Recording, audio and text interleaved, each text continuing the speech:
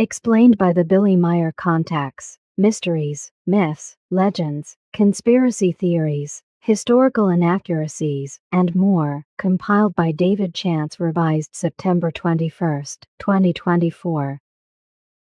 Nokodemion. See also prophets, heralds, prophecies, predictions, and probability calculations. Important note. For accuracy, please consult the contact report links for date, context, and clarification, possibly newer corrected translations, and for the German language originals. Asket %27s_explanations_% E2% 80% 93_part_1.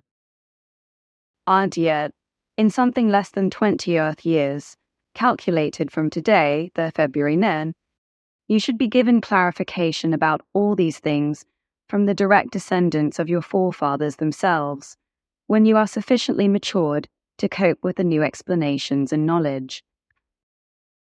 But until then, you are enjoined to still learn much, and to guide your knowledge and your wisdom into very high levels, so that thereby you are able to fulfill your difficult mission.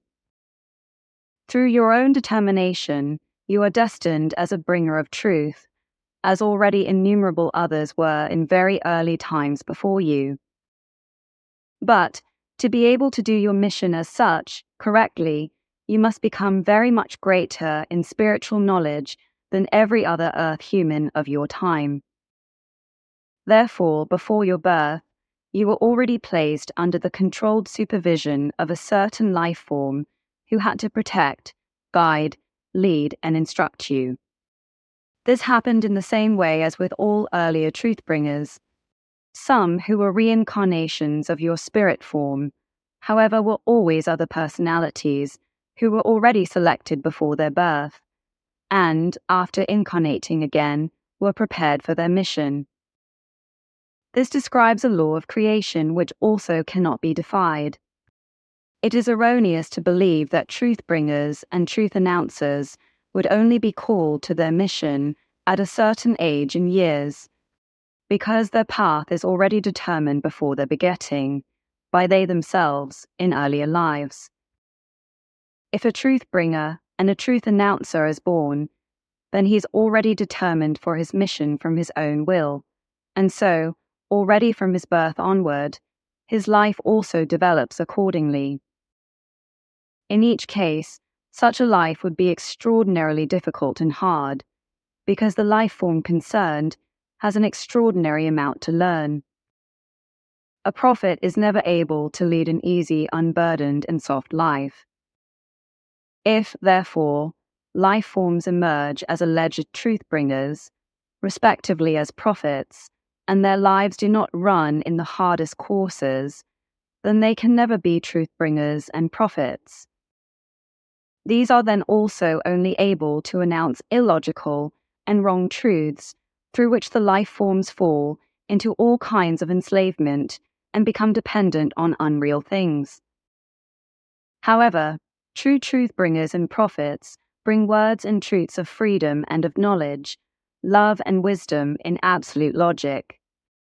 False truth-bringers and false prophets, and so forth, bring only false teachings in illogic, which must continually be newly formed and revised in accordance with the progressing time and development, while true truth-bringers and prophets bring only the teaching of the truth, which is eternally constant and can never be amended. We want no death and no murder. We want peace in this and all other universes. Unfortunately, this requires that we must influence leading powers of the earth to peace, using impulses, whereby, however, they would create deadly enemies, whereby, unfortunately, many good humans will die, which we really cannot, however, prevent. Unfortunately, we only have time until autumn of the year 1974 to prevent the destruction of the Earth. Subsequently, our time is very tightly measured. Were our mission to fail, then this system-wide catastrophe will probably occur.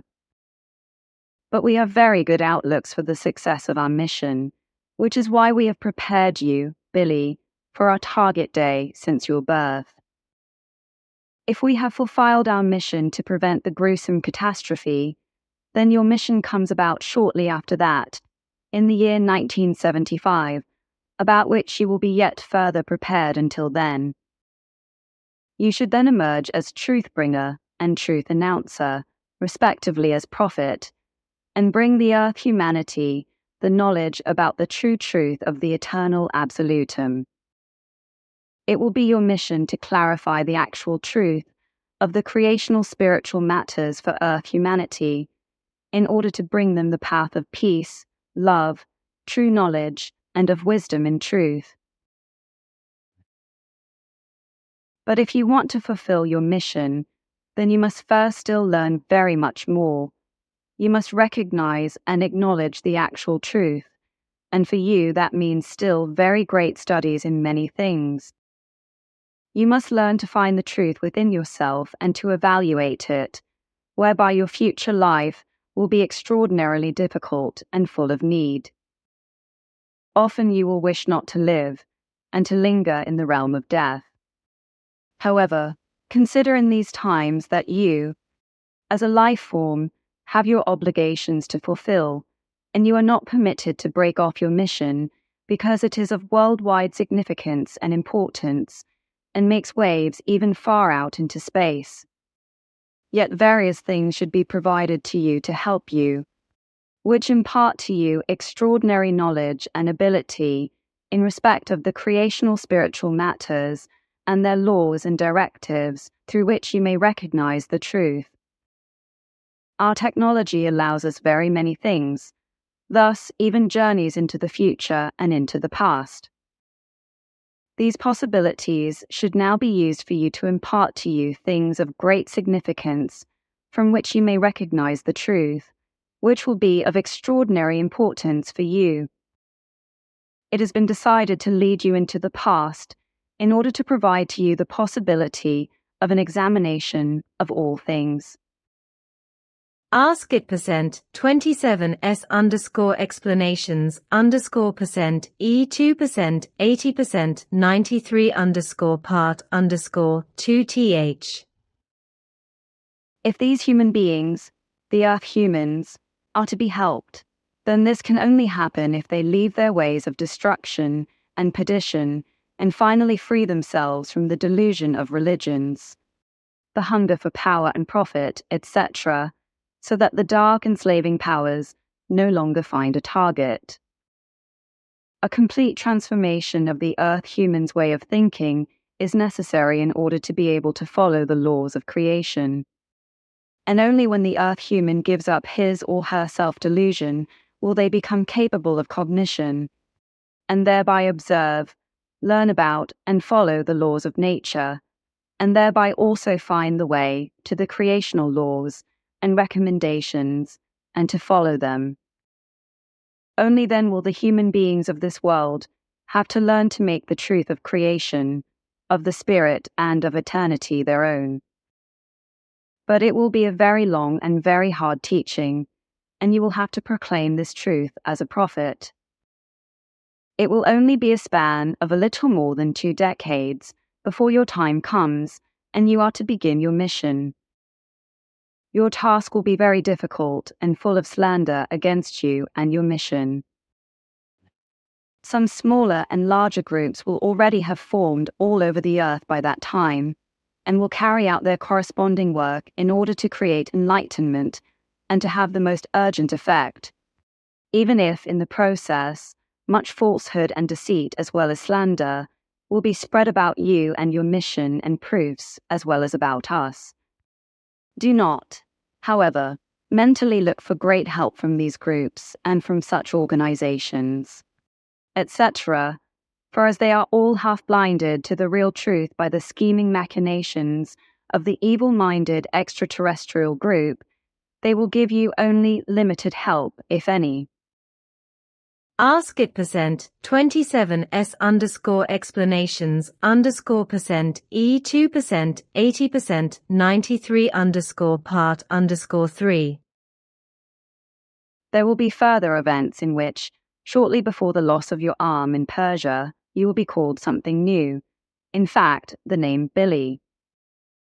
This naming conceals within it a great significance and will be very weighty.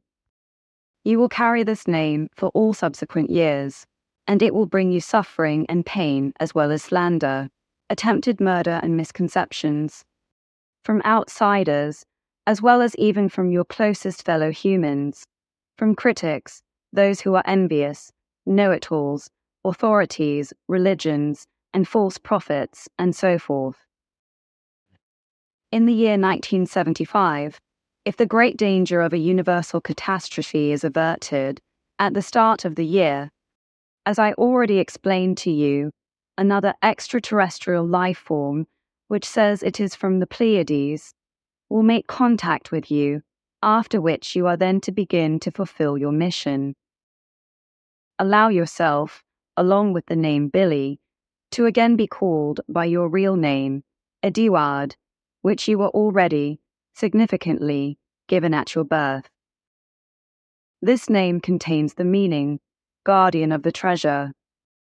And in the truest sense of the word, by the year 1975, you will have become the guardian of an enormous, and for the humans, very important treasure. Namely, the guardian of the treasures of truth, knowledge, wisdom, love, and peace. The guardian of the true teachings of the Spirit, because it represents the greatest of the earth humans' treasures. Asket percent 27s_explanations_% E2% 80% 93_part_6. But your worst enemies will be the enviers and know-it-alls, as well as the extremists and the cultic circles, who will have lost every sense of reality through their false teachings. Be therefore watchful and protect yourself from them, because the worst are always those who are misled by hate, by being know-it-alls, by jealousy and fanaticism, as well as those who are misled by some sort of cults. Their thinking and behavior is at all times directed towards the demand for blood, because their minds are always distinguished by vengeance. But also protect yourself from the critics and false realists, because they also conceal great dangers within themselves. They believe that they stand above all things, but indeed they live only in their own stupid and uncomprehending world of thought. Outwardly they speak very learnedly and want to shine greatly, but inside of themselves they are wretched, ignorant, and full of evil rubbish. But what I convey, and what you will also convey, is the truth in the truth. This truth does not represent a path to the truth, rather it is truly the ancient all-primeval truth itself. It can never be changed and always possesses the same values. It is the ultimate, the existing, the timeless, and that of the great time of all periods and levels. You mean, according to the understanding of my time, that it is the eternal truth, and indeed in all dimensions of the material and the spiritual? Truly that is so. In your time of the great time will be called eternity. You are truly very learned in things of the spirit and thinking, as well as in regard to responsibility. In this way you are very far in advance of my time, just as, however, you also live more than 3 millennia ahead of your own time in regard to the knowledge of the Spirit. Contact Report 001. I know, as we have been studying you for years. Very nice, and why? Because we would like to clarify some things through you. Isn't someone else suitable for that? Certainly, but we have kept an eye on you, because you have been preoccupied with these problems in other personalities for many thousands of years, and because you think and act in a real and honest way, and because you have already often carried out such a mission in your former lives, even though great mysteries surround this for us. I already understand, my dear fellow human beings. Sure, Their consciousness-based cognitions rest in wrong paths. But you have made the effort and have learned. You have found the truth in other personalities already many thousands and even millions of years ago, and have acquired the knowledge. That is why you stand out from the great mass of human beings on the earth, and that is why we have turned to you. Therefore, and for many other reasons, and because of determination, we have actually chosen you. Already, for a long time, we have felt the urge to get in touch with a human being on the earth who wants to be helpful in honesty and very real to our task.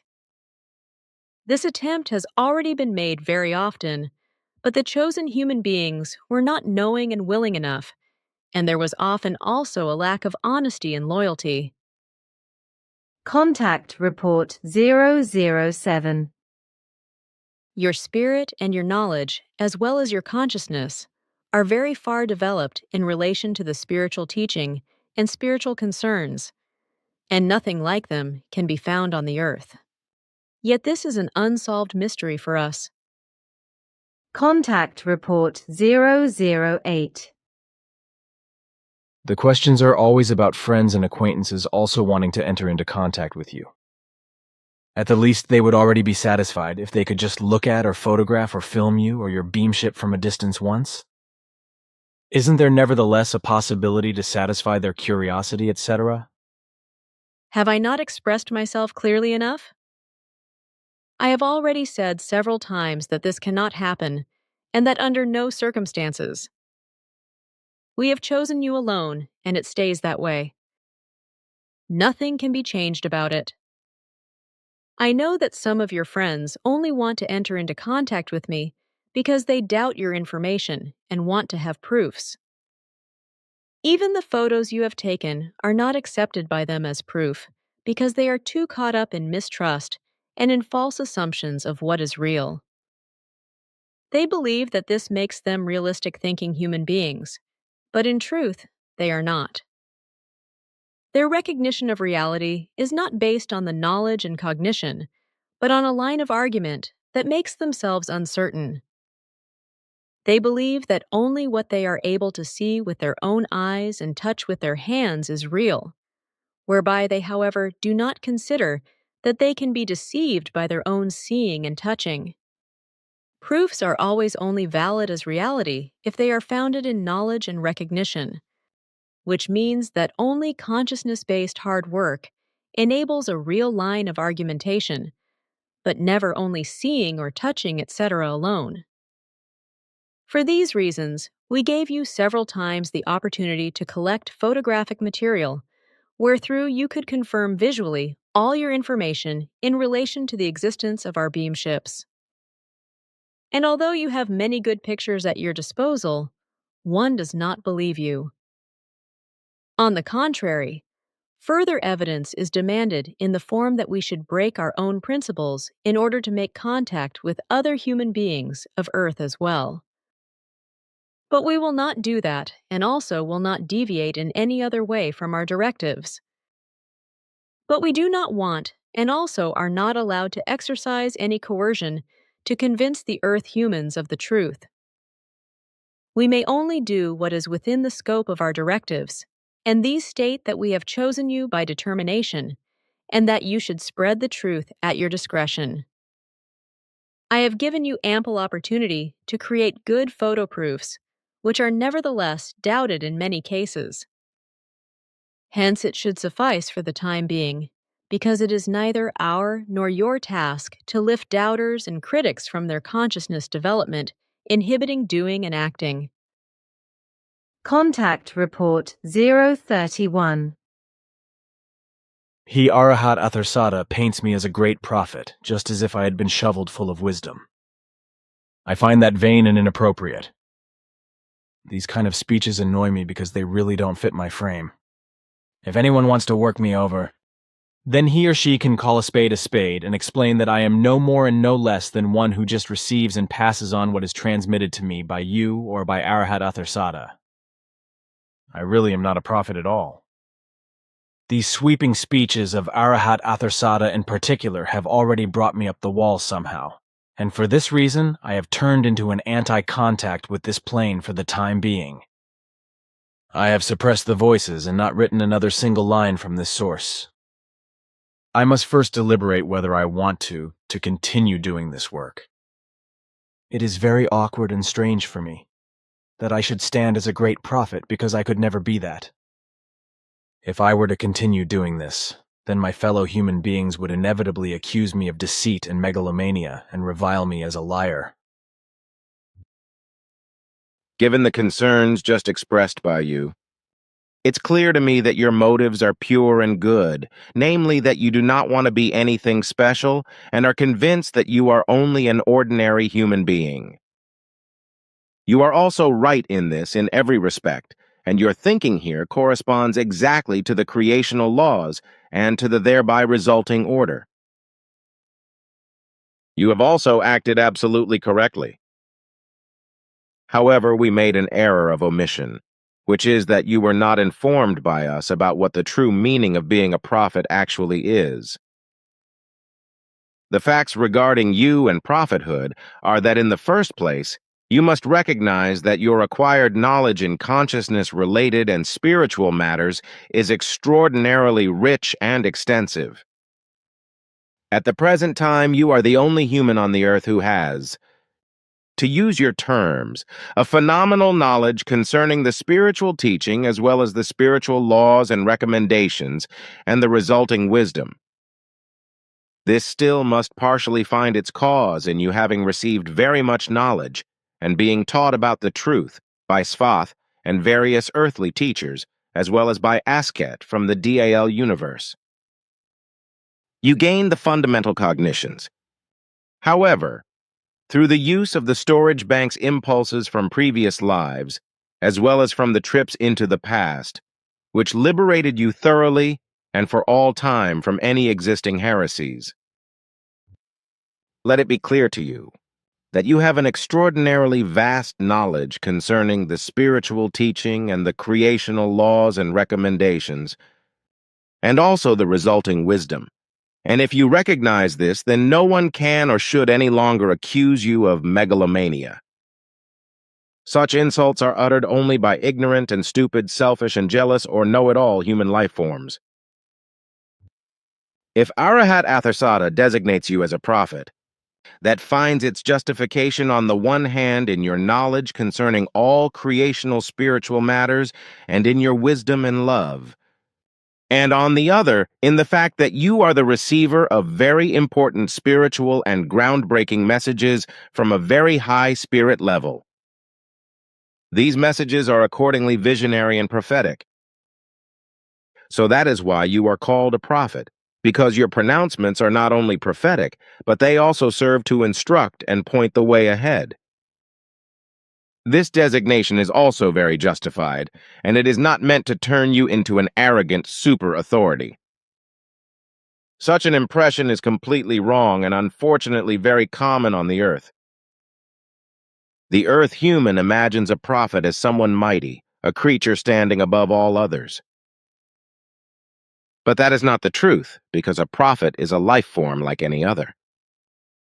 The heresy that a prophet would have to be a powerful figure, already in early times, was maintained by fanatics, charlatans, deceivers, and religious leaders, etc., for the intended purpose of strengthening their own power over the people.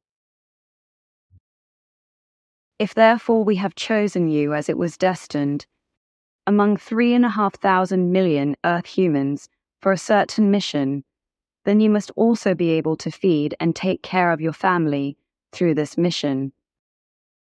Through the fulfillment of your mission, you are executing a job, just like any other working Earth human. In comparison with all the other working Earth humans, yours is, however, the most valuable and the largest of the current time, as well as for the coming future, in what concerns the furthering of evolution. You maintain the contacts with Simyase and us, and you write down all the reports which are transmitted to you by us, Simyase, and by Arahat Athasata, to lay them bare one day to the Earth humans, as a milestone of truth, knowledge, wisdom, and love. Truly, your humility and selflessness were a very important prerequisite for us to contact you, because it was only through the existence of these two factors that the possibility was created. That you would also spread your self-generated and partially acquired from our transmissions knowledge and wisdom correctly, and without wanting to profit from the Earth humans. You also have in yourself the necessary and sincere love for all life forms, even when you want to hide this through hard speeches and words. In reference to the mission, you are doing an unquestionably more important and greater work than any other Earth human on any other activity. You really are the only human being on your homeworld at the present time who holds undeterred and unrelenting and with absolute knowledge of the real truth of the creational laws without doubting. It must finally be clear that you alone walk hand in hand with the creation energy teaching, etc., and have the appropriate high conscience and high spirit form, and as such, you are the only person that we can come into connection with. And because these things are truly this way, there is no need, and it is not possible, to make ourselves more visible. The fact is that very highly developed life forms, or even pure spirit forms, were since always never able to establish contact with Earth humans, unless they met an extraordinarily high spiritual and consciousness-related state, which led likewise to an extraordinarily high level, as it was the case with several true prophets. In each cosmic age, a world brings forth only very few of such highly developed in spirit and consciousness-based life forms. If the average form is still on a very low level of evolution, as it is the case with the Earth humans. On the other hand, these highly developed life forms of such worlds, the prophets, also appear only at certain times, when they are necessary. And on the Earth, this is the first time that such a case has occurred since nearly 2,000 years. Good grief, I'm going crazy. I should talk about all that now? I will undoubtedly be put in the madhouse. I still cannot tell anyone that I have traveled 2,000 years into the past with you, and that the friend I traveled with probably became crazy because of this.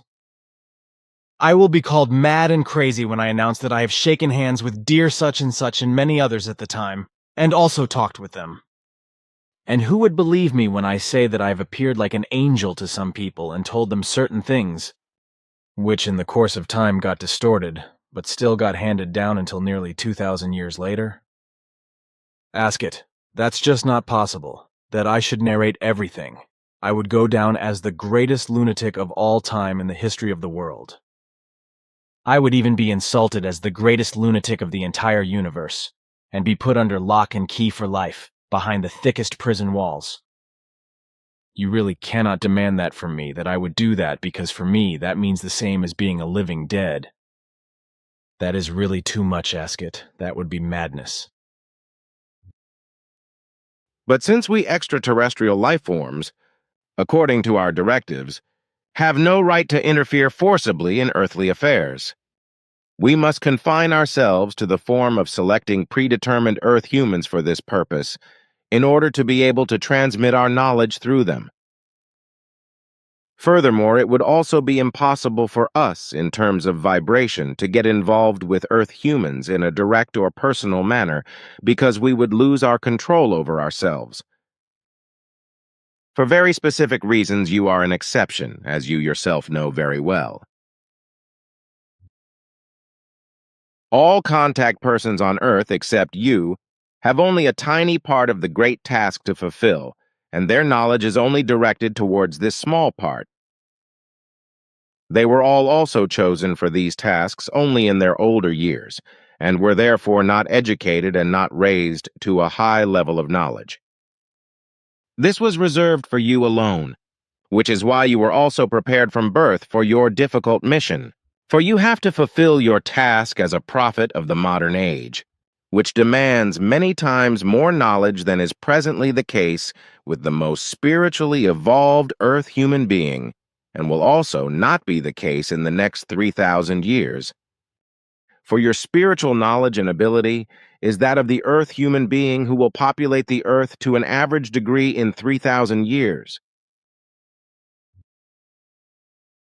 Through the recent pictures of this journey, you are now in possession of a lot of good photographic material, which you now have to evaluate. Your task is to compile it and present it to the interested public with appropriate explanations. Only through your appearance in this manner is it guaranteed that you will also be able to spread the knowledge of the truth and of the whole spiritual teaching, which is your most important task, for you were shaped by your own destiny into the form of a prophet, and you have consciously and willingly taken this task upon yourself. Contact Report 034. Physically, you, Billy, are probably far behind us in terms of development. But on the other hand, you are very far superior to us in various spiritual and consciousness-based things, and in spiritual knowledge, as we now know. You are also very far removed from your time itself and the earthly forms of life into the future. Contact Report 036. There is no form whereby it can be claimed that the faith of the Church should be switched over to you, as he, Hans Jacob, interprets it. Let him be very clear that such statements are devoid of all given facts, and that he should not name such things. Often in earlier times, such statements were the reason for falsifications, whereby good and conscientious earth humans were transformed into saints, etc., in some missions imposed on them. He may therefore be very well aware that you are only a new prophet, and that you have to proclaim the truth and other true necessities aloud to you. The only factors that may therefore be mentioned are first and foremost the creation itself, then the knowledge in the truth itself, the universal love, the wisdom and the relative absolute fulfillment of the final culmination point, and the associated spiritual teaching. You yourself only play a role in the importance that you are the mediator, but never more. Contact Report 039. You have to fulfill a very large task, which should serve the whole of humanity on Earth, but you should also be recompensed for it by your fellow human beings. That is impossible.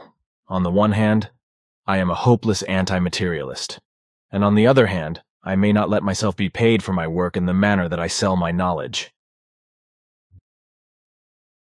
I know that you are a hopeless anti-materialist, but in your world, you may not be in this form. Your world is built on materialism, and therefore, you have to think in accordance with this, whether you like it or not.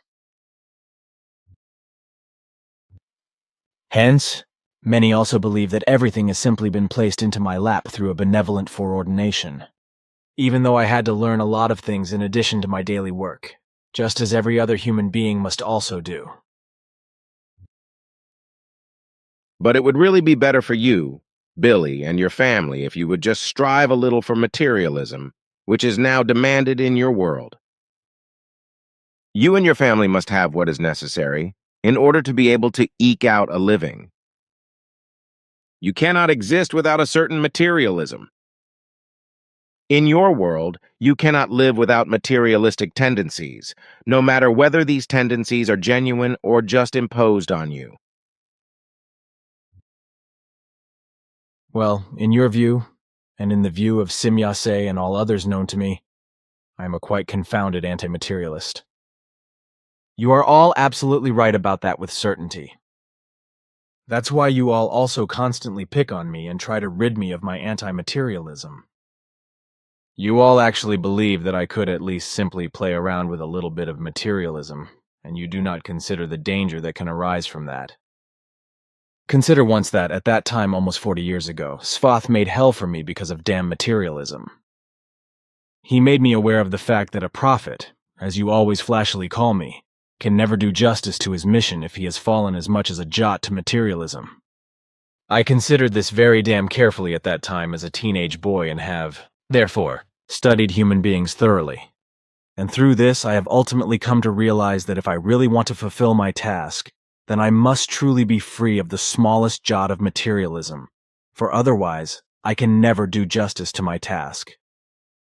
I also recognize that only through the discarding of the last remnant of materialism would I, in turn, be able to give back property entrusted to me just as I received it. This, in turn, resulted in the recognition that materialism also has reference to words, speeches, and thoughts. Therefore, also words, speeches, and thoughts must be free of every little bit of materialism if one really wants to be an anti-materialist in sincerity. Hence, it is also absolutely impossible that I could simply play around with certain tendencies of materialism. Believe me, Pa, it was not damn easy for me to renounce materialism in the manner that I am no longer even concerned for the good of my daily bread. I needed many years for this, almost 2 decades even. But I have done it. And only once I had achieved this did I also have the confidence that the slightest form of a materialistic approach could no longer throw me off course when I had to fulfill my task in the near future. This, in turn, was the assurance for me that through the removing of the last bit of materialism, I would also reflect every word said or otherwise conveyed to me very literally, as it has been entrusted to me. Through the removing of materialism, I have also become modest to an extent, and in the things in which modesty is necessary. This modesty also keeps me from changing even a single iota of a word according to my own sense or discretion when a word is transmitted or said to me. I give it all back again so verbatim as I receive it, even if, because of this, I am often called a liar.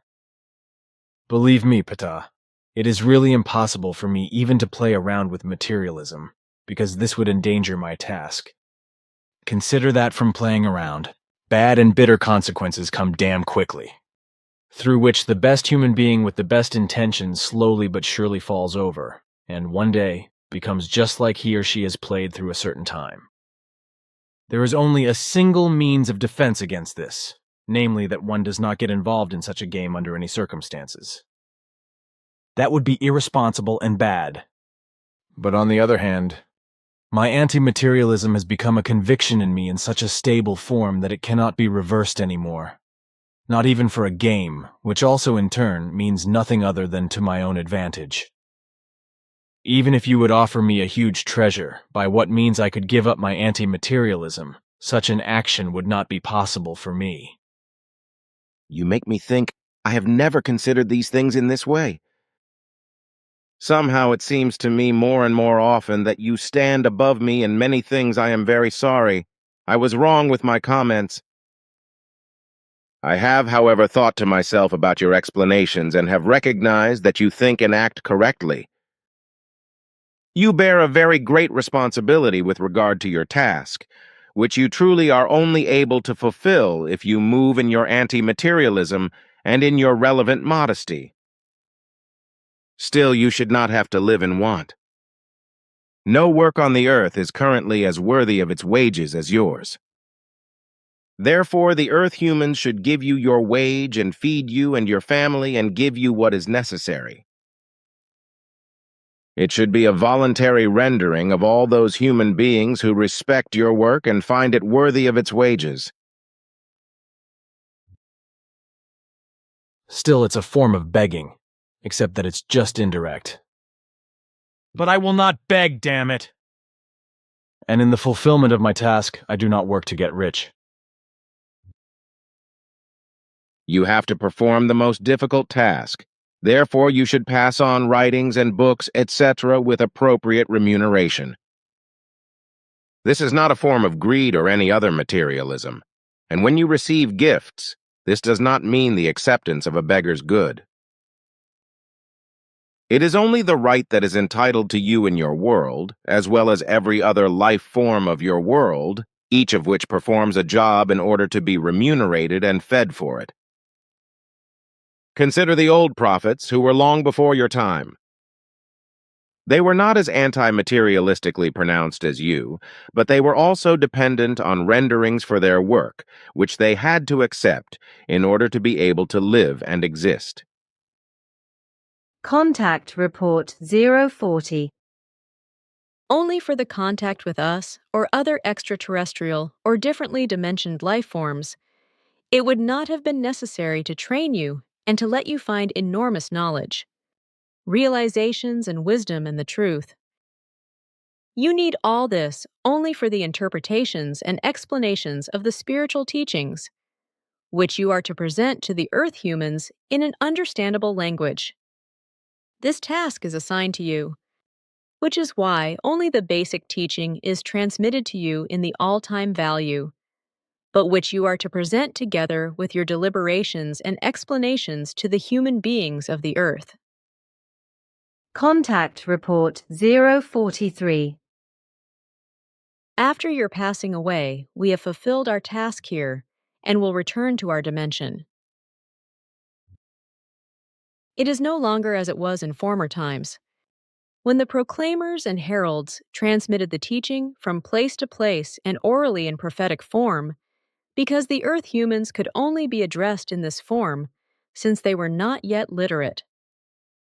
Today, however, when writing and literacy are very widespread on the Earth, everything should be put down in writing in order to be preserved and not to fall victim to any falsifications.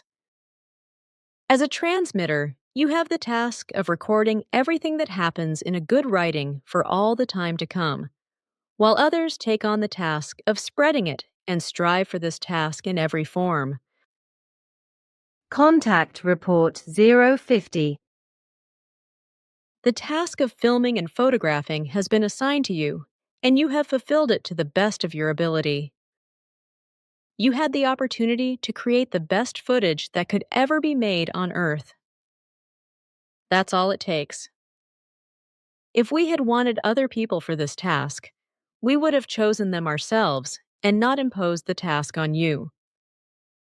Contact Report 051. It remains that we are only in personal contact with you alone. There is no possibility of circumventing this provision, which is what the High Council has ordered. Exceptions were only a few Earth humans who were your teachers and with whom telepathic contacts had always existed. It is indeed regrettable that for this difficult task, as it is imposed on you to such an enormous extent, we were only able to find one suitable life form, namely you, in the case of humanity on the Earth, which now comprises more than 4,004,000,000 talents, beings. Contact Report 056. Even promises of millions leave me cold. Sure, that is why you can do your job faithfully. Contact Report 057. Thus it was determined, by the decision of the old Venerable Ones in foreseeing of the coming events, that at the time of the Aquarian era a new prophet should appear, who already would have been so in former times as other personalities, had who walked the earth and patiently fulfilled his very heavy duty, true to his mission. So it had been foretold by the Venerable Ones that at a certain time the same prophet would come again incarnated in a new personality, begotten by predestination and born by earthly parents, as was the case in former times, but begotten at that time by the seed of a son of the heavens. In and of itself these concerns would not be a mystery if the return of the prophet had not already made his appearance.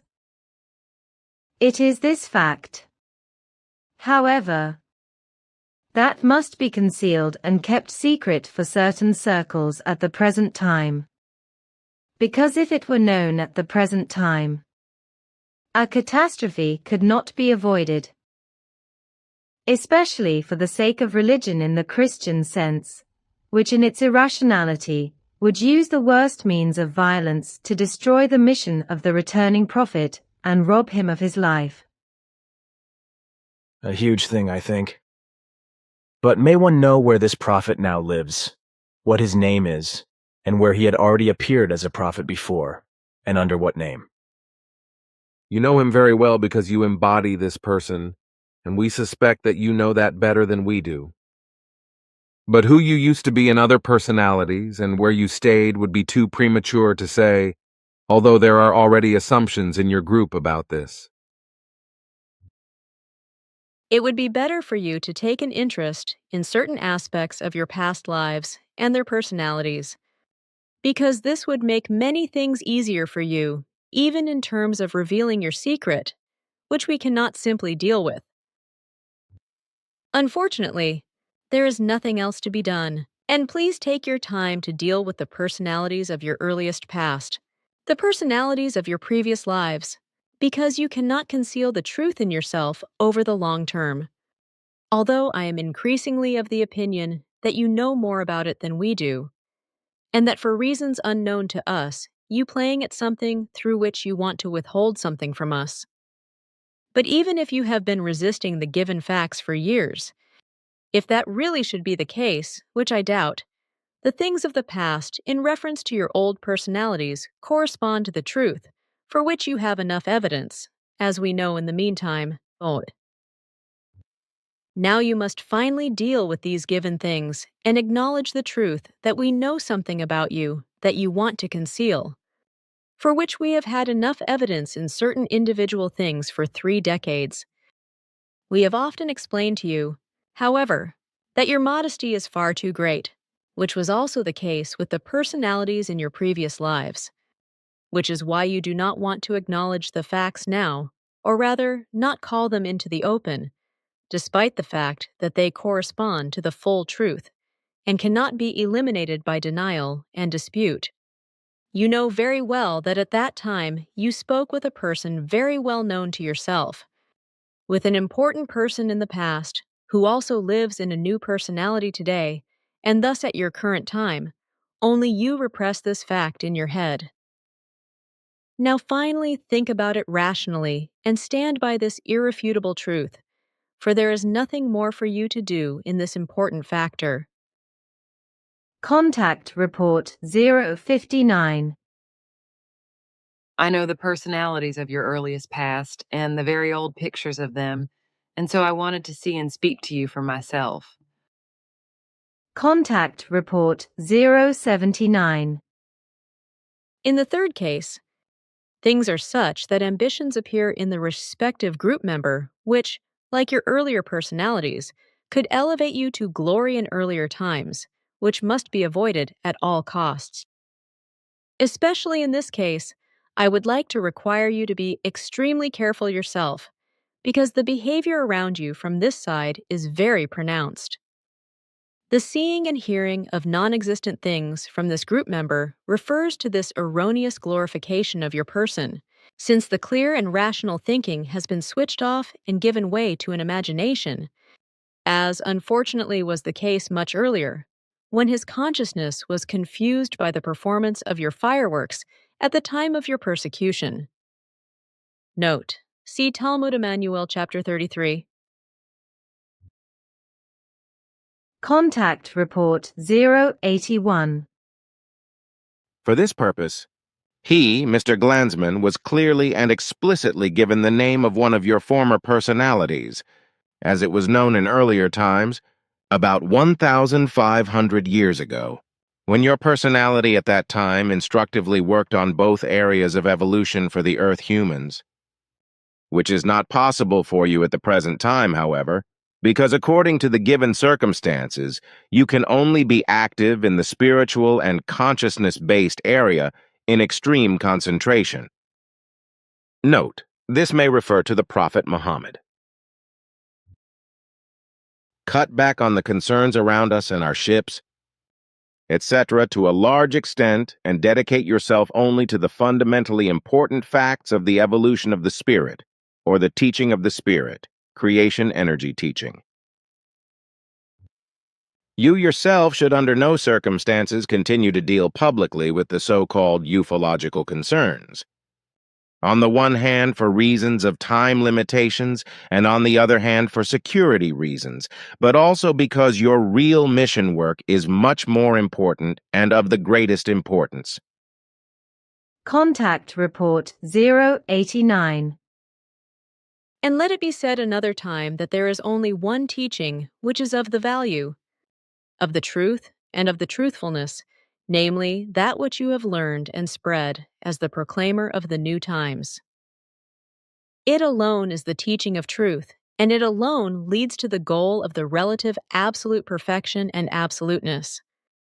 This one teaching, of equal value throughout all great time, is truth, imperishable and unchangeable, and it alone is the law and recommendation, namely, the law and recommendation in the creational whole universal sense. Thus, it reveals universal consciousness. Contact Report 090.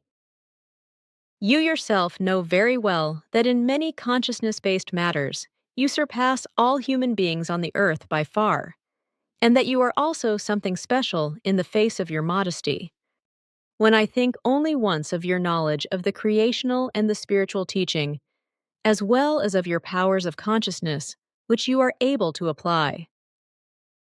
You are really telling the most damn crap and nonsense a person has ever let go of. Stop the nonsense already. Contact Report 109. The composition of the internal group and Phi-Gu core group of 49 was planned and formed in its early stages by the members who were meritorious in their other personalities of previous lives and who had made themselves determinant in the circle of truth announcers at very early times, which dates back to several thousands of years. Departures of unreasonable, faulty, and ignorant group members were the consequence, by which means the entire planning was destroyed, which was prepared and pursued for more than 10,000 years. Over several millennia, more precisely said, approximately 14,000 years, precipitations of quite malicious values which endangered all our plans and the whole mission have entered over and over again. Contact Report 110 in note. Please see the full contact report for the context of these entries. But from now on, you yourself should strive for everything again in the old manner. Should you not do this, however, then you would make it clear by this that your interest in our overall mission has expired, even though that would be incomprehensible to us. If this should be so, however, then this would mean the complete destruction of all tasks, which, as a consequence for you, that all of that knowledge in you, which you have received through us, would be completely eliminated. This would be somewhat less than 40%, and what that would mean for you, you know that very well. Look, I am just not with all this anymore. I am sick of constantly being pounded by you all, just because you do not want to understand that it is not because of me. If the others do not want it, then it is not because of me. In the beginning, you thought that the Earth humans could be treated as your equals, and that one could simply give them advice in the form of guidance and could expect a success. And you will still be astonished at how the Earth humans, even though they are used to very different things, will interpret such regulations as regulations that are just to be received and not to be followed accordingly. Indeed, what you have given recently, those were only regulations. I see that absolutely clearly, and I can see with the best intentions also nothing else behind it than just regulations. But some of our group will see no regulations behind it, but something completely different. Namely, orders, plain and simple orders.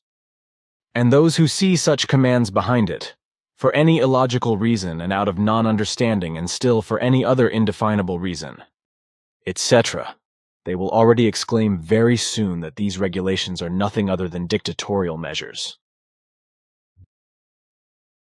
That cannot be so, for our regulations are in no way given in a dictatorial form, and they also do not hold in ambush such a desire. I can only confirm that. You will still be astonished at what the Earth human is capable of, when he or she presumes himself or herself in the right, even if he or she is thereby in the wrong. With the assertion that a dictatorship is present, the exclamation of slavery then comes at once. Nevertheless, it stands firm that you cause all of us a lot of worries and problems, and that you have mixed up and even partially destroyed all our plans. A proposal was already made recently by various ones of us that we should only limit our mission to our own interests and leave your humanity entirely to its fate. Contact Report 113. Your whole life at the present time, and across many other personalities of earlier incarnations, was far too developed on hardship and constant struggle for you to have been able just to abandon everything now without any resistance. Maybe now they, Figu Core Group of 49, will also finally realize that all your tasks are so very far-reaching that normally, one human being alone cannot cope with them, and thus that you are doing inhuman things. Contact Report 114. The spreading and teaching of the pure and truthly truth, which you have taken over the obligation to bring and to spread. Contact Report 115. Good. During the Great Journey and see Contact Report 31, you talked with Ta once about the fact that the effective time of our mission would amount to approximately 100 years, before I would clamber around and continue to spread the mission again in this world as another personality. Our contacts have now been running since the month of January 1975, so the running time, therefore, would have to go until the year 2074, or rather, rounded up, until the year 2075. Is that right?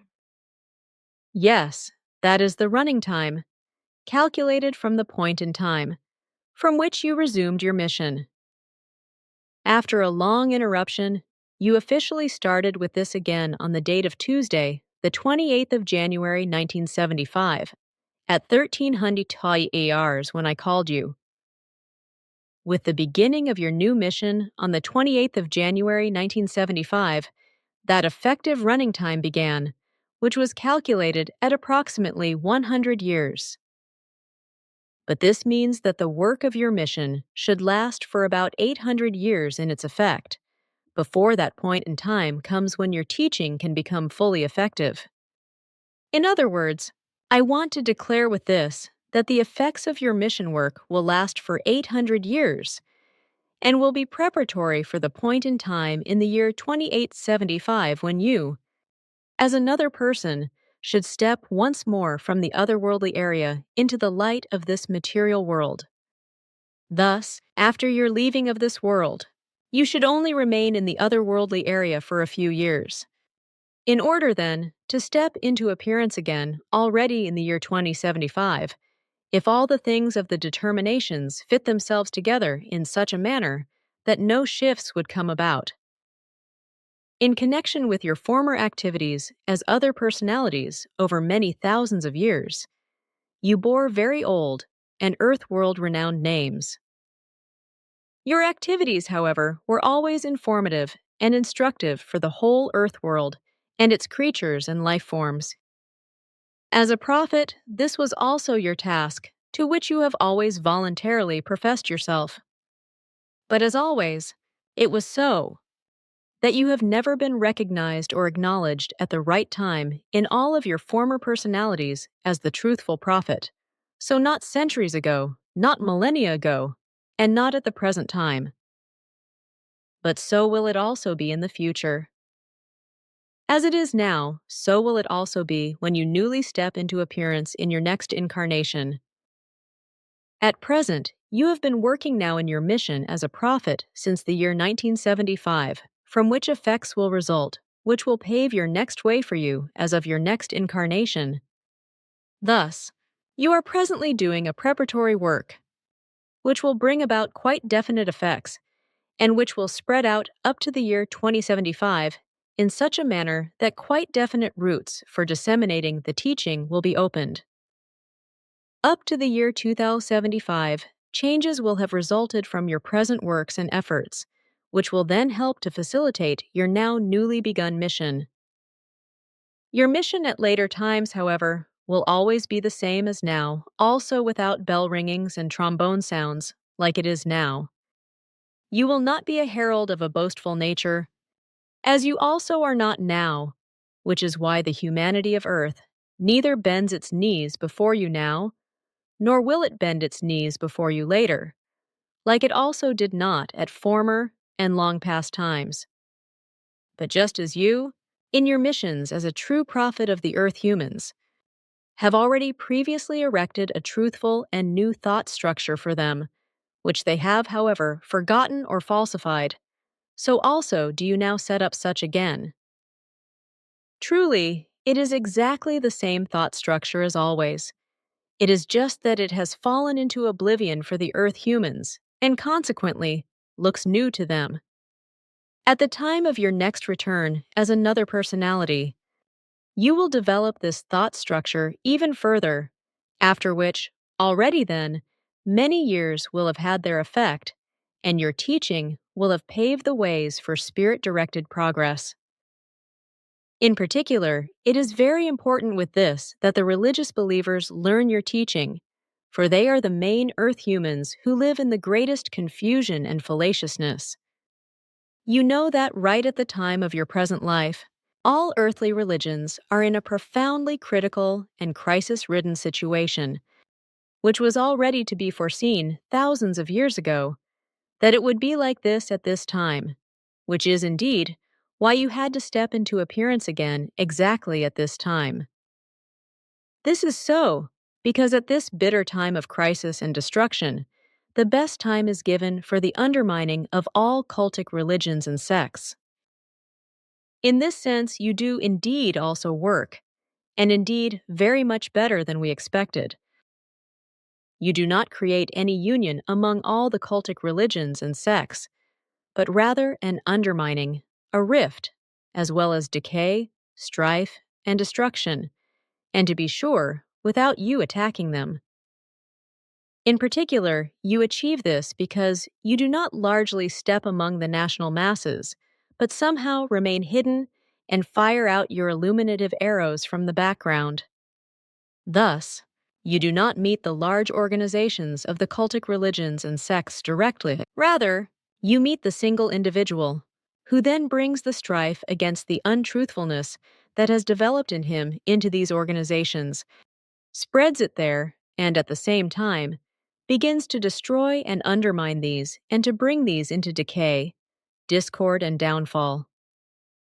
And exactly up to the year 2075, it will have prospered so far in this respect, in accordance with our calculations of the 100-year-long effective time, that your teaching can fully come into effect.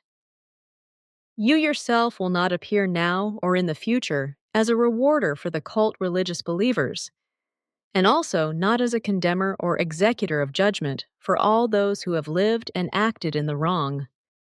Again, as always, you are and will be an announcer of truth, a revolutionary against the cruel untruth, a very strong man, like now, who, also at the further coming time, will allow a renewed religious drama to be stirred up and to break loose through truth explanations, and you will also allow certain old traditional rules to play along in this. Thanks. That was very detailed. Actually, I am glad about all these coming events, for somehow I just feel magnificently pepped up when I can firmly fight against the untruth. You are a fighter without an equal, not only now, but already since time immemorial.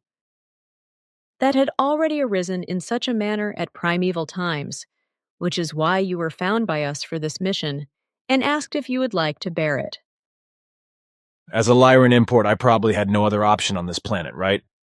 Sure, but the decision was made by you yourself, and with the knowledge of the fact that you would have to lead a very hard fight against the untruth over many thousands of years, across a wide variety of personalities.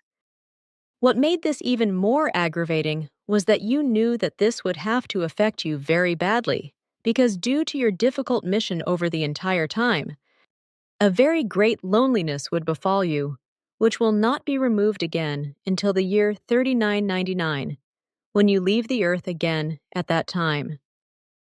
Note: in reference to the year 3999, please refer to Contact Report 704, Question 12, Answer. As an old Lyran, I very often feel on the earth anyway, out of place and damn foreign. I really must tell you that once, although I do not want to complain. But anyhow, I have indeed become an earth human. For my barbarian life here among all the barbarians, I also find this not so very bad. It could, however, really be different in many forms and somewhat better. But on the whole, I am quite content as an auxiliary earth human. Certainly, the loneliness nearly overwhelms me sometimes, especially when I would like to talk about certain things and then just no one is there who can understand my thoughts, but I get over it again in each case. Even though you already moved over from the Lyra region to the Earth at a very early time, I have always disregarded this and have always seen you as an Earth human. Somehow I am indeed also such an earth twit. For the devil knows how long, I have already clambered around on this world after I came to this planet. Since then, I have lived so many lives here as the most varied personalities that I am no longer able to count them. I have an earthly physical body with a spirit from the depths of the universe, as I already said once 8,500 years ago as another personality. This earthly body, however, binds me to this planet and is connected with it, from its dust, so to speak, which is why I also have a feeling in me that I somehow belong here. At the same time, I just ask myself, how will I, with such a body, one day go back to my actual home? It will no longer be an earthly one, for at the established point in time, parents for you will come to the Earth, who will procreate your new personality on this world, and will give birth to this with your spirit form on your original homeworld, after your spirit form will have taken possession of its descendant in the mother's womb. Contact Report 117. So we are forced to take measures that will then also guarantee everything, and guarantee a certain success. When we ourselves can no longer exercise control over all things because our work on the earth will then be finished, namely when you depart from this life and everything will solely be the concerns of the earth humans, who will then shape their lives, their future, and the world and their development of consciousness by themselves from the material supplied to them.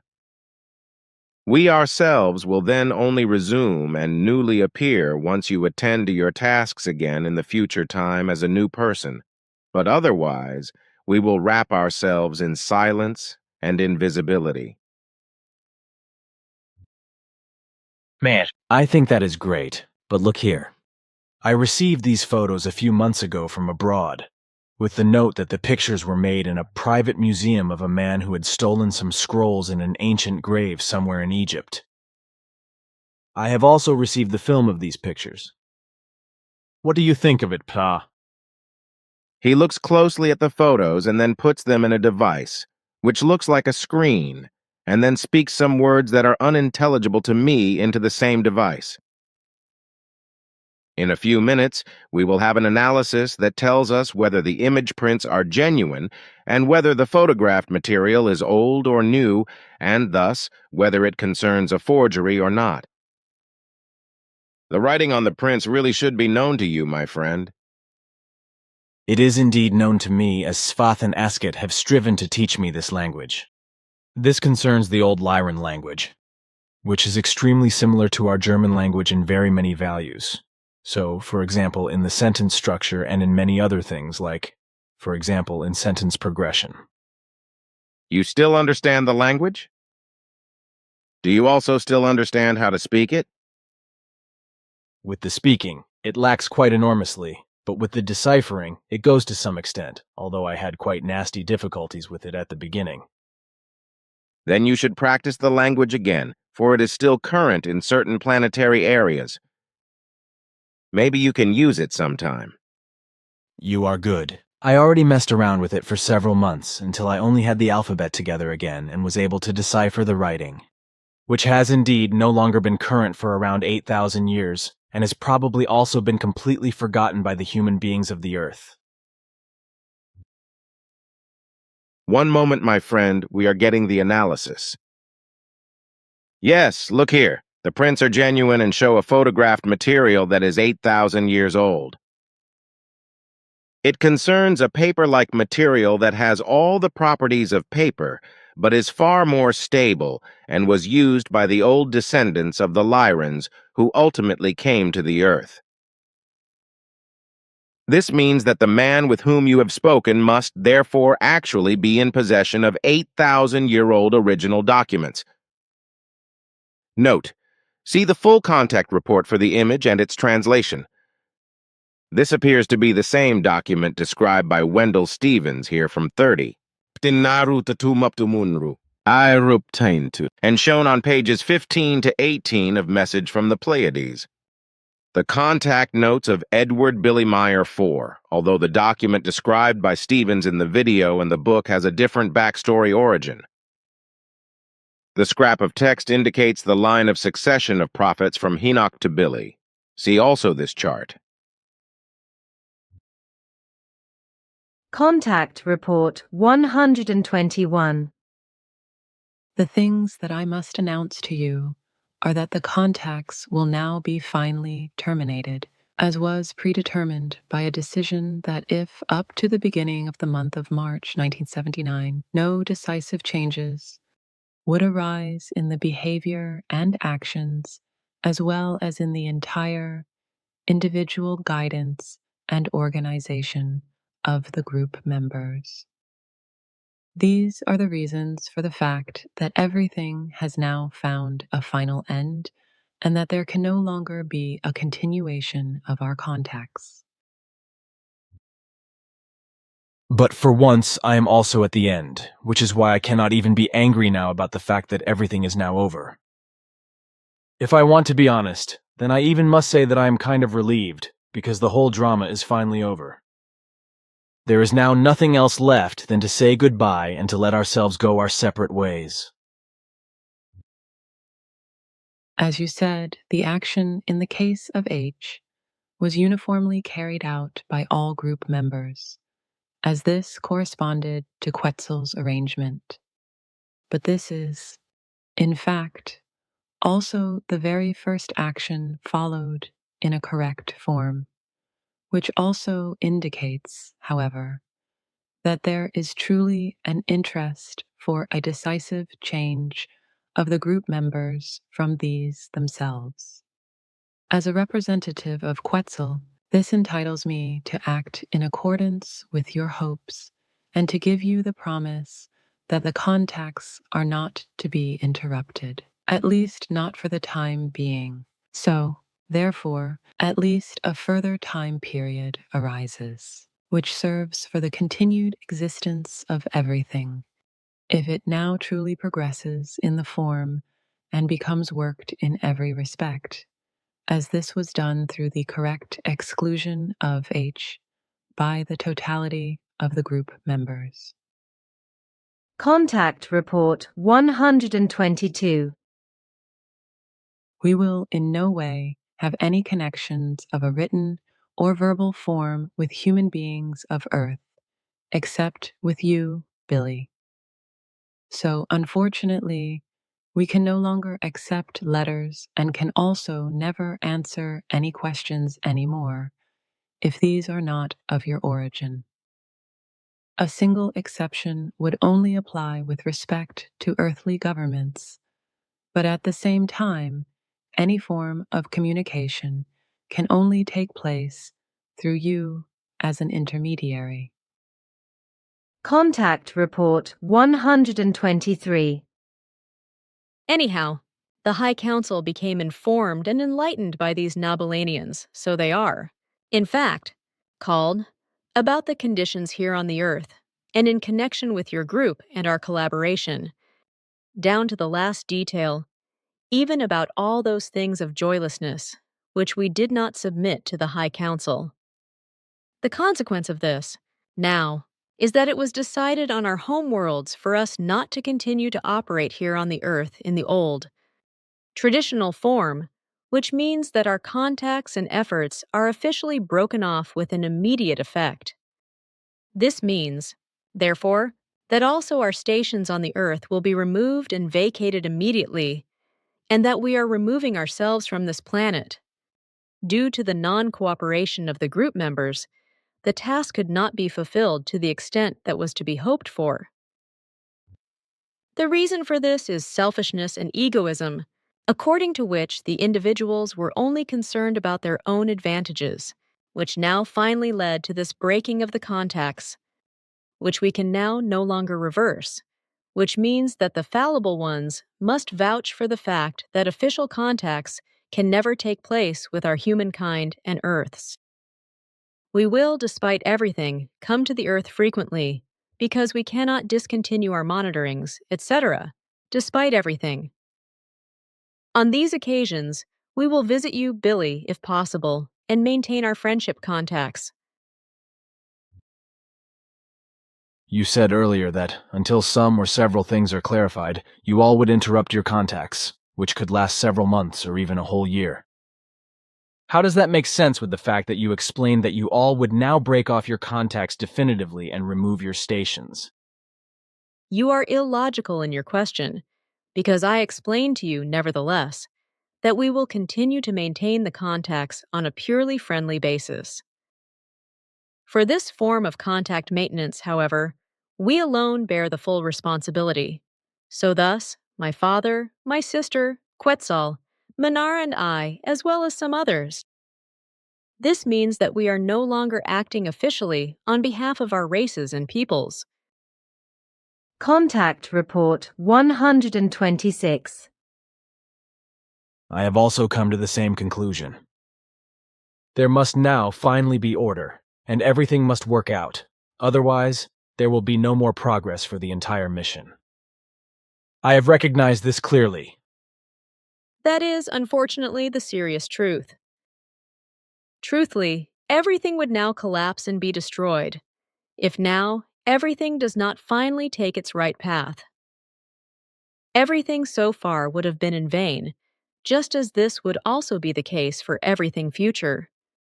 By your departure, for which, in the negative case, we could not blame you, everything would become pointless. Because due to the absence of the head, and that you are, without a doubt, everything would be called into question by the inhabitants of this planet. It would be said that everything could not be correct if the prophet himself fails and runs away. This would inevitably be the talk of the human beings, because they muster up no understanding at all, and also do not know all the circumstances. They would only see your supposed failure and your giving up and running away, but not all the inhuman struggles, works, and efforts which you have fought out all through the years. And certainly, they could not understand that you have done things that are earth humanly impossible without your having completely broken down from it. They could never understand this, because your achievements are rather the work of a mechanical robot than those of a man of flesh and blood, as you would express it. The truth is, however, that another human being would have never endured this and, already in the first few months of struggle, would have sought his grave, or would have been driven there. In any case, an Earth human would have never been able to bear or endure these tremendous overloads. Must you necessarily also say the latter now, when you already want to transmit this conversation? On the other hand, you just cannot stop with your exaggerations. I know why I'm making these statements today and in this form. In addition, everything only corresponds to the pure truth. Contact Report 128. For neither I nor anyone else of our people would ever take up any conscious contacts with Earth humans in the earthly realm, neither now nor in the future. On the Earth, there exists only a single conscious contact for a human being of Earth, namely the physical one with you. Does that mean, then, that the play yarn would never enter into contact with a human being of Earth anymore, such that the contact person would know this? Certainly, my words mean exactly that. You are the only one since the year 1942 and will also always remain the only one since then, if in the distant future, an imminent need does not arise such that someone from your expanded group is appointed for such a contact, but at the same time, only those whom I mentioned to you could then be taken into consideration. Contact Report 130. Once again, someone has tried to blow out my life's flame. This was now the 7th time. This attempted murder was the 7th in Switzerland, but the 8th overall, because the first attempted murder took place in 1964 in Marali, India, with which Billy's left arm was shot through. Witnesses: Billy's teacher, Monk Dharmawara, Phobal Chung, Dr. Sharma, Dr. Mira, Mrs. A later witness of the gunshot wound was, among others, Reinhold Geiger from Germany, who is still friends with Billy to this day. Note 2004. It was on the 11th of May at 2200 hours. At this time, I was sitting on a sofa in front of the house with Wendell Stevens. Suddenly, a very quickly emerging lower back pain warned me, as so often appears with me when danger threatens me. This time, however, it was so strong that I was no longer able to stand up and get to the bottom of the matter or go to a place of safety. Wendell Stevens could only say to me 2 or 3 times, "There is something wrong." I was not able to do anything more while I was writhing back and forth in pain. Then suddenly, just a few centimeters to the left of my head, something banged into the stone wall and spattered me with mortar, while just a tiny fraction of a second later, a shot banged. Then I knew, of course, that yet another time had come. But then, after the shot, it still took about 10 seconds before I could stand up again, after which I then called Jacobus and searched the area together with him and Wendell. Of course in vain, because as usual no one could be found. When we then examined the hole in the wall about 10 minutes later, Gilgamesha found the bullet, which had rebounded off the plasterwork on the wall, and which was completely flattened behind the sofa. In my opinion, it was a revolver bullet of the caliber 7.5 millimeters. A pure lead bullet. The bang of the shot also pointed to a revolver. Note: this and other assassination attempts are discussed in the video, The Meier Chronicles, from 1 hour 1 minute to 1 hour 10 minutes and 35 seconds. As I have found out, all of the original film material, which you have regarded as original up to now, has gone missing from you. The film that you still have in your possession, it concerns a copy. The original film, which you had coupled together from different rolls into a single film.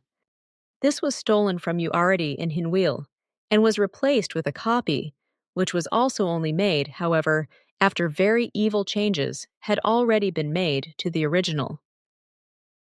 That is not possible, because I always had the film with me in safekeeping. And what should have been falsified therein? Falsifications are, in fact, tremendously costly, and on the other hand, why should falsifications have been made to my film? That is quite simple. Through these evil manipulations, it is intended to be made impossible for you and us with the humankind of Earth. It is, however, as I told you, that you were robbed of your original film already in Hinwil. Then, in various parts of the film, falsifications were added, namely in the form that, in meticulous handwork, every single negative image was provided with a hair-thin line from my ship to the top of the image. At the same time, this work was carried out so very well that it can hardly be found out that it concerns a falsification. The same also happened with various of your slides. I really cannot piece it together. What are such hair-thin lines on the images of the film and the slides supposed to accomplish? That is really very simple. Once you think about what has already been alleged in stupid explanations about the origin of the individual films and slides. It has been claimed that the pictures of my ship were made with a model that had been hanging on a string or something similar to a fishing device. The hair-thin lines have been placed on the individual pictures so exactly and precisely that they fit on one another extremely precisely from picture to picture, giving the impression that the allegation corresponds to correctness, that you have captured just a model on a string, etc., on the film. That is not possible. That would cost a fortune if one would do such a thing. Nevertheless, it has happened, and then one foisted on you a very good but false original, without you noticing it. This is really too much. But who has done this then? I do not want to give information about that officially, but I will tell you afterwards. This is really serious, and over all these years I've probably also let copies of this film be made and sold these. That is right, because there likely has not been a single copy given out by you that does not come from your falsified original, or precisely that falsification that you regarded as the original. Then the film is no longer of use to me at all. But I just do not understand why this huge effort was made and why so much money was spent to make these falsifications. Nevertheless, I explain to you why. It is the only way to render you and all your work, as well as our entire work, impossible. Since it can be found out on the films that these hair-thin lines are marked, you yourself can imagine what will happen. Yes, now I understand. This may actually mean that everything could collapse. Sure, and we must now prevent that very quickly. This can only happen by my giving you the opportunity to obtain such clear film and photo material that any doubt will be removed, even for the terrestrial scientists. We have to hurry very much with all of these things. However, because in America, the first steps have already been taken to analyze these falsified old films more closely, and the possibility exists that the artificial lines manipulated into them will be found, at least in those slides and parts of the film that exhibit these lines more distinctly. For this reason, you will have to take new pictures as soon as possible, which leave nothing more to be desired in clarity of reality. Contact Report 133. It is about the existence and continued existence of an entire planet and its humanity, as well as its evolution. You are so very bitter that you see no hope. You are destroyed within yourself in terms of your expectations, and all positives are trumped by negatives. You need at least 3 to 4 years before you can return to your old self again. From now on, we will often, through my daughter, remove you from the earth for longer periods of time for you to become familiarized with yourself again, and then drop you back into your time using time shifts. Only in this manner, after adjusting to earth time again, will you be able to do what you are now no longer able to do. I know. I have become immensely distressed from the contact reports. Contact Report 141. It is quite simple. Very often, you and also Ta and Quetzal have said things about me, by which I have been put in the devil's kitchen. These truths, as you call them, are valid with many as adulation to portray me as some kind of nice superhuman and as better than the others. In so-called circles of friends, this has already been claimed very often, as well as in the other circles that want to destroy me and our work. Here on Earth, such things just are not of value. About that, you truly should not trouble yourself because such speeches only reveal the boundless envy and self-knowledge of those who are totally incapable in their own strength to equate with you even approximately.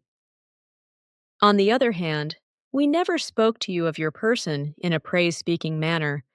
Rather, we always only mentioned facts, thus, truths, about which we gave you relative statements. However, such statements do not correspond to praise, which is why it is inappropriate and defamatory of third parties when they lay such unjustified accusations on you.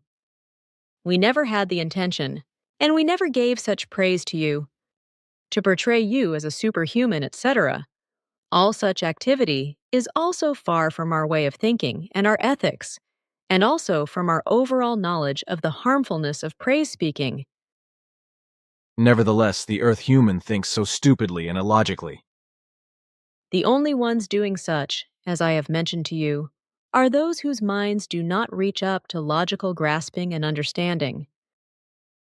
Contact Report 142. It would be better for him, Wendell Stevens, if he consulted more with you for the clarification of such interests, because you are the only person on the earth who has the necessary insight and knowledge and experience with respect to extraterrestrial life and missiles and flying apparatuses of the same, in order to be able to be helpful to him in regards to this with good, honest, and sure advice. I have certain experiences, knowledge, and insights. Yes, that is right. But of this, I do not want to make too much advertising. All too quickly, it would be said that I contest and deny the experiences, observations, and contacts of others out of selfishness and for reasons of making myself out to be great.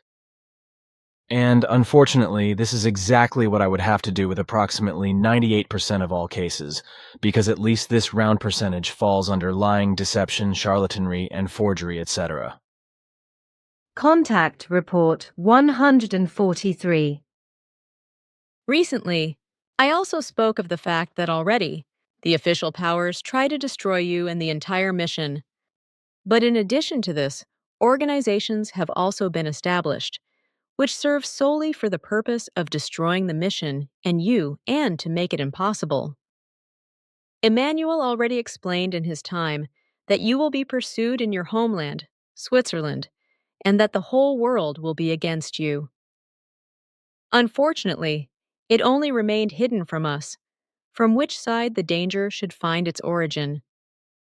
The peculiarity of the Earth humans, that they are able to speak other than what they truthfully think, has made it impossible for us. Otherwise, we could have prevented wolves coming along in sheep's clothing as your confidants, who then shamefully betrayed you. Contact Report 144. The Swiss authorities have already been a nasty thorn in your side for decades, which has become, in the course of the last 4 years, an entire briar patch. Even the Swiss military forces have already been working for some time against you because, on the one hand, you have lived for 4 years in dangerous proximity to one of their rocket bases, and on the other hand, because they have already, for years, become very insecure with regard to your contacts with us. For this reason, you are also constantly and sharply observed by them and monitored, and they do not even shrink back from monitoring your telephone calls and those of your group members. Of course, all of this will never be officially admitted, but this incontestable fact still remains. Some of the on-duty elements of the rocket base have been unofficially assigned to monitor you and have been instructed always to deny all of your statements and evidence as untruths if you step to the public with new information. So, for example, the instruction was issued that if you show new photographic material, then it should be maintained by the officers on duty of the rocket base that they observed how you faked these pictures with a model, etc. These statements were proven by the Intelligence Service's microfilms in the year 91. What has never been the case with all your personalities in your multi-millennial mission, namely, that special organizations have formed with the assistance of the authorities and governments, in order now, finally, to prevent the permeating and spreading of the truth by you, and also to destroy you, all your group members, and the entire mission, through the deliberate traitors, who are often paid for their shameful activities, or through those who are easily influenced or those who have become sick in consciousness. Virtually all UFO-logical groups have become prejudiced against you and all our work, particularly in Europe but also in other countries, under whom also all of the fallible group members fall. In particular, just the traitors Hans Jakob, H. probably Hans Schutzbach, and his brother K. probably Coney Schutzbach, bear the guilt for the fact that these slanderous intrigues were started against you and were brought into being, for which an evil fate will still redound to them, however. Since this time, mission-destroying and slanderous machinations have appeared against Billy from various UFO organizations around the world, like, for example, MUFON, etc., proving the statements made here by Sim Ya-se. Contact Report 145. It is now certain that the Americans want to make a great film about us and our mission. In addition, I can no longer volunteer after the recent conflicts of Elsie. I cannot accept responsibility for the fact that various group members simply make dear and nice words and faces for the film, and that this will be shown to millions of people in cinemas and on television. While after that, when many of these humans come to us at the center, they must see and experience that everything was just a sham and an act, namely that the promised love, cognition, and the living in accordance with the laws and recommendations, etc., are neither complied with nor exercised by various group members, but that it was just an act for the film. Contact Report 146. The coming world events and the continual fulfillment of the prophecies ever depress me to such an extent that I often become damn furious when I think about the fact that the Earth humans simply cannot be taught and run unreasonably in their misery. I often heave because of a burning rage and a roaring misery. Is there not a possibility to suppress these outbursts? I myself find no possibility for this. That does not just happen with you, but also with us. Like us, you are too connected with everything, and you love the Earth humans too much to be able to be indifferent to what is coming. We all know that you have to bear an almost inhuman burden through your knowledge and through some very cruel knowledge of the future. But unfortunately, in fulfilling your mission, neither you nor we can remain spared from this. Like us, you also have to live with the knowledge that the prophecies will fulfill themselves and that they are nearly unchangeable, for only very few human beings can be instructed by the truth. Only after the course of many centuries will your teaching of the truth be considered, only then, when a lot of harm, distress, and misery have rolled over the earth. However, you also know that in your time on earth, you must suffer very hard in various relations, as Emmanuel already explained about 2,000 years ago, when he said that the prophet of the modern times would be hated and pursued not only by a nation alone, but from all over the world and by all earthly nations. And this time in which these words come true has now begun. Now the time has come in which you should be destroyed, in order to newly prevent the truth thereby. Traitors from your own former ranks have begun this, and know-it-alls, wannabe greats, sectarians, misguided ones, and sham scientists continue the intrigues and destruction business against you and the truth. And now, this will no longer be limited to your native country, but will assume global proportions. Thus, the prophecy of Emmanuel fulfills itself, which says that you will be hated and persecuted as a prophet of the modern times by the peoples of the whole world. This does not disturb me too much. What bothers me even more is my anger at the irrationality of the Earth humans, and the fact that they run with this irrationality to their doom. Contact Report 150. Then maybe you can also tell me what is going to now happen with the filming. I mean, what will happen in regards to our film, which is supposed to be made by the Americans about our mission, etc. Can you give me any information on that? 198. I already explained to you at an earlier date that this work must be completed no later than the end of 1982, because after that, you will have no more time for it. For this reason, we have set all responsible persons in America under our pertinent purpose-oriented impulse radiations, through which they will be led to work more intensively. And as things now look, it seems that around the 25th of April 1982, this film work will be started, so the film will come about in the foreseeable future. I simply do not understand why I should have no time anymore for film work from 1983 onwards. Besides the additional upcoming routine work that will come about from the film itself, human beings in Japan will also begin to be interested in our entire cause in the largest measure. So much additional work will be expected of you from this.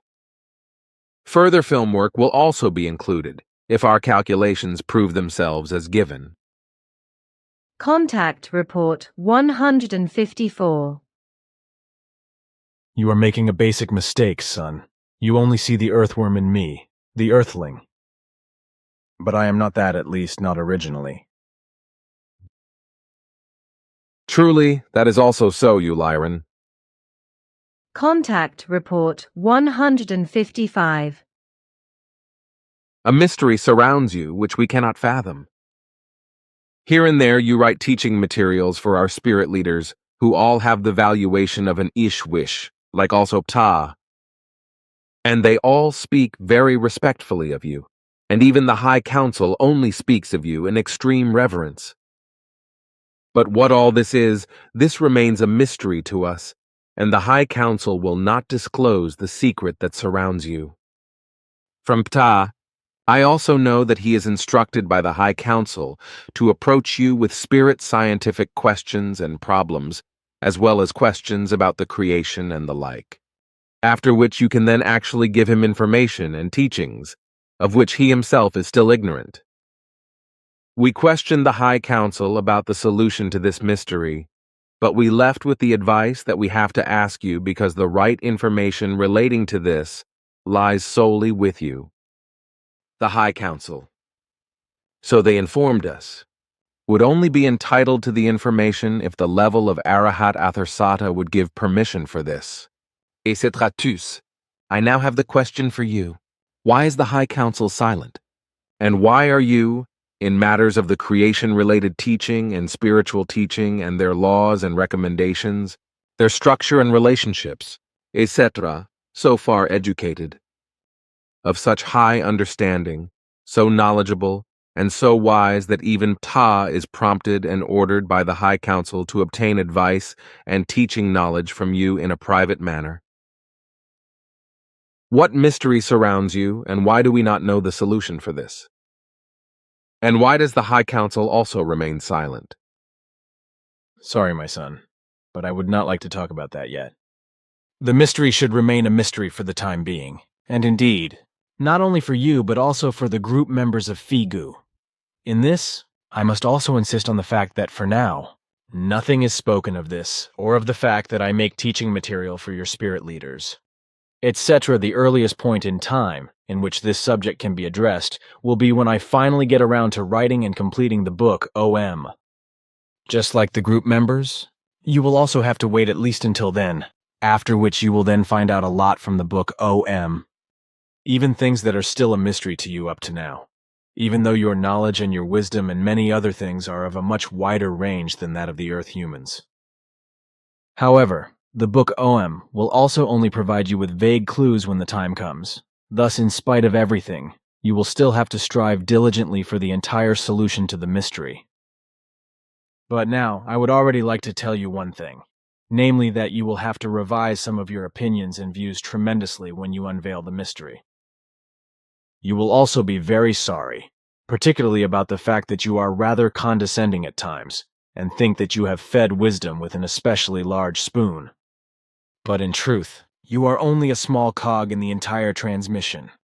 Even though you are ahead of and far superior to the Earth humans in very many things of technology, ethics, knowledge, logic, and wisdom, as well as innumerable other things.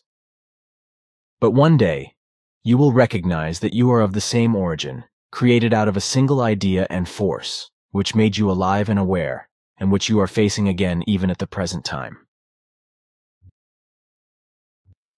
We just recently found out by the High Council that all your writings contain a very complicated code that releases certain impulses in those human beings who occupy themselves with reading or listening to the writings, which also applies to us and our peoples, for we use your writings as well.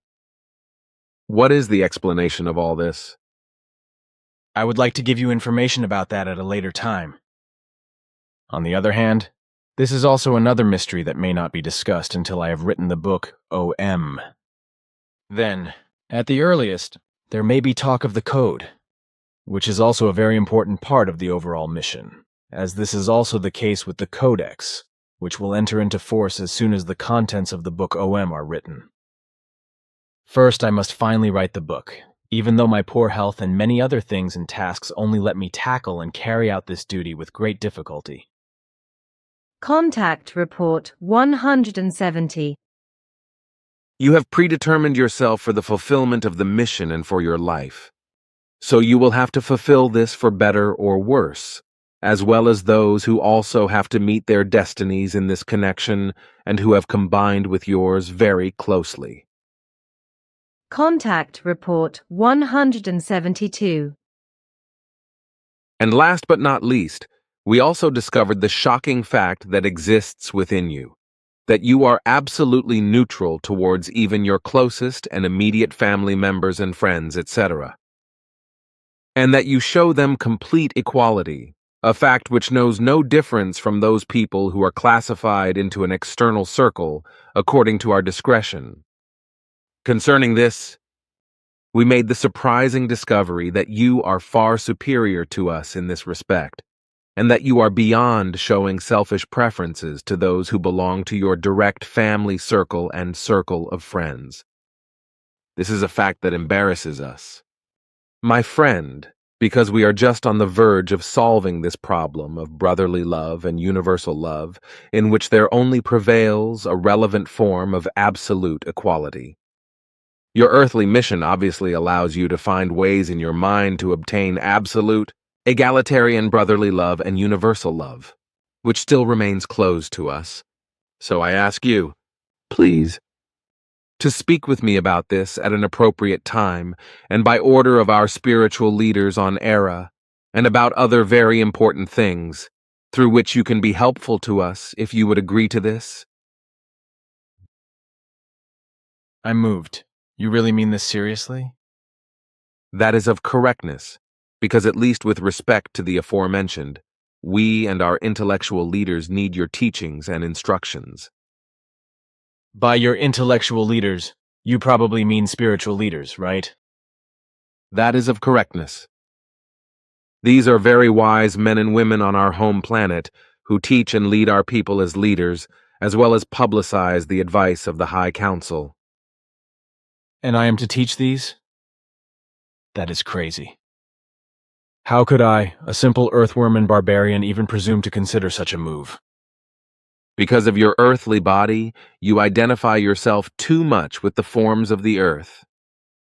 You should remember more often that your spirit form is the oldest on earth, and moreover it has not come from this planet, as we know in the meantime.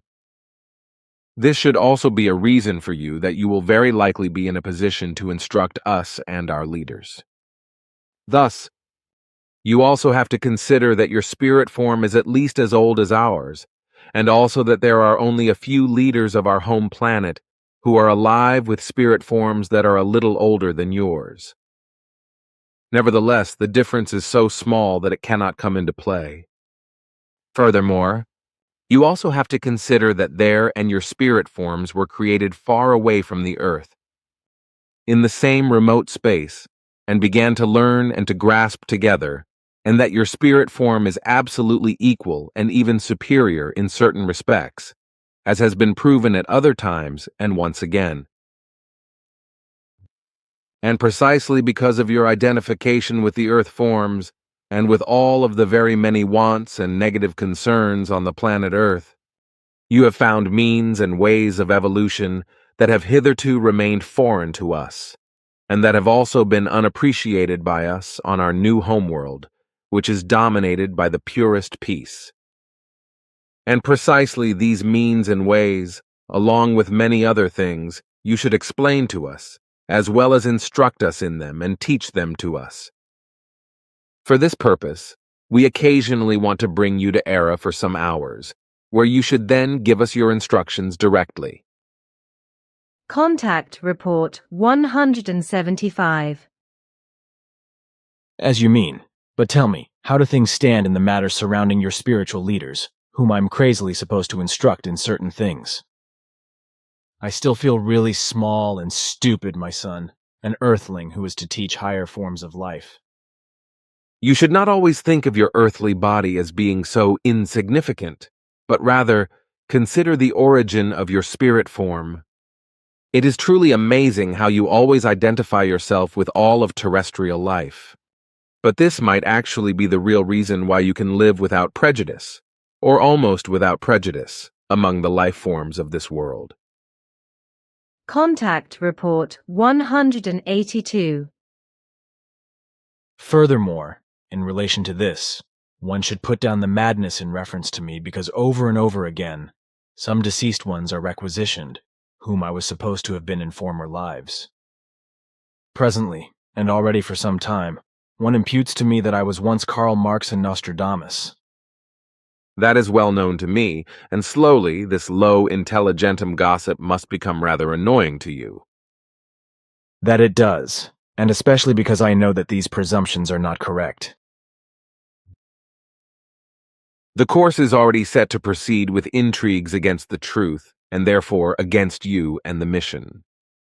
In the future, even the authorities will no longer shy away from lies and intrigues, and with purchased false witnesses, they will work against you and the truth, and against the group members and your friends, acquaintances, and advocates. These authorities fear the truth, and you and all those who are associated with you, just as you are also feared by the wrong UFO groups and UFO organizations, which will also pull together and will newly take to the field with bribed authorities, having fresh power against you and the truth.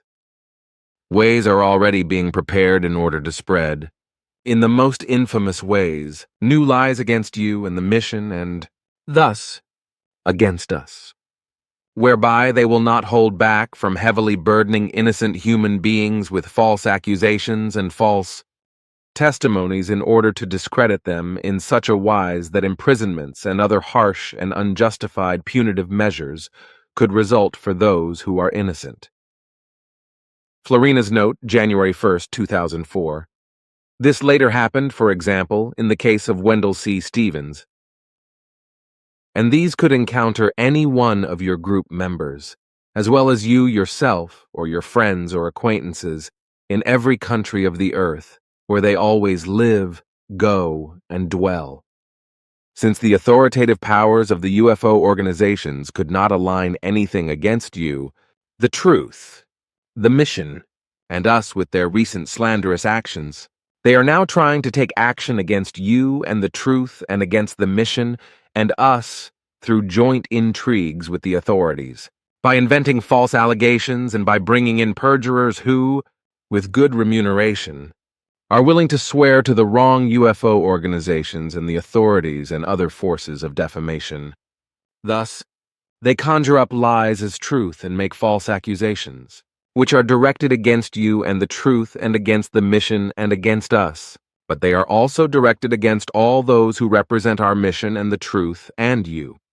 So therefore, your immediate group members, your friends, acquaintances, and advocates, and all those involved with you in any other manner or who insert a word for you.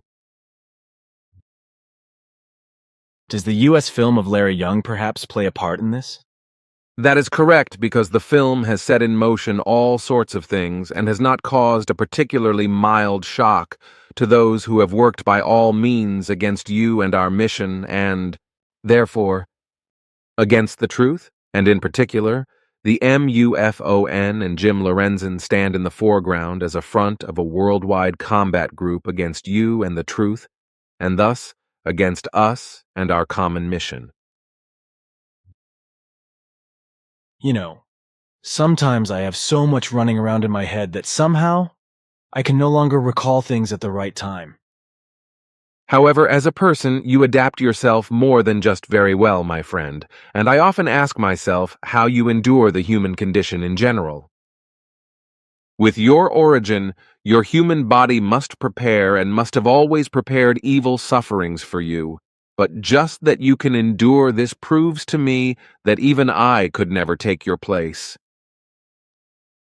For this, One must have already had a very long material life behind himself in order to be able to endure such torments in a susceptible host body.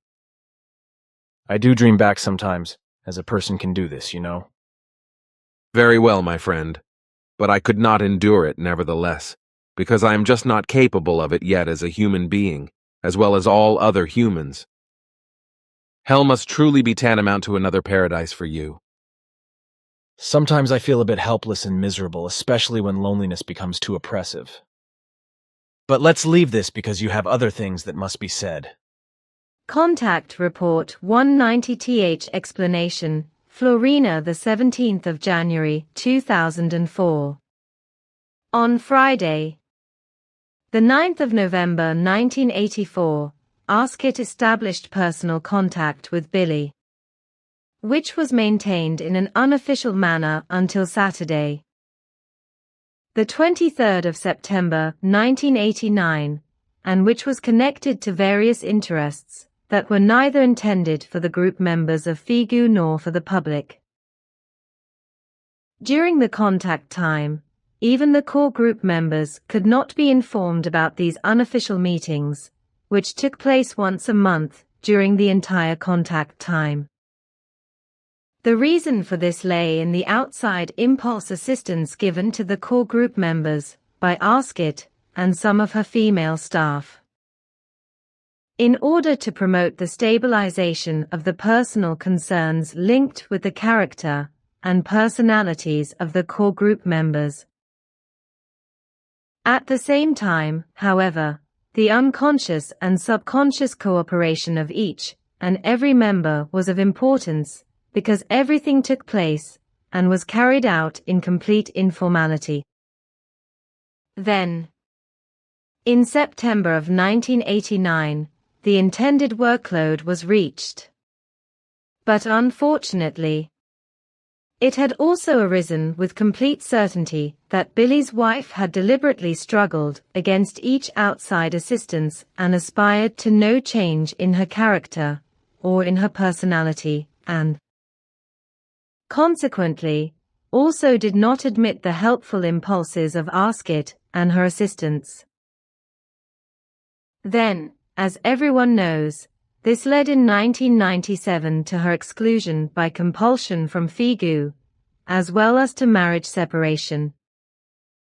As a result of the impulse assistance from Asket and her 3 female assistants, Shukana equals the thoughtful one, Toskima equals the direct one, and Takaja equals the lenient one, there arose a general change in the behavior of the core group members, as well as in the attitude and character values according to consciousness, which led both to a more peaceful coexistence, as well as to the general prosperity of mission readiness. Billy became single through the whole change, also through a large quantity of daily medication, many worries, much annoyance, as well as grief and nervous stress, which contributed to the overall great improvement in his health. To be sure, a discontinuance of the many daily medicines was no longer possible. Through the improving of his health by the medicines, and through the many things burdening him by certain querulous core group members, he could increasingly devote his attention to the real task of his mission. Consequently, all works that he was not able to master until then, due to the continuous quarreling of certain group members, were completed by him. Ultimately, much more extensive work developed through this over the next few years, which went much further than what he would have and should have done. Contact Report 192.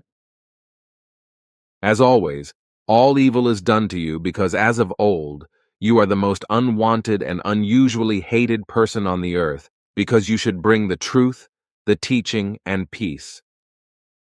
And in truth, it is also the case that I have to say once that even we were not always correct toward you, even though you are, in every respect, our example. But often, my friend, we simply felt confused by your Earth humanity and regarded you as an original Earth human.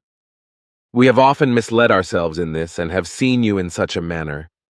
How you mimic the perfect Earth human, even though we know that your spirit form is far superior to ours, even if it has to be throttled in its power on the Earth up to 27%. It would be good if even the group members would reflect once on that. Then they could perhaps learn to understand that you are the loneliest person on the Earth. Thus, for once, I would like to give them a nut to crack and tell them that already for a long time. You have truly no longer been a person but rather a pure spirit form, who has allowed himself, out of the deepest love, to be pressed and forced into a human body again for 7 billion years in order to help. Yet how these do give you this agony, even those who should be your allies. It is truly a disgrace, like with the wisest of the wise, referring to Nokodemion, whom one calls, in the level of the Arahat Atharsata, the perfection of love and fulfillment. All of those human beings who are gathered around you should think of that at least once. You should not talk like that, Quetzal. One will call me even more than a crackpot and a lunatic. Therefore, I would be glad if we could regard all these words as being unspoken. I just hope that you will not realize your ideas that you had yesterday in your misery. Nevertheless, you know that if you do it, then the whole mission collapses, and moreover, you would hurl yourself back into your level, so you could not become human again. Yes, I know. That is why I also laid the thing out of the hand again. With that, you have rid us of an evil fright, for we know very well that you are not afraid of that, and that you stipulated such a solution, without the appearance of guilt and the consequences of guilt, before you committed yourself. In your spirit form at that time, to renewed humanhood, so that in an emergency, if you were no longer able, you could put an end to everything and immediately re-enter your true level. You really should not talk about these things. Contact Report 197.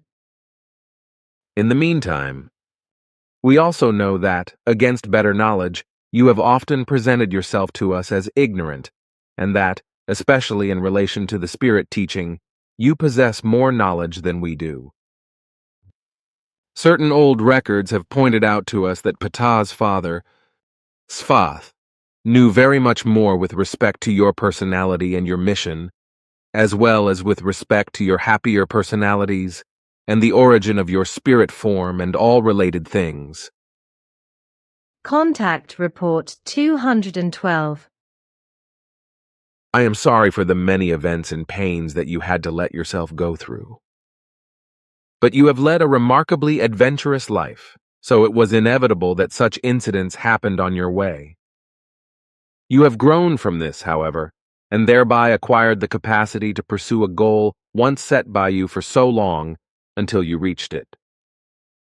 You have acquired such perseverance and steadfastness through which you alone can fulfill your mission.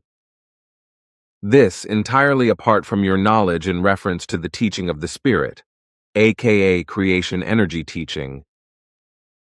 I can say this now because through my own investigations, I encountered extremely interesting things that concern you and all your previous personalities in past lives, namely, back to Enoch's time.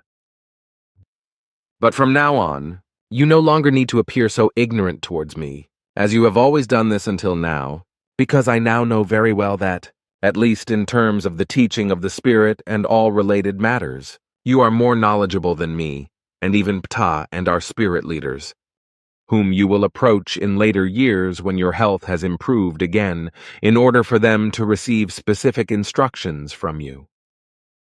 Contact Report 215. Your optimism is honorable and deserves to be heard by human beings. But the manner in which things have been going throughout this century, there is not too much hope that the human beings of the earth will come to their senses and heed your words. This will then be the case only when the prophecies prove to be true, or even worse, have already come to pass.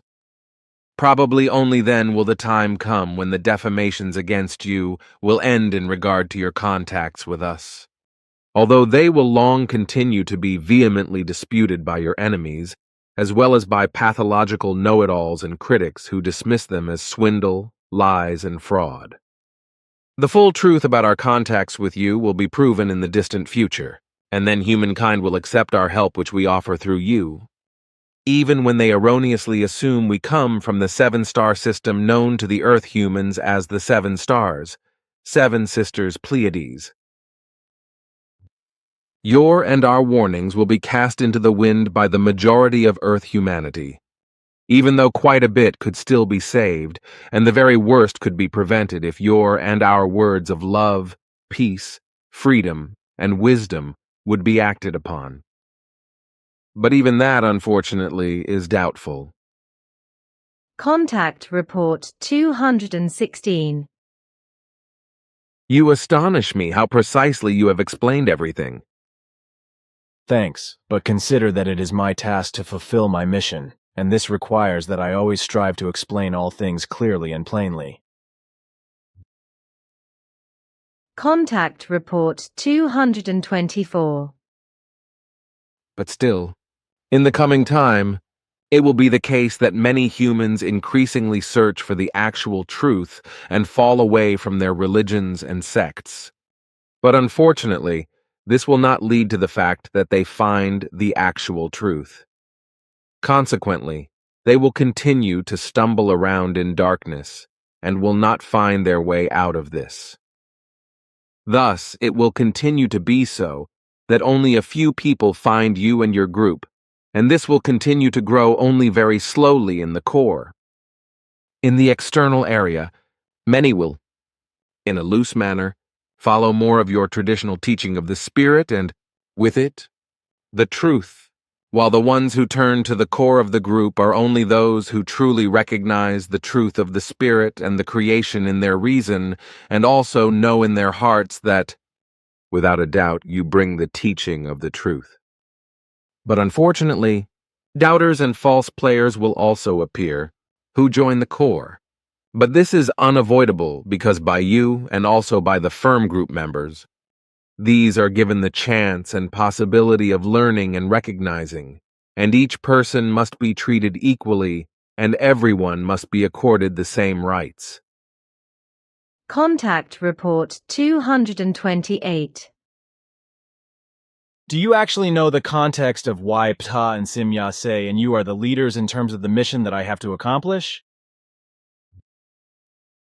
Sim, Yase, and I, as well as Ptah and his father Svath, and also my father, each belong to a line of descent on the father's side, which goes back to Henoch and Nokodemion and their sons. It was these sons who committed themselves to the mission of instructing all the lineages descended from Nokodemion and Henoch in hereditary succession in the teaching of the Spirit, aka creation energy teaching, and to preserve all the knowledge in this regard, which has been continuously compiled and recorded up to the present time, and now comprises more than 77 million OM canons. In order to be able to fulfill this mission on other worlds where old spirit forms from the Henoch, that is to say, Nokodemion lineage have reincarnated because earlier human beings from the said lineage have faded away there.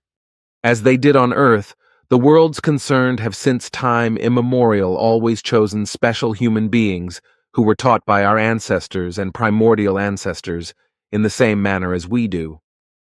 And since you are that human being on the Earth who corresponds to our requirements, we have naturally considered your personality for the mission of teaching and as a herald of the teaching of the Spirit, creation energy teaching. Although there are various uncertainties regarding the origin of your spirit form, it is to be assumed that we will also finally solve this riddle. We have our suspicions, which we are investigating, and which we will probably soon clarify once and for all. We also suspect that you could tell us more about the origin of your spirit form than you are telling us. Svath was fully oriented about everything, because besides Ptah, Svath embodied the last fully knowing person in relation to all things. However, he had to fathom the secret himself, because he also received only partial information from his father. The same applied to his father, and thus to Svath's grandfather, etc., all the way back to Henok, that is to say Nokodemion. The process of receiving information was such that each descendant, female and male, was only given access to information up to a certain point, the basic information. Everything else then had to be learned and fathomed independently through one's own learning and hard efforts, so that evolution was guaranteed. Contact Report 230. Can you today again tell me something about prophecies or predictions of the old prophets? Certainly, because I have made an effort to still bring something more. However, once again, it is not a matter of prophecy, but of a prediction which this time also goes back to the prophet Jeremiah and is mainly about you, along with little else. I also had to translate his ancient words into today's German language so that it would be understood. So listen to what he had to say. As proclaimer of this world, I see and hear and know what will come about in very distant days. It will be in the centuries when the proclaimer of the new time will raise his word and teach the world, and thereby cause great turmoil, and his life will be endangered by it. I see and hear and know, because my eyes and ears are open, and see and hear in the firmament what will be in the distant days to come. As if with a big step, I traverse the days with my eyes and ears into the distant time, all the way to a free country, to a place of which you know nothing yet, and which you cannot yet see. Over there will be the bravest of the brave, the most dignified of the dignified ones, and he will teach with might, and proclaim the laws and recommendations of the creation. Like me, he will be a scribe and will be able to listen to the firmament, and he will be the eye, the ear, and the conscience of human beings, and he will make human beings see the powers of the creation and hear its laws. He will be a seer and a knowledgeable one, and a mediator, whose hand will write down the voices of those who will come from the stars. And he will be the third continuation of mine, and a continuation in the reliving of those proclaimers who were me beforehand. His word will reveal the hidden structure of the world and many a secret of the creation, and he will fill gaps of memory that lead from a point in the past or from the present to the future, so he will show the map on which the events taking place, due to the human being, mark the new time. The new proclaimer will have to endure much suffering, and the father will be a simple shoemaker, and the mother a simple woman who will bear 3 sons and 4 daughters in all. One of the sons will be called the guardian of the treasure and will be the new proclaimer. The knowledge of the laws of the creation will be open to him like never before to a proclaimer. And it will be him who will again bring to light the true teaching and the true words of the ancient proclaimers and make them accessible to the human beings. Until then, the texts of the proclamations, the teachings, and the words of mine and mine after mine and mine before mine wait in hidden waiting for the appropriate moment, when they shall emerge again during the days of the new proclaimer, brought forth by the human beings from the firmaments. And the proclaimer will wait for the right day on the horseshoe mountain, where he will have his residence, and where the cloth which is the sign of the alliance with the human beings from the firmaments will flutter in the wind. And when the time has come, then he will proclaim the ancient words, and his sight will be a place where the human beings from all 4 winds of the earth will find each other. And his true ones will be from the firmaments and enter and leave his home and still will not be seen by the human beings because they remain hidden and have a head not compatible with the heads of the human beings of the earth. The new proclaimer in the distant days will be the founder of the group of the truth, and it will expand into all 4 winds of the earth. He will break the seal of many secrets of the creation, and of the head of the human being as well as their thoughts and feelings and will be more knowledgeable about them than any other human being at that time or earlier. His number will be the 1 and the 3 and the 7, and hence the number of the knowledgeable and the wise. He will travel far, to the place where the firmaments and the earth meet and where the firmaments end. His words will be the words of the truth, and they will be hard and hit the human beings in their heads. And he will be restless in his doing, and he will be active when he lies on the ground, when he walks in the dark night or in the bright light of the moon, when he walks through the desert or climbs the mountains, and he will let himself be permeated by the powers of the stars, by the sun, and by the earth. He will embed his mighty powers like flowing streams in his words, and write them down like no proclaimer ever before him, so that they may be preserved for all days. His words will be comfort to the righteous and drenched in love, and they will also reach the unrighteous and rattle and shake them, and they will enter them like mighty currents, and little by little awaken them. His words will also enter deep into the firmaments and reach the human beings in the firmaments, and they will permeate the stars with their power. And his words will reach the place where the firmaments and earth meet, and where the firmaments end. His knowledge will be that he knows the head and the thoughts and feelings of all human beings, their intellect and rationality, and he will know the body of the earth and the stars and the firmament, because he will follow the paths that lead to the secrets in these worlds. The new proclaimer will one day be the third successor of mine, and thus he will be able to heal, and he will join the ancient lineage of mine over Josiah, Jeremiah, Enoch, Hanok, and Nokodemion, the originators of the knowledge and the wisdom, which all are not divided in their spirit and have never let their senses dull in their heads, as human beings do in the present time and will do even more drastically in the new time of the new proclaimer, whereby they create an artificial ununderstanding between cognition and knowledge, between lies and truth, between prediction and prophecy, between inspiration and inner view, between love and behaving in a sexually immoral and unseemly wise, between peace and war, between the essence of wisdom and imagination, between delusion and reality. The new proclaimer will read many dignified books, go into the mountains and forests and into the desert in ever-recurring times of loneliness, to learn and indulge in contemplation. And he will join many cults that worship deities, angels, and saints to explore their secrets and erroneous teachings. And he will also explore the secret regulation of the world and of the time. And he will build a place of tranquility, of contemplation, of love and peace on the Horseshoe Mountain, where all the dignified and truthly currents will flow together, which have passed through human beings since times.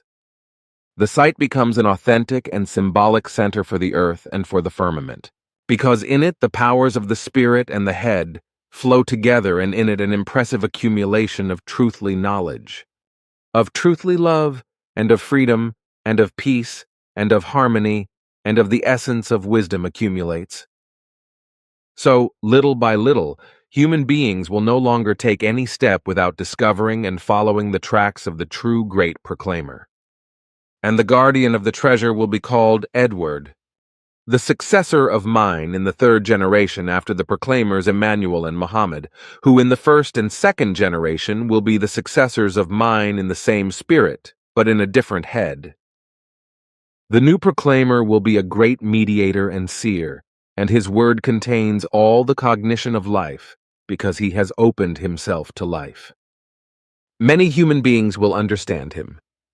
But all those who hear his word with unintellect, or read, or even only touch his writing with unintellect, will fall into a holy horror, as if an abyss would open up in front of them.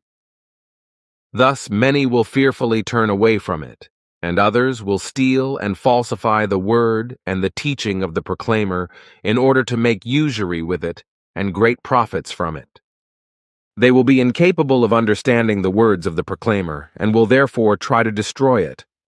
But they will not be able to make sacrilege thereof, because the word and the teaching of the proclaimer will be too mighty. More than 22 centuries will have passed by after me when the new proclaimer begins his work. Well, lately somebody called me a liar because he heard the story from somebody that in 1977 I did nothing but worked for 5 days and 5 nights. Eaten and drunk something in between, then worked on and did not sleep a minute. You see, such things are not accepted as true either. It was thrown at me that I would be a liar because it would be impossible for a human being to work that long and not sleep. The fact that you did it, however, is testified to by a whole range of group members. It is understandable, though, that the aforementioned fact is not acceptable to outsiders because, firstly, they have not witnessed it themselves like the group members, and secondly, it is indeed the case that it was an unhuman achievement that is simply impossible for a normal human being. If the whole thing had happened with the usual normal powers of an Earth human, it would indeed have been impossible. For your part, however, you have used your powers of consciousness in such a kind and wise that you have been able to achieve the tremendous performance, which has remained a secret to us too up to the present day, even though we know its origin. Thus, it is inexplicable to us how you managed to do it during the construction of the hall in the center in October 1977, too, without a constant supply of cerebral stimulants of the amine group, work through 5 days and 5 nights uninterruptedly, with only short meal breaks, only to then give a long, correct, and detailed lecture on the 6th day from 14.00 to 0.30 in the hall, which was overcrowded with around 100 people. You had at that occasion even to answer questions as well. But that, my friend, exceeds even our understanding and has remained a mystery to us to this day. And in fact, your performance is actually practically impossible in every respect. So it is certainly understandable if uninvolved persons do not accept the story despite many testimonies, because they simply cannot understand it. On a shift basis, Engelbert, Bernadette, Jacobus, my wife, Renato, Micho, and their wives were also there, as well as also several others, so I did not work alone. That is of rightness. Nevertheless, all except you have always slept a few hours a night, have gone about their external work and have then, during the nighttime, participated again in some hours of work while you were uninterruptedly on your feet, as you would express it in your manner of speaking. Contact Report 232. It is true that it was not intended that we ourselves should continue the contacts with you for the next 11 years, because this task should have been taken over by Asket from the DAL universe with some of her friends. Unfortunately, however, you suffered a serious health breakdown on the 4th of November 1982 at 5 a.m., 35 hours, which was life-threatening for you and as a result of which you were finally unable to keep written records of the slowly decreasing contacts or to communicate with us in telepathic form for longer periods of time, and as a consequence, from the 31st of October 1984 and after the 196th contact, you were neither able to record the slowly decreasing contacts in writing, nor were you able to communicate with us in telepathic form over longer periods of time. Although after your breakdown and the life-threatening injuries you suffered, you still wrote down the Book of OM and remained in constant telepathic and physical contact with me, even despite your telepathic difficulties.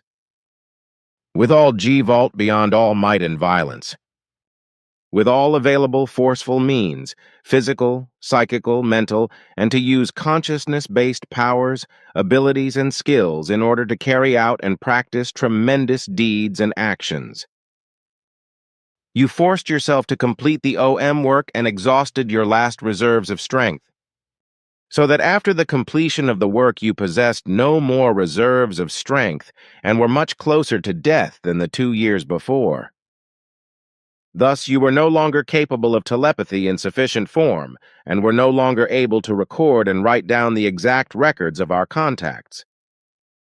But just the best form of spirit telepathy would have been fundamentally necessary in order to very precisely take up and maintain the contacts with Asket and her friends. Because these contacts would only have taken place over very long distances, precisely because Asket and her friends would not have come to the Earth. So these telepathic contacts had to be canceled and physical contacts had to be made. For our part, however, we had completed our task in terms of contacts with you on the Earth. As planned, exactly according to the plan that our contacts should last from 1975 to 1986, after which we then had to withdraw again, which had also happened on schedule for a short time.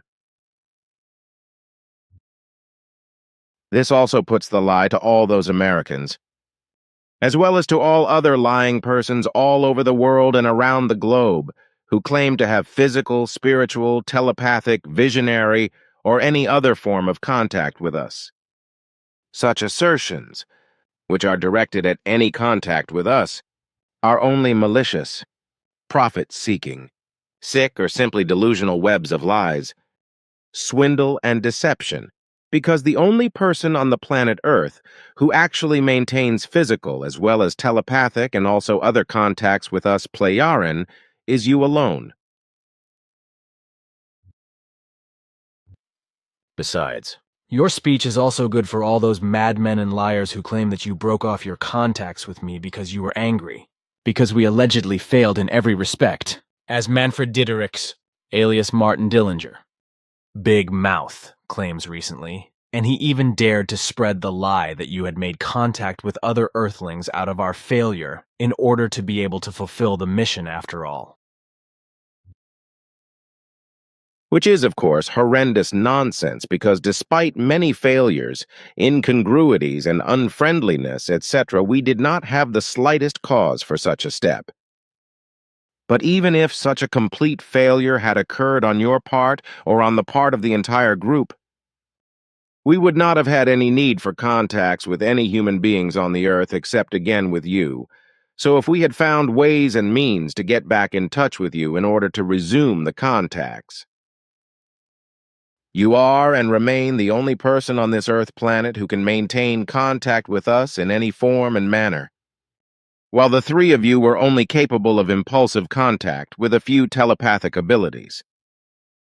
So it will also be that if you leave this material world, no further contacts with people on Earth will take place until you appear again in another personality. But what about the number of contacts since the beginning? Until the year 1984, I had 196 official contacts with you, all of which I received and could write down according to Quetzal's system, which I probably cannot do in this wise today, and I have to be happy if I can still write normally with a typewriter. But this is not very problematic because I can simply spend a little more time for this work. But how many contacts have there been since the 29th of January 1986 until today? As in, what contact number should I call today's one, since I am now allowed and able to write it officially again? Since 1984-35, further official contacts took place with you through Quetzal. Without the contacts with me, Asket, and the others from the DAL universe, whereby today's is the 36th. So the total number of official contacts with today is 232. Regarding the writing down of our conversation, as well as the future ones, because we now continue the contacts and representation for Asket and you, it is true that Quetzal's writing system is no longer applicable, through which you were able to write about 1,200 characters per minute with only one hand. Quetzal's small additional device in your typewriter was removed by him, so that the machine was no longer able to perform as well as it did at the time. Contact Report 233. Furthermore, I have to point out to you another time that at the very beginning of your activity, you were entrusted with the fulfillment of the mission, and you are responsible for ensuring that this time the teaching of the Spirit is spread and the mission is fulfilled in such a manner that no more misunderstandings and falsifications can appear. The same also applies to all of those who, out of selfishness and other negative values, as out of greed for profit, desire to be great and inferiority complexes, etc., deny the truth of the fact that your photos taken of our aircraft and other aircraft and your other materials and proofs are genuine. At the same time, envy plays a very great and decisive role, as well as other primitive inclinations of all those Earth humans who try to drag everything into the dirt by incredibly dishonest means, and who accuse you, as well as us, of lying, as this is once again done worldwide in great measure by Americans, such as by a certain von Kivitsky, whose intelligence, however, is rather inferior, and whose reasoning and understanding only equal the value that an averagely developed earthly youngster exhibits at the age of about 22 years.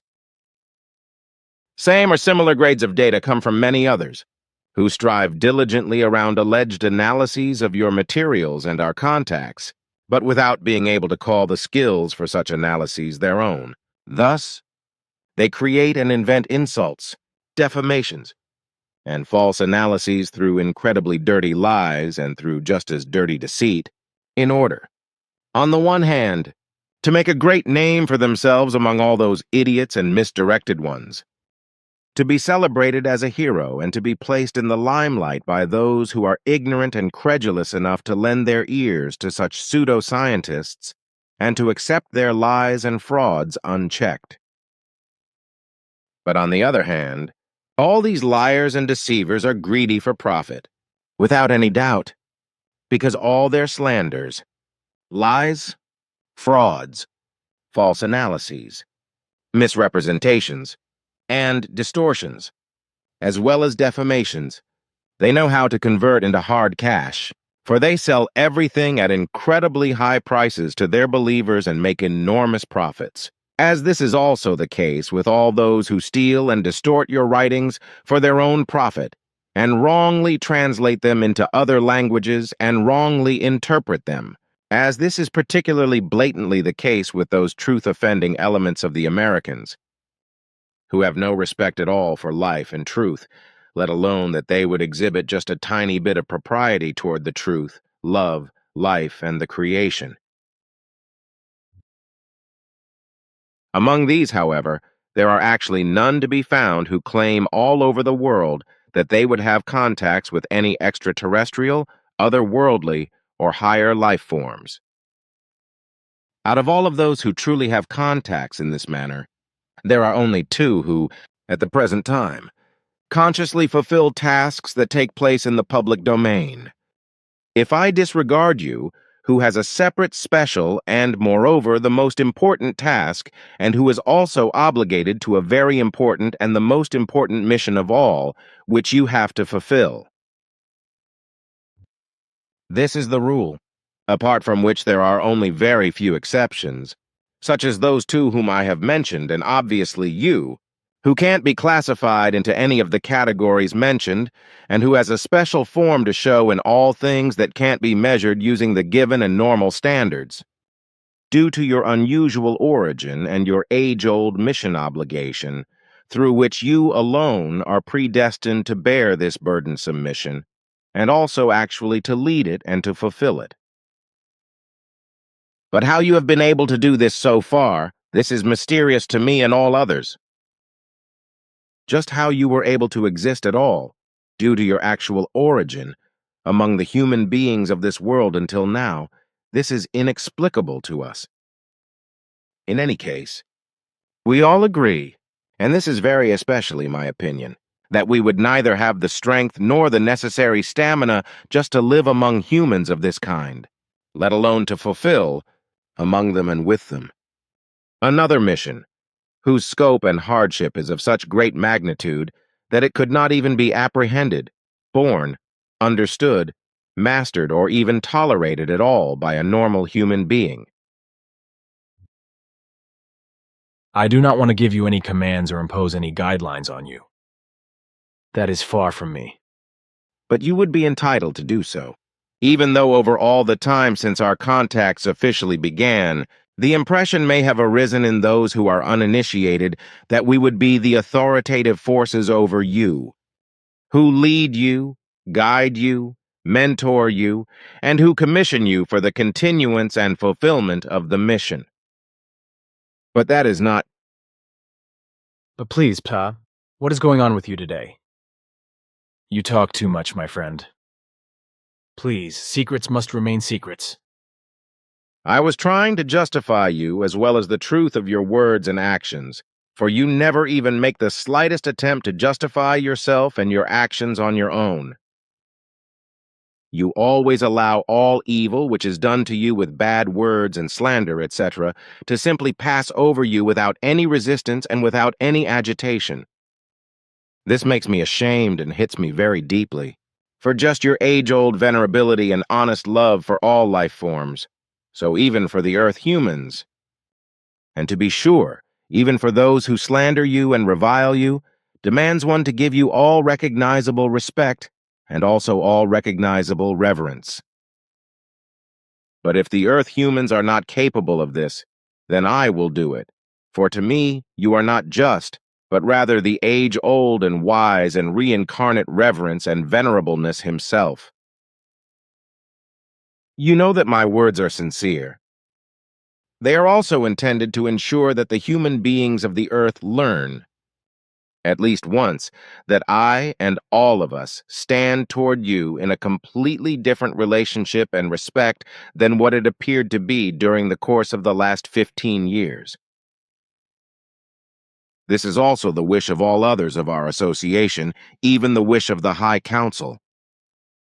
From all this, it is hoped that clarity will be created, whereby the incredible lies should be recognized as such, which come from those who abuse you and us, and also the levels Arahat Athersada and Pata Ali for their own avaricious purposes, through lying and swindling and through claiming fraudulent, non-existent contacts, while accusing you of lying and charlatanism, fraud and deceit, etc., without them having any clue that you, in your sincere and all-embracing love and respect for all life and all things, and above all, in your wise awesomeness, would not be capable of any such things and machinations. The fact that I have a hard skull, I myself know this well enough, along with many others who also know this. But just this hard skull might be responsible for the fact that I'm still here and am still doing that, which is my task.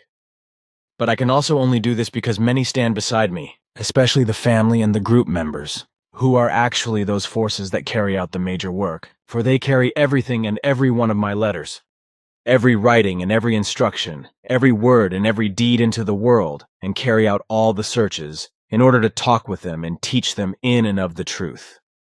Of course, the truth of your words cannot be doubted. But as usual, in your modesty, you ignore your own work, which is, moreover, the most important and most extensive, as well as the most burdensome and most difficult. Contact Report 234.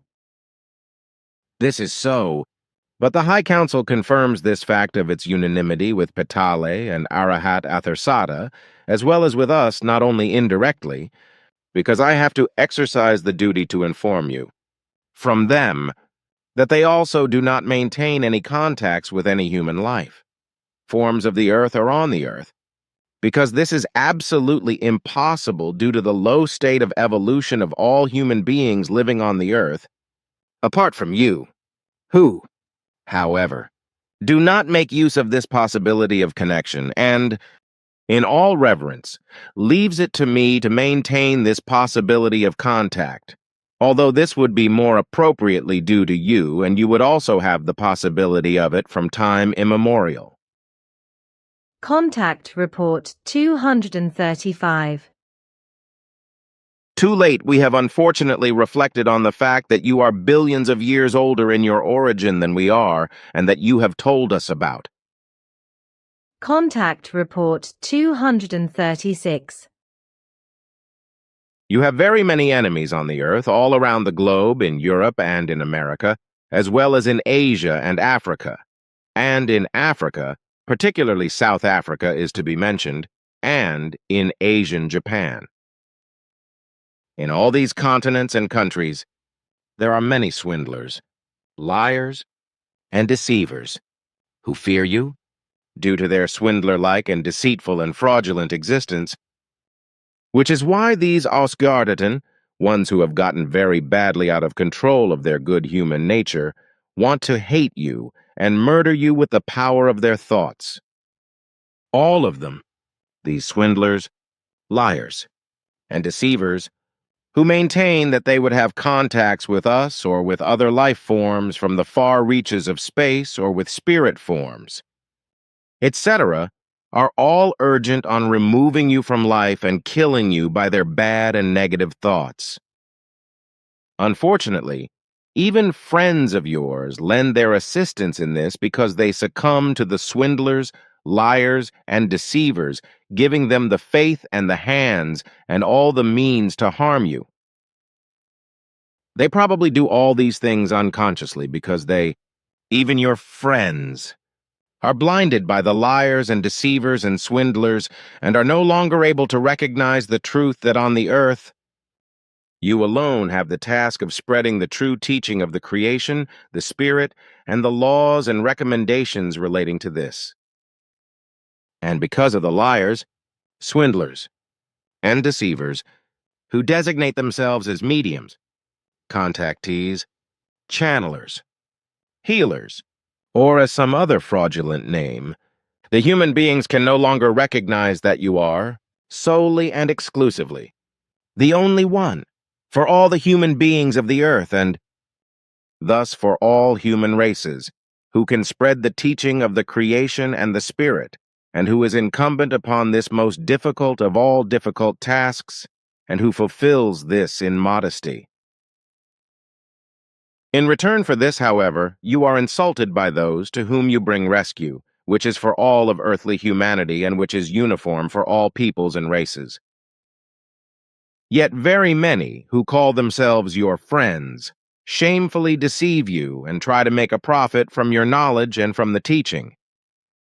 Through this, innumerable ones want to raise themselves above their fellow human beings and play master and prophet, even though they are removed from any knowledge of the truth, understanding, ability, any wisdom, and the fulfillment of the laws and recommendations.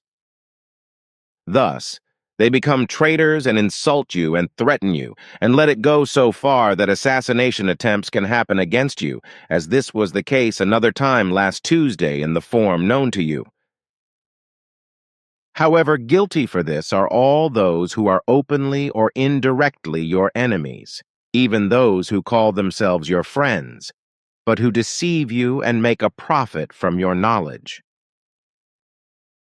Guilty for this are all those, such as all those in Europe, who work in various forms against you and your work. But also guilty for this are Randy Winters, Roberta Brooks, Fred Bell, and many members of MUFON and many other groups all over the world.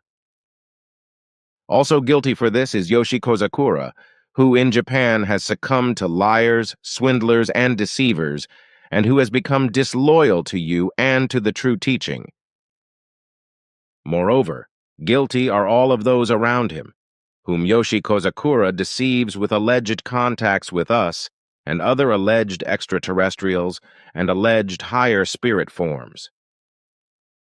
Guilty are all those who are your adversaries, because through the power of their betrayal, the power of their lies, fraud, and all swindle, as well as the power of their malicious, negative, and schizophrenic medium and channeling machinations, they generate tremendously lethal energies against you, which gather together in electromagnetic clusters all around the earth and influence labile human begins to be just as negatively and maliciously against you as also powerful natural forces, such as the energies that produce lightning. So now, it has happened that a malicious group had the audacity to kill you through this and, in this manner, to destroy the entire teaching of the creation, the spirit, and the truth, by converting an aircraft in such a wise that it worked as an independent robotic unit and hunted after you. The simple process was that in the aircraft, all the negative swinging waves of the Earth humans that are directed against you were collected and stored in a block of sapphire of immense size, which was specifically provided for the aforementioned aircraft. For over 2 years, the fallible ones could work in this kind and wise before we finally became attentive to this. But this only happened because we were trying to fathom why Yoshi Kozakura became disloyal. At the same time, we encountered 3 individuals who are very strongly influencing persons, who live in tremendous fear of the fact that you could convict them of swindle, lies, and deception. The thoughts of these negative persons, however, were directed toward you in such a death-threatening manner that we felt compelled to explore the appropriate memory planes, through which we found out that there are tremendously destructive powers stored against you, and that of these, inconceivably large quantities were simply taken from somewhere. Getting to the bottom of this incident was obvious for us, and we soon found the perpetrators of this murderous doing. A residual group of the now-dead Ashtar Sharon, who finally concluded his life in the DAL universe, felt obliged to be active as avengers of their former lord and master.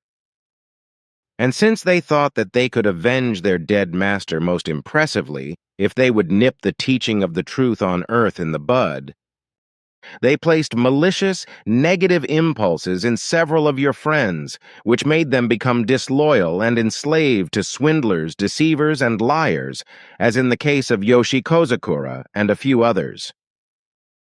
But in order to destroy the teaching of the truth, the spirit and the creation, as well as its laws and recommendations, and to nip it all in the bud, they then thought that it was only necessary to transport you from life to death. And in order to manage all this, everything was to be handled in such a manner that a natural death would be faked. Death should have come to you through the fact that you would have just been hit and killed by lightning. The intention was that a ball of lightning would be directed toward you by a search and target beam, whereby the explosion of the energy bomb would have then torn you to pieces, which we could only just barely prevent at the last moment, unfortunately, so that the fallible ones could realize their plans at all. Until now, it was necessary for them that they got a hold of all negative energies of your enemies by storing these in the aforementioned block of sapphire. With these forces, it was then possible for them to collect and accumulate the natural electrical ether energies that are concentrated at a small point above your center in order. Then, to form the energy ball as an actual high point, to shoot this out of the block of sapphire, and to let this follow behind the search and target beam at the same lightning-fast speed, in order to rip you to pieces in its explosion. Then, for the human beings around you and also elsewhere, it would have looked as though you had been hit and killed by a strange ball of lightning from a bright blue sky, which would have then been represented by your enemies and by the traitors, as well as by all sectarians, as the wrath of God. As this was already devised and pre-programmed by the fallible ones, all of whom we have fortunately captured and whom, by the advice of the High Council, we have relieved of any technology and whom we have exiled to a planet for the rest of their lives, from where they can never return with certainty. You seem to have memorized my mottos, which I often used at that time, and through which I brought my teacher halfway to despair. I probably still remember my words and phrases of that time in a general manner, but I could not recite them verbatim anymore. Yes, that is actually so. I have actually memorized them. That is something. But why? At that time, I thought that I could teach further by using your wise words, which I also did successfully, and which still I do since then. Of course, I always mention the source of my wisdom, whether I use your words to teach human beings who are now on our home worlds or somewhere on a distant world of our Federation. The actual form of the Spirit that should really result from this is solely to be called the teaching of the Spirit, aka creation energy teaching, which contains within itself everything that is of a spiritual and material nature. Thus, the teaching of the Spirit is nothing other than the teaching of the creation, but this includes everything within itself, namely the creational natural laws and recommendations, as well as all material and spiritual life forms in the one and only creation-given form of reality, which exists on the earth and everywhere else in the universe. And indeed, everything is thus given that you give and teach this teaching as the only one on the entire surface of the earth who is responsible for such and who is a prophet for all human beings on the earth, for all nations, for all races, and for every single earthling or non-earthling.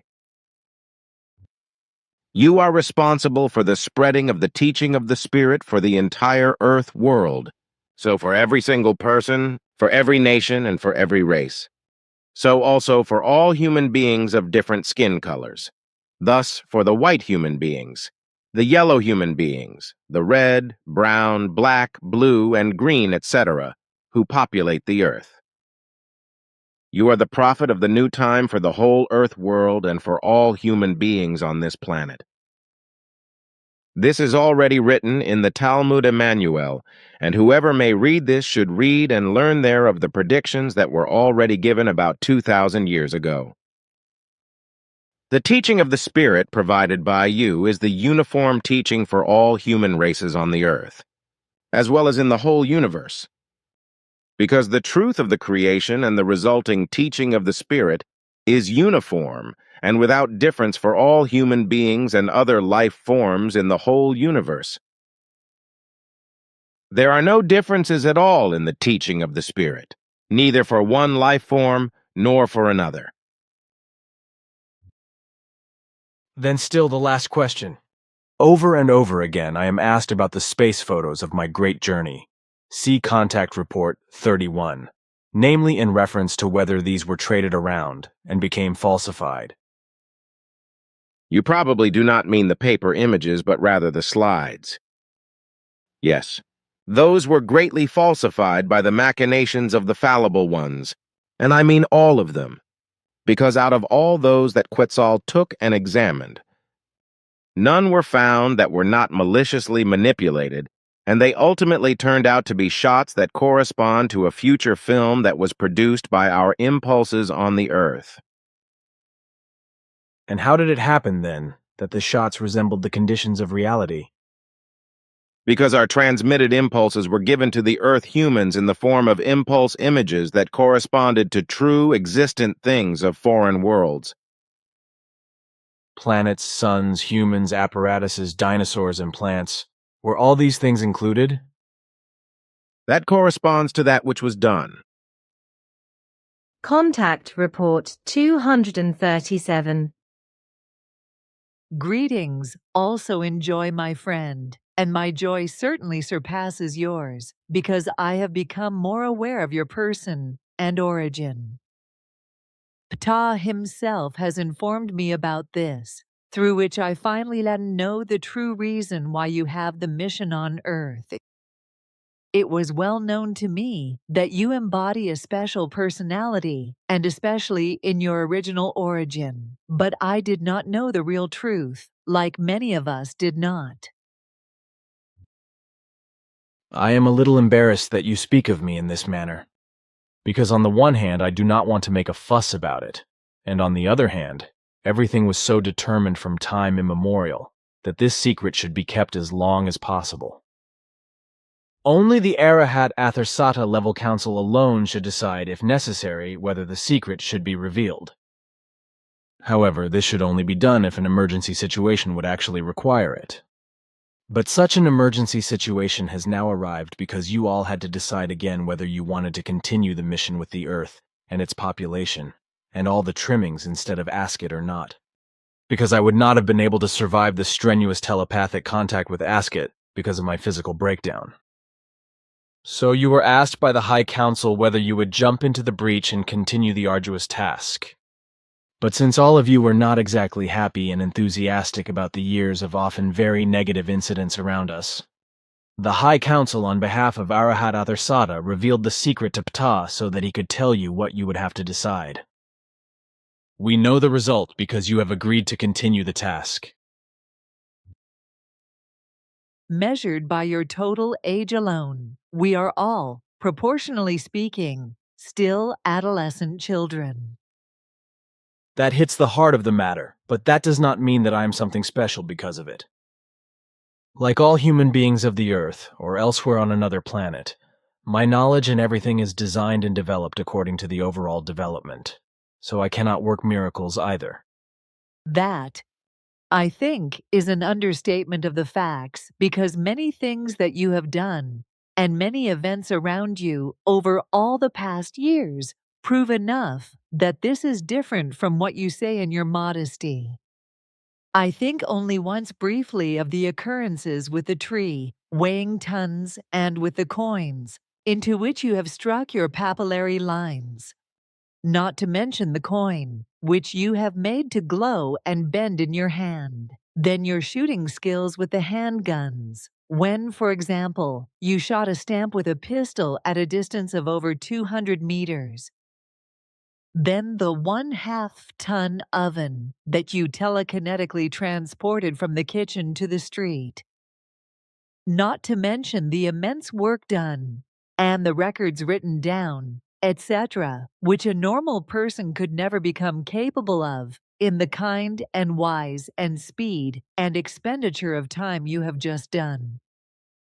I do not want to mention many other things, because it would simply lead too far. I also do not want to talk about the fact that all our peoples profit and learn from many of your works to a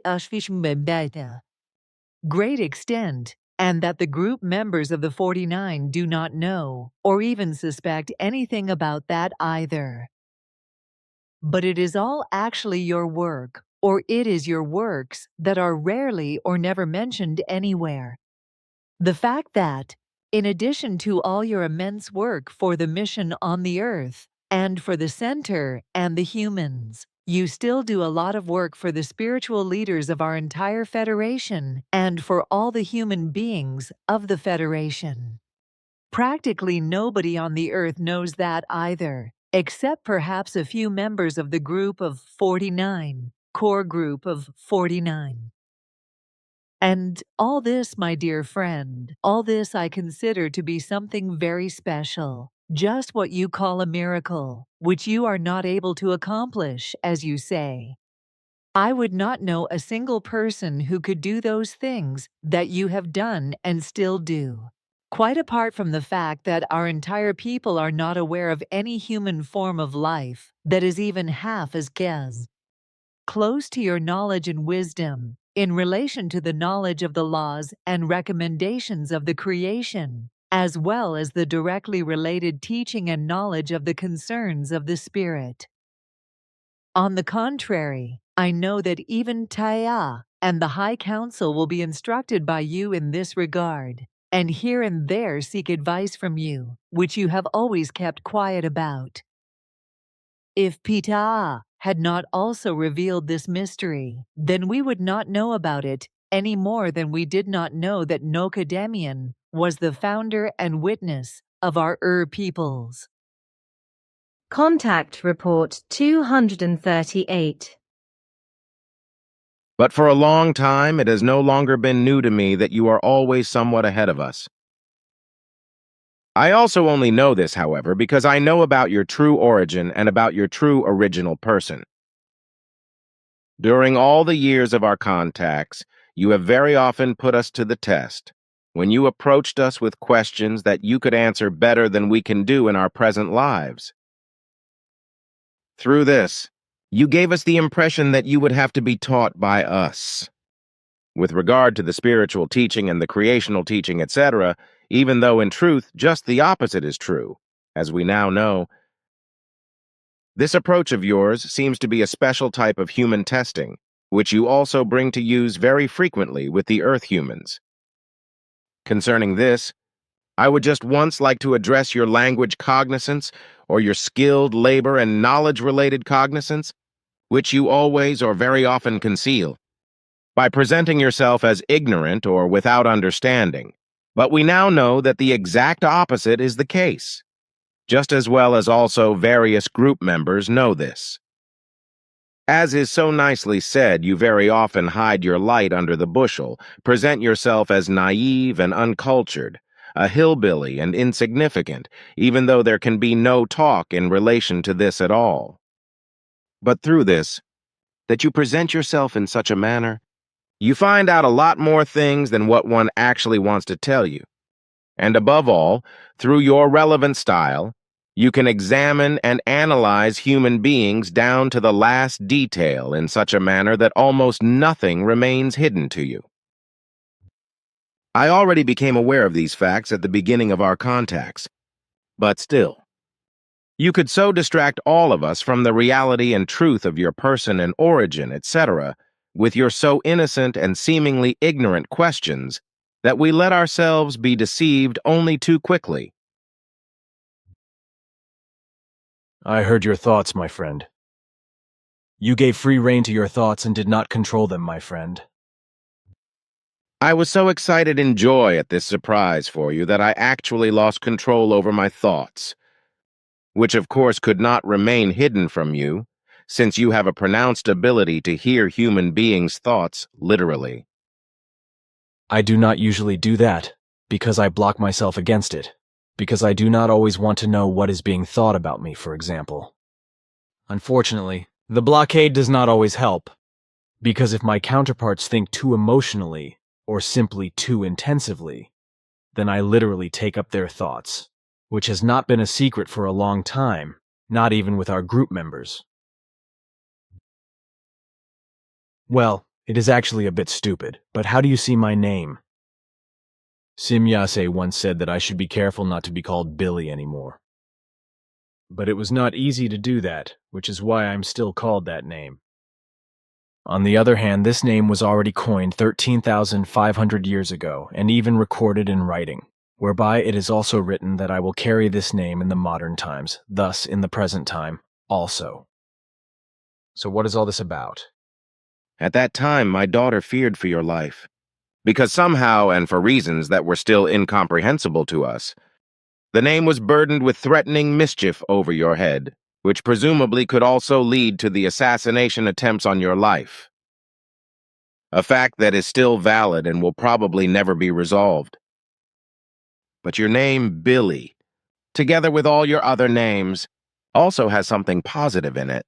Because if you put the first letters of all your names together, so the first letters of the names Billy Edward Albert Meier, but only in this order, then the English word Billy Edward Albert Meier, which means ray, results from it. A ray in darkness, however, as such one can very well regard you when one sees you and your work as a ray of light piercing through the darkness in the terrible dark ignorance of the Earth humans. Already since time immemorial, since malicious cult powers and religious sectarian powers came into existence, the truth seekers and truth lovers were attacked and often driven to insanity or misery and death by these, just as much as were the might-greedy delinquents and criminals who pay homage to the evil and negative ones. Also, all the prophets who wandered the earth again and again since the earliest times did not remain spared from that.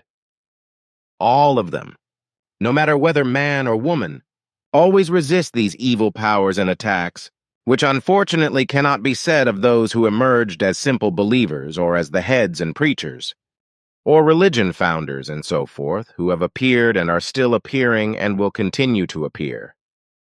With the Earth humans, predominating quite especially, is the erroneous and dangerous view that a good announcer of truth, a good preacher, or a good teacher of the true teachings, and so forth, and therefore also a good prophet, must be full of humble bearing, only speak loving and gentle, chosen and diplomatic words, and must always only be friendly. The Earth humans think it must be just the same as how, for example, the Pope comports himself, and therefore many gentlemen ministers and sect leaders, who truthfully, however, do nothing other than hide their true faces and appear friendly and neighbor-loving, to thereby mislead their believers about their actual nature, and to be able to exploit them. It is exactly such religious, or often only apparently religious, elements who are then the quite especially valuable objects of attack of the sectarian powers, and who then commit the most monstrous inhumanities and crimes, as is, however, also characteristic of all believers when it concerns their own profit and has to do with their own lives. But truthful and good prophets and bringers of truth are never humble and never compliant with enticements and such things. Neither their speech nor their demeanor is ingratiating, and their style and manner of saying the truth is cutting, deeply striking, and in a form that is not loved. With that, it is truthfully recognized whose child of the Spirit a prophet or truth announcer of whichever kind or an actual truth-bearing teacher is. Religious sectarians, fanatics, extremists, or other prescribers of truth avoid true prophets or other truth announcers, or they try to annihilate, to damage, or even to kill them with all existing means available to them. The only well-meaning ones for the prophets and other truth teachers and truth announcers, since time immemorial, have been only those human beings who are openly devoted to the truth and thankful for the delivered teaching of the truth. It is also only these ones who recognize, in the true prophets, the endless universal love for all forms of life, as well as the righteousness that they exercise, even when, here and there, they themselves are perhaps rebuked and instructed in a hard manner by the prophets and other truth announcers. You embarrass me, my friend. That was not my intention. Rather be pleased about that, because you are a true prophet, and allow the love and respect of your worldwide group members to be assured. I would not have been able to bring you this news alliance between the Druin peoples and the Pleiaran Federation without your determinative contribution. But I am not surprised about that, because already Nokodemion and Enoch were geniuses in concerns of such bonds as I have found out through the High Council. I always rejoice, friend Ptah, when I hear you speak with words that correspond to my impression, that I have made together, or that I use in the form of my mission fulfillment, and very often repeat according to the principle that constant repetition achieves urgency. Exactly. This is also the reason why I have been trying for quite some time to move away from our use of language and expression, and to use only your words, word creations, and manner of speaking. Because many years of studies have brought us the result that your words and word creations, as well as your kind and wise of naming all things by name, and also the manner of your relentless presentation of the truth in an aggressive form, are the one and only way to wake up the human beings on earth, to teach them the truth, and to make them reflect on it. That almost raises my self-confidence. My friend, when I consider that many lurkers and other truth unlovers, scroungers, wannabe diplomats, sycophants and sectarians, etc., take offense at my language and my expressions and word formations and believe that they have to reprove me for this, with the idiotic and self-opinionated assertion that I am not capable of a fine and educated language, often only because they themselves are far too cowardly and too dirty to call the truth by its real name, no matter if they are also offensive names for a certain scum of humans who can no longer be named with a good conscience by fine names and fine titles. But these would-be critics and other know-it-alls and slime-suckers do not understand that only the thinking and acting and the bad character of these human beings, who have gotten very badly out of control of their good human natures, are branded with offensive names and designations, without the person, as such, being attacked. For they have fallen into the false teaching that one must be condemned for a lousy deed in and of himself, which they also do extensively if someone steps on their toes, or if they simply have to judge another human being for any deed.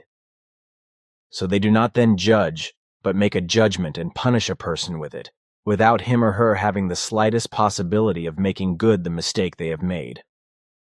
For my part, however, I do not condemn any human being, for I judge them only on the basis of all the necessary aspects in order to then find a judgment. But there is really nothing to be said against this, or against the fact that I also use certain terms for a person. For example, lout, crook, clerical tweet, assassins or beast, etc., if they think and act according to the terms. Nevertheless, however, I respect the life of such a person as a creation given one, as a venerable and respectful one. By this I mean that I respect every human being as such, regardless of whether his or her actions are good or evil. What I denounce are always only the negative acts in thinking and acting. I am well aware of this, and you may well be the only person on the earth who thinks, acts, and judges in this wise. Shamefully, however, I must admit that even we ourselves have not yet progressed so far in the evolution in this form that we would be fully on a par with your actions in this regard. We are probably in the beginning, but we are not able to draw any comparisons to you, unfortunately. Our regret about this weakens when we consider that you are of a completely different and much older origin than all of us. But with regard to the fact that you are accused and insulted of not being able to speak fine language, this can only be the foolish, audacious prejudgment of stupid and self-referential human beings who are unable to recognize their own inadequacy and stupidity in self-glorification and self-adulation and their indulgence in megalomania. Not to mention the many very finely written articles that you have written in the course of your life, as well as letters that have brought deepest joy and love feelings and new courage to countless human beings. You have also cloaked your fairy tales in words that will never be proper for those to speak or write who offend your language and manner of writing. This, along with several comprehensive writings of instructive form, which you have written for our peoples in the course of your life, along with adventurous travel descriptions, etc., which are extremely popular with our peoples and of which no earthling has the slightest idea. You have survived very bad and even evil times during all the years that you have already been assigned to the mission and fulfilled it to the best of your ability. This is a fact that no one can deny, even if often in the very difficult beginnings much failed. Through your wise foresight and admirable steadfastness, and through your unyielding will to fulfill your duties, everything has turned to good account and to success, which we ourselves could only recognize when we took a closer look at many things. From our side, there would hardly be anyone, as well as not with the group members, who would have handled everything so well and perseveringly until everything became a success, as you have done, and that is where it should stay.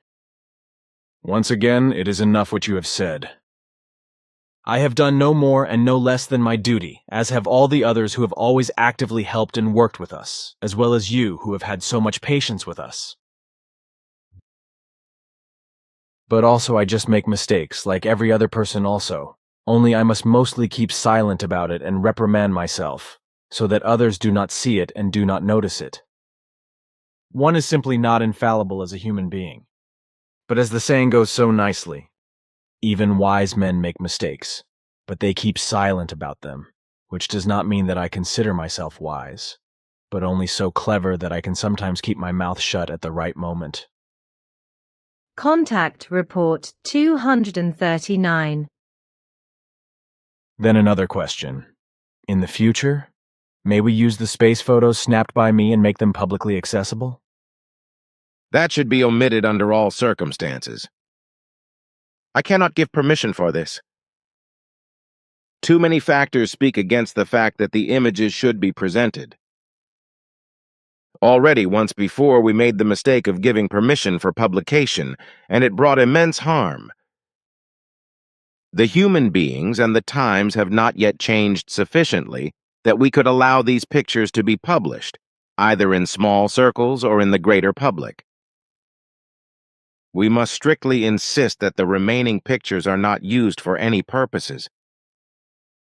Quetzal destroyed all of your own pictures, like also the pictures of San Francisco. Only Guido is, according to our knowledge, still in possession of space pictures. Nevertheless, he may not utilize these under any circumstances. Otherwise, we would have to destroy these as well, which would cause us very much sorrow, because for a much later time, they will be of great utility, which Guido will not experience, however, because this will be long after his time. Contact Report 241.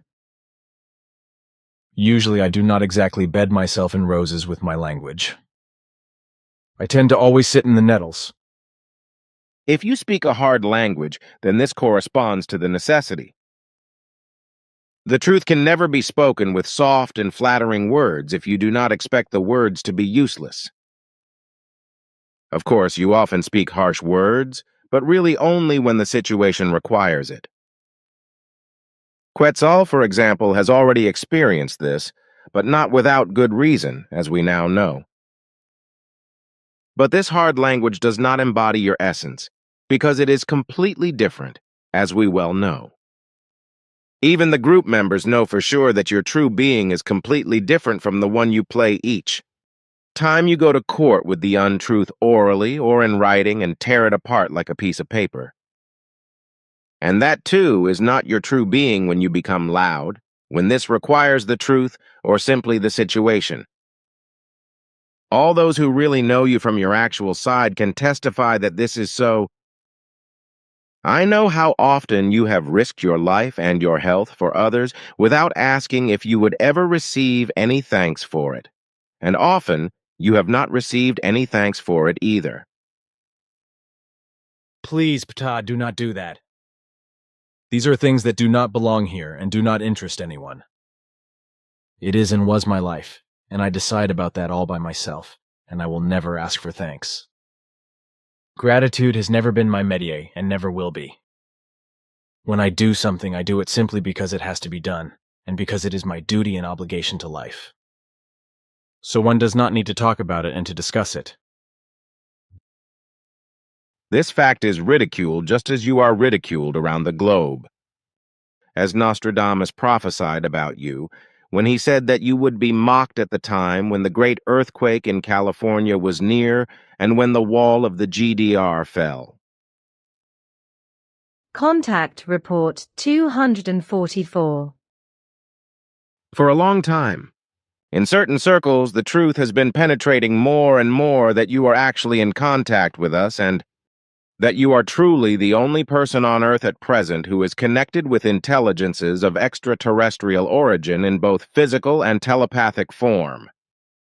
For this reason, on the one hand, attempts are made to disrupt or ridicule our contacts and connections by all possible means full of intrigues, while on the other hand, lunatics, the sick, those who are addicted to renown, and many others try to posture themselves in public in order to be regarded as something they imagine. These liars, cheaters, and swindlers, however, do not consider that we would never get involved with them, which is why their stupid and lying assertions have no truthful foundation.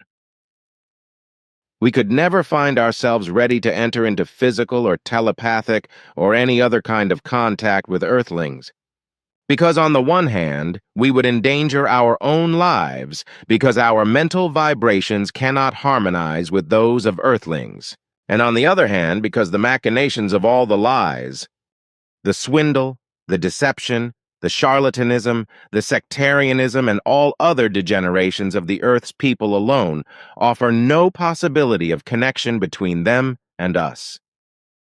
All the degenerations of human beings on Earth sufficiently prove that they are incapable of any contact with us, not to mention the impossibility of harmonizing the various mental vibrations.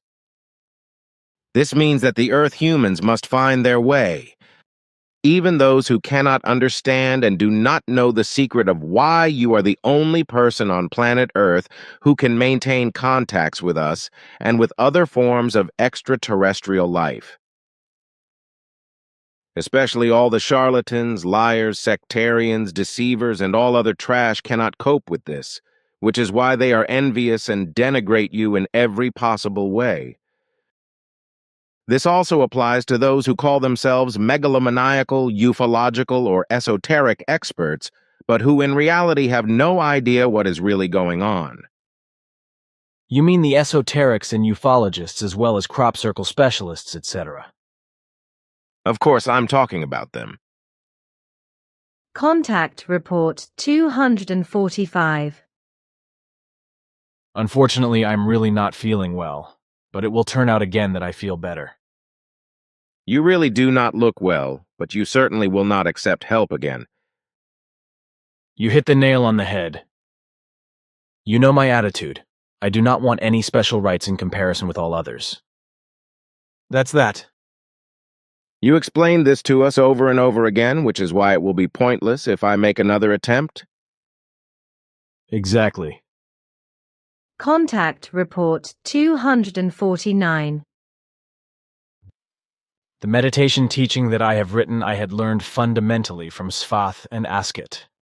Although I had already written a lot about it at a young age, before I brought it into its final form and published it in the 70s. And precisely because of this meditation or the meditation book, it has now happened for the second time that I was accused of having copied my scripture from another book. I am familiar with this stupid assertion. The book that is decisive for this, from which you are told that you copied from it, is titled Spirit Training Through Mindfulness. However, you should not be disturbed by this stupid slander because, as you yourself know, it is not based on truth in any wise.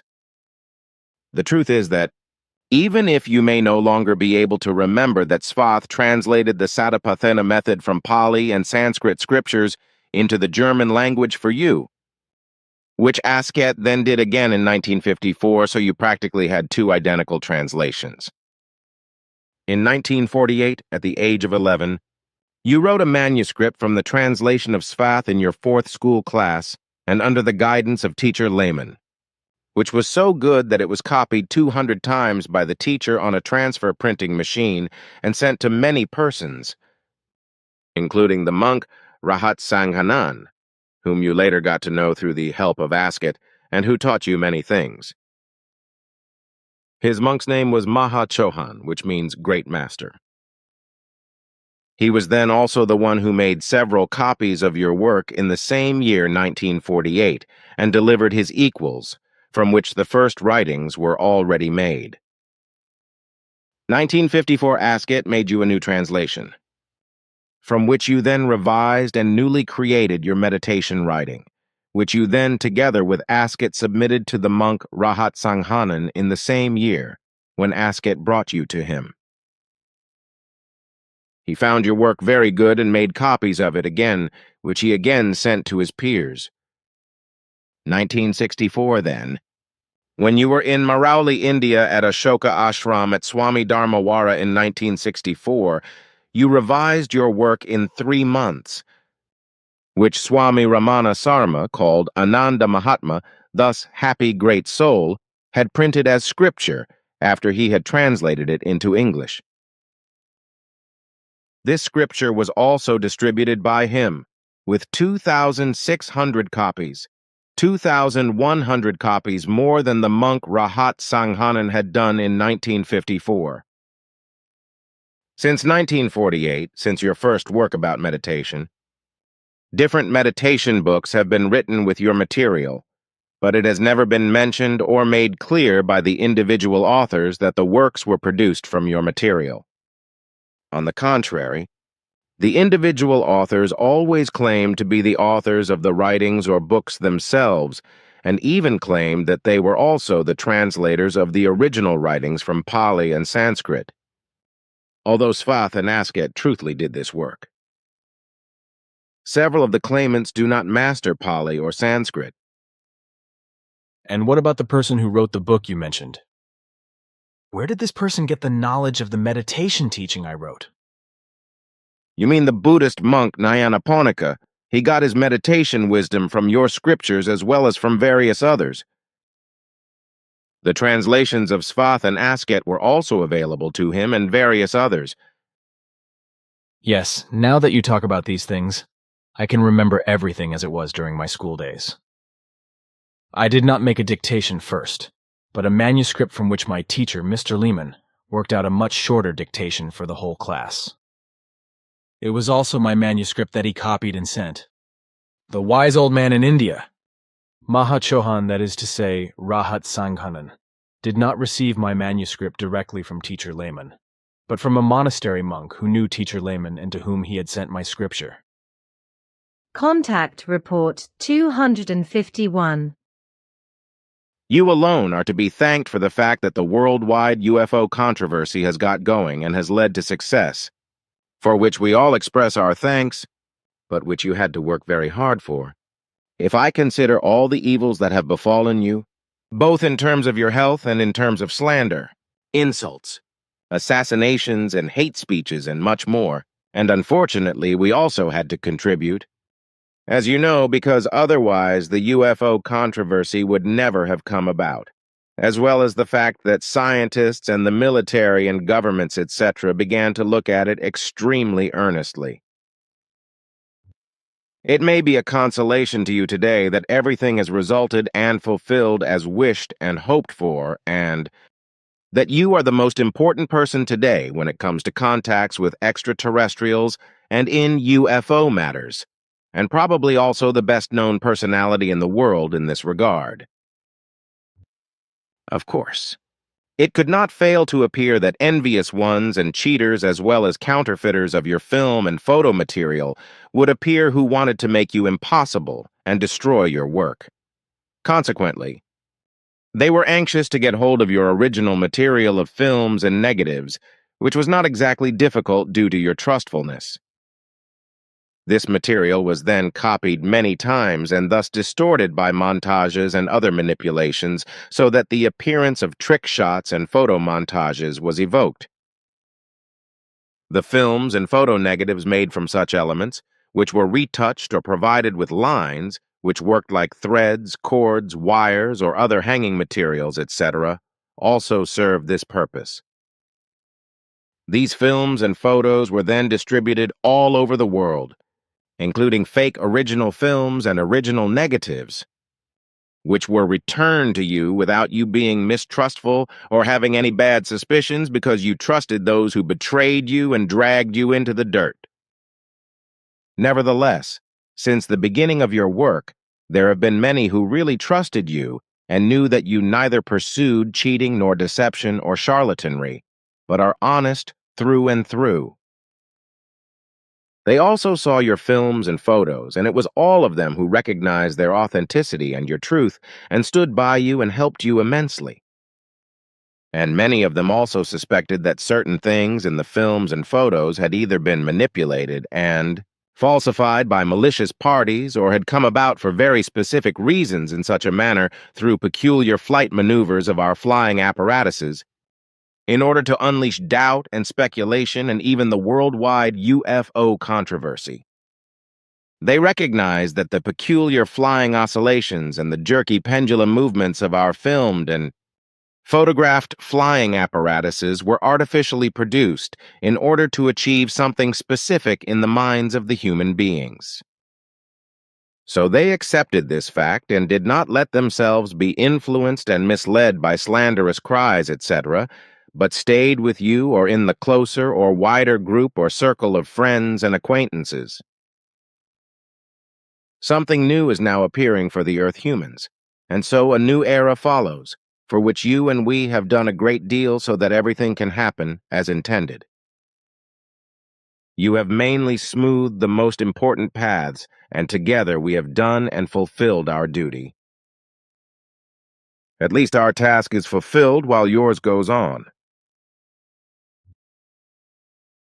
In physical and telepathic form, you are thus the only person on Earth who is in contact with us and has ever been in contact if we disregard those whom you knew and who died. What will it be like in the future if I have questions that I would like you to answer? It has already been taken care of that when important matters arise. that we then get in contact with you in telepathic form. You do not have to make much of an effort to reach us, because the control apparatus that remains above the center is aligned and programmed in such a manner that it picks up your telepathic impulses and then transmits a signal to me in many times the speed of light-fast form, after which I then contact you, which I, on my part, will also do if I have important information or instructions, etc., for you or the groups. So you do not have to make a lot of effort when you call me. So you do not have to bother for hours when I am not available. A simple telepathic call in simple form is enough to be registered by the control apparatus, whose signal is then sent out until I receive and confirm it. My telepathic contact with you then takes place as quickly as possible, in the normal way of spirit telepathy. For the succession of your person, there are no questions, as you yourself know very well, because Atlant Platon Socrates Bieri follows in your footsteps. It has been so determined since time immemorial. Contact Report 252. Atlant Bieri has been appointed as your proxy for life or as your one-time successor. He is also not one of the fallible. Atlant Platon Socrates Bieri proxy leader, successor leader. The proxy leader remains for the duration of the life of the current leadership and then takes over the leadership of the Free Community of Interests, FIGU, at the death of the latter, by designation for life.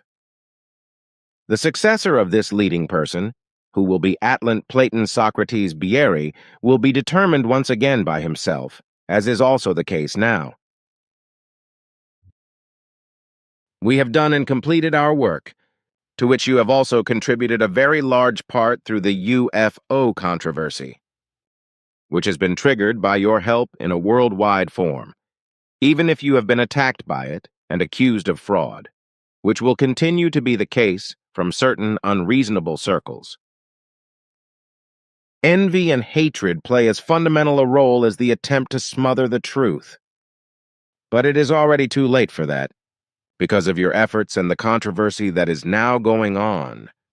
The authorities and the military, as well as the secret services, etc., will be forced to reveal their knowledge and their records bit by bit. This will not happen overnight, but the controversy will make it inevitable. You have laid out the seed and made it germinate, so that a fruit will emerge from it which will ripen, and this time is not too far away. But you must be aware of the fact that now more than ever attempts are being made to suppress the truth by all means, because certain circles, as you like to say, see their hopes dashed. Quetzal once explained that I had covered 3.5 million kilometers on Earth, of which about 1/10 was on foot. What time does that refer to? That was never explained to me, and there are always differences of opinion.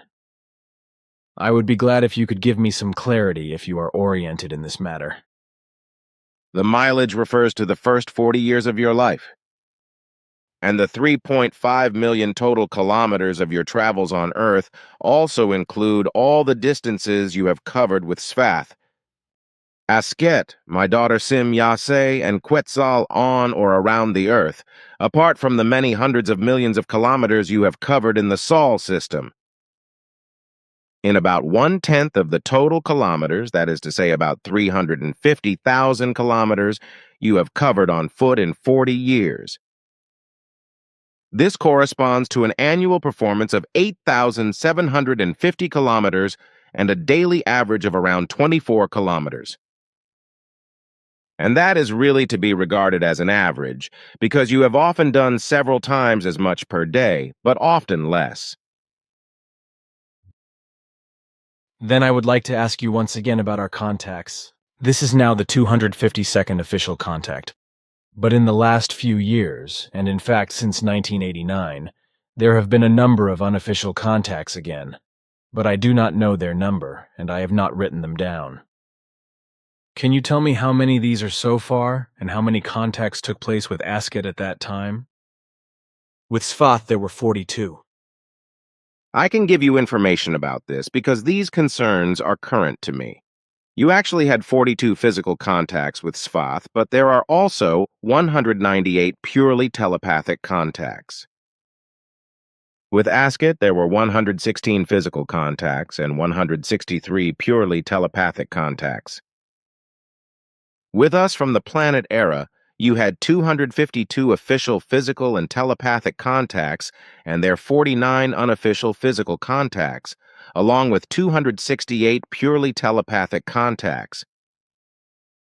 So today you can look back on a total of 459 official contacts that have taken place since your childhood to the present date of the 14th of February, 1995. Unofficial telepathic contacts totaled 629 until today. Contact report 254. A quick clarification was necessary, because not only are you impacted by the matter, rather also the photographic evidence that you have prepared according to our direction, in that you have photographed the pertinent flying device. Now these are the circumstances. We already worked with those flying apparatuses, which you call the cake ship in the 20s, but it was indeed only at the end of the 70s that they were brought to the required status for their use on the Earth. The form of these flying apparatuses was specially thought up for the Earth, for which reason we made the effort to transmit the entire necessary specifications for the design to terrestrial scientists through impulse telepathy so that, out of that, flying discs could be developed. This impulse telepathic information went predominantly to aerospace technicians, as I will designate these persons, whereby especially German engineers were included for this, to whom we transmitted exact plans for the external form, as well as certain technical particulars which were responsible to transmit. Thereby the German scientists also actually experimented, whereby they could construct halfway suitable flying discs, which according to our thinking at those times should have been used to constitute an air power through which an early brought-about world peace should have been achieved. However, the political machinations changed very quickly into a war-based direction, for which reason we brought an end to further impulse telepathic information to the German scientists and allowed the project to expire, whereby we, however, initially transmitted false information so that the flying discs could not be created specifically for warlike purposes. However, the plans existed furthermore in isolated copies because we could not obtain them all, which was, however, no longer bad, because these still existing papers were extremely incomplete and disappeared in this form. In practice, these drafts were only available as sketches, which only showed the outer ring and the underside of the flying device, while the extension underneath and the construction of the top were no longer available. And it is exactly these sketches, of the outer ring as well as its underside, which survived for several decades and reappeared in the middle of the 60s. Though this happened without our knowledge, because, since the disappearance of the sketches which had become useless, we concerned ourselves no further about that until just now, when you called Florina and communicated to her that you discovered that the forms of lids for large containers exist, which in their configuration and construction are made exactly the same as the lower ring and its underside of our flying device and show the same structure more than only approximately. And because you gave one of these kinds of lids to Florina in order to provide clarification, it was easy for us to compare it with the construction of the flying device, which made the astonishing sameness clear to us, which also gave us occasion to dedicate our attention to the matter. Therefore, we cleared everything up very precisely, and thereby found out that the sketches which surfaced again were evaluated in industrial firms and found application, and that these same sketches were utilized for the design and manufacture of forms of lids, which were completely atypical. Because until then, the designers usually only ever drafted forms of lids which showed simple lines, however, never forms which could be called futuristic and complicated. Thus came about the form of the lids for the container named by you, whereby the form of the lids, as I already said, is deceptively similar to the area of the lower ring and its underside, as is shown by our flying apparatuses which relate to this.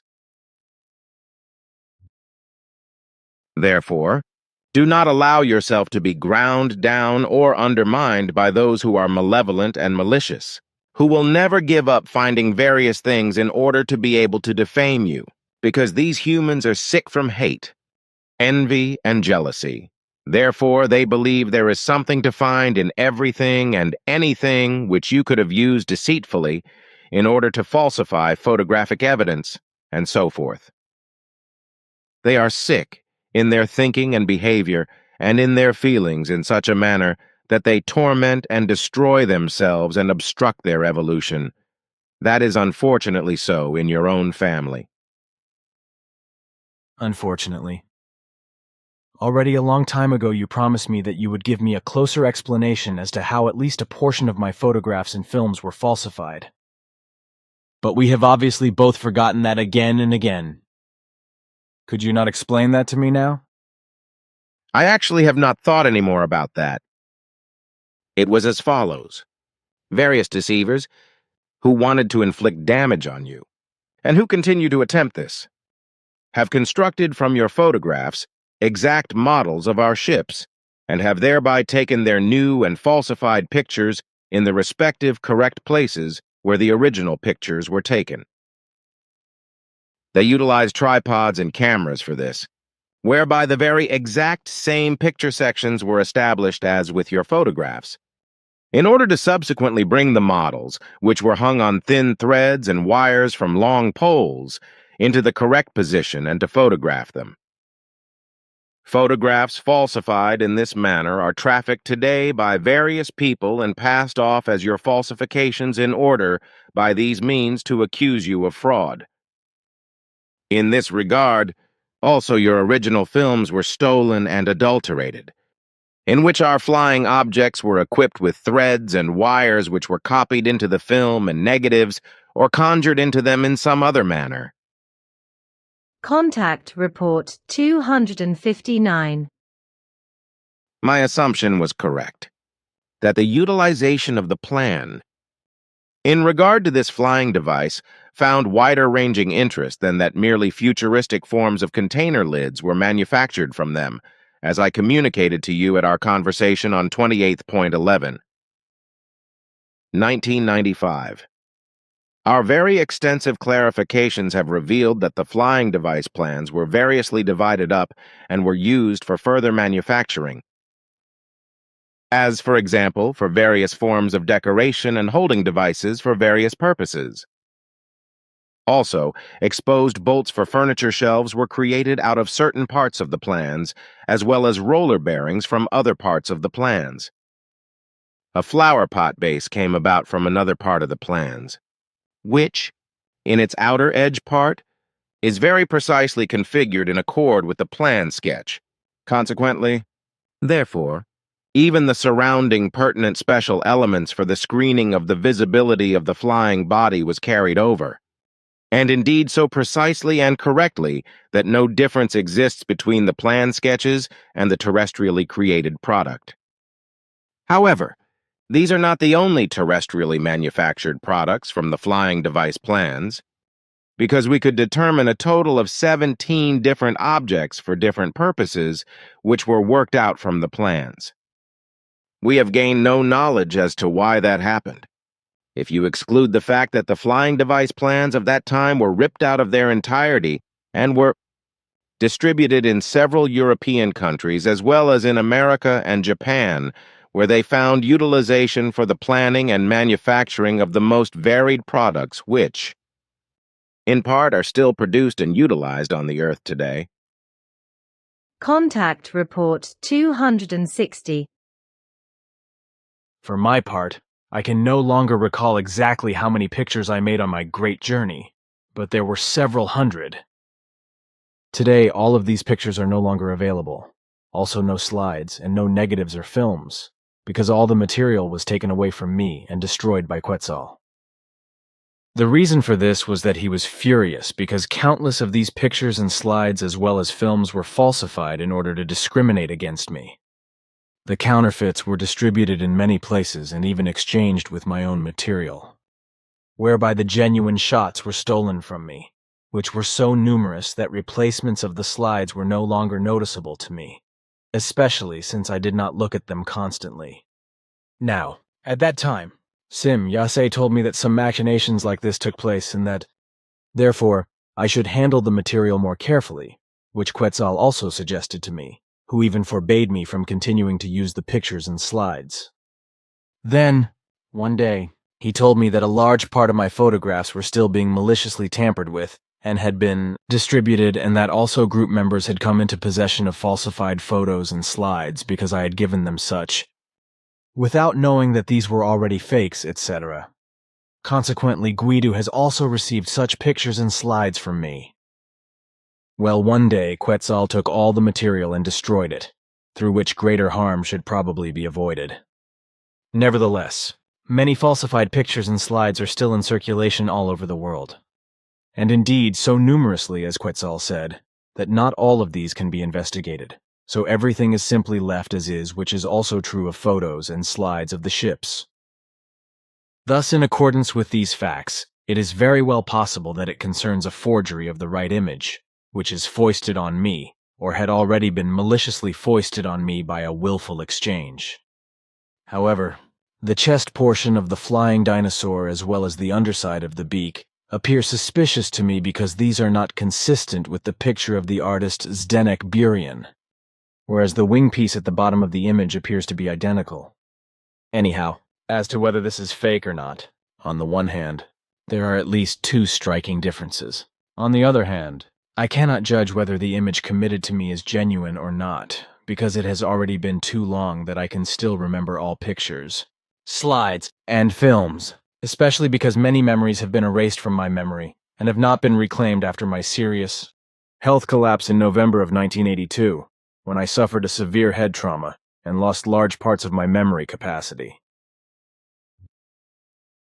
We and other persons in your immediate and wider vicinity, in accordance with our own and also your clarifications, are well aware that many of your photos relating to our aircraft and others that are connected to us were maliciously falsified or were even imitated from the ground up and became falsified in this manner.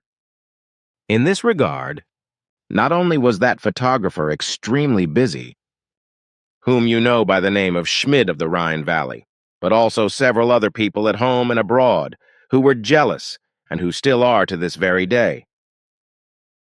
Among the forgeries and falsifications were not just the photos that showed our aircraft, but also those images that you made on your great journey. This is especially true for the dinosaur images as well as for the Apollo-Soyuz images, but also various other images belong with these. Overall, as we've determined through detailed investigations, you had made 1,476 photos with your Olympus ECR 35mm camera, as well as 34 films with your movie camera that you could use with just one hand. Of the photos, several hundred were stolen from you, and moreover, at least which we could clarify, 230 of these were falsified.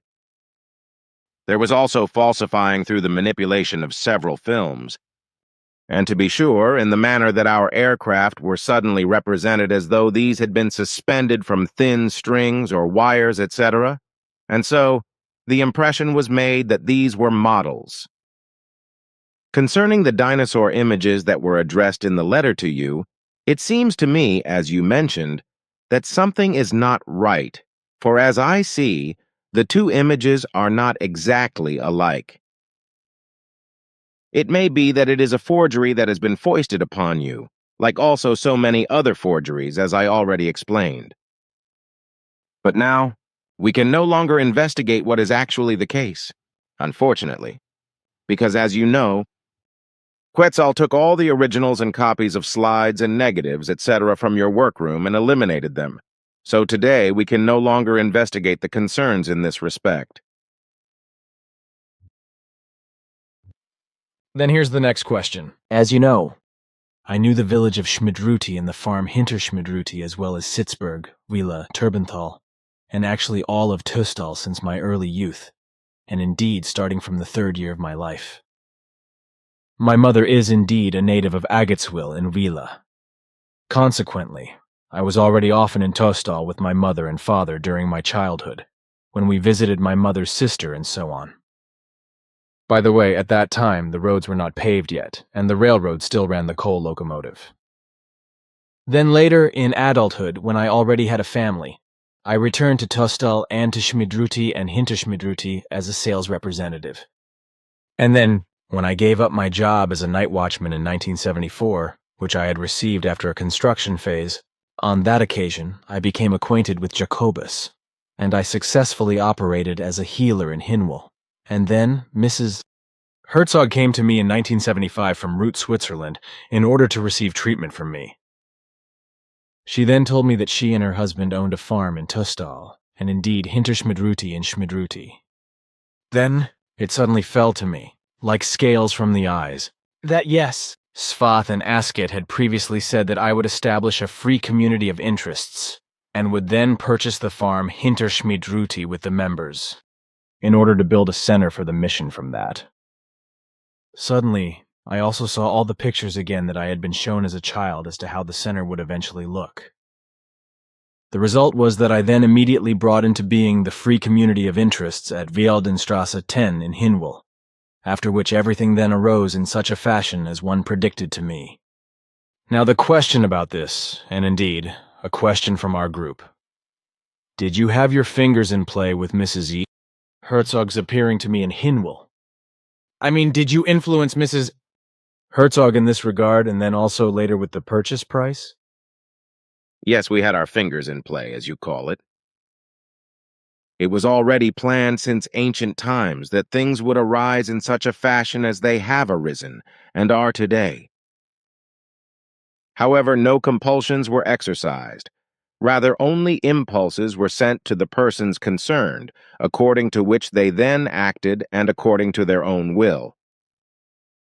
Contact Report 261.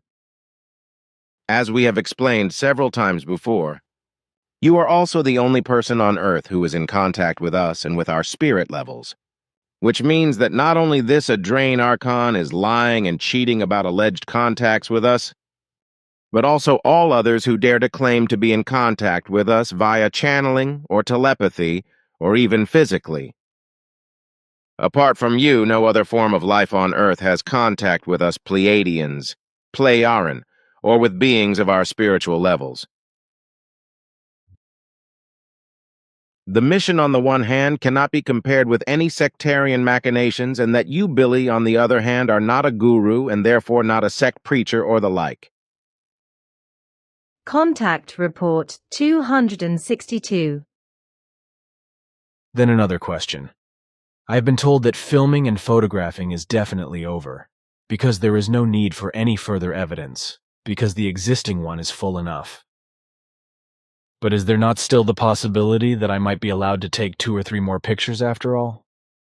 No, as far as I know, this is not planned, because the requirement for the creation of photographic evidence was already fulfilled at the end of the 70s and beginning of the 80s. Contact Report 264. Once again, I am concerned about something I do not quite understand.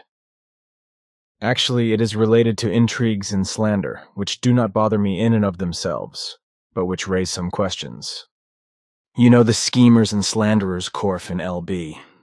Both have now made a new interview with my lovely estranged wife, my ex-wife, which they now want to spread around the world as a film in July, apparently together with an explanation or revelation regarding the 2 photos of Asket and Nera, which I am supposed to have taken from a TV set and which are not Asket and Nera, but the 2 American doppelgangers, which you listed yourself in the 39th contact conversation by saying that 2 young women live in America and work together in the same job, who are exact images of Asket and Nera.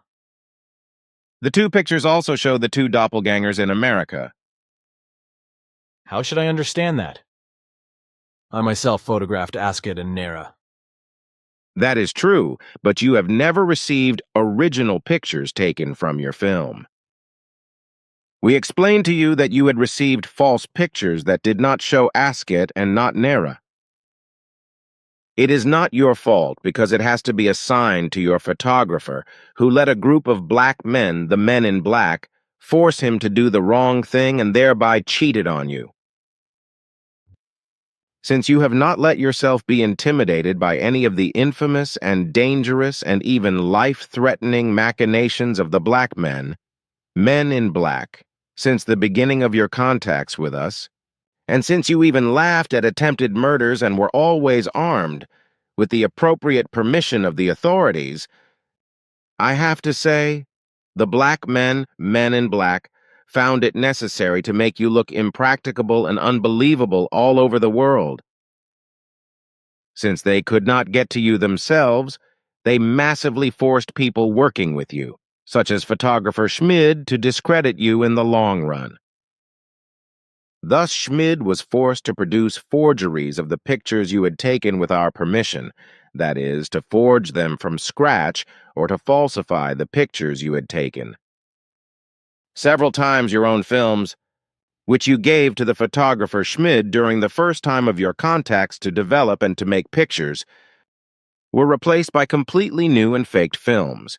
Consequently, you already received many false negatives and photos from the very beginning, or even faked pictures. This also happened with the film on which you captured Asket and Nera, and which you only got back months later, and which was in fact a product of the black men in black, who had found and photographed Asket's and Nera's doubles in America. After which the pictures were edited and handed over to you by Schmid. Of course, you believed that they were the originals, but that they were truthfully fakes, and your real photos were deceptively counterfeited. That is why you did not notice the deception, which is equally true for us. We only became aware of this fraud in the autumn of 1984, when we brought the pictures from you to Asket, because she wanted to have them. She noticed the deception immediately. Of course, consequently, we investigated the matter and found out that the black men in black, were responsible for the whole thing, and that the photographer was their coerced tool. Schmid made the false pictures on their behalf, and then submitted them to you as originals. So you were always of the opinion that they were your own pictures, also with regard to the pictures of Asket and Nera. It was precisely with regard to these pictures that we found out that Schmid immediately handed over the film handed over to him in this respect to the black men, or to the men in black, as they are called in your ufological circles, as the case may be, who within just a few days were able to locate and photograph the Asket-Nera doppelgangers in America several times, so that the two pictures known to you were created and handed over to you.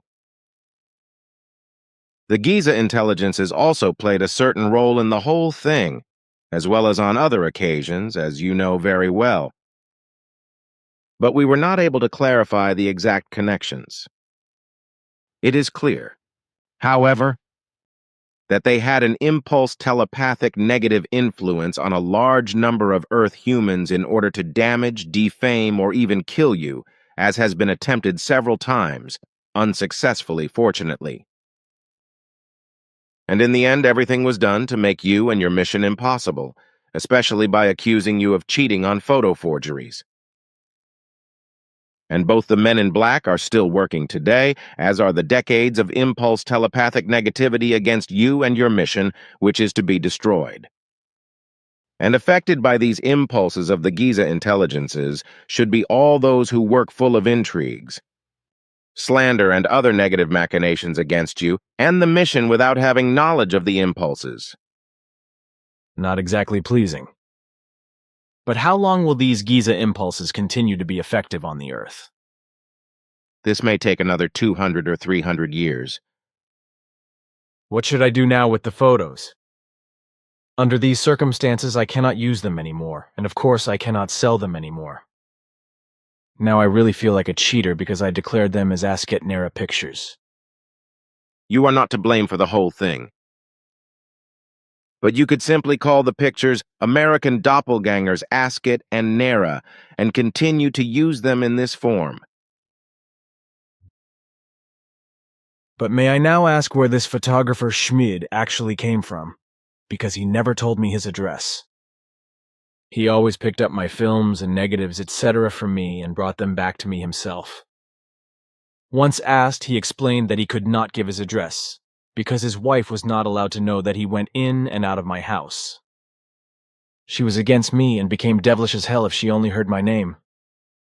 He only always said that he came from the Rhine Valley. The man died years ago. Your question should therefore be superfluous. I just want to say that it was a lie that he lived in the Rhine Valley. The reason, however, that he did not give you an address must have been that he was under the pressure of the men in black, who really threatened him massively. How could the men in black find the two Americans so easily and quickly, and also photograph them in the desired form? The men in black, as they are always called because of their black clothes, have always had undreamt-of possibilities for ordinary humans and citizens, which made it easy for them to find the two young artists. In fact, nothing remains hidden from these extremely unscrupulous men when they get involved in something. The pictures made of the doppelgangers, of which we actually told you on the 3rd of February 1985, were not made directly with the two young women, however, but were copied from a screening film that the men in black got hold of.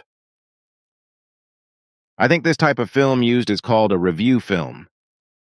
In any case, individual images of it were copied out, whereby the men, together with photographer Schmid, selected those which were most similar to your images of Asket and Nera, which is why you could be thus deceived.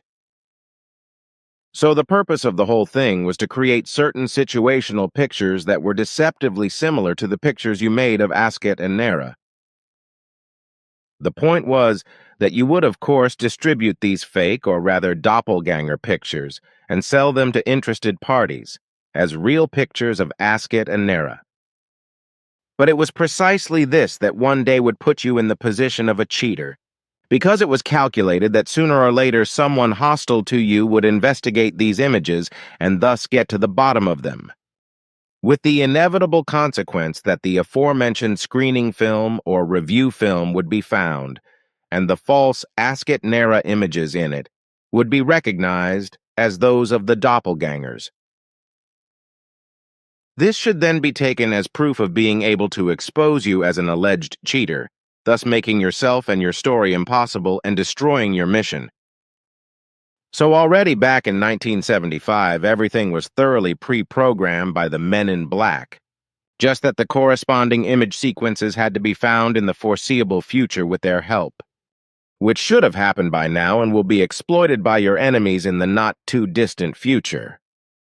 And these enemies against you and your mission, that is beyond doubt for us, are all purely Earth-human persons, humans whose spirit forms originated on Earth, who are under the influence of the Giza impulses, which are still effective for a long time.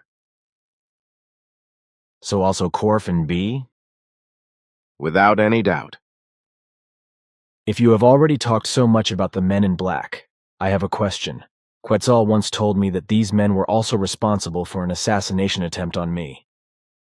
What attack was that? It is not just about one attack. Because of the 15 attempted murders so far, 11 truthfully go back to the men in black. I thought it was just one. The second attack was carried out by a fanatical Jehovah's Witness who tried to shoot me in Hinwil through my office window. Another time, the Giza twerps were involved in an attack when lightning struck me out of the blue, and so on. Once Jacobus Bertschinger and the brothers Hans and Konrad Schutzbach were there when a bullet hit me on the armor plate in front of my chest. Once Silvano Lehmann stood next to me as a bullet hit the ground next to my feet. And also Wendell Stevens was once there when a shot was fired, and the bullet hit only a few centimeters next to my head in the wall, etc. Well, it has been asked of me if when I leave this world, so when I pass away, then the contacts with you will end for good, or if someone else is intended or wanted for further contacts with you. Physical or telepathic contacts will no longer be continued. But only the existing impulse telepathic contacts, as well as new ones of this kind, of which those affected have no knowledge and therefore do not know that they will be under such telepathic impulses. But now I would like to thank you for giving Florina permission to have her beamship photographed by Edith while she was in Luino. Her photo is well done and the beamship is well recognizable high above the Lago Maggiore. I had different enlargements made of the picture, on which the ship is clearly recognizable as that of Florina's. I would like to say that it would be very gratifying if other members of the group could take pictures of one of your ships here and there. There would be further proof that you and your aircraft actually exist, and that I was not the only one who could photograph Pleiadian Playaran beamships. It was a pleasure for both Florina and for me to give Edith such an opportunity. But this had its special reason, as Florina explained to you. So you can assume a real exception in this respect, because we have no need to provide further evidence in this regard. Furthermore, your existing image material should be enough proof of our existence and that of our aircraft. Nor do we want any further evidence of our aircraft and our existence in any form whatsoever, for what had to be created in this regard has been done. And what about it if I want to do a further analysis regarding metal pieces, etc.? Also, these and all other materials are included. Also, with that was done what had to be done and clarified, so more is not to be done, and we also do not wish that more is done in this respect. You can also find the reason for this in the fact that all the evidence supplied so far has been fruitless, and that it has even been accused of fraud and the like, which proves to us that evidence of this kind is pointless, and that the Earth humans, at least the negating ones, are not yet in any way capable of recognizing and accepting the truth. 123.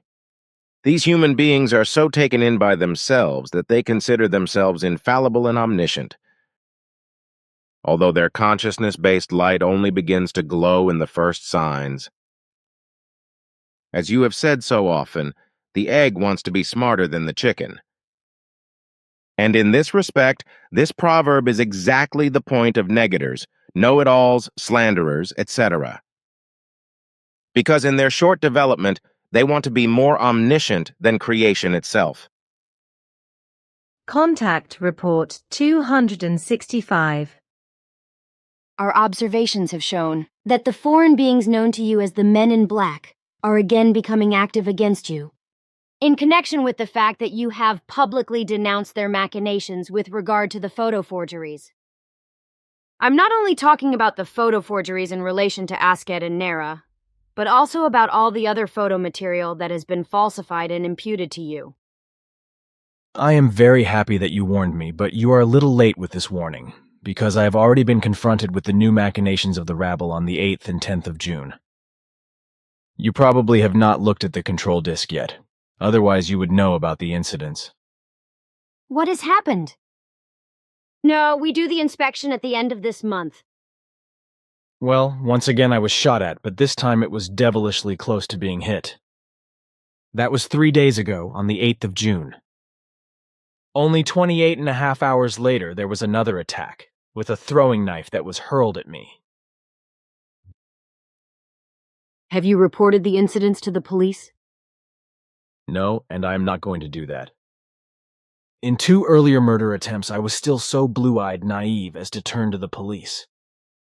They, however, only trivialized everything, and tried to attribute other facts to the whole thing, although there was at least one witness present who confirmed my statement. That was enough for me because I can joke around with myself. I really do not need the police for that. I know that several witnesses were present when the assassination attempts were made on you. That is right, and they testify to what happened. Nevertheless, they even accuse me of lying and claim that I committed the attacks myself, or hired other people to shoot myself down, or have myself murdered in any other way. You cannot be serious. But it is, because certain enemies do not shy away from slander, nor from assassinations. I think that the attacks are less based on Earth-human initiatives than on the machinations of the Men in Black, whereby this rabble influences unstable Earthlings who then attack me. This also corresponds to what we know. The influences and the related possibilities with regard to the post-hypnotic exercise of coercion on unstable Earth humans are extremely distinctive. Then the assassin Earthlings are under post-hypnotic coercion. That is the meaning of my words. Those under compulsion cannot act otherwise. But one thing amazes me. How can the people who are forced to do so always disappear so quickly and soundlessly? They are programmed by post-hypnosis to carry out the attacks in certain places, from where they can also silently and quickly remove themselves again. One peculiarity is that they never wait for the result of their attack, but leave the place immediately after the attack or hide in such a way that they cannot be found. This also means that they are forced by hypnotic commands to wear light, fine shoes that hardly make any noise. The clothing must also be adapted to the surroundings of the previously scouted out location. Although I know the reasons why the Men in Black do not appear to me themselves, I still find it strange why I have not seen anything of these rascals for years. The last time was when the guys attacked my daughter Gilgamesha and apparently wanted to kidnap her. It's not that strange, because at least the group of these foreigners who were up to no good in the first few years are prevented from appearing on the center grounds themselves by a reporting system we installed. However, if they were to try this, which was the case several times before, we would immediately take action against them, which they find extremely unpopular, so they disappear without a trace, without us being able to decipher their flight coordinates for their leap in time, because they are so cleverly coded and torn that we are not able to decipher them even with our best technical means. Which is also the reason why we have not yet been able to put their evil handicraft to them, as you like to say. But to my knowledge, Ptah told me, there is also a group of men who are controlled by the Earth authorities, who only dress in black and drive around with black bodies to put pressure on so-called UFO observers, and so on. That is right, but they have not played a role in your case yet. Did they have anything to do with the Secret Service agents who were on me? No, in no way. But now it makes me wonder whether the Earthlings, who are under post-hypnotic pressure, cannot defend themselves against it. They are all unstable Earthlings who are chosen for the purposes of the assassinations. And of course they are not able to defend themselves against them in such a way that they can free themselves from the coercion. Such impulses may well appear in them, which then makes them uncertain about the execution of the deed, which was often your happiness, but they cannot disobey the order. Contact Report 266. We also did not expect you to be attacked again, but we thought that these machinations were finally over. The whole thing undoubtedly leads back to the Men in Black, namely to those who do not have a form of governmental secret service. According to the records of the control disk, the assassin was undoubtedly a human being from Earth, who nevertheless is a resident outside the control field, because outside the control field, his trail is lost. Of course, we could find the man, because he was one of them. But that should be useless, because he certainly does not know anything about the tele-hypnotic influence and command by the Men in Black. We are certain that he carried out the 2 assassinations without being aware of it, as was also the case in the past with all other attacks for which Earth humans were hypnotically forcibly abused. So both attacks were committed by the same person? That is what I said, yes. And for you, caution is required, because as we now judge the matter, attacks on your person's body and life can occur again in the future. So I think it is good that you carry your gun again. Unfortunately, I can only do this on the center grounds in the immediate vicinity, because the authorities do not allow me to carry a weapon outside. I am aware of this, but the danger on the center grounds is greater than elsewhere outside, even though there have been several attacks on you in other places, which were not harmless either. Even though our control sensors can prevent the particular group of men in black responsible for the attacks from entering the center grounds, they still have the opportunity to inflict damage on you by unstable Earth humans with telehypnotic influences. Contact Report 269. Recently, I have been asked that it seems almost unbelievable that I have survived 16 assassinations so far with practically no damage. Of course I know why this is so, but you forbid me to talk about why I was so lucky every time. What is it like today? Does the whole thing still have to remain a secret? It must, for your own protection. If the secret were revealed, the danger would be much greater that you might actually be harmed. We still think that you will not be let out of our sight and that you may be threatened by another attack. Contact Report 271. What I would like to say, however, is something that refers to the video and eyewitness video prepared by FIGU group members, later deemed poorly done, or to the statements of the group members, who repeatedly refer to you for explanations of their experiences and constantly say that they have asked you for your opinion, whereupon you again should have made an explanation. This is very unfortunate and poor, because it gives the impression that the corresponding group members themselves are not rational enough to make their own judgments about something they have experienced and about certain events. And since they always state that they then asked you about an explanation and received a corresponding answer from you, the impression also arises that these and all other group members are dependent on you and in bondage to you. This in turn leads certain hostile people to the guru image which they make of you and which they then spread. These are facts which are extremely regrettable and may not appear in an informative video. Contact Report 273. Our friend Edward writes down the conversations at a later date and hands them out to the group members, whereby the reports also reach interested parties in the public. He can retrieve our conversations from our registration devices and write them down. Contact Report 275. Years ago, I had been told that you would not present yourselves anymore, neither as persons nor with your flying apparatuses. But now what happened during the last 2 years contradicts that. Above all, however, it contradicts what Toron has already done twice, namely that he's been circling around the sky openly and visibly. How does that reconcile with what you told me earlier? The thing is, Florina showed herself to Edith with all our consent, and then we noticed that quite pleasant things were happening in Edith as well as in various other group members about this. That is why we gave in to Toron's request when he asked if he could openly and visibly move over the center, which he did on the night of the 28th of May of this year. And again we noticed that it was good, and that visibly fruitful changes were taking place in different group members.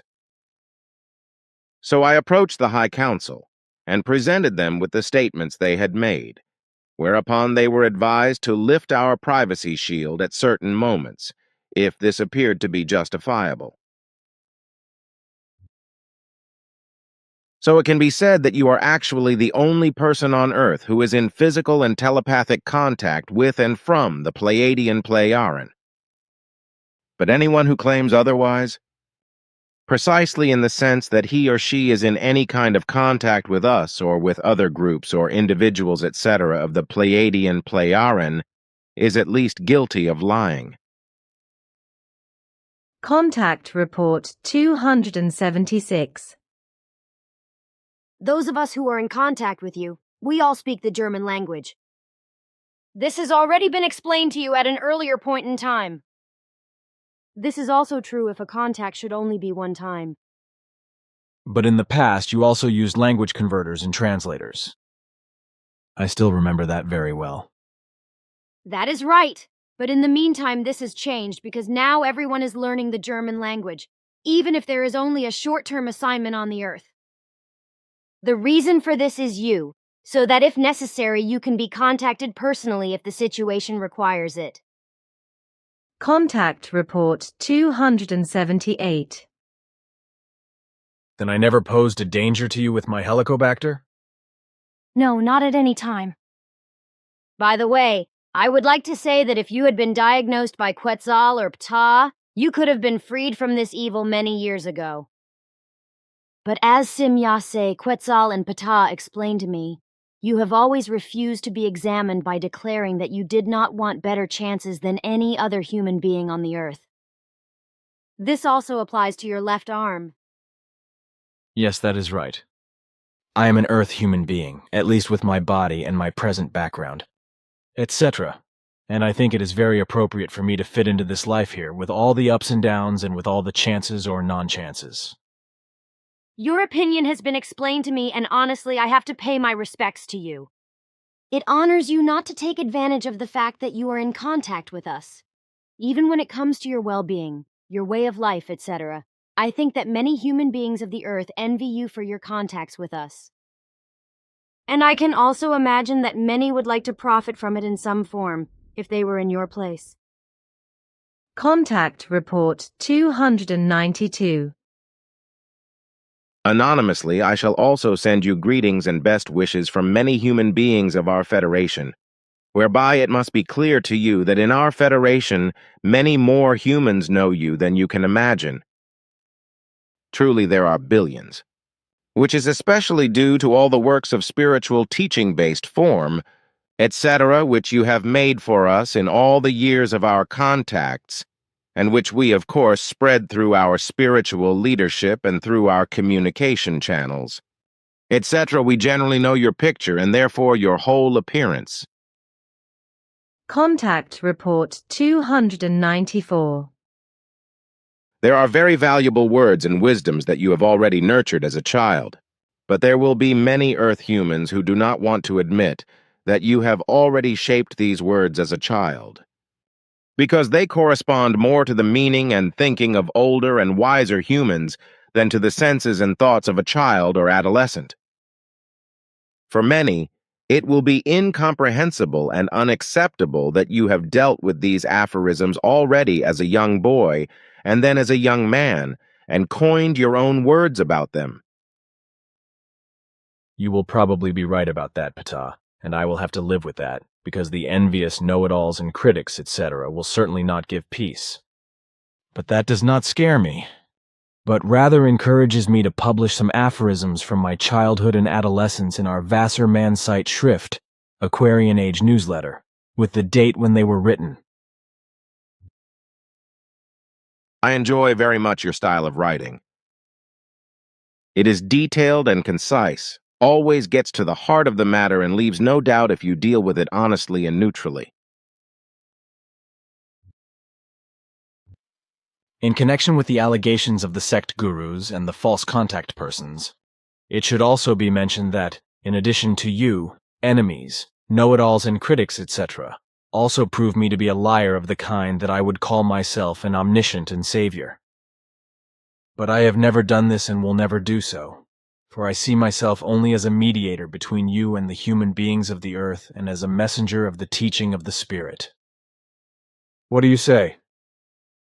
There can be no question of this, for you have never seen yourself as an omniscient or savior since your early childhood and until today. Nor have you ever spoken such nonsense. Such a thinking, feeling, or doing would fall completely out of your nature and contradict your whole being. And what do you think about our Figu Association being called a sect?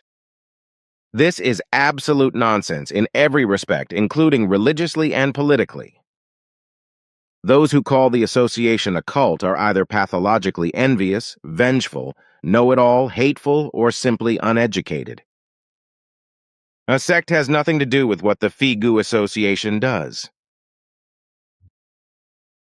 And as I said, as mediator between the Earth human and us, serves thereby our only contact person living on Earth. Namely you, Edward, to whom you are called Billy, according to your destiny, together with the name Edward Albert Meier given to you at birth. And you too, as our messenger, are not omniscient and not salutary, for knowledge and salvation must be created by the earth human himself or herself. Contact Report 295. If you have enough time, then I would like to ask you his Zafanat Panish and my questions. Of course, it is also a great honor for me to be able to help both of you with my advice or with possible explanations, etc. Even though I may wonder some other time that you and Zafanat Paneach do not turn to your advisors who you can visit at any time. We have placed our trust in you and greatly appreciate your advice. This sounds as if you have less trust in your counselors than in me, or am I mistaken?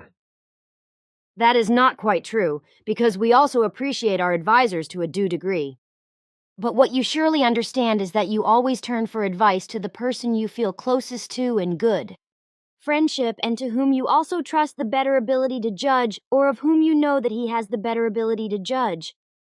And since we know your origin and history, as well as Pa and all others, and also our spiritual leadership, and since we also know that at any moment, should it be necessary, you can also retrieve the values of necessary explanations and advice, etc. stored in the memory banks, we turn to you as well as to Ptah and the others.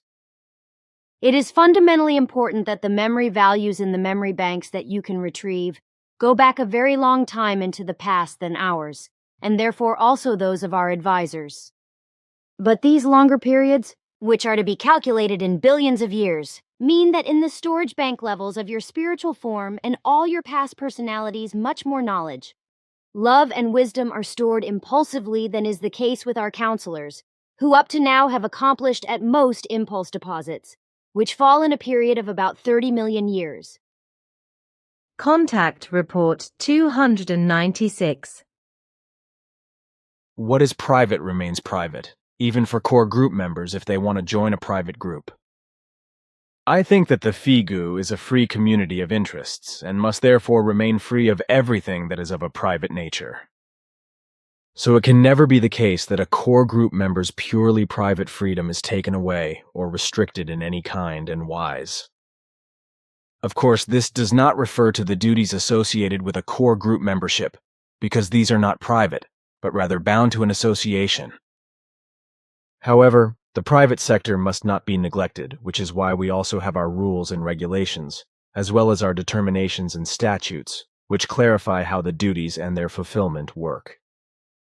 And it is not acceptable that we interfere in the purely private interests of the individual core group or passive group members, because these are neither association servants nor association slaves. In short, private remains private. This should say everything necessary. This should also put an end, as the erroneous ones claim that we bombard our members with a doctrine of salvation that restricts their freedom and misleads them and directs them with dictatorial power. Yes, I know these crazy speeches from know-it-alls, vindictive, envious, and misguided ones. And in this regard, I can only say that neither we nor you bring a doctrine of salvation of any form. Your teaching is the teaching of the hard life, from which the human being on the earth must laboriously work out his or her salvation through the perception of reality and truth, as well as through cognition. Cognizance, love, knowledge, experience, lived experience, peace, freedom, balance, joy, wisdom, and harmony. This means that the human being must work out and shape his or her life, their happiness, and all their progress themselves with great efforts. You bring through your teaching only the necessary information. Guidelines and directions, as they are also in our sense, but the earth humans themselves must take them up, achieve successes from them, and make them usable. However, this requires that they consciously create their own thoughts and seek and find the possibilities and the truth in order to then live according to them. All of us, and especially you, we are not bringers of salvation. Quite the contrary, because we show the hardness of effort and learning from which the earth human can work out their intended salvation on his or her own and only for themselves. We are only signposts. The steep and stony path to success and salvation must be walked by the searching and truthful human being himself or herself, and they must accept all efforts and hardships. But this can only be done by the person who recognizes himself or herself and grasps and fulfills the responsibility for himself or herself and their life. Contact Report 299. We are doing a training course that integrates your insightful teaching parts. Does your spiritual leadership really not have any teaching pieces in this regard? No, we actually need to draw on your enormous knowledge in this regard. For us, it is all new knowledge. Beautiful. I like doing the work for you very much, but unfortunately I always fall behind with my work, which I also have to do for us Earthlings. This is probably correct. But I would like to ask you to do what is necessary for us, because we are dependent on it, because we simply lack the necessary knowledge of all the facts that you have given us so far. We will only be able to work and research more deeply with it if we can use your ongoing explanations, which have so far proved to be correct and furthered us. Everything is so amazing and valuable to us. You could have taken everything out of the memory banks. Unfortunately, that is just not possible. Why not? You know better than that. You mean because of the coding of the findings, etc.? That is what I am talking about. What if I give the code? That would certainly be unwise for many reasons, which is why we want to leave it alone, so that you can prepare the necessary explanations and teaching material for us yourself and send it to us. As you wish. Contact Report 845. Your words prove that which your conduct enables you to do, which is to fulfill and master that which is the requirement of the propagation of the teaching of the creation energy.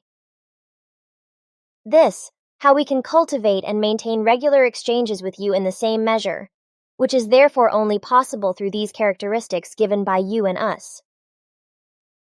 If this were otherwise, then it would be impossible, not only in a solitary sense, to maintain contact with you, because the general behavior, mentality, senses, and other perspectives of Earth humans would be detrimental to us. This is the general result, and is customary, as I have learnt, and consequently, it would not be possible to keep company with them. This is not to be said only in passing. For what has been mentioned determines that we can only maintain our interaction because your behavior and senses and aspirations do not correspond to the norm of the general. The purpose of the practice of teaching human beings is not to want to be great oneself. For this reproach was thrown at me by telephone the other day, scolding me and accusing me of only bringing the teaching in order to earn money with it and to make myself great. But if I want to take a stand on this, then I can say with a really good conscience that I have never drawn even one red penny for myself or my family from the propagation of the teaching. On the contrary, I have invested my entire fortune in the building of the center and its surroundings, as well as in the mission, whereby of course all members have helped from the very beginning with their monthly contributions and still do so today, even the passive members. I have also always used donations to myself personally for the upkeep of the center and the mission, and never used anything for myself.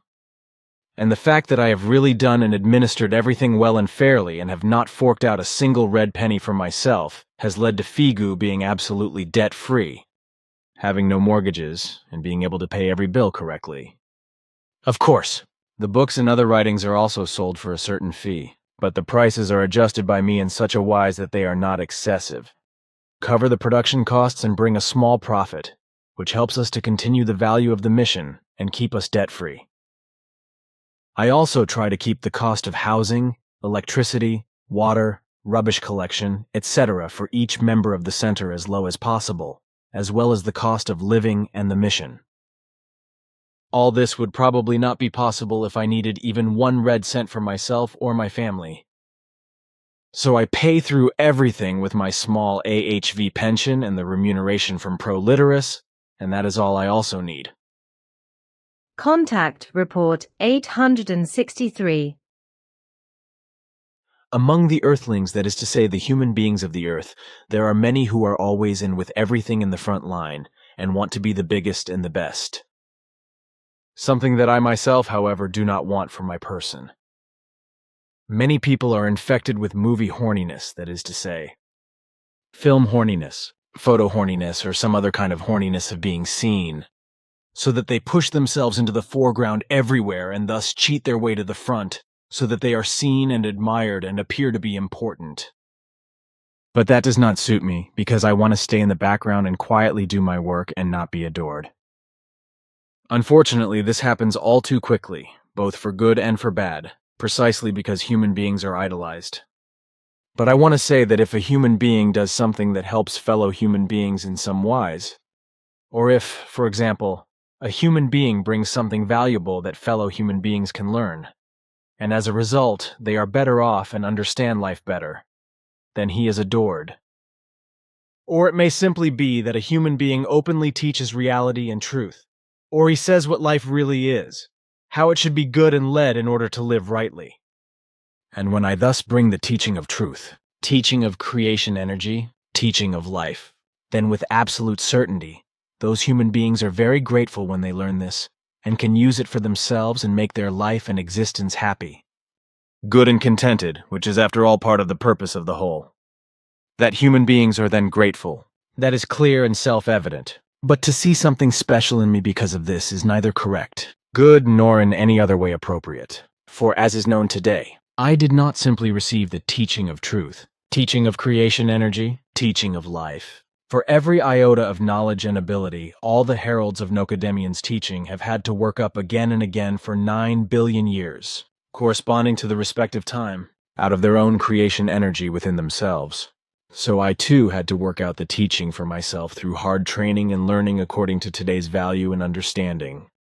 Just as every other normal human being must also laboriously learn everything himself and keep it in his consciousness for the time of his development for his life. But he can only do this if he keeps on learning and never gives up in this respect. This is something I learned very early in my life, on the one hand from my mother and father, and on the other hand also from Svath, who were very good teachers to me. Contact Report 864. Here I have what Bernadette has painstakingly compiled and listed regarding how many A4 pages I have written so far over the years regarding the mission. That is interesting, but it does not include that which you have written for us, and which comes to us directly and automatically from your computer and is not recorded on your device so that it cannot be read without authorization. Your work in this regard is supervised and processed by me personally, as I have been instructed to do. Your work in this regard, as I know exactly as a result of my work, since 1975 up to the present day, comprises 26,412 A4 pages, as you call the format of the writing pages. So here are Bernadette's lists, which she had to spend a lot of time and effort on. This is nearly half note. It's just under 67.5% of what you wrote in terms of courses for us. Contact Report 865. It is enough that my photos of Simyase's beamship are called fake by negators. Know-it-alls and other idiots, and also the contacts with you are called lies and fraud, although everything can be proven to be genuine with evidence and witnesses. I am also not concerned with the idiocy of a record breaking, or with being in the foreground and wanting to be the best and be adored. Contact Report 866. Your detailed answer actually concerns a very important factor of the creation energy theory. That is so, and it is, after all, my task to teach this to the human beings of the earth. Contact Report 869. As far as my person is concerned, I am not at all keen to go public with lectures, etc. Because firstly, this is not my task and mission, for this lies solely in bringing the teaching of the truth, teaching of the creation energy, teaching of the life to the human beings of Earth. However, this is done in such a way that it is set down and recorded in written form and disseminated in this wise, so that every human being can take it up and learn it of their own accord through their own determination, will, and initiative. Through these teachings, human beings on Earth should fathom and get to know themselves, and also, through knowledge of reality and its truth, shape and mold their character, their faith, free, valuable, open, clear, and very own thoughts, and from this, their impeccable behavior in order to become true human beings. My own personality is only important as a bearer of teaching, but not as a person of worship and admiration, because I am no more than any other human being, just a human being. As such, I am not eager for adulation, special value, or any other speciality, and publicity lust is as far from me as effectively the end of the immeasurable universe. I am also not fond of megalomania or any kind of self-importance, which is why I do not want to present myself in public or be praised. Basically, I do nothing other than what every other righteous human being also does, namely my work and duty. Contact Report 875. I am not a publicity-hungry film star, or otherwise keen to be something special or otherwise big in public. Suffice it to say that I have had to work 3 times or so for film work. Japan, USA, and Mexico, and a few times for an interview for the German section. All because you wanted me to and thought it was necessary to make it known that you are here endeavoring to ensure that the truth finally penetrates and peace is established among the peoples of the earth. You even tried to reach 3 specific governments through me in order to present your advice on global peace. Everything was supposed to be such that you did not want to come into contact in anywise with the foreigners, so that I would only operate as an intermediary, and it would be known that you Playaran were behind everything. But those responsible in the governments of America, to whom we first wrote, Wendell, Lee and I, yes, it was America, of course, found it necessary to make stupid and also power-hungry demands, which you could not accept, and therefore withdrew your endeavors before it could even come to the point of establishing a connection. Consequently, the 2 other governments were not contacted, namely, and because the same would have happened at that time, whereas with everything would have been ridiculed because the truth is not accepted and the intellect is lacking in order to recognize it. Moreover, this is because the majority of those at the top of the governments consider themselves to be the ultimate above the population and only judge and see them as stupid and crazy and as uneducated idiots anyway, as their Pope also does. Contact Report 876. Well, our contact reports were also falsified early on.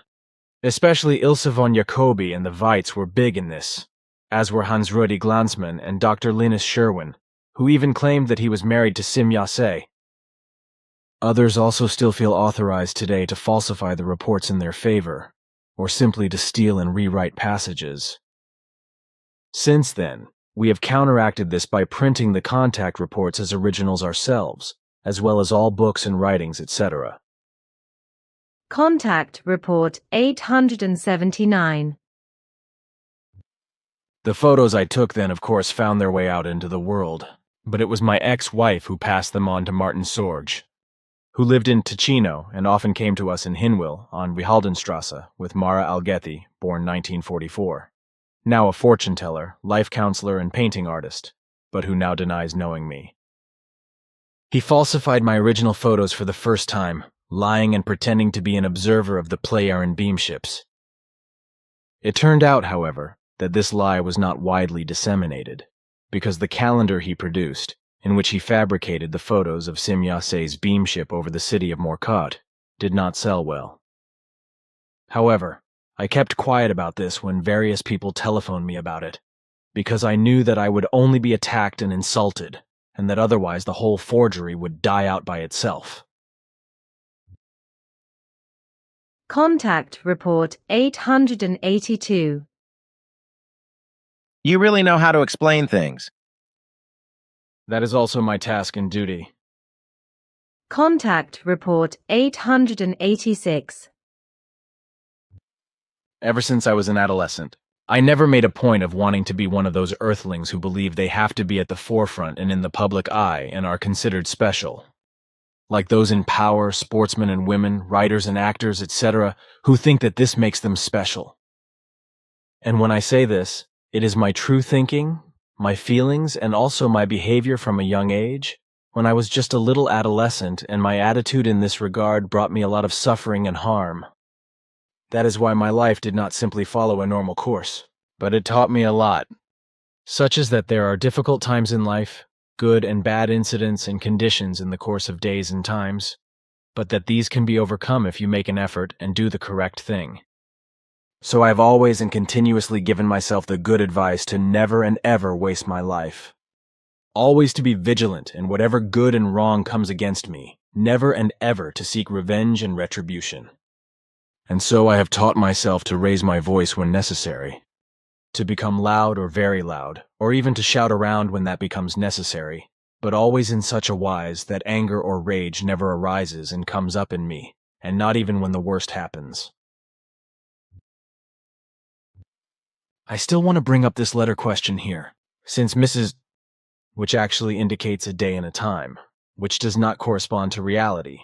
If we conduct our conversations time-shifted and also day-shifted, as this was just mentioned once.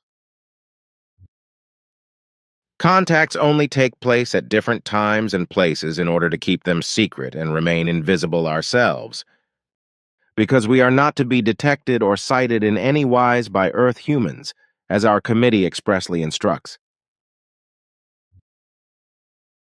Our people here at the center often experience and can testify in various forms that I am called by you, such as you calling me on the phone from the office when Eva or I are not in the offices. This is when I am not alone, but with someone in the parlor or in the kitchen having a conversation. This is one way of calling me, whereas otherwise, if I am having a conversation with someone in the office or something, then you will rumble around in Ava's office so that I check and find one of you there, so of course I have to send the person in my office away. One of your favorite things is also to open the front door of Ava's office and then slam it shut, so that I naturally have a look and find one of you outside waiting for me to clear my office again.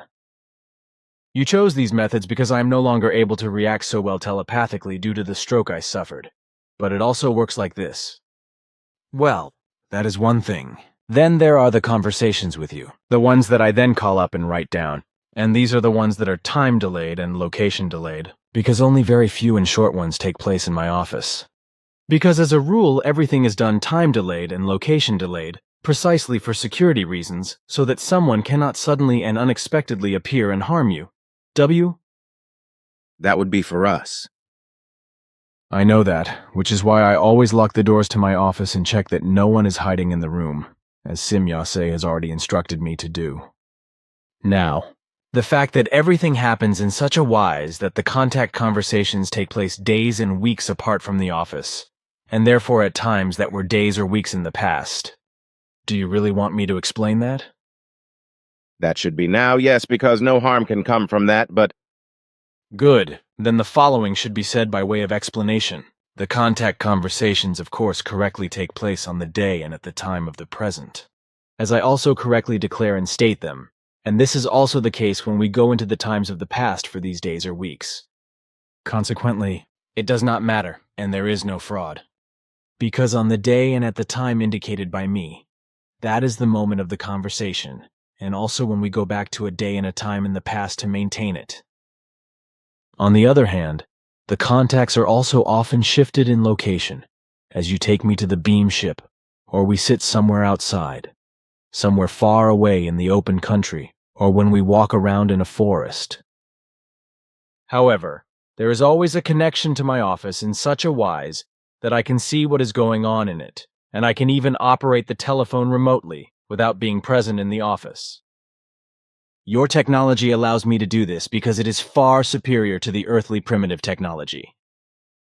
Unfortunately, there is no solution to the problem of being able to go to Ava's office door when someone rings the bell or even bangs on it, which I can also hear.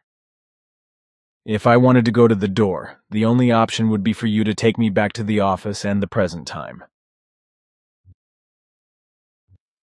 irresponsible Earth humans maliciously began to spread lies about you, as well as alleged connections with us Playaran and terrible deceptions, the authors of which claimed that they were in some wise connected with us. It was even claimed that certain persons were emissaries or even beings from the Pleiades stars. I never took any legal action against any of these liars, not even the slightest, because I always knew that I would not get a chance, that I would always lose, as I had done all my life. So I never did anything, and I never had the slightest chance against lies and other offenses against me anyway, so I always came last. Besides, I am not keen on being on the front line and flaunting myself and being admired, because that is what those who think their likeness is important to flaunt in public should do. For my part, I do not care, but devote myself to my work and only appear there because it is necessary. As it was necessary, for example, when you suggested to me that the film Contact was made by Americans, with Japanese and Mexicans. Unfortunately, I cannot avoid being photographed in private from time to time, but I do my best to avoid it. Even in your youth, you did not find it worthwhile, as you say, to deal with and oppose the unjust and evil things that were done to you, as a result of which a large number of sect members, as well as misses, and as a result, various members of the communal and cantonal authorities, as well as various police officers from the commune and other places, slandered you and also put you in various institutions and prisons and also placed you in foreign placements, as Ha. Stop. That does not belong here, and I am not going to retrieve it, and I am also not going to write it down. But everything has been done wrongly and by falsifying the facts, because you rebelled against the sectarianism that misses, which should be said once, so that it is shown what injustice has been done to you and what false and underhand machinations certain Earth humans are capable of when they suddenly have might as members of the authorities or the police and use it unthinkingly vilely against those they do not. Do not fit the bill, as has happened to me. And that you, as an Earthborn, are in permanent contact with us and can fulfill your mission, is based on the fact that we have been instructed that your creation life energy form is the same one that fulfilled and fulfills the mission of the Nokodemion, which has already lasted for 9 billion years. With regard to the forgery of the contact reports, Hans Glanzmann should be mentioned, as well as Ilse von Jacobi and the W, then Doctor and also the organization, which has since disbanded. But unfortunately, the same thing has happened in 5 different countries since then. Again, this Reach alias anyway. As a result, it is very strict that constant checks are made to ensure that no female or male persons shamelessly falsify lies from the contact reports, and even claim that they have contact with you, even though. Which corresponds to a lie in any case, because except with you, we do not have any contacts with Earth humans or with any Earth beings of other genus or species. Contact Report 888. There were even several attempts to get rid of me, even when I was traveling abroad, as well as in Hinwil and several times around the center, as Silvano's life was also endangered several times and Engelbert once. Silvano was even shot at once when we were driving to Salland, and the bullet ricocheted off the windscreen. Unfortunately, we could not catch the shooter, even though we chased after him, because the guy with the gun was faster than us, because we had to park the car first and could only run after the man afterwards, but he was already too far away. Silvano insisted on going to the police, which we also did, but they just laughed and claimed that we had only been hit on the windscreen by a stone from a passing lorry. This was despite the fact that there was no car behind us or in front of us, and we were alone on the road, and we also saw and followed the gunman with his rifle. Consequently, no effort was even made to make a report. Now, I cannot hammer sense into human beings who do not teach themselves what is good and correct. But I have and find no reason to vilify or hate them. For me, human beings are simply human beings, and if they deem it necessary to insult, harass, or disrespect me, then that is their own doing, which I cannot change. The human being has to come to terms with himself and know what is right and wrong, so he also has to act accordingly. And when it comes to advising him, I am happy to do so if I am in a position to do so, but I cannot tell human beings what to do. I do not care what a person thinks and believes, which imaginary god he worships and adores, which saints he idolizes and pays homage to in any other way, because for me they are simply human beings and remain so, also when they do wrong. So I can accept what is right with them and reject what is wrong. And seen correctly, no human being is flawless in their thoughts, actions, and behavior, so neither am I. Consequently, it is not my place to condemn human beings, even if I recognize evil and wrong in some of them, and speak the truth out loud about it. Even when I call them idiots, I only denounce their recklessness, their wrong thinking, behavior, and actions. But it is always far from me to attack them as human beings, to disregard them, or to harm them in any way because of their belief in a god or saints, etc., or because of their worldly faith. Contact Report 890. I am not a prophet, but only a herald of the teaching of the truth, teaching of the creation energy, teaching of the life, and therefore nothing special, as people want to make me out to be. In this respect, I would be really happy if this nonsense would finally stop. Contact Report 891. And at the present time, what I announced in my predictions is being fulfilled more and more blatantly, but the same is being done as was done in my lifetime, namely that all warnings are being negated and I am being slandered. Human beings who have learnt renowned professions and think that they have learnt a lot in important things insult and slander me, call me a liar, a fantasist, a dreamer, a psychopath, a mental patient, an abnormal person, a storyteller, and much more.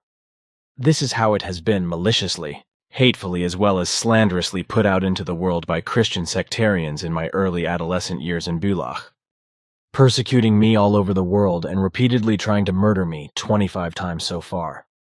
Despite many witnesses around the world who have seen not only the Plyaran beam ships, but also Svath, Asket, Ptah, you, Quetzal, and Simyase with their own eyes, and a few have even spoken to everything as denied and slandered, and the witnesses are insulted as believers who are only deluded, fantasized, self-deceived, and deluded. All this in addition to the fact that, as my followers, they are hypnotized by me and so unteachable under my spell that they no longer have free will. And all of these lies, insults, slander, and other various types of offense have been spread throughout my entire life, and are increasingly being spread again today. This is by persons who, because of their profession, think they are great, clever, smart, and knowledgeable, but who really know and understand nothing, and are nothing more than ignorant little sausages. Unfortunately, this is because they are the ones who prevent humanity from finally becoming open to the effective truth and making it their purpose in life, which would finally bring true love, true peace, and real freedom to the world among earthly humanity. I think that was detailed enough, because more explanations on this would only bring new questions for you to answer again. And this does not correspond to what your work is about, namely the worldwide teaching of the truth, teaching of the creation energy, teaching of the life. However, all the questions that arise from other moments, and which you are supposed to answer, are truthfully not teaching related, and therefore unworthy in this respect, which is why you should not go into them in any wise and answer them. I know that well, but I just cannot avoid digressing sometimes after all, and... Which you should not do, though, because the teaching alone is important. Through this little device here, which you must have noticed at the beginning of my arrival, all your health data has been and is being transmitted timelessly via the station directly to the plenary meeting of the committee, which has taken note and decided that your health is extremely poor and that our conversation should be terminated. This instruction states that we will only resume and continue our conversations when your state of health is so satisfactory that we can resume our conversations with you without hesitation and without harming your health. Even if you do not let on, the device will record that you are experiencing dizziness and feeling unwell. That is why I am going to leave now and only come back when you want to accept my help, which you have always refused so far when your health has been affected. No. You know I do not want any help, and I am sticking to that, because I do not want any more advantages than any other Earthling. And I do not want to argue with you about that, because that is my attitude, and I am not going to change it. Contact Report 893. But Hiasfath also repeatedly railed against the slanderers and falsifiers, such as the illustrators and painters who traced my photographs, which I was able to take with a folding camera, namely pterosaurs, etc., which were drawn in such a painterly and artistic manner and are still in circulation today that they are considered to be purely imaginative works of art. That is actually recorded in his annals. Although he also mentioned the old folding camera, which, if I remember correctly, he described as a photobag camera, folding camera vintage, and French Lumiere from the 1930s. The man had a studio back then. That is right. He had a photography business and was well disposed towards me. I do not know whether Sfath mentioned the camera in his annals, but I remember very well that he was furious because some artists were tracing my photos, which, as we later saw on future trips, were presented as fantasy pictures. But let us leave that, because contrary to such lies and falsifications, it is only right that we know the truth and do the right thing according to it, that we live and act correctly. Return to Contactees Index, return to Main Index Billy, Edward Albert Meier, Photos and Images. Asket %27s_acquaintanceshipsfath s ship. According to a description in the Simiase block and by Billy, freely drawn by Christian Krukowski, November 2000. Contact Report 007, the 27th of February, 1975. 10 o'clock hours, Jacobsburg-Allenberg, Bettsville-Barrettsville. The demonstration announced by Simiase on the 25th of February, with 2 beamships and 2 scouts. The 27th of February 1975, 10:01 hours Jacobsburg-Allenberg, Bettsville-Barrettsville. The demonstration announced by Simiase on the 25th of February, with 2 beamships and 2 scouts. The 27th of February 1975, 10:03 hours Jacobsburg-Allenberg, Bettsville-Barrettsville. The 27th of February 1975, 10:04 hours Jacobsburg-Allenberg, Bettsville-Barrettsville. 2. The 27th of February 1975, 4 p.m. hours, Jacobsburg-Allenberg, Bettsville-Barrettsville. The demonstration flight, with Simiase's new beamship announced on the 25th of February. Close up from below. The 27th of February 1975, 16:02 hours, Jacobsburg-Allenberg, Bettsville-Barrettsville. Simiase's beamship landed for demonstration purposes.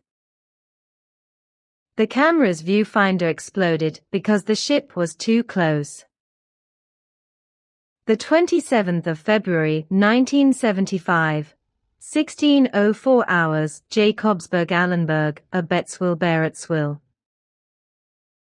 Simiase's beamship landed for demonstration purposes. The camera's viewfinder exploded because the ship was too close.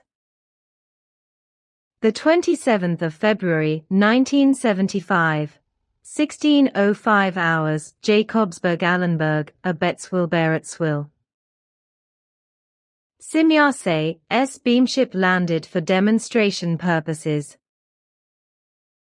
The camera's viewfinder exploded because the ship was too close. The 27th of February 1975, 4 p.m. hours, Jacobsburg-Allenberg, Bettsville-Barrettsville. Contact Report 008, the 18th of March 1975, 9:08 hours Winkelried, Wetsikon. Simyase, S beamship during demonstration flight. 3. The 18th of March 1975, 17:18 hours Oberseidleg, Schmidruti. Demonstration flight of Simyase, S beamship the 8th of March 1975, 17:19 hours Oberseidleg, Schmidruti. Demonstration flight of Simyase, S beamship. The 18th of March 1975, 17:20 hours Oberseidleg, Schmidruti. Demonstration flight of Simyase, S beamship. The 18th of March 1975, 17:40 hours Oberseidleg, Schmidruti. Demonstration flight of Simyase, S beamship. Contact Report 012, the 20th of April 1975, 10 o'clock hours, Jakobsberg-Allenberg, Bettsville-Berettsville. Demonstration flight of Simyase, S beamship. Billy brought people into the picture without permission. 2. The 20th of April 1975, 10:01 hours Jakobsberg-Allenberg, Bettsville-Berettsville. Demonstration flight of Simyase, S beamship. Billy brought people into the picture without permission. 2 ships are visible in the photo, but it is only one ship. The effect was caused by Simyase jumping from one location to the other with her ship during the exposure time of 100 seconds, which resulted in her ship being pictured 2x during the same exposure time. The 20th of April 1975, 10:06 hours Jakobsberg-Allenberg, Bettsville-Berettsville. Demonstration flight of Simyase, S beamship. Billy brought people into the picture without permission. Contact Report 020, the 20th of May 1975, 3 p.m. hours Wehaldenstrasse 10, Hinwil. Simyase, S beamship over Wehaldenstrasse in Hinwil, heading north. The ship is semi-transparent. The proximity of the ship and its vibrations may have impaired the quality of the film. The 20th of May 1975, 15:05 hours Wehaldenstrasse 10, Hinwil. Simyase, S beamship over Wehaldenstrasse in Hinwil, heading north. The ship is semi-transparent. The proximity of the ship and its vibrations may have impaired the quality of the film. Contact Report 031, Soyuz Space Capsule Apollo and Soyuz Space Capsules TARS Great Spacer image detail from the dome of TARS Great Spacer TAR. Simyase, S father. Drawing of TARS self-portrait by Christian Krukowski. June 2000, Horsehead Nebula Pliayang Alphabet Drawing DAL Universe Gateway Asket. Billy's Teacher from 1953 to 1964. Drawn up by Christian Krukowski. 1978. 2000 group photo with beamships, double exposure Nizar star system black hole ASAP galaxy. Planet Decim Nepon galaxy. Lisa system foreign flying object planet Kartag bomb explosion planet Neba dinosaurs the 28th of February 1975. 15:10 to 15:14 hours. Fuchsbuhl Hofholden. Oberbarmwetzikon. Contact Report 034 Dimension Gate Cosmic Elimination Transformation Radiation Storm Vortex, Drawing C Explanation, at Simyase 139 to 190. 2. Contact Report 039 IHWH Jehovah, drawn by Simyase on Wednesday 3 December 1975. Foreign beamships Russian lunar rover Jupiter with TARS Great Spacer. Contact Report 041 Emmanuel, drawn by Simyase on Wednesday 31 December 1975. Contact Report 048 Jacobus Car with beamship movement graphics. Contact Report 050 the 14th of June 1976 Winkelried near Wetzikon energy burn. 2. The two pictures show almost the same image that Simyase produced with her beamship during the demonstration on the 6th of April 1976. Left photo, Guido Moosbrugger. Right photo, Hans Schutzbach. Contact Report 051 Samdak Vera Bant Dharmawara Mahathera.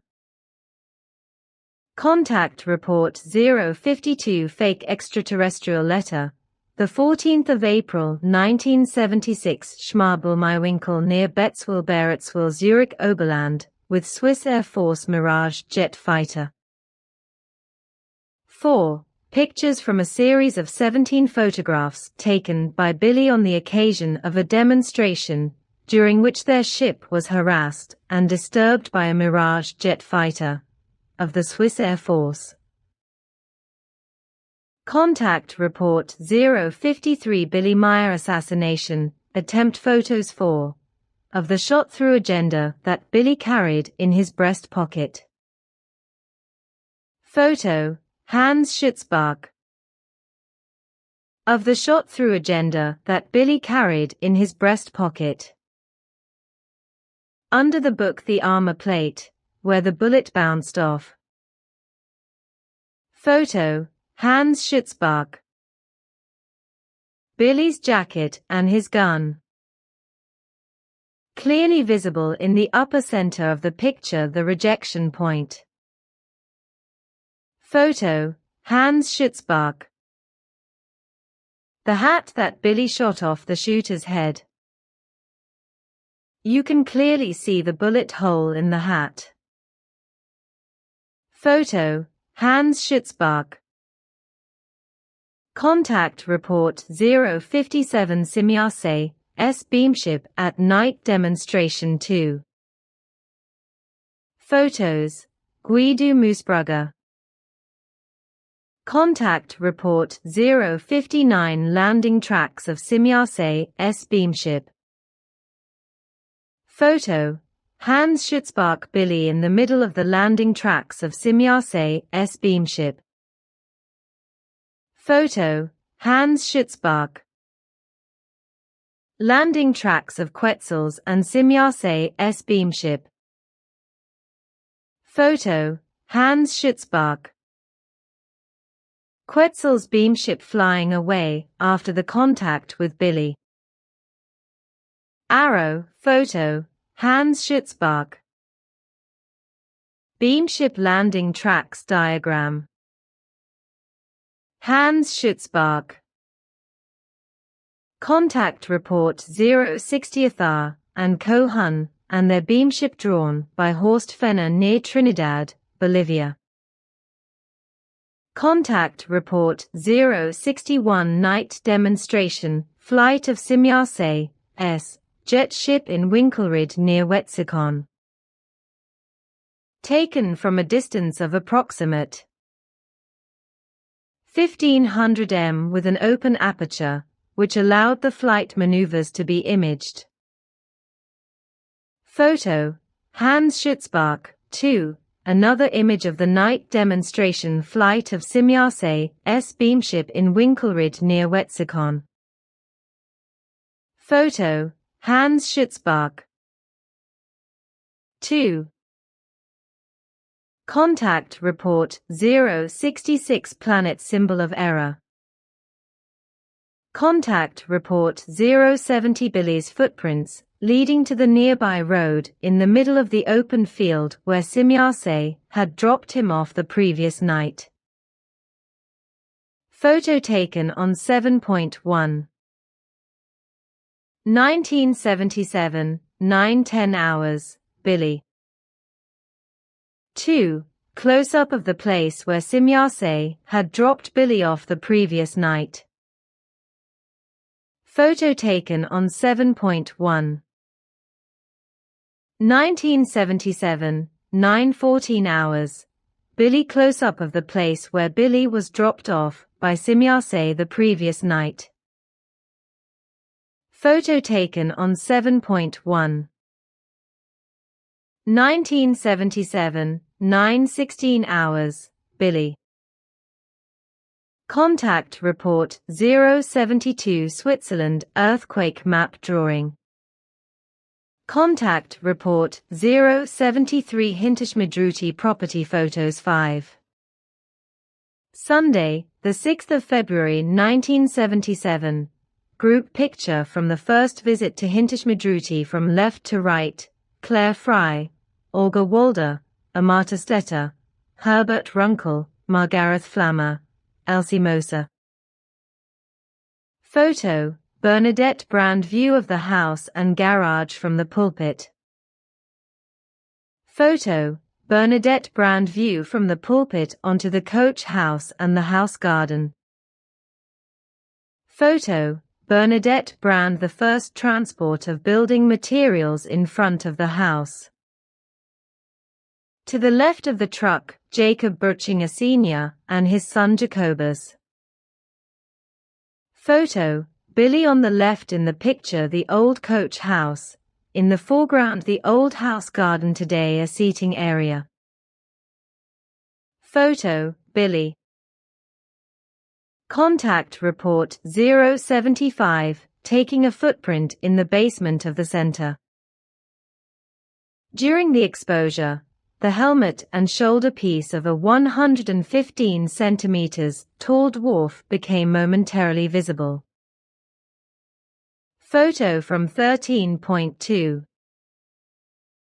1977, Bernadette Brand. Recording of a footprint in the basement of the center by an invisible dwarf extraterrestrial. Photo from 13.2. 1977, Bernadette Brand.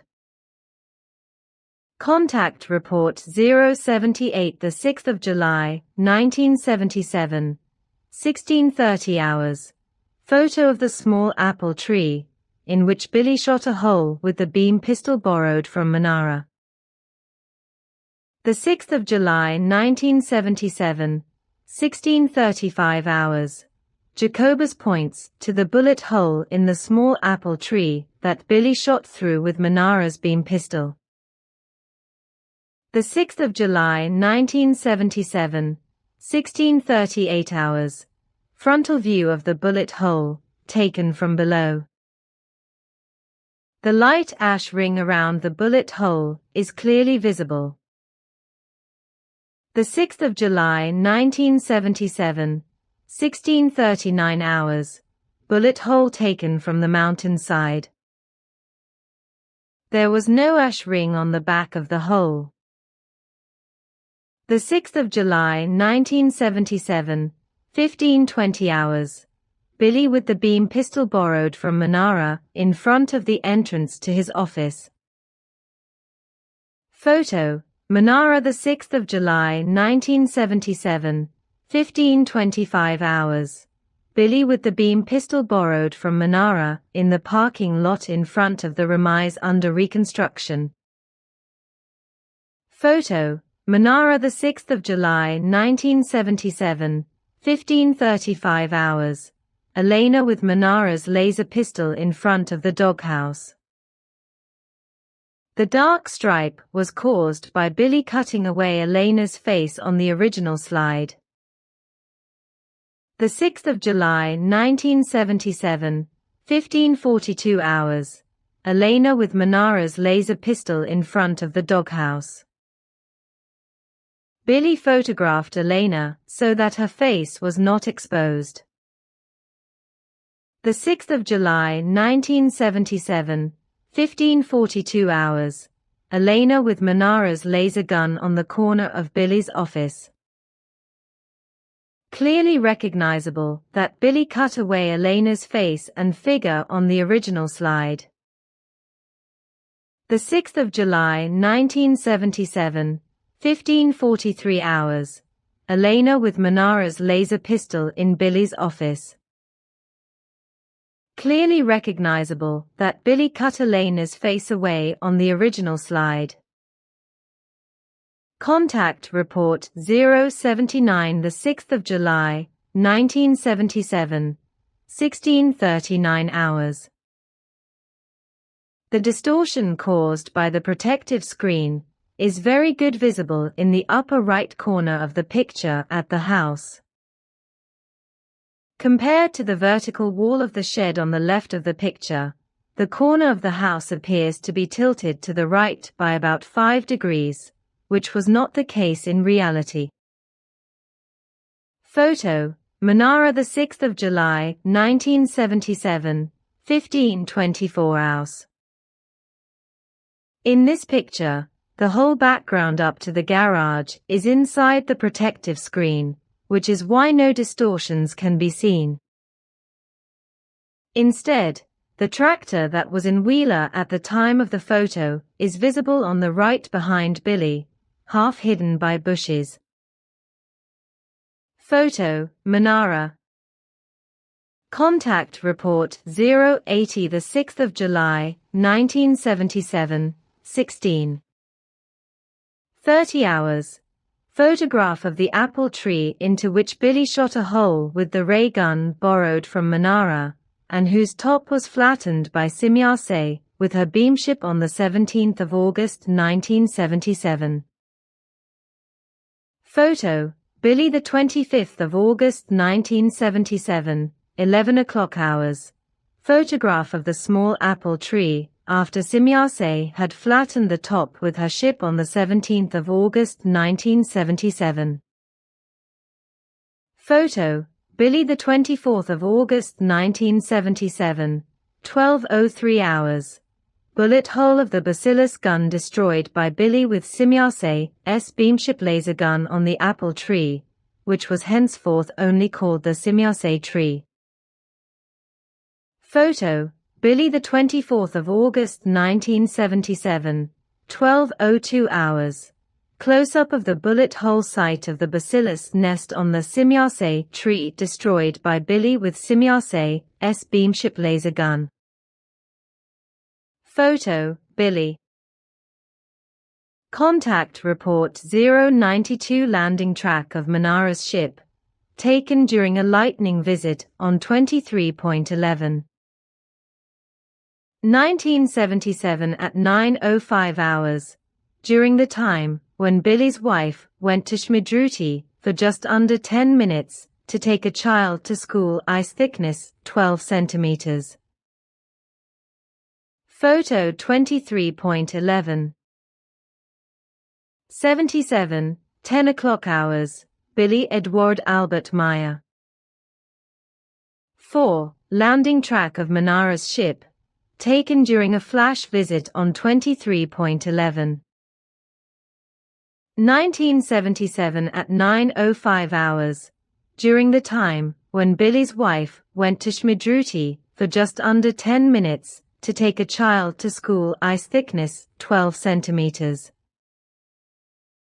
Photo 23.11. 77, 10:30 hours, Billy Edward Albert Meier, landing track of Manara's ship, taken during a lightning visit on 23.11. 1977 at 9:05 hours, during the time when Billy's wife went to Shmidruti for just under 10 minutes to take a child to school. Ice thickness 12 centimeters. Photo 23.11. 77, 10:35 hours, Billy Edward Albert Meier.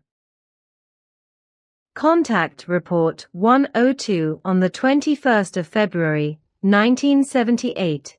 At 3:41 hours, Manara left a landing track in the 10 centimeters thick ice on the occasion of the 102nd contact with her ship in the car park of the center. Photo 22.2. 1978, 9:30 hours, Billy Edward Albert Meier. 2. On the 21st of February, 1978, at 3:41 hours, Manara left a landing track in the 10 centimeters thick ice on the occasion of the 102nd contact with her ship in the car park of the center. Photo 22.2. 1978, 9:35 hours. Billy Edward Albert Meier on the 21st of February, 1978 at 03:41 hours, Manara left a landing track in the 10 centimeters thick ice on the occasion of the 102nd contact with her ship in the car park of the center. Photo 22.2. 1978, 9:39 hours.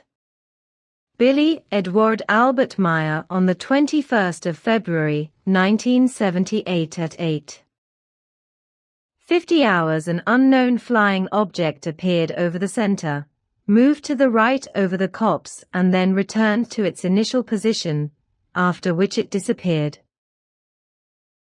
Photo, Billy Edward Albert Meier. 2. On the 21st of February, 1978, at 8:50 hours, an unknown flying object appeared over the center, moved to the right over the copse and then returned to its initial position, after which it disappeared. On the tractor in the foreground, Jacobus Berchinger, Rolf Wachter on the trailer. Photo, Billy Edward Albert Meier.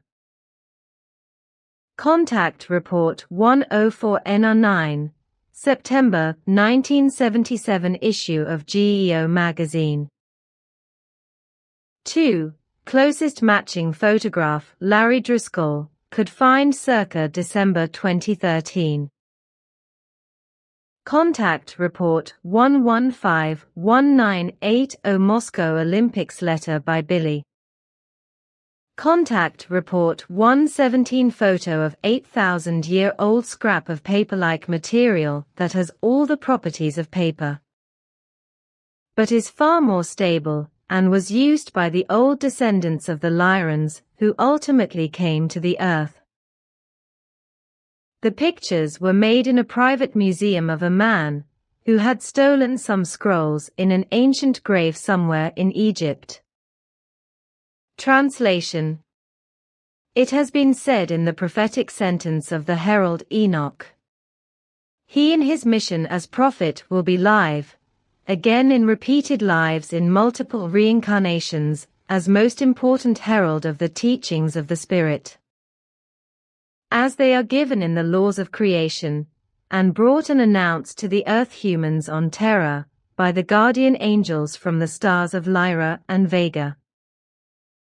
The herald Enoch says, I am the herald of truth, and in this mission I will be live, again in important times by the names Elia, Josiah, Jeremiah, Emmanuel, Mohammed, Billy, and so I will serve the human beings as a prophet among 7 times, before the change for the compliance with the laws and recommendations of creation will take place in their thinking convictions.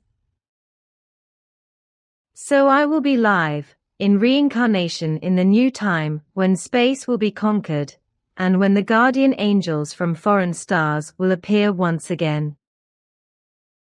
My reincarnation in that time will be as Billy and with the name Edward Meier, and I will dwell in a land of peace in the north, which will be called Shui Switzerland. The human being then may listen to my voice, so they may be led into the light of the teaching of the Spirit. To the Government of the United States of America, PROCLAMATION letter. With the date of the 21st of March, 1979, Billy received a response to the proclamation of the Pleeron to the Government of the United States of America, which was obviously written by Lee Elders and sent to Billy. Whether Lee Elders had passed the proclamation on to the government of the USA, this remained in the dark for Billy. Anyhow, a letter from the USA government was missing, such as was requested by the Pleeron. In response, the Pleeron withdrew their proposal and their proclamation, and definitively distanced themselves from it and from the USA. See Contact 122 of the 6th of April, 1979. Contact Report 122 March 21, 1979 letter from Lee Elders to Billy. Contact Report 123, 19.4. 1979, 2:23 hours, pure energy spaceships, constantly changing shape, of a dwarf human race from the area of Andromeda above the center. One of the energy ships over the east horizon of the promontory, brightly gleaming through the trees. Photo, Billy Edward Albert Meier 19.4. 1979, 2:24 hours, pure energy spaceships, constantly changing in their forms, of a dwarf human race from the area of Andromeda. One of the energy ships high in the sky above the center. Photo, Billy Edward Albert Meier 19.4. 1979, 2:40 hours, one of the energy ships above the center's car park. The cars parked in the radiation area of the energy ships needed about 5 liters more petrol per 100 kilometers after the ships disappeared. Photo, Billy Edward Albert Meier 19.4. 1979, 2:53 hours, one of the energy ships about 300 m from the center in a westerly direction. Photo, Billy Edward Albert Meier 22.6. 1979, 5:25 hours, one of the energy ships fading in the daylight in a northwesterly direction. Photo, Billy Edward Albert Meier 23.6. 1979, 4:16 hours, one of the energy ships below the crown height of the Menara Landing Forest in northwest direction of the center. High in the sky another energy ship glistens. Photo, Billy Edward Albert Meier 23.6. 1979, 4:20 hours, 2 energy ships above the center's car park. Only a beam of the second ship is still visible on the right of the picture. Photo, Billy Edward Albert Meier 23.6. 1979, 4:25 hours, one of the energy ships about 2 kilometers from the center in front of the northwestern horizon. Photo, Billy Edward Albert Meier.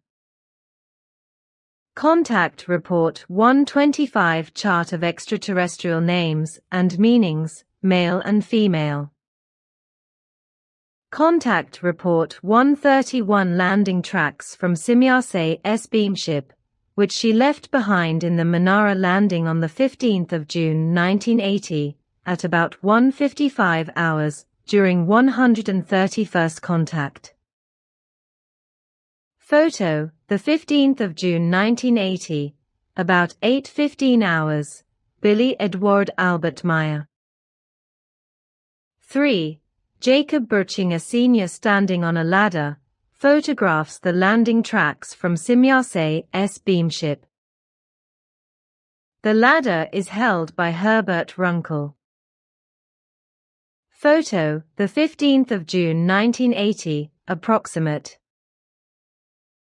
8:30 hours, Billy Edward Albert Meier Herbert Runkle, Jacobus Birchinger Jr., and Billy fencing in the landing tracks of Simyase-S beamship. Photo, the 15th of June 1980, 9:11 hours, Jacob Birchinger Sr. Billy looking at the landing tracks of Simyase-S beamship in the Manara landing. Photo, the 15th of June 1980, 9:17 hours, Jacob Birchinger Sr. Contact Report 139 Simyase-S latest beamship hovering over the center's car park. Photo, 22.10. 1980, 11:23 hours, Billy Edward Albert Meier. 5. Simyase-S latest beamship hovering over the center's car park. Photo, 22.10. 1980, 11:24 hours, Billy Edward Albert Meier. 3. Contact Report 141 Gruner Modelkopf, model head of alien portrayed on the cover of UFO Contact from Planet Iaga. Photo, Wendell C. Stevens AI colorized photo, beige Modelkopf, gray, alien model head. Photo, Wendell C. Stevens AI colorized photo. Contact Report 143 diagram, drawing of the 7 belts of the Dern universe. Contact Report 144 Simyase-S wedding cake beamship at a photo demonstration in Sackler, near Destellan. 2. Auenberg Egg a Durenbad near Hinwil, from treetop to treetop. Taken by Billy, who was sitting on a second ship at a height of about 40 meters. Photo, 03.04. 1981, 13:10 hours, Billy Edward Albert Meier. 3. Auenberg Egg a Durenbad near Hinwil, from treetop to treetop. Taken by Billy, who was sitting on a second ship at a height of about 40 meters. Photo, 03.04. 1981, 13:11 hours, Billy Edward Albert Meier Auenberg Egg, Durenbad near Hinwil, ship in front of Young, approximate. 15-meter high weather fur. Photo, 03.04. 1981, 14:30 hours, Billy Edward Albert Meier. 3. Auenberg Egg a Durenbad near Hinwil, ship in front of Young, approximate. 15-meter high weather fur. Photo, 03.04. 1981, 14:31 hours, Billy Edward Albert Meier Auenberg Egg, Durenbad near Hinwil, ship in front of Young, approximate. 15-meter high weather fur. Photo, 03.04. 1981, 14:32 hours, Billy Edward Albert Meier Auenberg Egg, Durenbad near Hinwil, ship, photographed from the roof of a caravan. Photo, 03.04. 1981, 14:33 hours. Billy Edward Albert Meier Auenberg Egg, Dürrenbad near Hinwil. Broken tree rammed by Quetzal's ship and later transported with it to the edge of the forest. Photo 03.04. 1981, 15:10 hours. Billy Edward Albert Meier Auenberg Egg, Dürrenbad near Hinwil. Broken tree rammed by Quetzal's ship and later transported with it to the edge of the forest. Behind the tree, Billy's caravan with the Kubota tractor. Photo 03.04. 1981, 15:20 hours. Billy Edward Albert Meier Auenberg Egg, Dürrenbad near Hinwil. The top of the fir tree rammed by Quetzal leaning against Billy's Kubota tractor. Photo 03.04. 1981, 15:22 hours.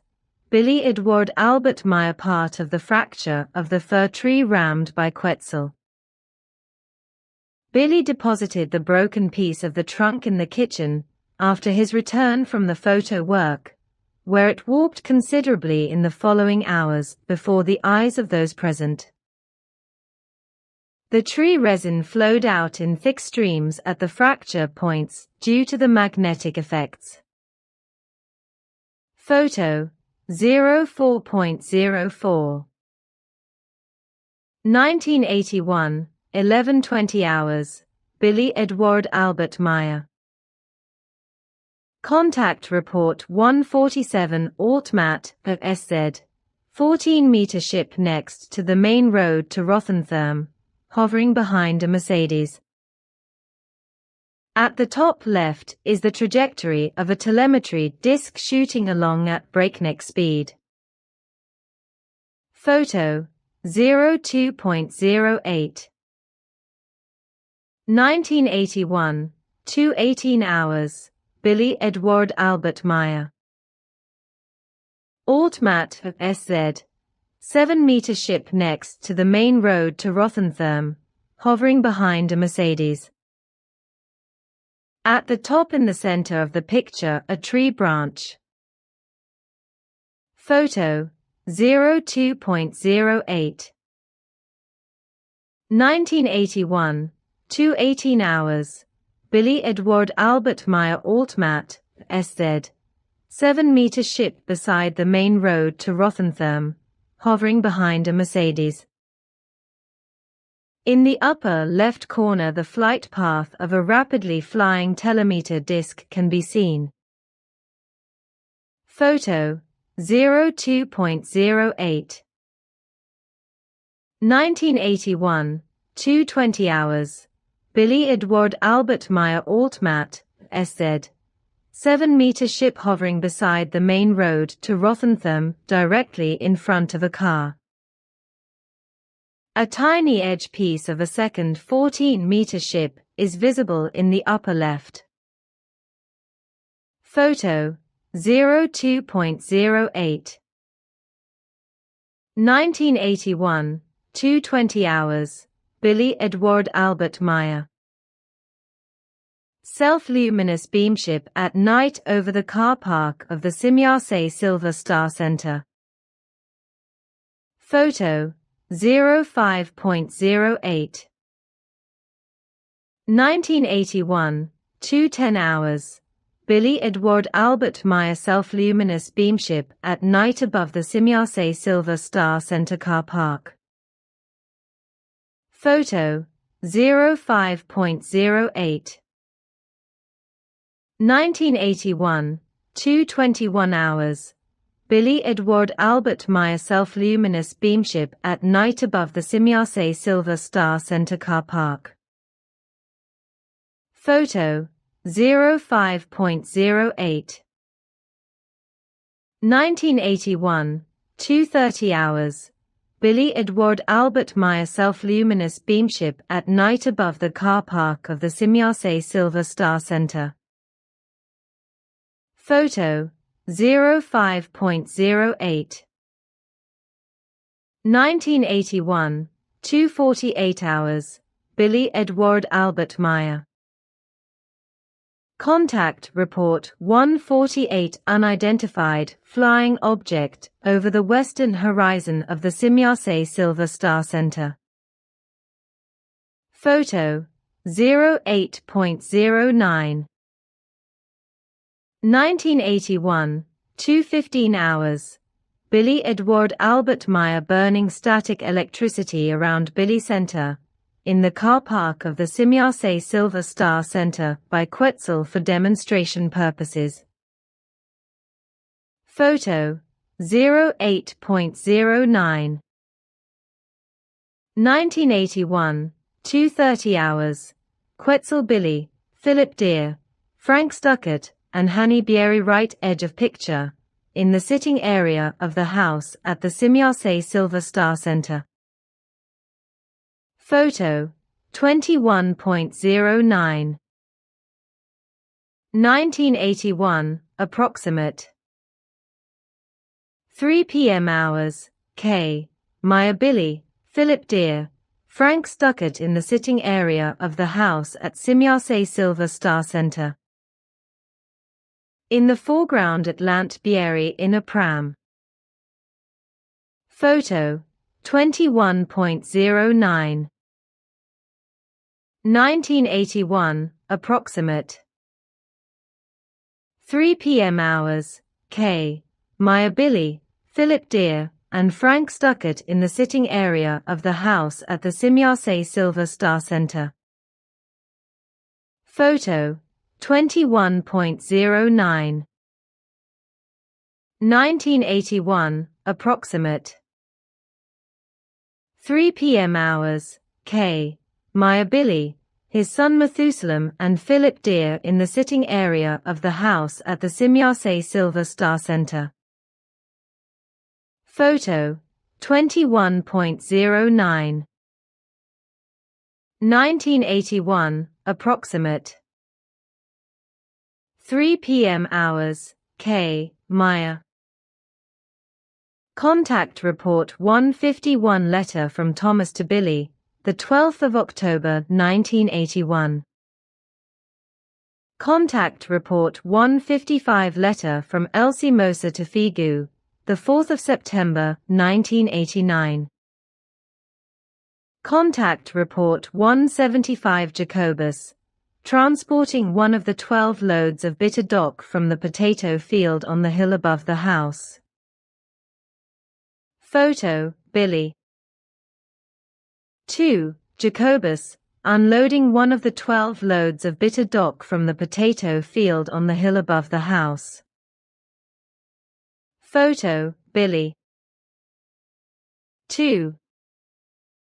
Contact report 206 the 26th of June 1967 Muslim certificate for Billy and his wife 1967 Islamic business card for Billy's service as private detective at generally providings for all-round business.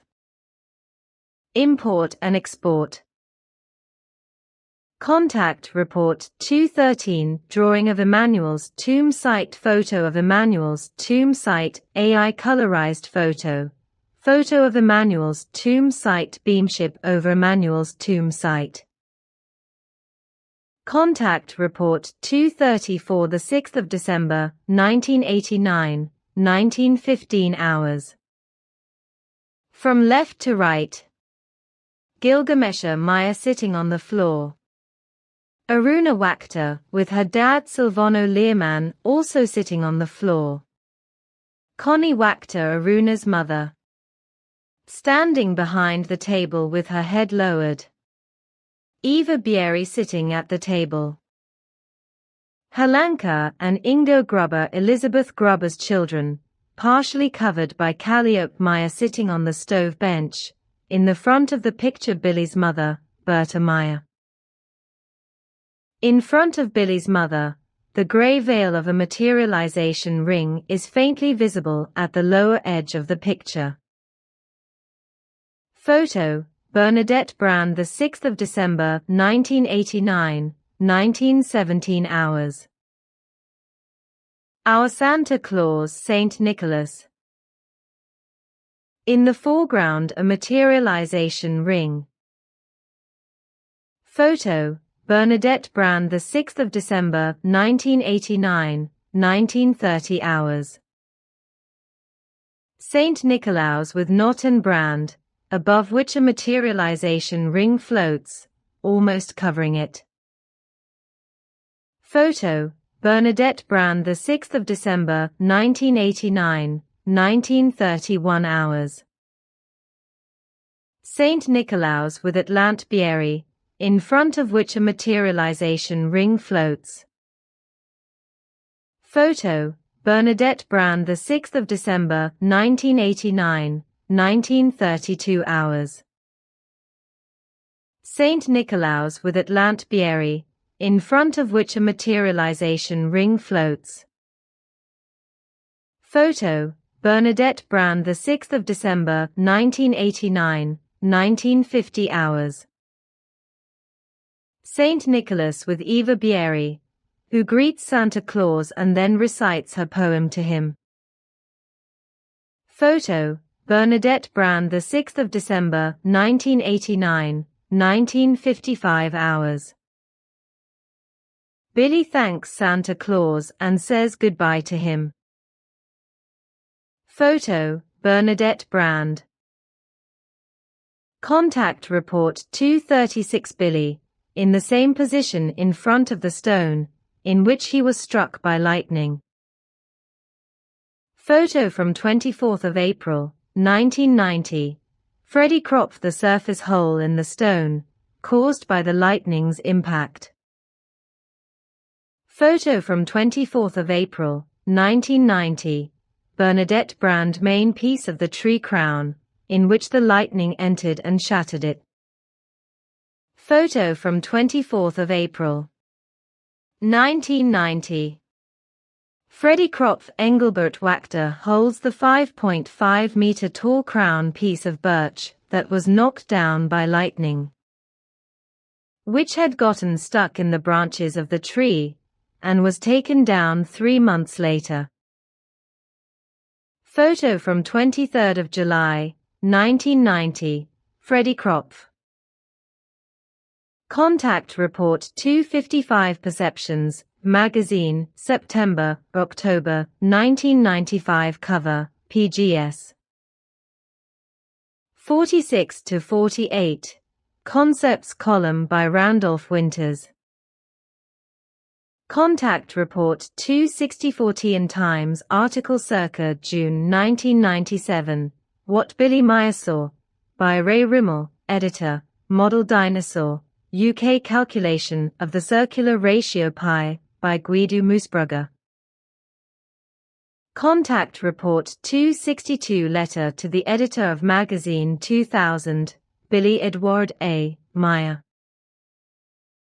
Contact report 263 Florinas Pleiadian beamship high above Lake Maggiore, near Luino, Italy.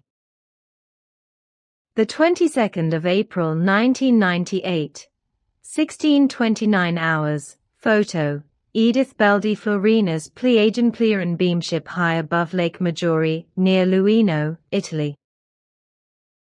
Cropped, the 22nd of April 1998, 16:29 hours. Photo, Edith Beldi cropped enlargement of Florina's beamship over Lake Maggiore. The 22nd of April 1998, 16:29 hours. Photo, Edith Beldi. Contact report 264 American doppelgangers of the extraterrestrials Asket and Nearer. Image forgery, which was maliciously foisted on Billy by the Men in Black. Image forgery, instigated by the Men in Black. 2. American doppelganger of the extraterrestrial Asket. Image forgery, which was maliciously foisted on Billy by the Men in Black. Image forgery, instigated by the Men in Black. Contact Report 272. The passive members Philip McCaney, Rita Kean and Klaus Wenz. Taken on the 9th of May 1998, 1 p.m. hours, during the lunch break at the 9th Passive Members General Assembly. Photo: Bernard Kellner. Copy of an enlargement of the original photograph taken in the photo lab of a friend of Rita Cahoogan's in Canada. Philip McCaney letter, the 9th of May 1998. Copy of the enlargement made by Florina using the Pleiadian-Pleiran photographic technique on the 20th of May 1999 of the photograph taken by Bernard Kellner on the 9th of May 1998. Contact Report 275. The 14th of July 1999. Photo by Barbara and Andreas. Southeast of Colmar, in Alsace in the direction of Ensisheim-Ungersheim. Contact Report 276. Image photographed vertically upwards. On the left the head of the flagpole, on the right the beamship recognizable as a white disk. Enlargement of the white luminous beamship. Contact Report 280. Pastor Rudolf Zimmermann. Contact Report 282. The beamship of the Pleiaren Gordon, half covered by the clouds at sunset. Date: the 20th of October 1988, approximate. 6 p.m. hours. Photo: Freddie Kropf. The beamship of the Pleiaren Gordon before the full moon. Freddie did not notice the ship while photographing. Date: the 25th of October 1988, approximate.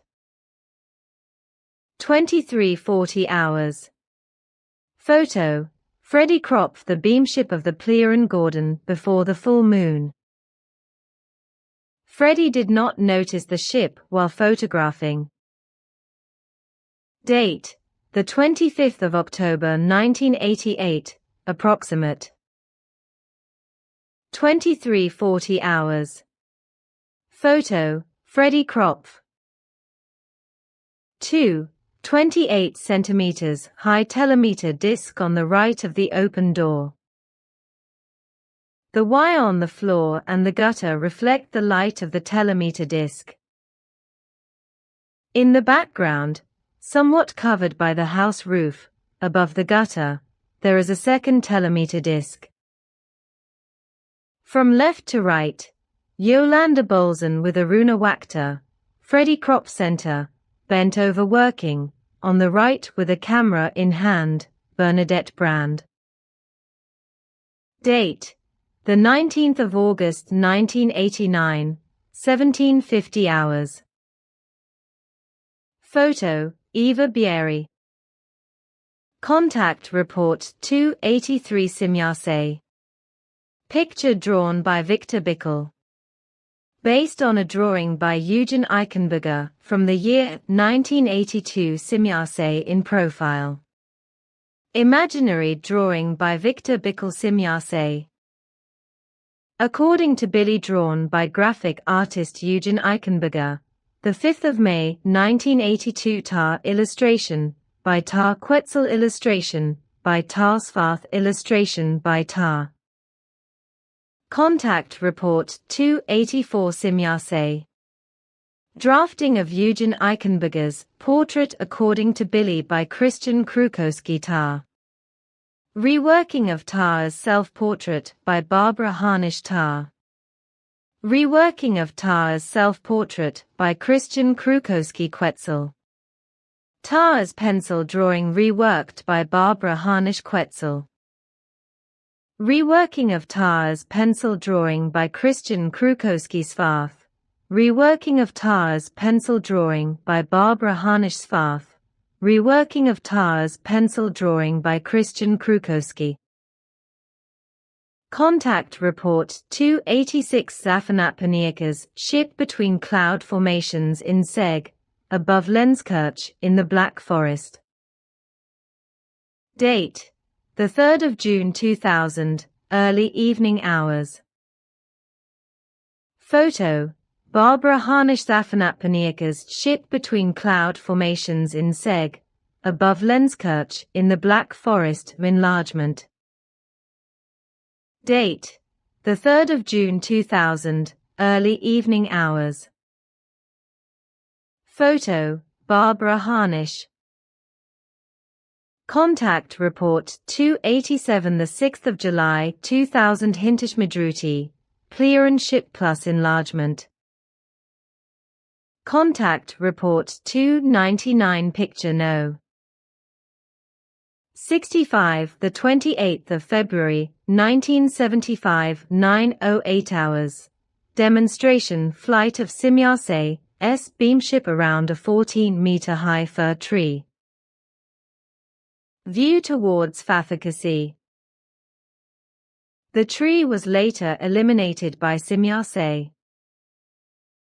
Location: Fuchsbühlhofhalden, Oberbaum-Wetzikon, AI upscaled photo, picture no. 119, the 28th of February 1975, 9:16 hours. Demonstration flight of Simyase S beam ship around a 14-meter high fir tree. View towards Wetzikon. The tree was later eliminated by Simyase. Location: Fuchsbühlhofhalden, Oberbaum-Wetzikon, AI upscaled photo. Contact Report 8:30, Nokodemion. Drawing by Bamunda, a photorealistic rendition of Nokodemion. By Burke Teep 2, Enoch. Drawing by Bamunda, a photorealistic rendition of Enoch. By Burke Teep Elia. Drawing by Bamunda, a photorealistic rendition of Elia. By Burke Teep Isaiah. Drawing by Bamunda, a photorealistic rendition of Isaiah. By Burke Teep Jeremiah. Drawing by Bamunda, a photorealistic rendition of Jeremiah. By Burke Teep Emmanuel. Drawing by Simyase Emmanuel. Drawing by Christian Krukowski, a photorealistic rendition of Emmanuel. By Burke Teep Mohammed. Drawing by Bamunda, a photorealistic rendition of Mohammed. By Burke Teep Judas Ishkariot. Drawing by Tar, a photorealistic rendition of Judas Ishkariot. By Burke Teep Asina. Drawing by Bamunda, a photorealistic rendition of Asina. By Burke Teep. Contact Report 8:32, the 6th of June 1959, 5V formation of UFOs.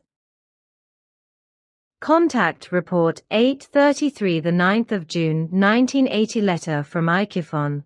The Edward Billy Meier Fraud Schmidruti. Aerial view of the guided missile site. May 1999. Contact Report 8:34, ancient Pleiadian symbol sign for secret and subterranean murder and destruction of truth. Contact Report 8:36, Sfarth. Drawn by his son Tar Sfarth. Drawn by Christian Krukowski Sfarth. Drawn by Barbara Harnisch Sfarth. Photorealistic rendition by Burke Teep Asket. Drawn by Christian Krukowski Asket. Photorealistic rendition by Burke Teep Simyase. Drawn by E. Eichenberger Simyase. Photorealistic rendition by Burke Teep Tar. Self-portrait Tar. Drawn by Barbara Harnisch Tar. Drawn by Christian Krukowski Tar.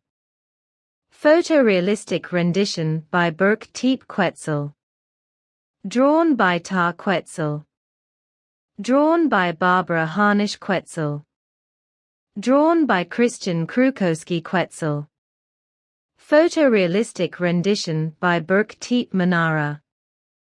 Photorealistic rendition by Burke Teep Florina. Drawn by Ta Florina. Drawn by Barbara Harnish Florina. Drawn by Christian Krukowski Florina. Photorealistic rendition by Birk Teep Bamunda. Drawn by Ta Bamunda. Photorealistic rendition by Birk Teep Onkerton.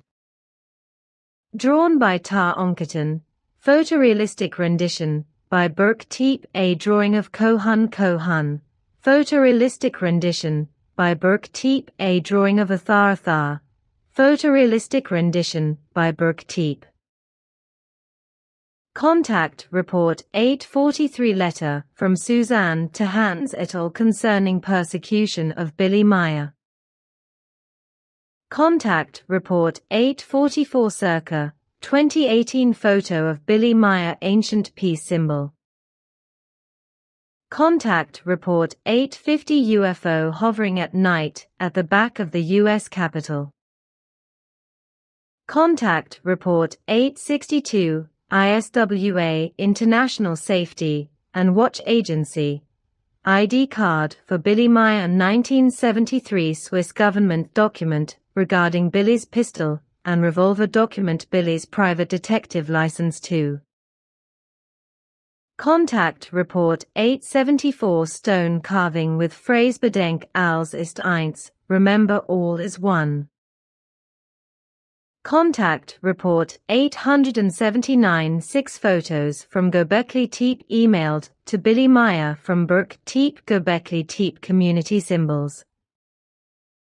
Contact Report 881 Mycenaean Greek logogram similar to the Göbekli Tepe community symbols remembered by Billy. Return to contactees index, return to main index Billy, Edward Albert Meier witness statements. Contact Report 020 Mr. P. Guggisberg, the 20th of May 1975, and the 22nd of May 1975. Contact Report 051 Hans Schutzbach, the 23rd of April 1976. Contact Report 052 Guido Moosbrugger and Konrad Schutzbach, the 15th of June 1976. Contact Report 053 Jacobus Bertschinger, the 27th of May 1976 assassination attempt on Billy Meier. Contact Report 055 Guido Moosbrugger, the 14th of July, 1976.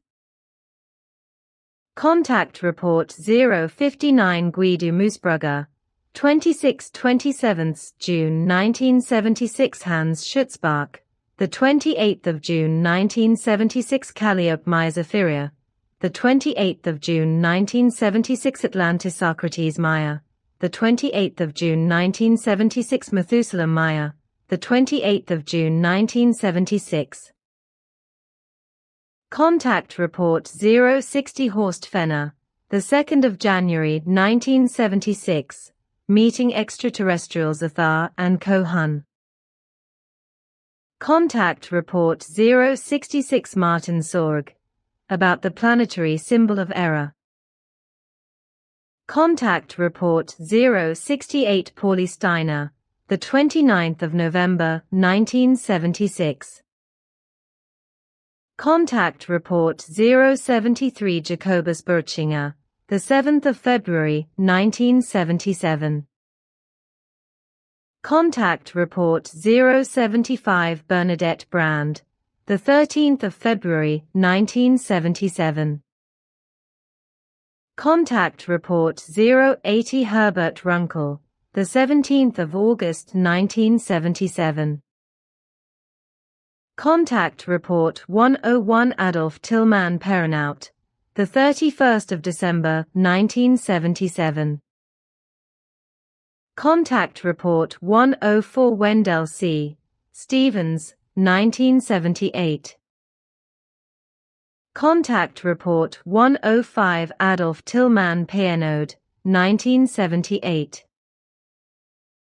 Contact Report 119 Popey Calliope Myers Etheria, the 4th of February 1979. Contact Report 132 Engelbert Wachter, the 20th of July 1980.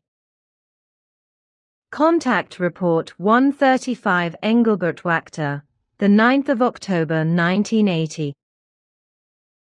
Contact Report 144 Bernadette Brand, the 3rd of April 1981. Contact Report 145 Eva Bieri, the 1st of June 1981. Contact Report 148 Engelbert Wachter, the 21st of September 1981. Contact Report 164 Engelbert Wachter, 1982. Contact Report 184 Thomas Keller, the 8th of April 1983. Contact Report 236 Silvano Learman, the 24th of April 1990. Contact Report 239 Christian Frenner, the 2nd of June 1991. Billy, Edward Albert Meier, and Madeleine Brugger, the 2nd of June 1991. Contact Report 263 Edith Beldy, the 22nd of April 1998. Contact Report 265 Silvano Learman, 9/10 June 1998, Assassination Attempt No. 15. Contact Report 272 Philip McCaney, the 9th of May 1998. Contact Report 273 Patrick Chenot, the 28th of May 1999. Contact Report 276 Bernadette Brand, the 12th of September 1999. Contact Report 286 Barbara Harnish, the 3rd of June 2000. Contact Report 287 Silvano Learman, the 6th of July 2000. Contact Report 290 Pius Keller and Bernadette Brand, the 16th of September 2000. Connie Guns, the 16th of September 2000. Contact Report 833 Jacobus Burchinger, the 31st of January 2023. Contact Report 840 Bridget Keller, the 20th of March 2023. Contact Report 848 Letter from Son of Aloys, photographer, who manipulated Billy's original photo slides, the 25th of May 2023. Contact Report 866 Bernadette Brand, circa October 2023. Contact Report 868 Bridget Keller, the 27th of October 2023. Return to Contactees Index, return to Main Index. Hans Meyerhofer. Important note: for accuracy, please consult the Contact Report links for date, context and clarification, possibly newer or corrected translations, and for the German language originals. Contact Report 886. Apart from us, there are now no Plejaren residing on Earth, but there are only a small number of us, and we only carry out observation tasks and in absolutely no wise maintain any connections with the Earth humans, and also do not interfere in any manner in the affairs and politics, etc. of Earth civilizations or provide any help. This was still the case at the time of my father Svath, but strictly limited to individual Earth persons who also lived in times of the past. It was also similar with Asket, but mainly also only in the manner it was with my father, although as a result of you it was necessary for Asket, who came from the sister universe, that is to say from the DAL universe, and looked after you, to have brief encounters with some Earth humans of the present. Hans Meyerhofer and Wendell Stevens were included in the connection with her because this was done with the permission of the committee, which even wanted these contacts, but which had to be kept secret. Care was always taken to ensure that both the Earth humans and the foreigners were never even aware of anything. Return to Contactees Index, Return to Main Index, Anrita Melchizedek, HTTPS.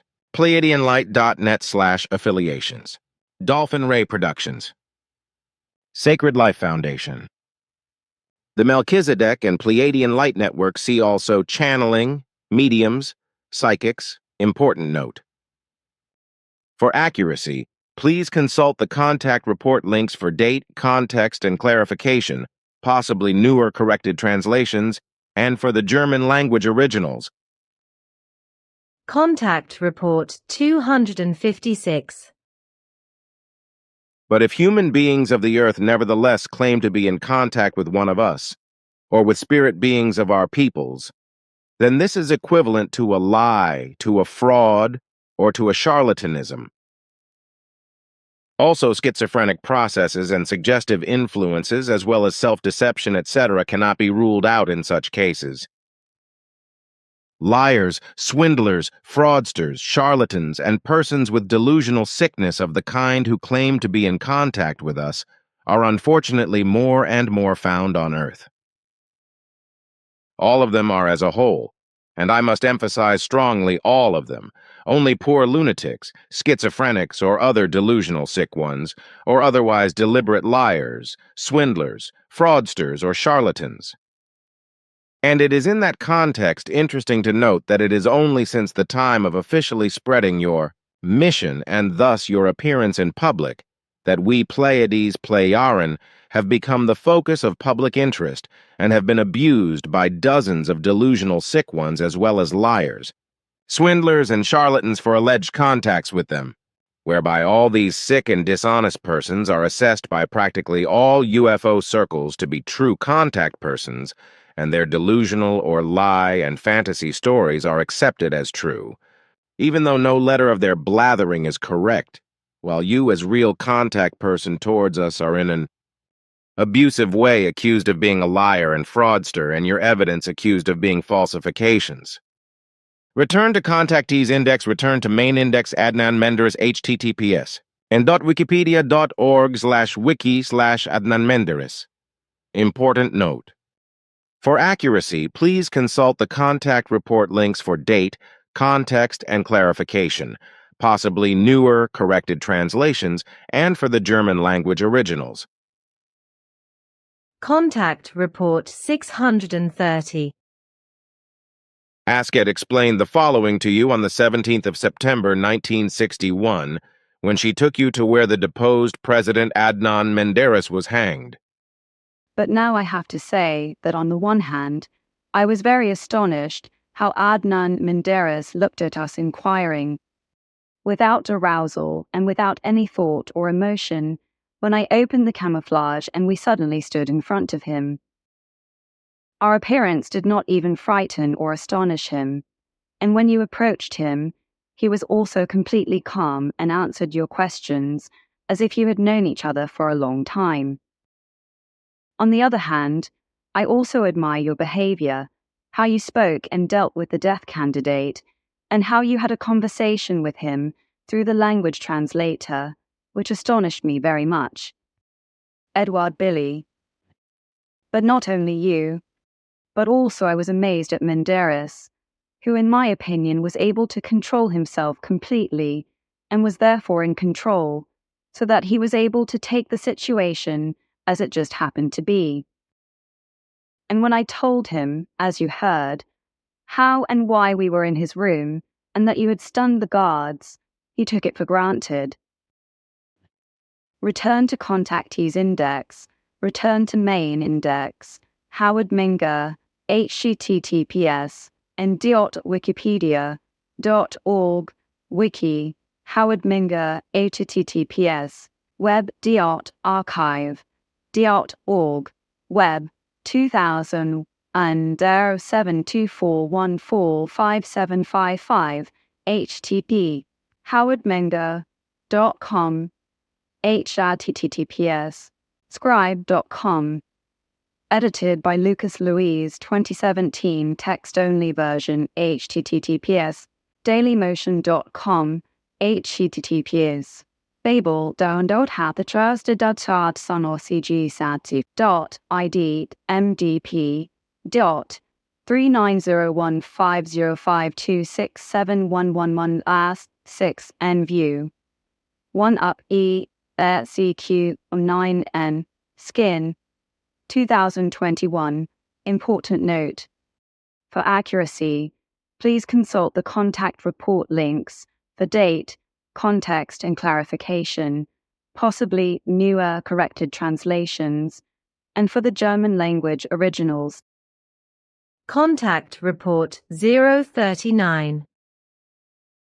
But recently I have heard of another name, a certain Menker or Menger or something like that.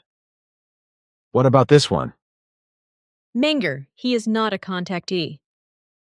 His statements and remarks correspond to a deliberate product of his imagination. Contact Report 043. Howard Menger, USA. -sign = no contacts. Contact Report 044. The people I have marked as negative are not contact persons. In any case, they never had contact with extraterrestrial intelligences that reached them from outside of the Earth, neither through free space nor through a dimensional gate, because these penetration possibilities are so hermetically controlled that it is completely impossible for even a tiny particle unit to be able to pass through without being registered by us or the other intelligences monitoring the Earth. If, however, an intrusion into the earthly space takes place, then everything is very precisely monitored and registered. And the seize controls and registrations do not give any evidence that the negative persons mentioned could be positive. But I do not want to exclude the possibility of explaining to you that the persons I have described as negative may have been in connection with the intelligences of Giza or may still be in connection with them, because we do not exercise precise control over them. So this possibility remains open? Sure, but the persons concerned would have been very badly misdirected. The same goes for those who have been deceived by earthly intelligences, namely by those who have the stolen beam ships of the Germans at their disposal and pretend to be extraterrestrials to earthly men. Contact Report 048. In the case of Menger, for example, who has been staying for some time in a place where he thinks he is safe from being stalked, to which he adds the lie that he has left Earth with extraterrestrials, which, by the way, other deceivers also do in this form. It is a very popular game of them to avoid their responsibility. That is interesting. Is it possible to find out where he is hiding? We have no right to name his hiding place, for such matters do not fall within our jurisdiction. We have to respect the will of every form of life, even if it lives a lying and deceitful life. In addition, sooner or later they are likely to reappear in the public eye. Contact Report 060 Kohan. If you hear at a later time such names as Zilla, Menger, Miller and Nelson or Castillo, Siracusa, Schmidt, Bertossi, Renault and Villanueva or Clara later on, then you can be sure that these are definitely the names of frauds. Contact Report 244. John Tubird, HMRW or whatever. They are all the ones who demonize everything and bring the Americans into disrepute, which ultimately also affects all those who are decent and honest and can't help being denigrated. As you know, we haven't been speaking well of these lying, deceitful, swindling, sectarian and charlatan Americans for years, which is why we have once again coined a swear word for all those around the globe who are liars, cheats, swindlers, sectarians, profit sharks and charlatans, etc. We call them only Americans. Contact Report 260. Okay, then here's another question, but one that was already answered before. Nevertheless, it turns out that HM still largely appears in the UFO news, etc., as well as at UFO congresses, and maintains, together with his wife and others, that he has contact with extraterrestrials and has been on the moon. His remarks are based on untruthful and deceitful claims. He never had contact with any extraterrestrial intelligences. His photographs are based on a fraud that was accomplished with small cardboard models. Contact Report 349. And what can I say about Menger? I answer in such a way that, as with Adamski and others, I have personally seen them filming and photographing flying apparatus models suspended from trees and between buildings by thin threads, which should have represented extraterrestrial flying apparatuses, and passing them off as real and publicizing them worldwide. Return to contactees index, return to main index, Gustav Meier / Gustav Meyrink, https. and.wikipedia.org/wiki/Gustav Meyrink, https. archive.org/search.php?. Query Gustav Meyrink. Important note. For accuracy, please consult the contact report links for date, context, and clarification, possibly newer corrected translations, and for the German language originals. Contact Report 038. Gustav Meyrink, Austria. He was a mystic under his sign and created various telepathically impulsed received works. Return to contactees index. Return to main index. Richard T. Miller. She, Dick Miller.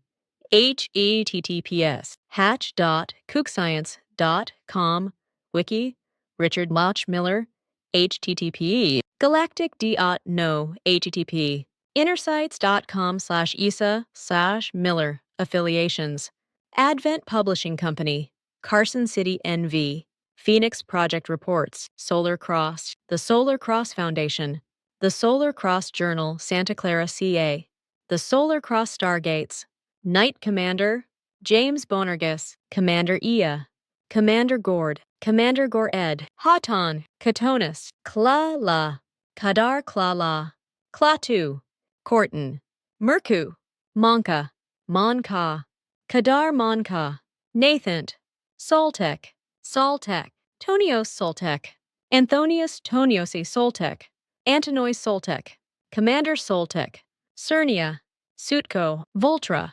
Zoltron Publications The Arisian Chronicles Contacts with Star People Star Ward Welcome Home Earthman Star Wards 2 Star Wards 3 Today +1 Unidentified Flying Objects Starcraft See also Channeling Mediums Psychics Important Note For accuracy, please consult the contact report links for date, context and clarification, possibly newer corrected translations, and for the German language originals. Contact Report 043 unknown, Dick Miller, a USA, has been referred to as a deceiver. But how is it that you have so many names that you call unknown to you? It is based on the fact that these persons either have no contact with extraterrestrial intelligence or that they are not the real names. On the other hand, it is also possible that they have had visual contact only recently, but we do not know anything about that yet. But these contacts might not be of great importance because we would be informed about them very quickly. Another possibility, however, is that their visual contacts took place with intelligences unknown to us, which somehow managed to penetrate unnoticed through our monitoring, which is very unlikely, or they had contact with the Giza intelligences, which unfortunately we are not always able to monitor very precisely with their dark machinations. Contact Report 047. But now to the cassette tape you gave me. Were you trying to play a joke? This is about an audio tape by a certain Mueller from America with a message to Earth humanity allegedly spoken by an alien. Me? Why, no, I got it from a gentleman in Germany to get a verdict from you. What do you think of it? If that is as you say, then it is quite an evil machination to mislead the Earth humans. According to the results of our equipment and devices, which are absolutely safe for such matters, it is absolutely certain that the speaker, who falsely calls himself Hayton, is without doubt an Earth human. The speaker has distorted his voice through aids and through slow speaking. My friend Yusamin the Watchful One, a specialist in linguistic phenomena, analyzed the voice and, with the help of her apparatus, transformed it back into its normal form. The result was guttural tones that are only peculiar to Earth humans and cannot be adopted or imitated by other forms of life. The vibration meters, oscillometers, and vibration analyzers also provided clear evidence that the speaker is an Earth human.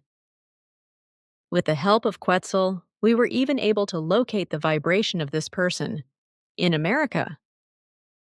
The content of what is spoken rests in malicious nonsense, which can have a dangerous negative influence on Earth humans.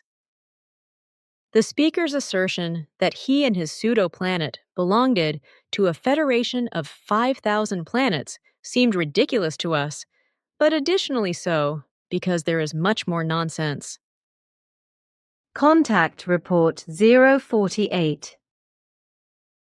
In the meantime, I have been able to clarify who this is on the audio tape you recently gave us for analysis. The person is a certain Dick Miller. This man was unknown to me until recently, but he is mentioned by you or your friends in one of the lists. With certainty, we can explain to you now, however, that he is to be classified as a fraud. At the moment, he is thinking of hiding, as you call it, because he fears that the scams he has committed will become known. However, his will to do so is not evident. Contact Report 060 Kohan. If you hear at a later time such names as Zilla, Menger, Miller and Nelson or Castillo, Siracusa, Schmidt, Bertossi, Renault and Villanueva or Clark later on, then you can be sure that these are definitely the names of frauds. Return to contactees index, return to main index Anthony O. Mirakai http //nicap.org https //newyorker.com Important note. For accuracy, please consult the contact report links for date, context and clarification, possibly newer or corrected translations, and for the German language originals. Contact Report 043 plus, O, Meier, USA.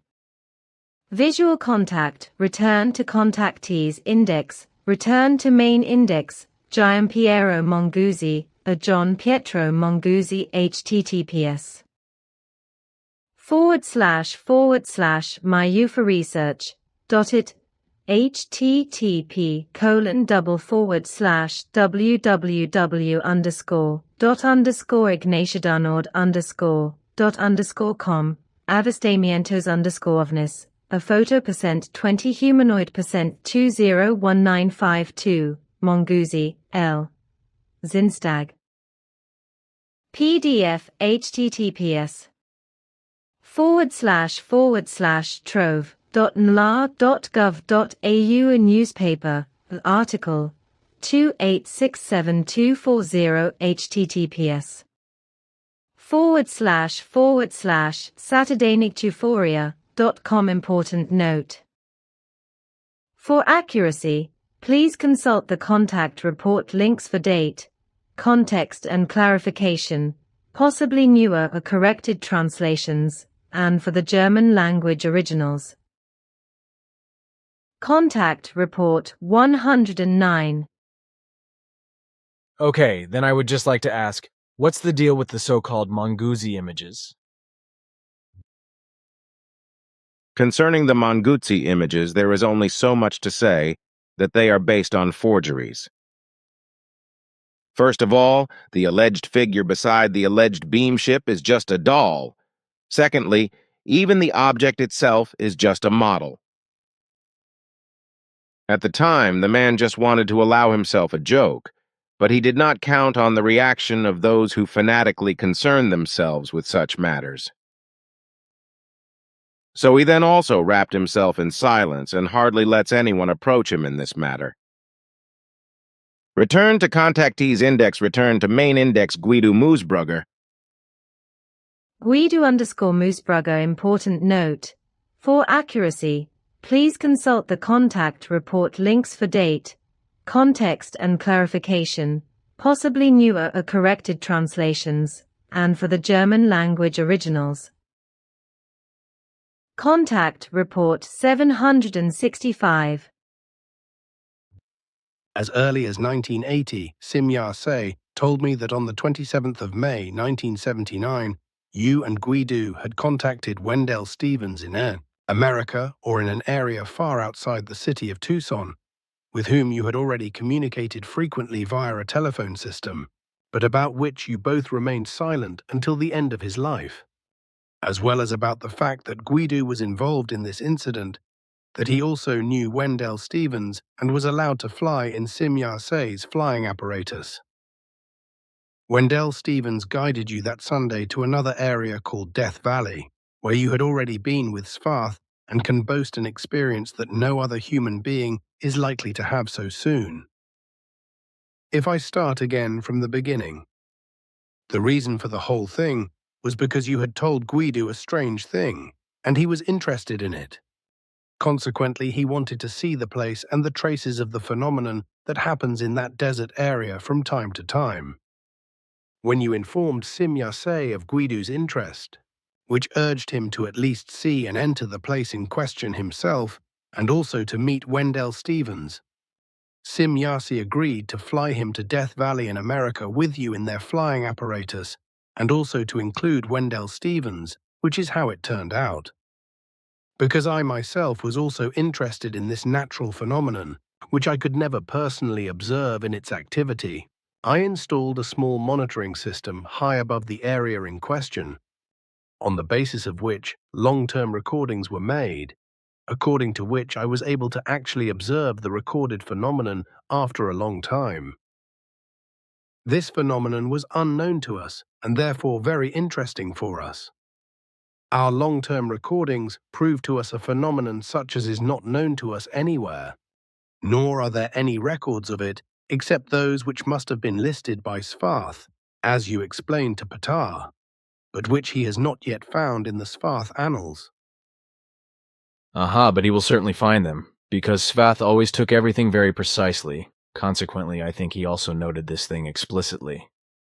It was also interesting for me, and I like to remember well when Svath, it was in the 1940s, 1948 or 1949 or so, took me to Death Valley after a rainstorm because he wanted to show me wandering boulders to let me witness a strange natural phenomenon. In addition, I remember that the rain was followed by freezing cold, which caused the desert floor to freeze on the surface, but then the ground became muddy and violent gale-force winds arose. Crazy as it seemed to me, the heavy boulders then started moving due to the violent winds and slid across the ground, driven only by the storm wind. When I sat down on one of the heavy boulders, some of which weighed several hundred kilos, as Svath told me at the time, I effectively had to cling to it and hold on tightly, otherwise the storm wind would have simply swept me away. But since I was clinging to the boulder with all my strength and apparently, as Svath said, my back was providing an additional wind-driving surface. The wind drove the boulder and me across the icy, muddy ground. When I was told about the phenomenon in 1980, I doubted it, but I had no way of verifying it, which is why it gave me no peace after being told, and I installed a monitoring system high above the area, which then monitored the whole thing for 4 years and produced registrations, the records of which confirmed all the statements and accounts.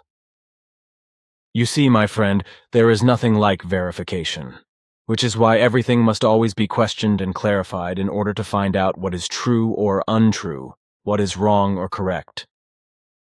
But with that, I think the whole thing is clear. Return to contactees index. Return to main index auto Heinrich Muck https. Second.wiki/auto muck engineer https. Archive.org.details cupdf.net. The secret of Atlantis important note. For accuracy, please consult the contact report links for date, context, and clarification, possibly newer corrected translations, and for the German language originals. Contact Report 060. Here I have received a magazine article from one of our group members, in that a man named Otto Muck, a German physicist, has calculated that Atlantis must have been destroyed at exactly 19:00 hours on the 6th of June of the year 8498 BC, and indeed precisely as you have just told it, only that he thinks that it was a purely cosmic catastrophe. The explanations of this Earth-human muck are very well known to us.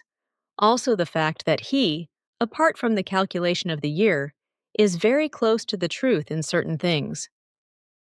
But he must indeed know this, because only through one of his earlier personalities were the legends about Atlantis recorded in writing for posterity for the first time 2,322 years ago. You are driving me crazy. You actually think that one of the earlier personalities of this muck was the former Plato? I do not think so. We know it very exactly. Here, just draw a comparison with these two pictures. Here is a bust of Plato, and here is the picture of Otto Muck. Does anything stand out for you? Man, girl, that fits. Both of them are almost the same faces. Consequently, Otto Muck must still today show a relationship with his former existences. Certainly. Since then, it has been inherited down through one family lineage. That is really fantastic, if that man knew it. Unfortunately, he is not very responsive to such things. For many years now, we have been keeping an eye on Otto Muck, who also has been inspired by us for certain things. First, he was supposed to go public informatively on a large scale with the results of his research, in order to prepare the human beings of the Earth for the full truth about the events surrounding Atlantis and Mu at that time. This he has done, on one hand through a book, and on the other hand also through the newspaper article that you have shown me. Thereby, the ground is prepared to reveal the complete truth. Contact Report 061. But tell me, what did you mean when you explained that Otto Muck was not very responsive to certain concerns? It is very simple. Otto Muck is already divorced from this world and in the realm beyond.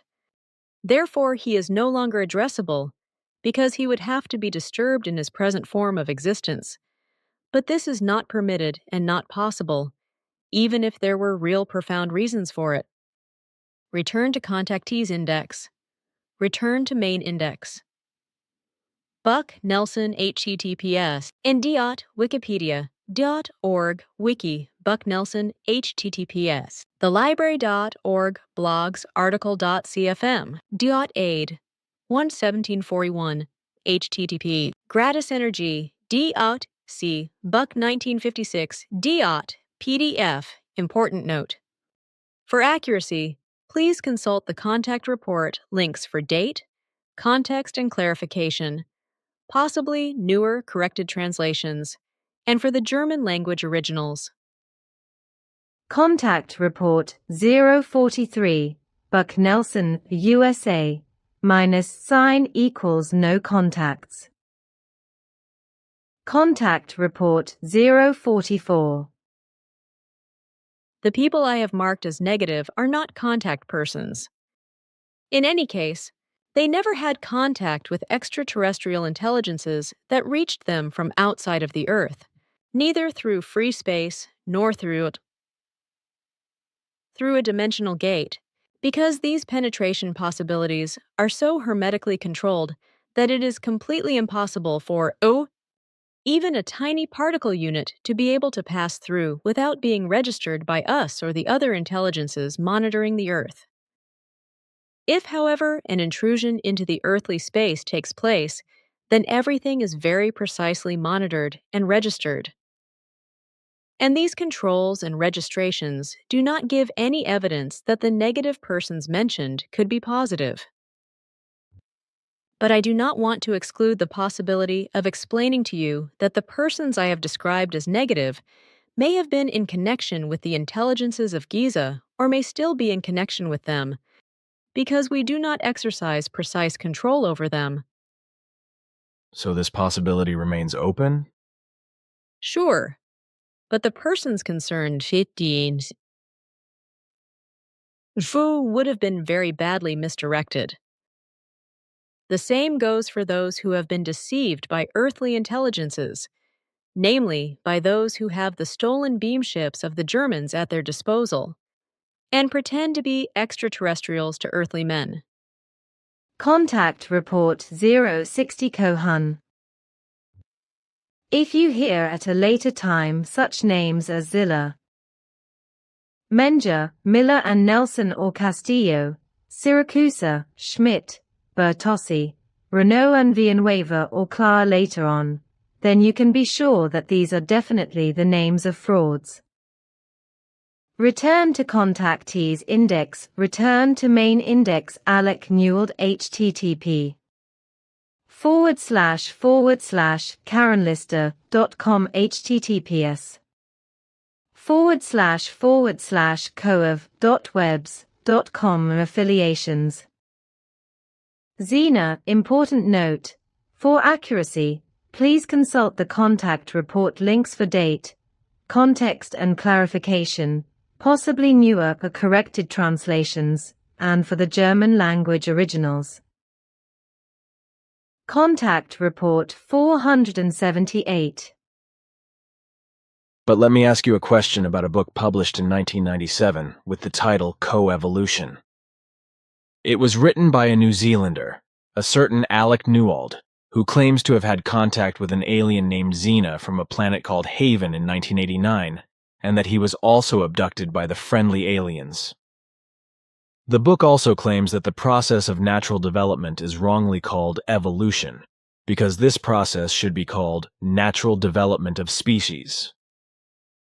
In my opinion, even this nonsensical sham statement indicates that everything is just nonsense in relation to the alleged abduction and the alleged contact with an extraterrestrial.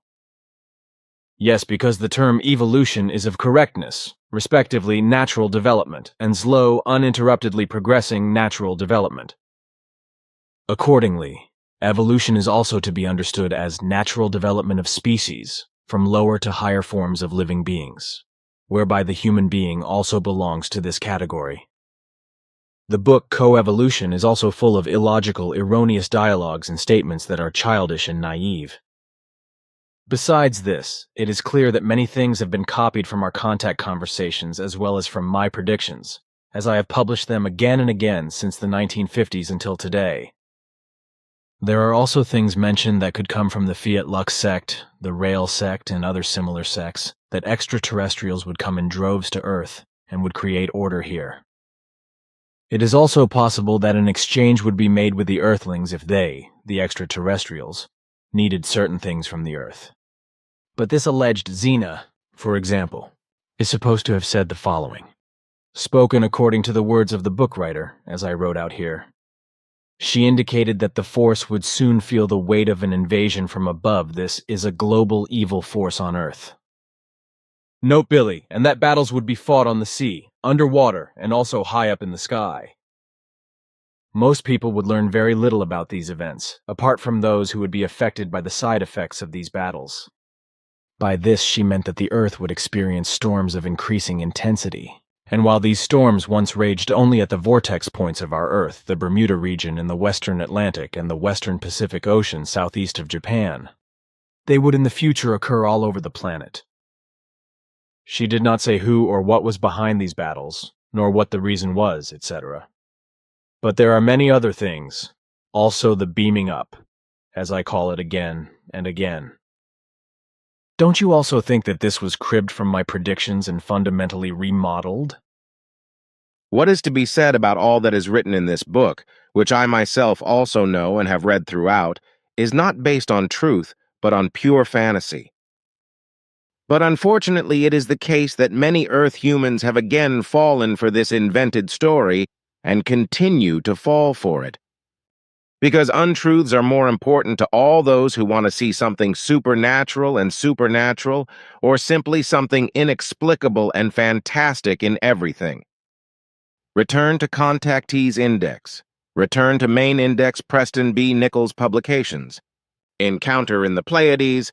An inside look at UFOS https archive.org/details/encounter in Playa 00 Nick https archive.org/search.php ? Dot query equals creator :22 Preston plus B dot plus Nichols. Important note. For accuracy, please consult the contact report links for date, context, and clarification, possibly newer corrected translations, and for the German language originals. Contact Report 256. But if human beings of the earth nevertheless claim to be in contact with one of us or with spirit beings of our peoples, then this is equivalent to a lie, to a fraud, or to a charlatanism. Also, schizophrenic processes and suggestive influences, as well as self-deception, etc., cannot be ruled out in such cases. Liars, swindlers, fraudsters, charlatans, and persons with delusional sickness of the kind who claim to be in contact with us are unfortunately more and more found on Earth. All of them are as a whole, and I must emphasize strongly all of them, only poor lunatics, schizophrenics, or other delusional sick ones, or otherwise deliberate liars, swindlers, fraudsters, or charlatans. And it is in that context interesting to note that it is only since the time of officially spreading your mission, and thus your appearance in public, that we, Pleiades Pleiaren, have become the focus of public interest, and have been abused by dozens of delusional sick ones as well as liars, swindlers and charlatans for alleged contacts with them, whereby all these sick and dishonest persons are assessed by practically all UFO circles to be true contact persons, and their delusional or lie and fantasy stories are accepted as true, even though no letter of their blathering is correct, while you as real contact person towards us are in an abusive way accused of being a liar and fraudster, and your evidence accused of being falsifications.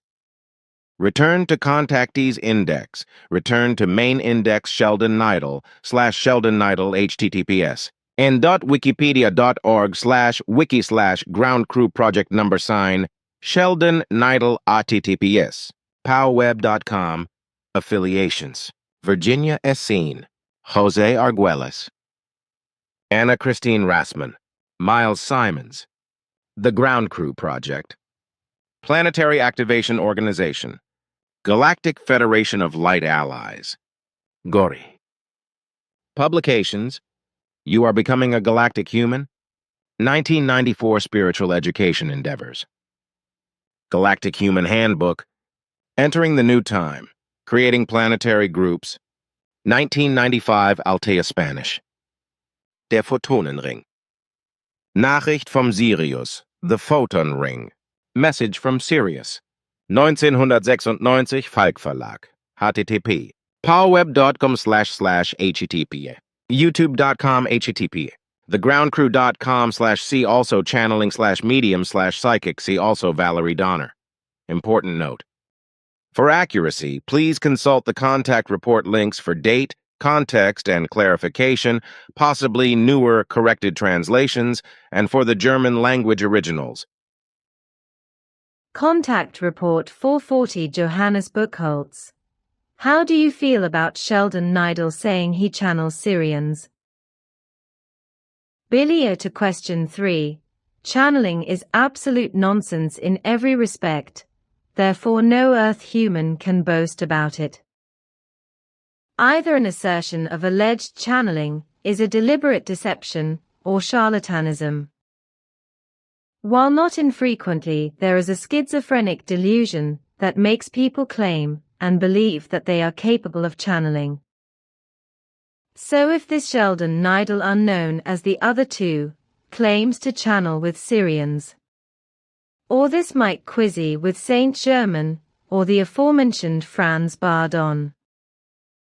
Then there is a complete nonsense and nonsense behind it, because the esoterically invented channeling is based on pure fantasy, on delusion, or on conscious deception. Return to contactees index. Return to main index. Herbert Nielsen. A note: I have been unable to locate a reference to this person. Important note: for accuracy, please consult the contact report links for date, context and clarification, possibly newer for corrected translations, and for the German language originals. Contact Report 043 unknown, Herbert Nielsen of BRD, was later exposed as a deceiver. But how is it that you have so many names that you call unknown to you? It is based on the fact that these persons either have no contact with extraterrestrial intelligence or that they are not the real names. On the other hand, it is also possible that they have had visual contact only recently, but we do not know anything about that yet. But these contacts might not be of great importance because we would be informed about them very quickly. Another possibility, however, is that their visual contacts took place with intelligences unknown to us, which somehow managed to penetrate unnoticed through our monitoring, which is very unlikely, or they had contact with the Giza intelligences, which unfortunately we are not always able to monitor very precisely with their dark machinations. Return to contactees index. Return to main index Noan Dakan. Noan Kadnosir. Noah. See also Noah, Noah's Ark. Important note: for accuracy, please consult the contact report links for date, context, and clarification, possibly newer corrected translations, and for the German language originals. Contact Report 248. Noah did not live at the time of the events with the Ark, and neither did his family. Nevertheless, the event happened amazingly close to what the Bible reports. It's just that the builder was a man named Noah Kadnasser equals man of peace, and he maintained contact with an extraterrestrial named Zebulon equals he who brings the hosts of the universe, who explained the approaching danger of the comet to him and advised him to build the Ark, which he then did in collaboration with his family and hence survived the immense flood, along with his family and with many domestic and land animals. These factual events have been handed down since approximately 98,000 years ago by word of mouth again and again, whereby the name Noah Kadnasser was gradually altered and fell into oblivion, and finally ended in the name of Noah, while the extraterrestrial who was in contact with Noah Kadnasser was renamed and became elevated to a god. After the biblical flood, the actual Bible Ark Noah history was then created, whereby the true origin of the events ultimately became lost. Contact Report 834. Moreover, the man who built the so-called Ark with the help of all his family and friends was not called Noah, but Noendakan. I am aware of that because I met the man. That's what I thought. Those were different times back then, when it was still easy to get in touch with human beings and talk to them reasonably, even as foreigners. Return to contactees index. Return to main index Lisa Noel, Lisa Oswald, Lisa Rose HTTPS. ProjectLightBody.com/affiliation. Pleiadian Great Light. See also channeling, mediums, psychics. Important note: for accuracy, please consult the contact report links for date, context, and clarification, possibly newer corrected translations, and for the German language originals. Contact Report 256. But if human beings of the earth nevertheless claim to be in contact with one of us, or with spirit beings of our peoples, then this is equivalent to a lie, to a fraud, or to a charlatanism. Also, schizophrenic processes and suggestive influences, as well as self-deception, etc., cannot be ruled out in such cases. Liars, swindlers, fraudsters, charlatans, and persons with delusional sickness of the kind who claim to be in contact with us are unfortunately more and more found on Earth. All of them are as a whole, and I must emphasize strongly all of them. Only poor lunatics, schizophrenics, or other delusional sick ones, or otherwise deliberate liars, swindlers, fraudsters, or charlatans. And it is in that context interesting to note that it is only since the time of officially spreading your mission, and thus your appearance in public, that we Pleiades, Pleiaren, have become the focus of public interest, and have been abused by dozens of delusional sick ones as well as liars, swindlers and charlatans for alleged contacts with them, whereby all these sick and dishonest persons are assessed by practically all UFO circles to be true contact persons, and their delusional or lie and fantasy stories are accepted as true, even though no letter of their blathering is correct, while you as real contact person towards us are in an abusive way accused of being a liar and fraudster, and your evidence accused of being falsifications. Return to Contactees Index. Return to Main Index. Carol Noonan / Soma AR. HTTP. thepleiadianchild.com. See also channeling, mediums, psychics. Important note. For accuracy, please consult the contact report links for date, context, and clarification, possibly newer corrected translations, and for the German language originals. Contact Report 256. But if human beings of the earth nevertheless claim to be in contact with one of us or with spirit beings of our peoples, then this is equivalent to a lie, to a fraud, or to a charlatanism. Also, schizophrenic processes and suggestive influences, as well as self-deception, etc., cannot be ruled out in such cases. Liars, swindlers, fraudsters, charlatans, and persons with delusional sickness of the kind who claim to be in contact with us are unfortunately more and more found on Earth. All of them are as a whole, and I must emphasize strongly all of them. Only poor lunatics, schizophrenics, or other delusional sick ones, or otherwise deliberate liars, swindlers, fraudsters, or charlatans. And it is in that context interesting to note that it is only since the time of officially spreading your mission, and thus your appearance in public, that we Pleiades, Pleiaren, have become the focus of public interest, and have been abused by dozens of delusional sick ones, as well as liars, swindlers and charlatans for alleged contacts with them, whereby all these sick and dishonest persons are assessed by practically all UFO circles to be true contact persons, and their delusional or lie and fantasy stories are accepted as true, even though no letter of their blathering is correct, while you as real contact person towards us are in an abusive way accused of being a liar and fraudster, and your evidence accused of being falsifications. Return to Contactees Index. Return to Main Index. Urandir Fernandes de Oliveira. www.ignaciodarnaldi.contactesbrasilgevaerd. HTMP bufferwatchdog.com https edbilu.com.br/and/tag/urandir Fernandes de Oliveira /https daquilapesquisas.com.br. Important note.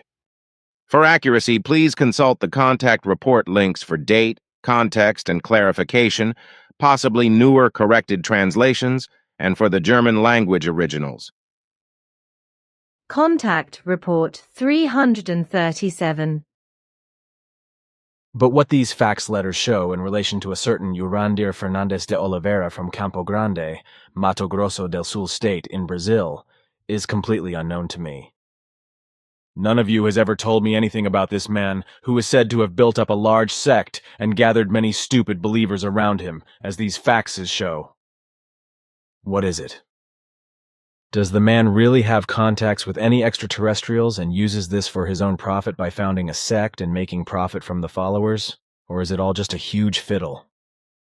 There was no need to burden you with this nonsensical story that has been going on for years. Since it is not the truth, there was no need to mention the nonsense to you. In fact, it is a large-scale fiddle, as you like to call it, probably for security reasons as a result of the unjustified court decisions against you in the case of the cult leader Claude Vorillon alias Rael. Therefore, we have decided to be more careful in our choice of words when denouncing fraud, lies, and deception. So everything that this Urandir Fernandez de Oliveira tells us is pure fabrication and deception, a kind of false pretense. That is correctly stated, my friend. There is not a word of truth in the whole story of the man, because it all comes from his imagination and his will to be a great man all over the world and to make horrendous profits, as is the case with all the leaders of sects. Return to Contactees Index. Return to Main Index Joachim Paul Publication. Sternmenschen sind unter uns. Die Rückkehr der Boten aus dem All-Star People are among us. The Return of the Messengers from the Universe. 1971. Kurt Desch. Important note. For accuracy, please consult the contact report links for date, context, and clarification, possibly newer corrected translations, and for the German language originals.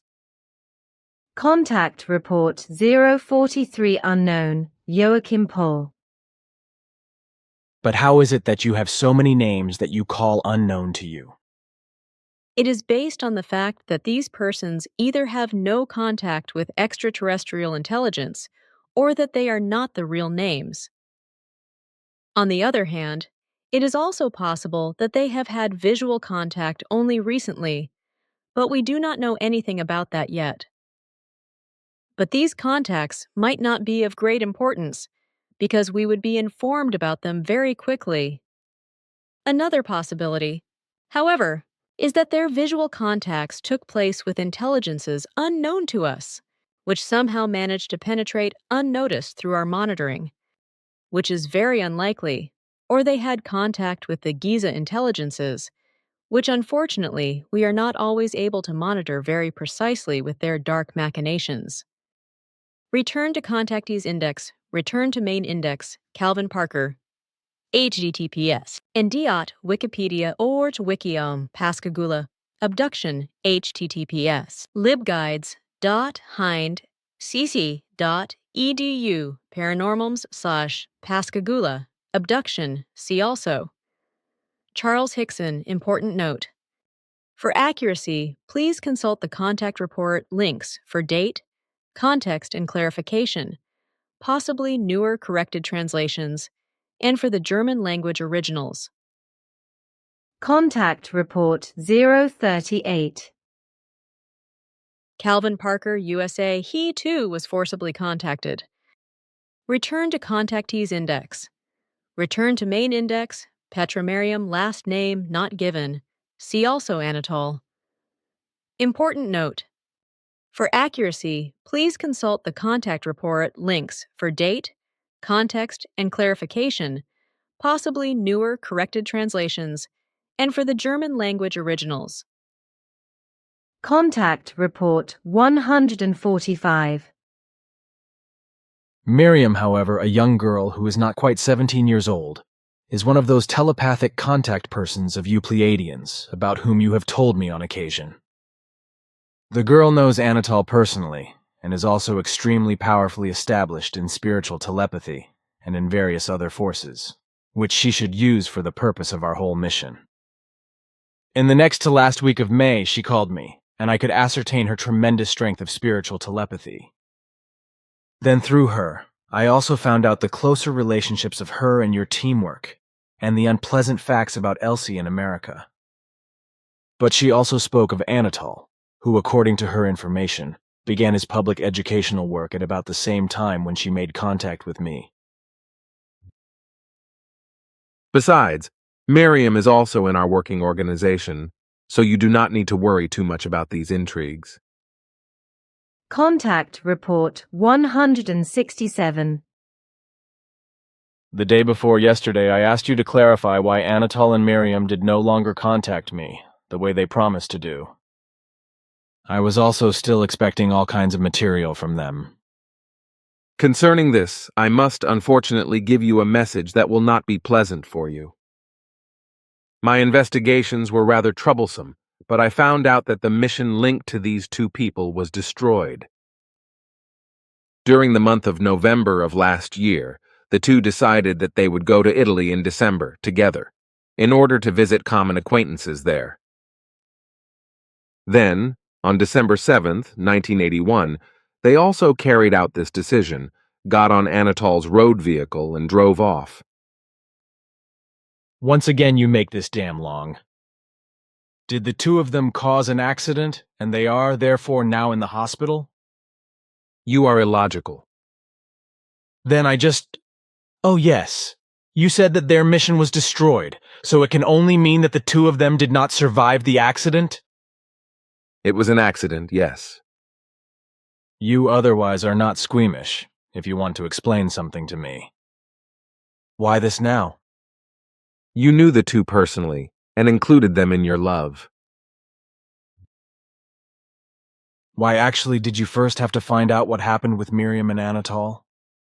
You know, nevertheless, that we neither maintained any duties of monitoring nor contacts regarding the two of them and their mission, because it was run through the Sharon Group and one of our other commands.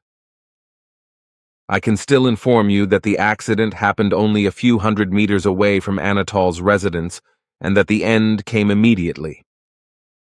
Also, you should know that the two still wanted to visit you in December on the trip home from Italy. That is enough already, my friend. Yes, Anatol had promised that he would visit me before the end of the year. But I only ever saw him once, and Miriam, only 3 times. Contact Report 496.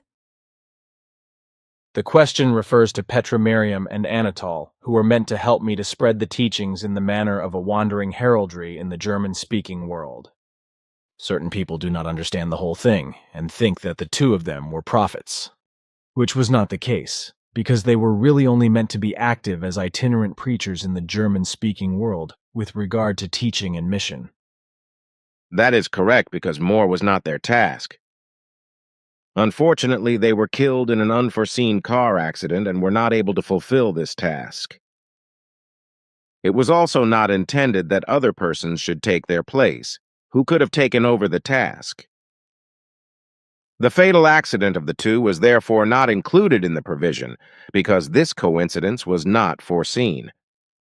Therefore, it follows that the teaching in the German-speaking countries by your and the core group initiative has to be spread much more laboriously and circumstantially than the whole thing was originally intended by the activities of Anatol and Petra Miriam. Contact Report 519. The former contacts with Anatol and Petra, who unfortunately lost their lives in their accident and could not work for your mission. Contact Report 565. These statements of my daughter are of course not connected with those telepathic impulse contacts which we had with Earth humans without their knowledge, nor with those which, intentionally or unintentionally, were made by us with Earth humans, such as the contact of my daughter Simyase with a German named Elsa Schroeder in Persia near Zahedan, and with Petra and Anatol. Contact Report 648. This was also the reason why all contacts with Earth humans were of a purely technical telepathic nature, including those with Petra and Anatol. Contact Report 704. The only exception was when Petra and Anatol were involved in a contact connection, who, according to your instructions, should have assisted you. This connection ended. However, after Eva had brought you to the two of them in Huningen in Alsace, where you were to discuss with them their work, which they were to have taken on, but which unfortunately did not happen, because sometime after your meeting both of them fell victim to an unforeseen fatal car accident, and the planned enterprise was thereby rendered invalid. Earth humans other than Petra and Anatol were and are not allowed according to our directives for direct contacts, nor indirect ones. Contact Report 748. But perhaps you can explain a little why you do not make contact with Earthlings, and why I had to be the mediator with Petra and Anatol. Something explained from your side is possibly more detailed than what I have said and explained in each case. Now, in response to your explanation, it is to be explained that the basic justification given for our directive is founded precisely in the explanations I have just given, which expresses the fact that we Plejaren would endanger ourselves in our peaceful, righteous, and self-controlling behavior in contacts with Earth humans through their inherent degenerations. This, then, should we violate our directives and come into contact with Earth humans who are still altogether subject to the bias and degenerations of that which I have elaborated and explained. The whole reason why we cling to our directives and prevent ourselves from entering into direct or other. Closer contact with Earth humans is based on the fact that we Plejaren are not immune to the degenerations of all kinds which are peculiar to Earth humans, but are just as susceptible to them as is also uncontrollably inherent in Earth humans themselves. Return to contactees index, return to main index, Franz Phillips. Note: the only reference to this person I was able to find was a brief mention of him. It is debatable whether the info necessary to construct a disc-shaped machine was provided by psychics of the Vril and Thule societies, or whether the impetus came from German scientists including Otto Habermohl, Gerhard Falker, Victor Schauberger, Dr. Franz Phillips, who was involved in beam weaponry. https holygrailreality.wordpress.com/important note. For accuracy, please consult the contact report links for date, context, and clarification, possibly newer corrected translations, and for the German language originals. Contact Report 050. How about a certain Franz Phillips? Berlin, isn't it? Exactly. Is he known to you? But certainly.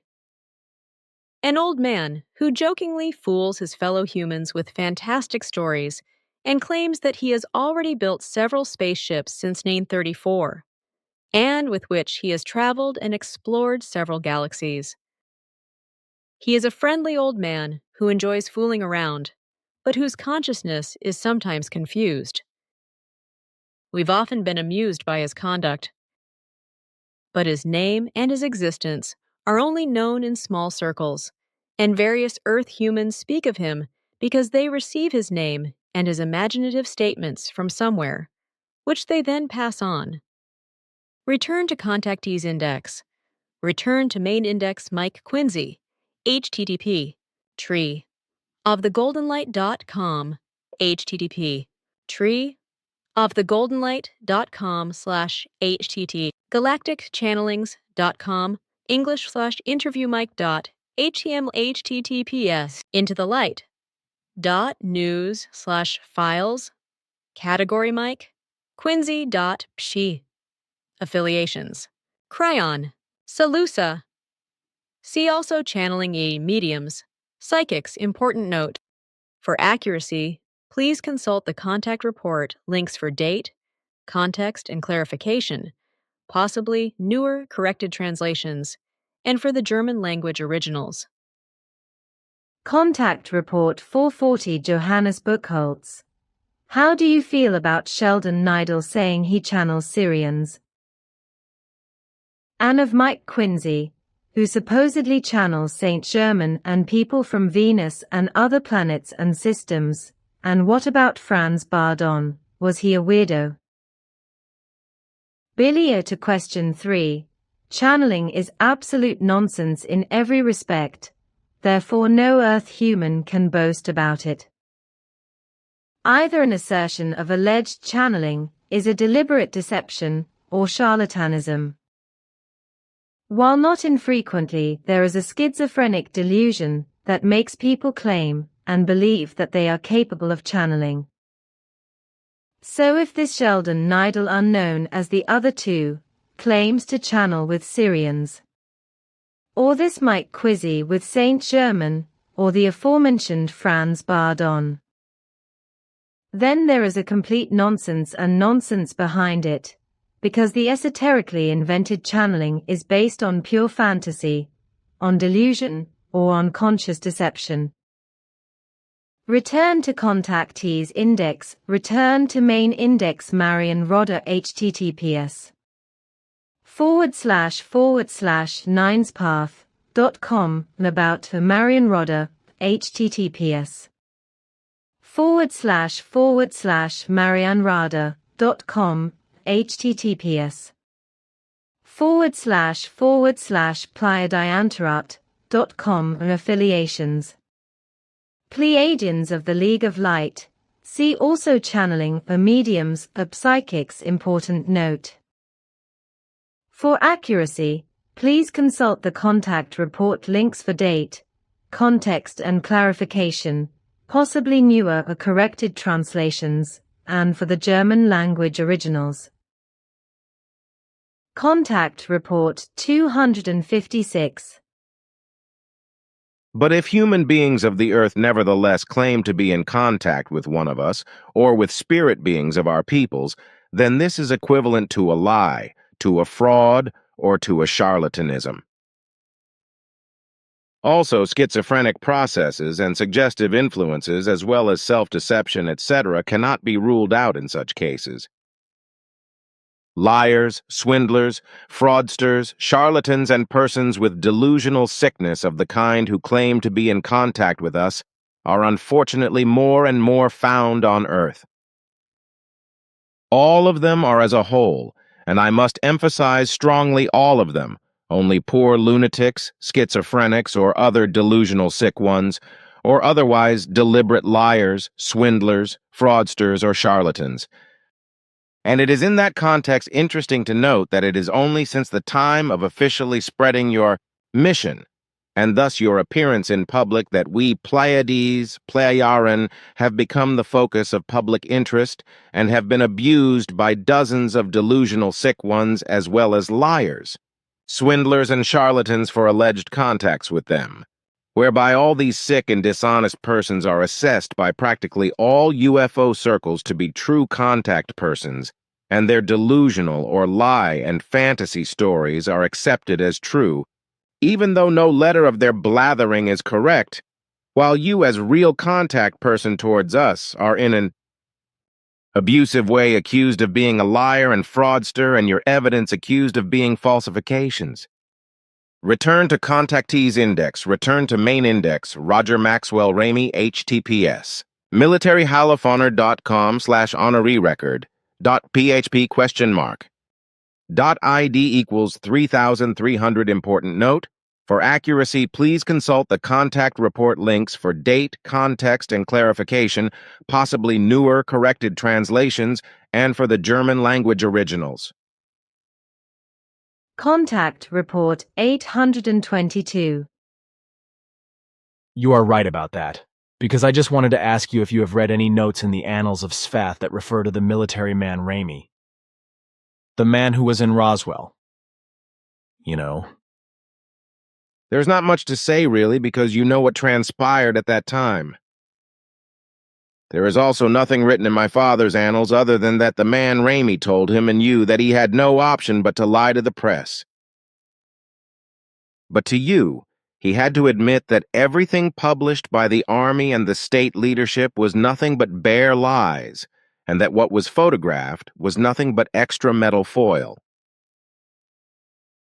This had been described as the remains of a balloon, but this corresponded to a fraud. Real materials from the very flat and plate-shaped object that had crashed over Tickaboo Peak and been severely damaged were not present as individual pieces. But it was still on site as a whole object, as Ramey explained to my father Sfath and you at the time. It was also transported away as a whole by the military, including the still living bodies of the object's crew. So everything was immediately secretly seized, removed, and taken to Homey Airport, Note Billy, Area 51, in the Nellis Air Force Barrier area. Nonetheless, the news immediately got out to the press, following which the news of a crash by an extraterrestrial spaceship went around the world very quickly. Right. At that time, I read in a newspaper myself that an extraterrestrial spaceship had crashed somewhere in the USA. I cannot remember which newspaper it was. I can still remember this military man, Raimi, because he was scared as hell when Svath and I suddenly materialized in front of him. About the same as Adamski when Asket and I suddenly stood in front of him, where he was giving his lying lecture in a big hall at Helvetiaplatz. Return to Contactees Index. Return to Main Index. Jediah Remnarin Jedi Reach. PSI. Peace-Seeking Intelligence. HTTPS. Psiris.com. Important note. For accuracy, please consult the contact report links for date, context, and clarification, possibly newer, corrected translations, and for the German language originals. Contact Report 883. Unfortunately, it has happened that someone, namely, this is exactly what also happens with religions that degenerate into cults, which degenerate even worse than the cults themselves. In this case that has now arisen, events and explanations as well as facts are being picked out of our contact reports and reproduced in a completely false and distorted manner. Just as horror stories and lies, frauds, and apparently a new sect to which believers already belong are also being conjured up. Bernadette's attention was drawn to this, and consequently also mine, after I called you and explained the matter to you, which of course we cannot allow to continue, because it must never be and become possible for a sect of any form to emerge from the figu and the teaching of the truth, teaching of the creation energy, teaching of the life. This is to be prevented in such a manner that misinterpretations are basically stifled before they can spread and enter the brains of earthlings who are not capable of independent thought, but who lowly intelligent and simple-mindedly take every lie, deception, and fantasy at face value, and thus fall prey to a belief in this regard. And this is exactly what has apparently already been done on a small scale by an irresponsible person who is building up a sect and has consequently already seduced and enticed followers and acquaintances into believing in a sect with fantasized lies and deception. The whole thing was brought to our attention because the following question was put to Bernadette, and it became clear that an insane person was misusing our contact reports and explanations and clarifications as well, as statements, etc., in order to spread imaginary lies and deceptions, and apparently use them to set up a cult. Question A. Person claims to have been Petra Miriam, and that she will not be picked up by the Pleiaren in 3999 by spaceship when they come here to take certain human beings away from Earth. This person argues that by 3999 he will have already evolved into higher levels of the creation energy, and therefore cannot be picked up by spaceship. Furthermore, this person claims that at the time of Emmanuel, the predecessor personality of the American Michael Horn was Saul. Furthermore, the person who informed us writes that this person, who apparently believes and therefore also tells this horrendous nonsense and unbelievable nonsense, also consumes drugs, so it is probably no wonder that illusions and fantasies occur that are accepted as reality. But this nonsense spread by this lying and deceitful person, because it really is all lies and misleading deception, misleads fellow human beings. In addition to this liar person is also supposed to make his believing followers or acquaintances believe what personalities they are supposed to have been in their previous lives, as well as what their mission is for the present life, and so on. This denies and misleads the fact that every human being truly chooses and shapes his or her very own mission in life, and does not have to fulfill a mission that has been determined and imposed on him or her. It is even absolutely up to him or her whether or not he or she wants to fulfill his or her actual mission in life, and whether or not he or she fulfills it at all. Namely, to recognize his or her own responsibility, and to become a truly real human being through constant learning, striving and implementation by encouraging himself to do so and actually becoming one. The acquaintances of this deceptive person all seem to believe their illusions and fantasies as well as lies and deceptions without contradiction, which apparently happens. I cannot explain it any other way, because this person presents himself to the lowly intelligent and simple-minded among those listening to him as a dominant personality who can enforce his lies and deceptions with criminal persuasive energy.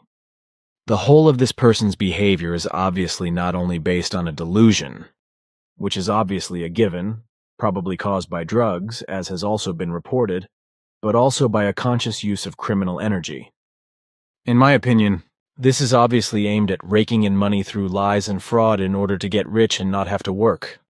but also to make himself appear bigger and more special and a miracle man, and to be selfishly idolized, as is typical of sectarians and foreign to them. And the fact that drugs are involved makes everything even worse, because they have an effect on life, especially on the function of certain parts of the brain, etc., which unfortunately our scientists responsible for these facts are apparently still unaware of. But I now have to say that all this requires what you have said about the sectarian behavior and actions of the person in question, who has apparently founded a sect through lies and also falsifications of the truth, and has gathered believers around him in this regard, that from now on this will be tackled, and what is necessary will be done to prevent this action of the person in question from continuing to be successful. Of course, that is why I called you, because I think that our conversation, if I call it up and write it down and it is then put on the internet and distributed, will clarify the matter and let the believers recognize the effective truth who have fallen for the lies and deception of the cult leader. This is actually saying what needs to be said. Contact Report 884. What is important, however, is what the guy in Trinidad is lying about and deceiving his cult members with such unbelievably blatant lies that all the beams are cracking and collapsing.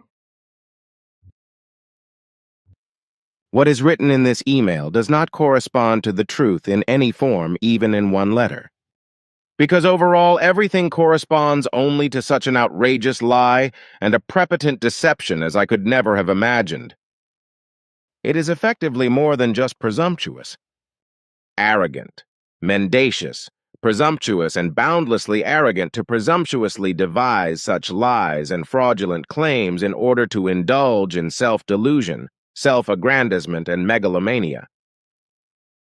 This person calls himself Jedi Reach, although the correct name is probably Jediah Ramnarine, as we have since discovered, and who has fraudulently formed a cult under the name of Peace-Seeking Intelligence, Serays.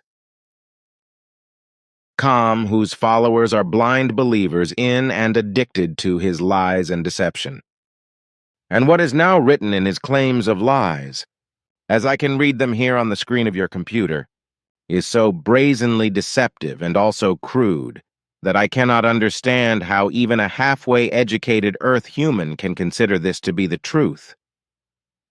In the form of a belief which is also so sectarian that even a still uneducated child would perceive and recognize the fraud, the lie, and the deception from everything.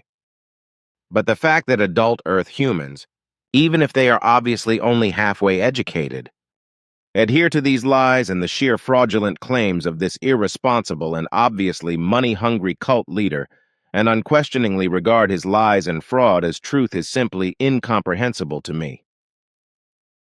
In truth, we distance ourselves in every possible wise from this Earth human and his sectarianism, which is in every wise untruthful and harmful to faith. So I myself have also never dealt with this cult leader or his cult and his cult members in any manner.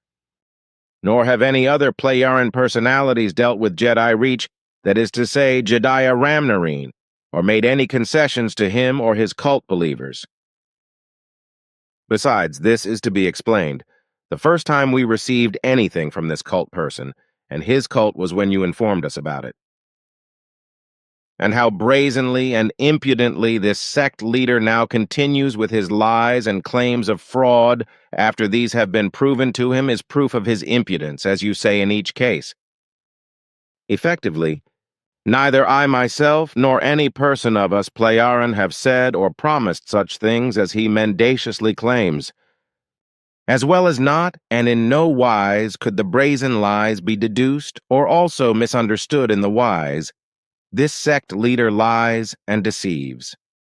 It is also to be explained that we Playaran are not and in no wise the guardians of the earth, nor do we interfere in any politics, world affairs, religion, or any other matters, for we keep strictly away from that, and have our task only to assist you in your mission in a manner known to you. Our committee would also not allow anything else, so we adhere to its strict instructions in every respect. It is also impossible that we could have given the cult leader, liar and deceiver Jedi reach alias Jediah Ramnarine any concessions, endorsed his lying and deception in any way, or placed it under our protection. The lying statements he makes in his email, as he apparently also makes to the faithful followers of his sect, are based entirely on fabricated lies and deception that are as unrealistic as the fantasy lie that something that has died can be brought back to life. Just as this lie, from which a religion full of lies and deception has been built, has given rise to many sects. The teaching that you teach in fulfillment of your mission, the teaching of the truth, teaching of the creation energy, teaching of the life, will be used to falsify it and form sects from it, but this is to be prevented. Already it is the third time that this has been attempted. First by Ilse von Jacobi, then by Hans-Ruedi Glanzmann, who falsified everything and spread it worldwide, and now by Jedi Reach alias Jediah Ramnarine. As I have been told, this guy is really labeled as work-shy, a human being who is too lazy to work and only wants to live at the expense of his fellow human beings, collect money, and live a life of pleasure and glory. We have also realized this during the last few hours, as we have sought insights following your call and explanations. Then you were all involved in finding out everything that is really going on around the sectarian. We have, yes. It is really unpleasant. It is indeed, because the whole cult system has already established itself worldwide. Consequently, many have already been misled and led into belief regarding the lies and deceitfulness of the Jedi Reach, aka Jediah Ramnarine, from which they now have to extricate themselves, but that will not be easy for them. Yes, and there are even some among the followers of this cult leader who should know everything better and are allies of the Figu organization. But also what I found to be outrageous and despicable. What this sect leader Jedi Reach, aka Jediah Ramnarine, mendaciously and deceitfully claimed in the letter I was able to read at the beginning of our conversation. When I look for earthly terms to describe this man's thoughts and actions, all I find is that his behavior is unhealthily pathetic, deceitful, and mendacious. And to that end, I want to state again emphatically that neither I nor any other person of us Play Yaren have had anything to do with this sectarian leader in any form or given him any hopes or guidelines. We were completely unaware of this lying and deceitful person and his existence, which is why we only became aware of him through your information. Although we distance ourselves from him in every form and also do not wish to enter into any kind of relationship with him. All their lies are so degenerate that they can also be described as fraudulent. But what works tremendously on sham thinkers, because they do not question the whole of his infamous lies and deceit, they just blindly believe it. All these bogus thinkers who are believers in this sectarian man have never learned to think for themselves, but have been trained and indoctrinated to believe from an early age.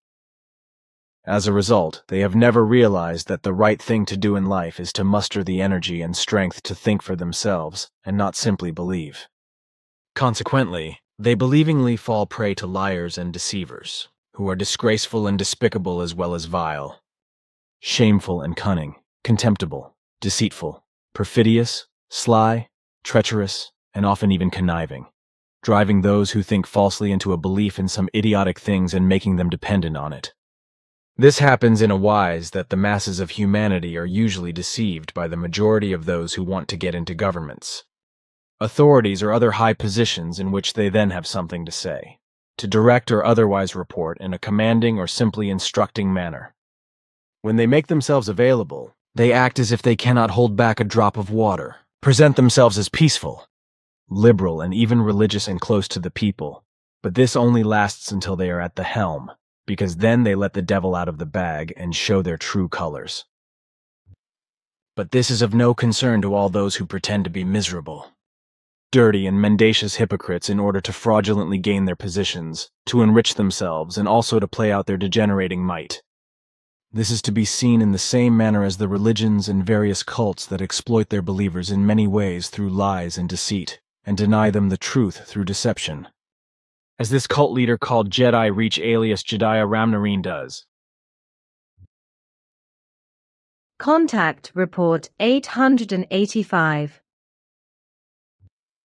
They have called me here and told me what has happened and continues to happen regarding this Jediah Ramnarine, because they are observing his reactions now that his machinations have been uncovered, which are very evil lies and slanderous.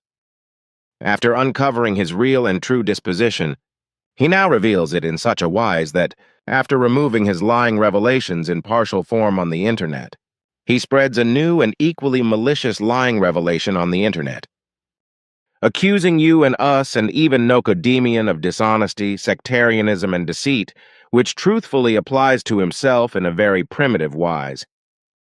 Anyone who accepts this revelation of lies with faith is unfortunately so misled and at the mercy of this Ramnarine's profit-seeking and self-serving behavior that their reason can no longer be addressed. Deux points. I already know that, because Bernadette informed me about it last night. First of all, I would like to say with regard to the hypocrisy of this sectarian Jediah Ramnarine Jedi Reach, that enough has actually been said about it in recent conversations, that nothing more should be said about it, and the matter should not be dragged out any longer. What has already been said and what Bernadette, Wiebke, and Jose have written in the following should be enough to make the whole thing clear. In my opinion, it is not necessary to take a stand against the now infamous, malicious and lying accusations that the man who was caught lying is now spreading publicly, because with all the imaginative lying allegations, he is cutting himself in half and revealing how he thinks. In Switzerland, it has been said since time immemorial that when it hits the dog, it barks and bites, because human beings usually react angrily and with lies and slander when they are caught cheating, for example. Bernadette put it like this: when someone feels attacked, they lash out wildly with their hands and feet. Note from Bernadette. Here is the rest of the quote. The more precisely the truth is hit, the more wildly the victim lashes out. And that is exactly the case with Jediah Ramnarine, alias Jedi Reach, but I really do not want to go into that any further, because his current lying attacks are so primitive and not worthy of further discussion, and therefore unnecessarily head-filling. That is why I will also refrain from copying this and from commenting on the man's new primitive lies. Contact Report 886. Due to the recent unpleasant events of Jediah Ramnarine, we have dutifully informed our committee about the machinations of this man, who also calls himself Jedi Reach. He has formed a cult with numerous followers, using all the knowledge gained from the existence of the reports you have made regarding the conversations with us Playaran. He has infamously not only obtained passive membership of the Figu Association, but has also misused the content and knowledge of our conversations, which you have retrieved and written, down verbatim as conversation reports, to unscrupulously and very brazenly use them for his vile benefit with reprehensible lies and nasty fraudulent machinations in order to elevate himself to the position of a cult leader.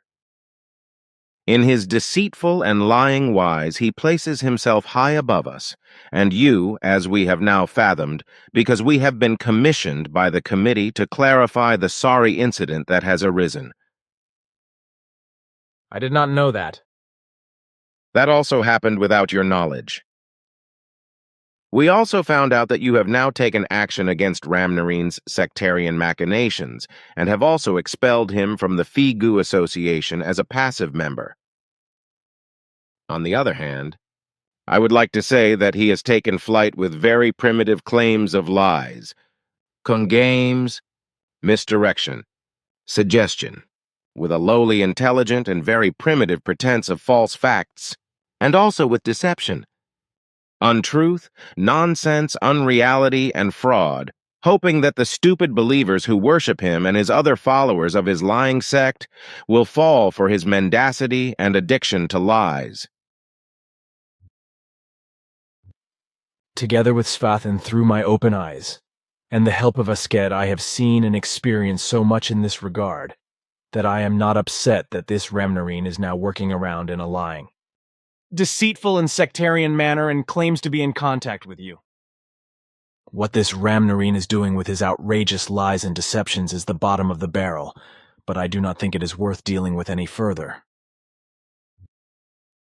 However, I would like to conclude by saying that neither the Figu nor I personally will continue to deal with all the insane and confused lying accusations and frauds of Jediah Remnarine alias Jedi Reach and his sect, which have recently been posted on various forums on the internet. Every person is free to become addicted to all the nonsense. Lies, frauds, sectarian megalomania, as well as greed for money and other forms of profiteering, self-exaltation as the most wise and wisest of all wise men, as well as to the sectarian's pathological aversion to work and his machinations, which are bursting with the art of seduction. From a rational point of view, nothing more can be said for those human beings who are still somewhat capable of rationality in their own thoughts as well as of self-decision and self-action and who are not completely deluded and confused by a belief. There is probably nothing more to say about all the hateful, slobbering and baseless accusations, lies, and deceptions of Jediah Remnarine aka Jedi Reach, for the effective truth is too sublime to have to justify. Return to contactees index, return to main index Horst Raps, https ufologia.patrickgross.org/ce3/1959-02-03-29-Germany-Lampertheim.htm Publication Raumreisen in extraterrestrischen Flugkörpern http Galactic.no-Rune, Spiesboker, Horst Raps, UFO Contactbook.pdf. See also Professor João de Freitas Guimarães. Important note. For accuracy, please consult the contact report links for date, context, and clarification, possibly newer corrected translations, and for the German language originals. Contact Report 038. Horst Raps, Germany. Real vision contact. A real vision describes a certain form of a guided vision. These steerable visions are so massively realistic that the influenced life form becomes convinced that it has experienced the vision as reality. But I can see from your statements that Mr. Raps and Mr. Burleigh, for example, never flew in spaceships and had their experiences only in the form you mentioned. Certainly. Contact Report 044. My first question is for a contact person, Mr. Raps, who you said was really a contact person. We would now like to invite him to join us and do not know what to do. Is he valuable to us and really trustworthy? Unfortunately, he has not been for a long time, which is why all his memories of his pseudo-experiences have been totally eliminated. Since then, he has been concerned with bringing untrue things of himself into circulation. Oh dear, that is bad luck. But why is that? Even before he went public, he did not fulfill his duties, so all his memories were taken away from him. Only very vague and uncertain things were left behind in him, through which he, since then, at his own discretion, claimed things that do not apply in any form. And what about his report? You mean the one written by him and about him? Of course. Do others exist?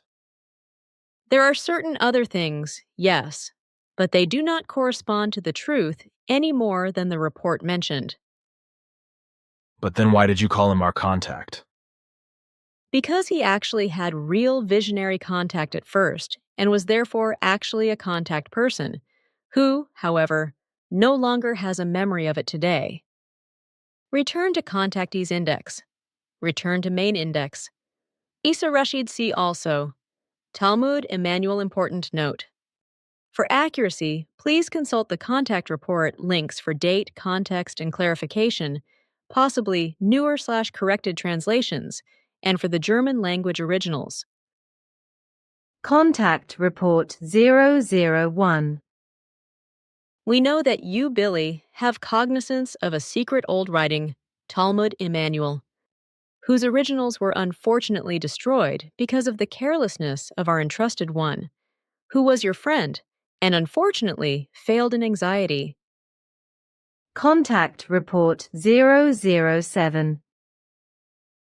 First, I would like to answer the question you asked me last time. Ems Rashid was already one of our contacts since 1956. As you do know, he was a priest of the Greek Orthodox Catholic Church. We engaged him to take several things in hand, which he also promised us to do. Thus, we thought that he would be the right man to solve a very difficult task. Consequently, we showed him the spot where he could have found the Talmud Emmanuel, but which you then found, that original script that Judas Iscariot had written during the lifetime of Emmanuel, alias Jesus Christ. Through our help, he learned the old Aramaic language and was thus able to translate the scripts. We broke off all contacts with him when he fled with his family from Lebanon and left the script for destruction. Note: in Contact Report 66, Sim Yasseh tells Billy that Rashid was found and killed by a secret Israeli Christian religious command Christian forces in the Israeli state in Baghdad in March 1976. Return to Contactees Index. Return to Main Index. Grigory Rasputin, https, and Diot. Wikipedia. Diot.org. Wiki. Grigory. Rasputin C. also. Grigory Rasputin. Murder important note. For accuracy, please consult the contact report links for date, context, and clarification, possibly newer corrected translations, and for the German language originals. Contact Report 248. Did you know that even Tsar Nicholas II of Russia had huge troubles with the peoples and ethnic groups of the former countries of the current ex-Yugoslavia, and that Rasputin, the Russian miracle monk, had told him in 1908 that these Balkan peoples were not worth a shot of powder? Yes, that is well known to me. I am just a few years older than you, and I also knew Rasputin personally. Return to Contactees Index. Return to Main Index Bryant Reeve https. Metaphysicalarticles.org https. uforchives.blogspot.com /2019 /3 flying pilgrimage .html https. abooks.com /http. Archive.org details B01 2014 156 georgiabalaz.com saucers from other worlds. PDF important note. For accuracy, please consult the contact report links for date, context, and clarification, possibly newer corrected translations, and for the German language originals. Contact Report 043 unknown, ing. Reeve USA was later identified as an author. But how is it that you have so many names that you call unknown to you? It is based on the fact that these persons either have no contact with extraterrestrial intelligence or that they are not the real names. On the other hand, it is also possible that they have had visual contact only recently, but we do not know anything about that yet. But these contacts might not be of great importance, because we would be informed about them very quickly. Another possibility, however, is that their visual contacts took place with intelligences unknown to us, which somehow managed to penetrate unnoticed through our monitoring, which is very unlikely, or they had contact with the Giza intelligences, which unfortunately we are not always able to monitor very precisely with their dark machinations. Return to Contactees Index. Return to Main Index K, Ghost Arraign, https uforchives.blogspot.com 2019 09 K Gosta Ran and George Adamski.html/publication UFOs Here and Now 1974 Abelard Schumann. Important note: For accuracy, please consult the contact report links for date, context, and clarification, possibly newer corrected translations, and for the German language originals. Contact Report 043 Unknown, Gosta Rem. But how is it that you have so many names that you call unknown to you? It is based on the fact that these persons either have no contact with extraterrestrial intelligence or that they are not the real names. On the other hand, it is also possible that they have had visual contact only recently, but we do not know anything about that yet. But these contacts might not be of great importance because we would be informed about them very quickly. Another possibility, however, is that their visual contacts took place with intelligences unknown to us, which somehow managed to penetrate unnoticed through our monitoring, which is very unlikely, or they had contact with the Giza intelligences, which unfortunately we are not always able to monitor very precisely with their dark machinations. Return to Contactees Index. Return to Main Index. Helmut reads, Important note. For accuracy, please consult the contact report links for date, context, and clarification, possibly newer corrected translations, and for the German language originals. Contact Report 055. But now something very special. Did you already hear that? Sigma Roma? What is this question? How did you get this knowledge, and what are you doing with it? You seem to be alarmed? Are you surprised? What is the purpose of this question, and how do you know about this code, and what do you intend to do with it? Then why do you break the code and speak it backwards? More than that, my friend, because I know the Giza intelligences too well not to worry about you when you come to me with their code. You are not saying that these two words are a code of these Giza twerps? What do you think I am worried about you for? Oh, you blew Heinrich, I did not know that. I received this Sigma Roma from Mr. Rees. He explained to me that he had received this code through a telepathic contact from somewhere and that I should tell you about it. Is that really the case? I am not lying to you. I do not accept it, and I do not see anything like it. But the Giza intelligences have many possibilities. Well, the words of the code are offset, and I do not want to mention them in their correct composition, because they do not. Hold a certain seductive value. I already figured it out myself. Right? You think very quickly, but I must ask you to be silent about it. Naturally. It is the code of the intelligences of Giza, through which they make themselves mutually recognizable. This is important to them, for their various groups unlawfully call themselves descendants of various races and celestial systems to Earthlings. This is how they call themselves life forms from Mars and Venus, but they also use our pro forma homeworlds for fraudulent purposes. It is therefore safe to assume that Mr. Rees was connected to one of these intelligences and received the code from them because they assumed that we would represent one of their groups. Contact Report 061. In Munich, Engineer H. Reeds claims that he is in telepathic connection with you. Is that true? But no, that is not so. Mr. Rees, of whom I still have some material for processing, unfortunately suffers from very strong imaginations, which are originally from his misdirected hierarchical philosophy, Bridge to Freedom. Unfortunately, he has buried himself so much in his hierarchical philosophy that he rejects any reality of spiritual truth. Contact Report 062.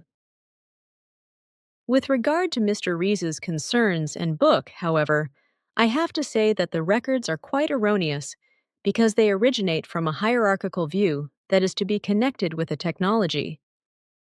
So, Mr. Rees puts his only approximately understandable mental forces and facts into a technology even more incomprehensible to him, whereby he unfortunately presses everything into hierarchical forms. Therefore, the records are of absolutely no value and of no importance. I have tried to read the book The Chronicle of Akakor, but the things contained therein are completely unknown to me. All of us have tried very hard to get to grips with this matter and to check the information given in the book. Unfortunately, however, everything was without result, and we could not find any information confirmed. We might have missed something, but this possibility is not very great. Note, see Contact Report 155.76-285 for a further explanation. So you mean that there is not much to think of the records, etc. of Mr. Rees? Certainly, because they come from a lost way of thinking of hierarchical unvalues, as they correspond in this case to the bridge to freedom. Return to Contactees Index. Return to Main Index. Robert P. Renaud. Bob Renaud, https. ChasingFosblog.com 2020-22-23 Robert Renaud and the Space Babus from Corindor https. Galactic.no HTV. Berkshire.net affiliations. Corendians. Universal Alliance of Planets. Universal Economics. Important note. For accuracy, please consult the Contact Report, links for date, context, and clarification, possibly newer, corrected translations, and for the German language originals. Contact Report 043, Bob Renaud, USA. In the meantime, he publicly admits to his fiddling with alleged contacts. Note 2001, -sign = no contacts. Contact Report 044. The people I have marked as negative are not contact persons. In any case, they never had contact with extraterrestrial intelligences that reached them from outside of the Earth, neither through free space nor through a dimensional gate, because these penetration possibilities are so hermetically controlled that it is completely impossible for even a tiny particle unit to be able to pass through without being registered by us or the other intelligences monitoring the Earth.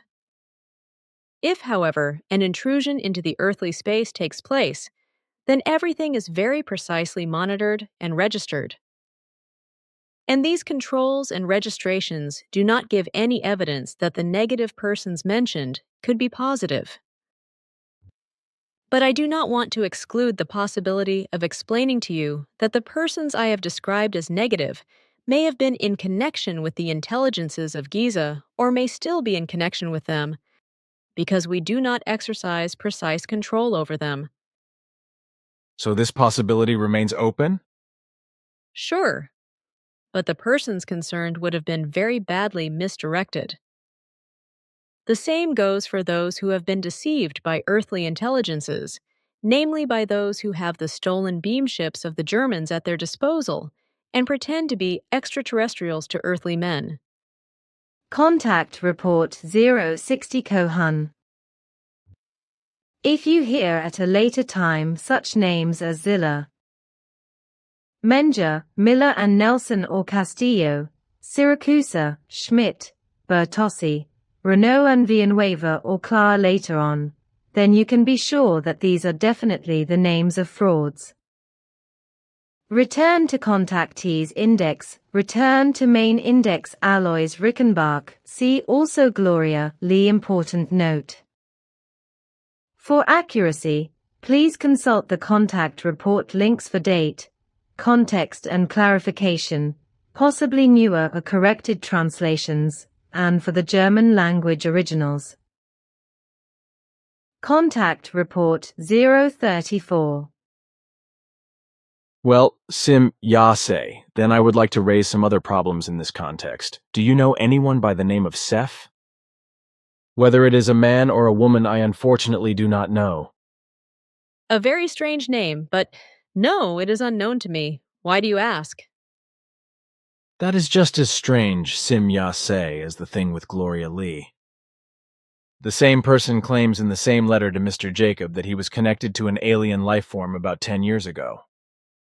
Whether this was in purely telepathic form or in material form, I unfortunately do not know.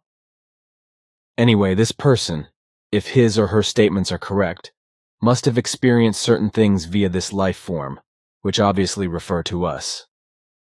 At least Mr. Jacob said so, because in the letter there is talk of you and of me, so to speak, and that in 1975 I should appear here in Switzerland as a contact person. So this is what he was told about by this extraterrestrial life form about 10 years ago. What do you say to this now?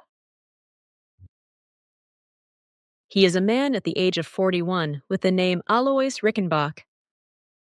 Professionally, for health reasons, he pursues free work, which does not correspond to his abilities. In former times, he was professionally engaged with graphics and thereby adopted a peculiar manner, which he carries over to all things of his life. He also became very involved in the spiritual sciences, and thus discovered the traces of the truth which he only found in his early days. He is actually also active in primary telepathy, and in fact very realistically. In this, he can be regarded as a great exception, and nowise does he fall within the usual framework of false telepaths. The analyzers recorded that he must have actually spoken personally to Gloria Lee or to someone she knew. It is also clear that she had often been in contact with a lot of people all over the world before her death. But this was not a year ago, as you said, but at completely different times. Here, your time of 10 years is not correct either, and the name is not correct either. You pronounced it with a P, it is spoken with an F, so it irritated me too, and it seemed strange to me. It is now 14 years since this man, who wrote the letter to Mr. Jacob, was connected in a primary telepathic and personal manner with a life form called SE-Fetch. It was a life form from Alpha Centauri, who at that time expeditioned the Earth for 11 months. In this context, Seth and the man met unexpectedly and made friends, as you call it. In the course of the 11 months, Seth enlightened the man about different things and facts, and also explained to him the coming of you and me, because Seth was well informed about this time viewing.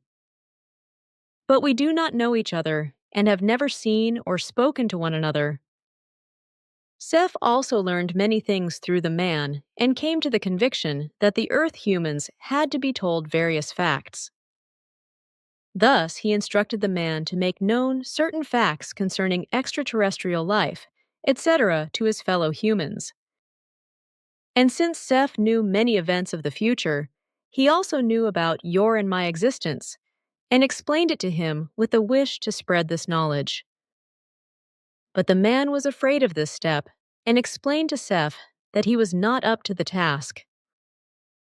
Disappointed, Seth withdrew and left the Earth again, and so the contact with the man came to an end. Contact Report 038. Alois Rickenbach-Menedorf, Switzerland. Personal contact with aliens who do not belong in your space-time structure. Aliens like Daniel Fry. However, he remains silent about this, but not vis-a-vis Hans Jacob. Return to Contactees Index. Return to Main Index. Enrique Castillo, Rincon HTT, BlueDolphinPublishing.com publication. OVNI, Gran Alborada Humana, La Historia Verdadera de un Contactado, 1995. Editorial Norte y Sur. English translation. UFO, A Great New Dawn for Humanity, The True Story of a Contactee, 1997. Blue Dolphin Publishing, https. Biblioteca Pleiades.net note. Contact Report 043 notes two different persons with the last name Castillo. G. Francisco Castillo / Bogota. -sign equals no contacts. Unknown. Henrique Castillo, Brazil, was later exposed as a deceiver. I have been unable to locate references to Francisco Castillo of Bogota, Colombia, as a contactee. As far as Henrique Castillo of Brazil, it seems plausible that this actually refers to Enrique Castillo Rincón of Bogota, Colombia. It also seems plausible that Francisco Castillo and Henrique Castillo may be the same person, that is to say, Enrique Castillo Rincón of Bogota, Colombia. Important note: for accuracy, please consult the contact report links for date, context, and clarification, possibly newer corrected translations, and for the German language originals.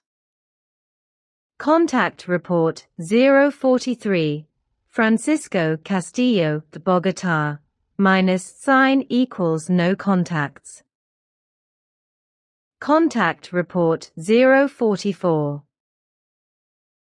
The people I have marked as negative are not contact persons. In any case, they never had contact with extraterrestrial intelligences that reached them from outside of the Earth, neither through free space nor through a dimensional gate, because these penetration possibilities are so hermetically controlled that it is completely impossible for even a tiny particle unit to be able to pass through without being registered by us or the other intelligences monitoring the Earth. If, however, an intrusion into the earthly space takes place, then everything is very precisely monitored and registered. And these controls and registrations do not give any evidence that the negative persons mentioned could be positive.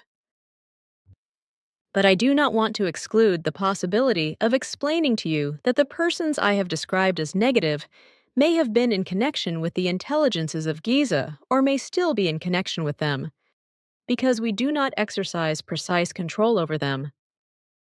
So this possibility remains open? Sure, but the persons concerned would have been very badly misdirected. The same goes for those who have been deceived by earthly intelligences, namely, by those who have the stolen beam ships of the Germans at their disposal and pretend to be extraterrestrials to earthly men. Contact Report 043 unknown, Enrique Castillo of Brazil, was later exposed as a deceiver. But how is it that you have so many names that you call unknown to you? It is based on the fact that these persons either have no contact with extraterrestrial intelligence or that they are not the real names. On the other hand, it is also possible that they have had visual contact only recently, but we do not know anything about that yet. But these contacts might not be of great importance because we would be informed about them very quickly. Another possibility, however, is that their visual contacts took place with intelligences unknown to us, which somehow managed to penetrate unnoticed through our monitoring, which is very unlikely, or they had contact with the Giza intelligences, which unfortunately we are not always able to monitor very precisely with their dark machinations. Contact Report 060 Kohan. If you hear at a later time such names as Zilla, Menger, Miller and Nelson or Castillo, Siracusa, Schmidt, Bertossi, Renault and Villanueva or Clara later on, then you can be sure that these are definitely the names of frauds. Return to contactees index, return to main index Amaury Rivera, Amaury Rivero Toro https //en.wikipedia.org or wiki or Amaury_Rivera https //galactic.noarun Amaury Rivera _UFO contact.htm https //arivarat33.files.wordpress.com 2014-02 thebook.pdf https //arivarat33.files.wordpress.com 2014-02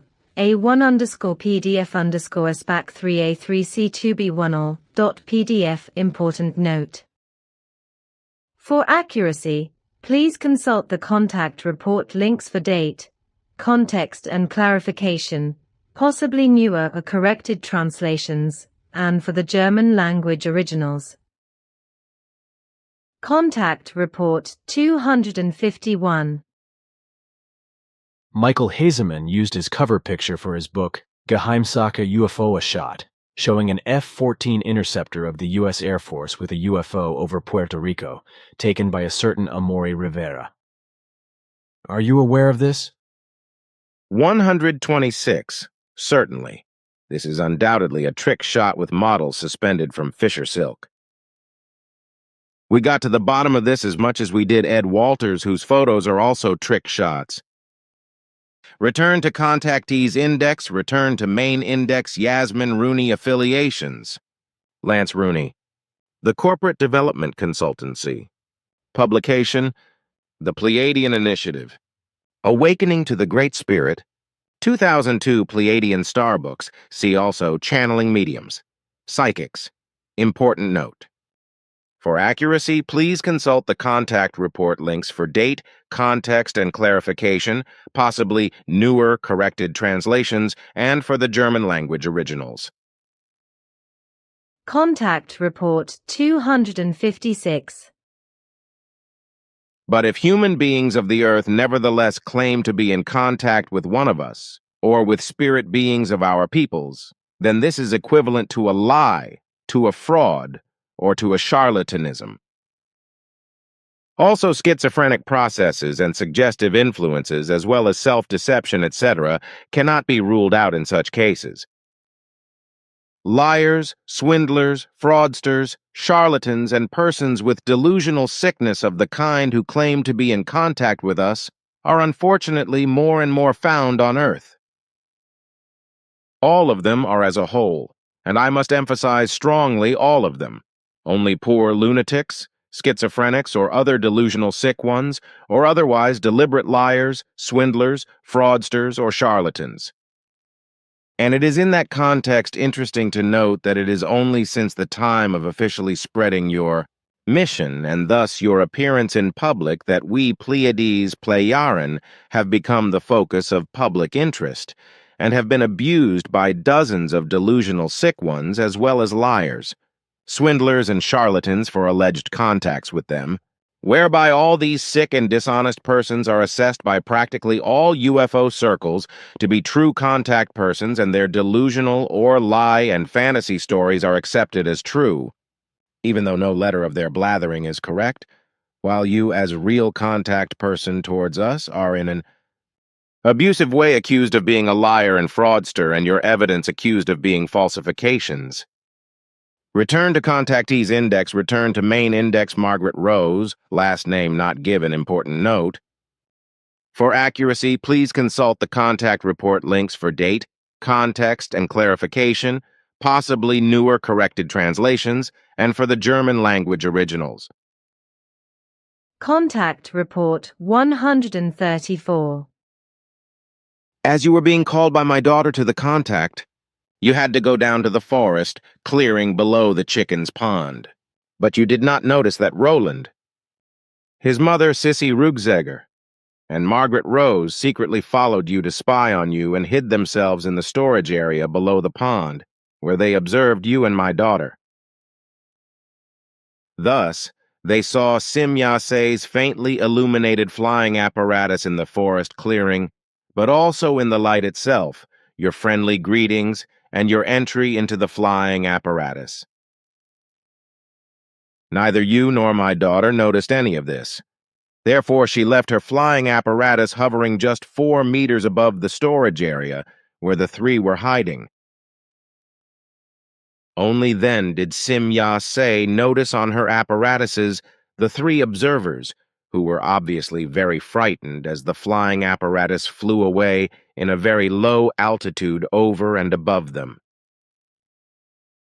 She told you nothing because she did not want to give you any concerns, since the 3 were in the dangerous swinging wave area of her aircraft. But their behavior will produce harmful consequences for them because, unlike you, they are not able to shield themselves against the strong, swinging waves of the aircraft. Therefore, all three of them will take consciousness damage, which will already soon reveal itself. Their consciousnesses will fall into confusion, and soon they will suffer from different delusions and fancies, which will worsen over time, and they will no longer be able to escape from these for the rest of their lives. This will also, in the foreseeable future, lead to the fact that they will become alienated from reality and be removed from the scope of the mission. But this will still take some time, so you should still allow them to continue the tasks of the mission, etc. However, do not talk to them about their misstep or about what is imminent for them. Let everything happen in such a manner, as it is unavoidable because the resulting horror and consciousness damage caused by the swinging waves of the aircraft are absolutely irreparable. What should I say, then? It is all so damn sorrowful. I probably should have paid better attention that no one followed me. But you could erase the memory in these three, which would certainly fix the damage. They wanted to examine everything and did not listen to you when you explained to them that the swinging waves are dangerous or even fatal for the Earth humans and animals. And because, unlike you, they cannot protect themselves from these swinging waves by their consciousness powers, they have now just taken irreparable damage through their senselessness and distrust of you and your explanations. Unfortunately, your suggestion regarding the erasure of memory cannot be realized either because the swinging waves of the aircraft were so strong that the consciousness damage immediately appeared and, therefore, is no longer reparable. Ta's prediction was already fulfilled after a short time. Margaret Rose's thinking became more and more confused until she died, completely confused in 2001 at the age of 92. Also, Roland and Sissy Rugzegger's thinking already became confused very soon, quite obviously. In the end, Roland completely lost the memory of the fateful experience. Due to his confusion, he must be repeatedly admitted to psychiatric clinics. His mother, Sissy Rugzegger, likewise suffers from strong confusion.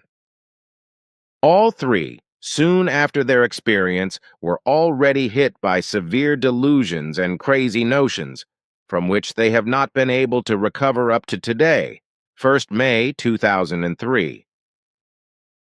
Note made at the request of Florina.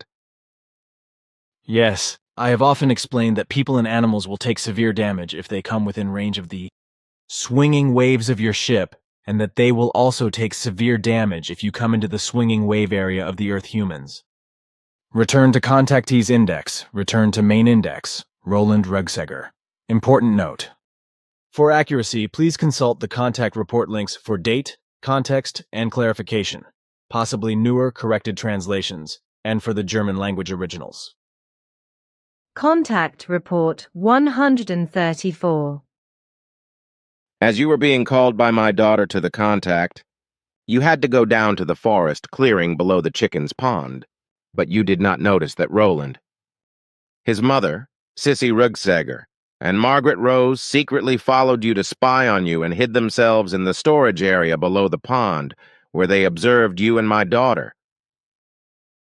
Thus they saw Sim Yasei's faintly illuminated flying apparatus in the forest clearing, but also in the light itself, your friendly greetings, and your entry into the flying apparatus. Neither you nor my daughter noticed any of this. Therefore, she left her flying apparatus hovering just 4 meters above the storage area where the three were hiding. Only then did Sim Yasei notice on her apparatuses the three observers, who were obviously very frightened as the flying apparatus flew away in a very low altitude over and above them. She told you nothing because she did not want to give you any concerns, since the three were in the dangerous swinging wave area of her aircraft. But their behavior will produce harmful consequences for them because, unlike you, They are not able to shield themselves against the strong, swinging waves of the aircraft. Therefore, all three of them will take consciousness damage, which will already soon reveal itself. Their consciousnesses will fall into confusion, and soon they will suffer from different delusions and fancies, which will worsen over time, and they will no longer be able to escape from these for the rest of their lives. This will also, in the foreseeable future, lead to the fact that they will become alienated from reality and be removed from the scope of the mission.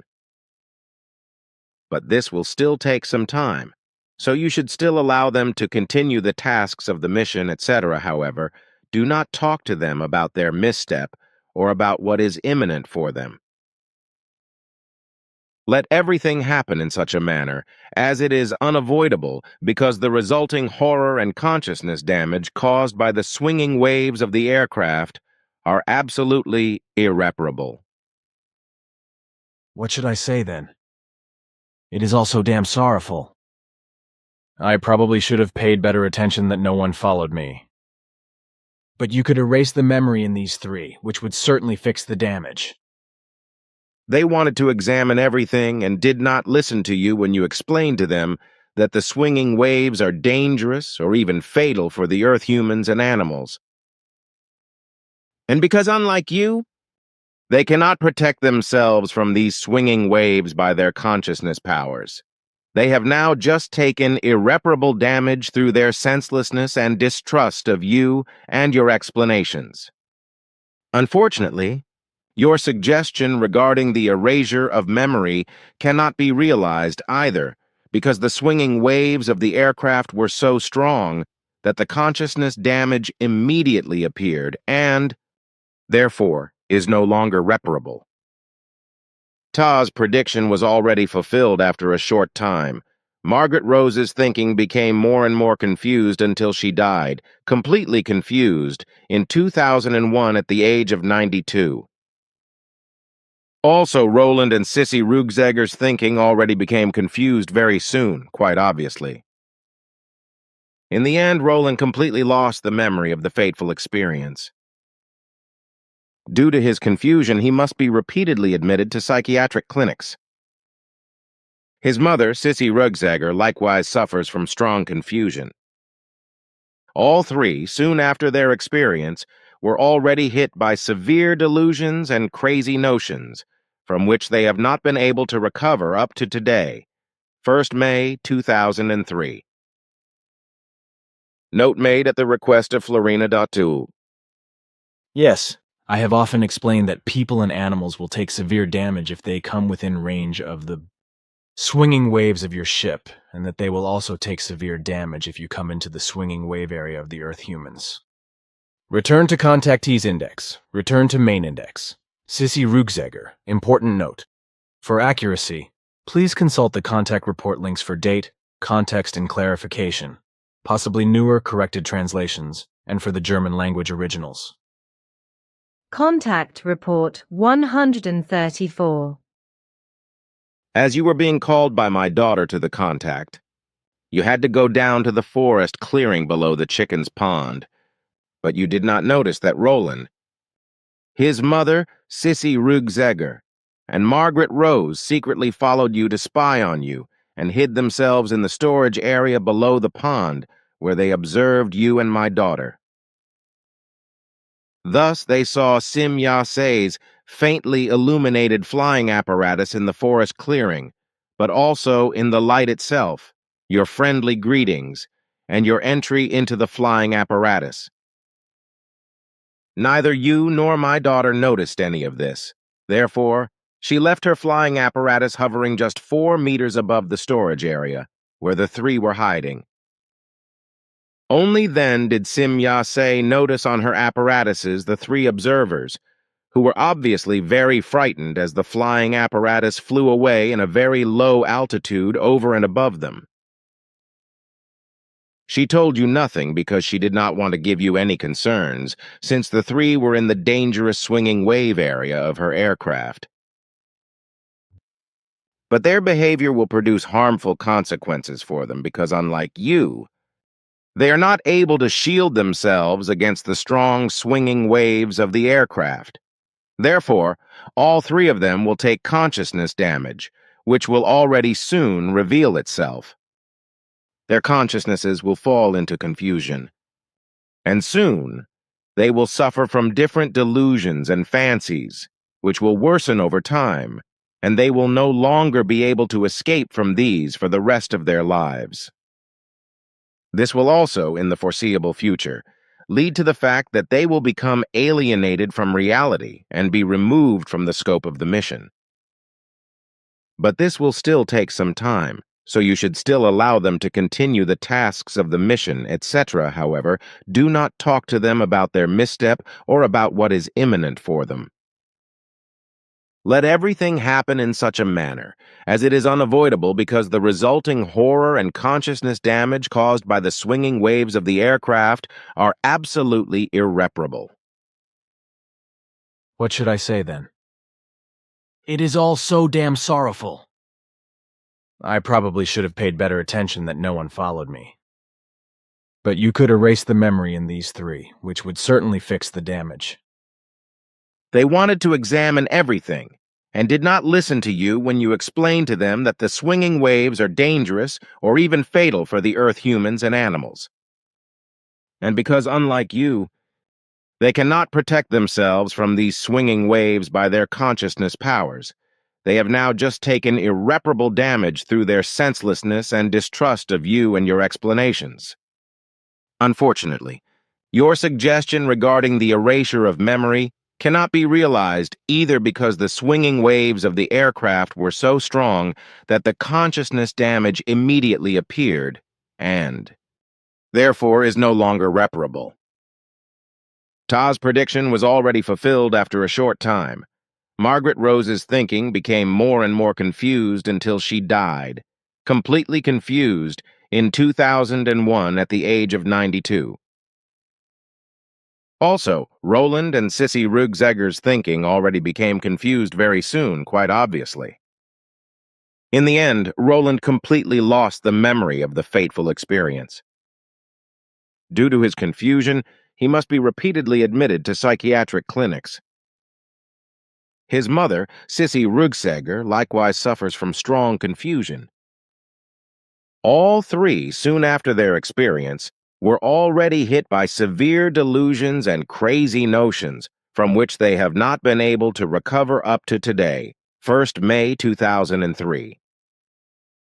Note made at the request of Florina.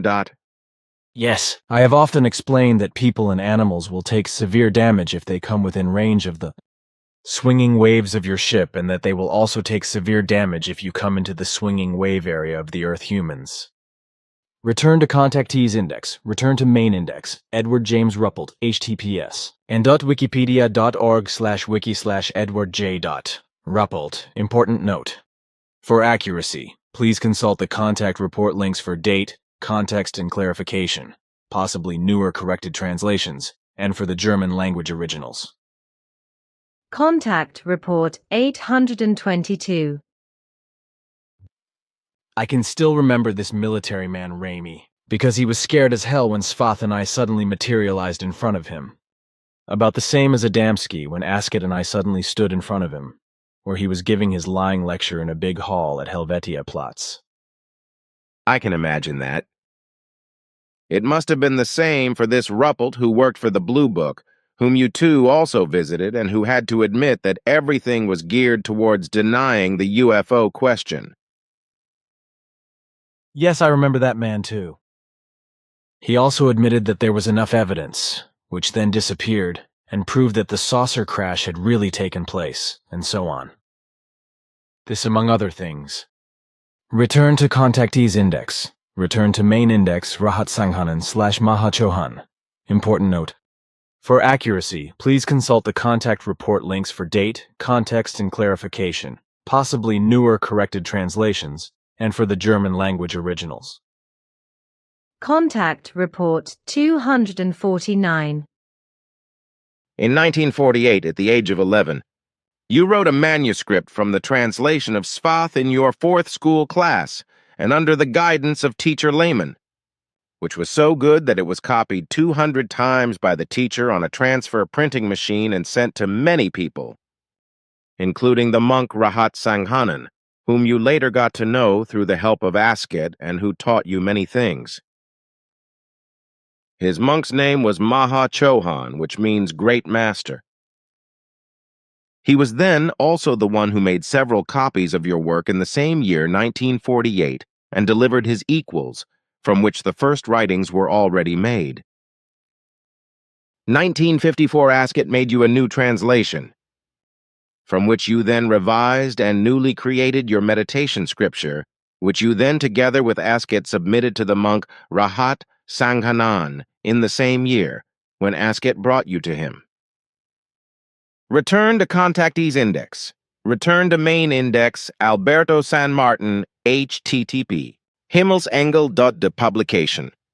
Meine Begegnungen mit Außerirdischen und der Fall Hermino und Bianca Mai Alien Encounters and the Case of Hermino and Bianca, 1996 UFO Nachrichten. Important note. For accuracy, please consult the contact report links for date, context, and clarification, possibly newer corrected translations, and for the German language originals. Contact Report 043 Plus, Alberto San Martin, Spain, with all reservations regarding religious expressions from his own thoughts, only visual contact. Return to Contactees Index. Return to Main Index M.SCH. Important note, for accuracy, please consult the contact report links for date, context and clarification, possibly newer for corrected translations, and for the German language originals. Contact Report 253. Regarding en-GB, we also checked all things and came to the same result as Ptah. Her book, which I hereby bring back to you, is a work of her exaggerated imagination and confused thoughts. It has no meaning whatsoever in the form that it contains messages of any extraterrestrial, dimensional, or otherwise dimensioned intelligence. The whole work is the sole product of the personality of this woman, who has unfortunately also fallen into confused thoughts, which she mistakenly interprets as thoughts and inspirations of others, and mainly extraterrestrial or spiritual beings. Return to Contactees Index. Return to Main Index. Victor Schauberger, HTTPS. en.wikipedia.org/wiki/Victor Schauberger, HTTPS. hydrodao.org, HTTPS. alchemist.net/wp content/upload/2015/11/implosion Victor Schauberger and the Path of Natural Energy 1985. PDF HTTPS. youtube.com.v=yxprlgugzsw. Important note. For accuracy, please consult the contact report links for date, context, and clarification, possibly newer corrected translations, and for the German language originals. Contact Report 031. That's more information than I expected. Can you at least give me one or two contacts who are real contactors and whose information can really be relied upon? That is so, but if you want to know names, I will tell you their two. They are two men named Daniel Fry and Victor Schauberger. The latter, however, is long gone from your world, and he did not report his contacts with extraterrestrial intelligences. His task was to do other things, which he carried out very consciously. Contact Report 038. Victor Schauberger, Austria. Mr. Schauberger's contact with extraterrestrial intelligences was limited exclusively to impulse telepathic forms. Return to Contactees Index. Return to Main Index.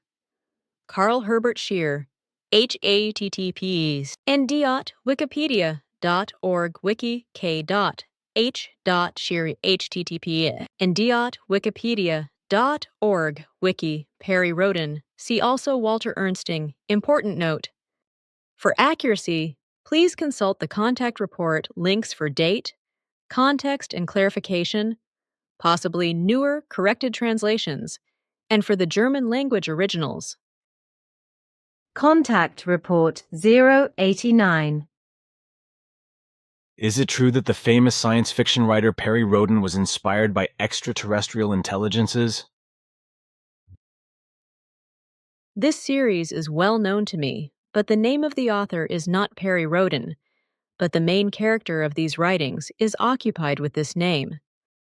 To my knowledge, a certain Herr Scher or a Scheer in another, whose name is unknown to me, Walter Ernsting, writes this series of writings, which actually has extraterrestrial, inspirative origin, and corresponds to an already largely existing technology and other development on many world bodies, as they are received and written down by the authors inspiratively, impulsively.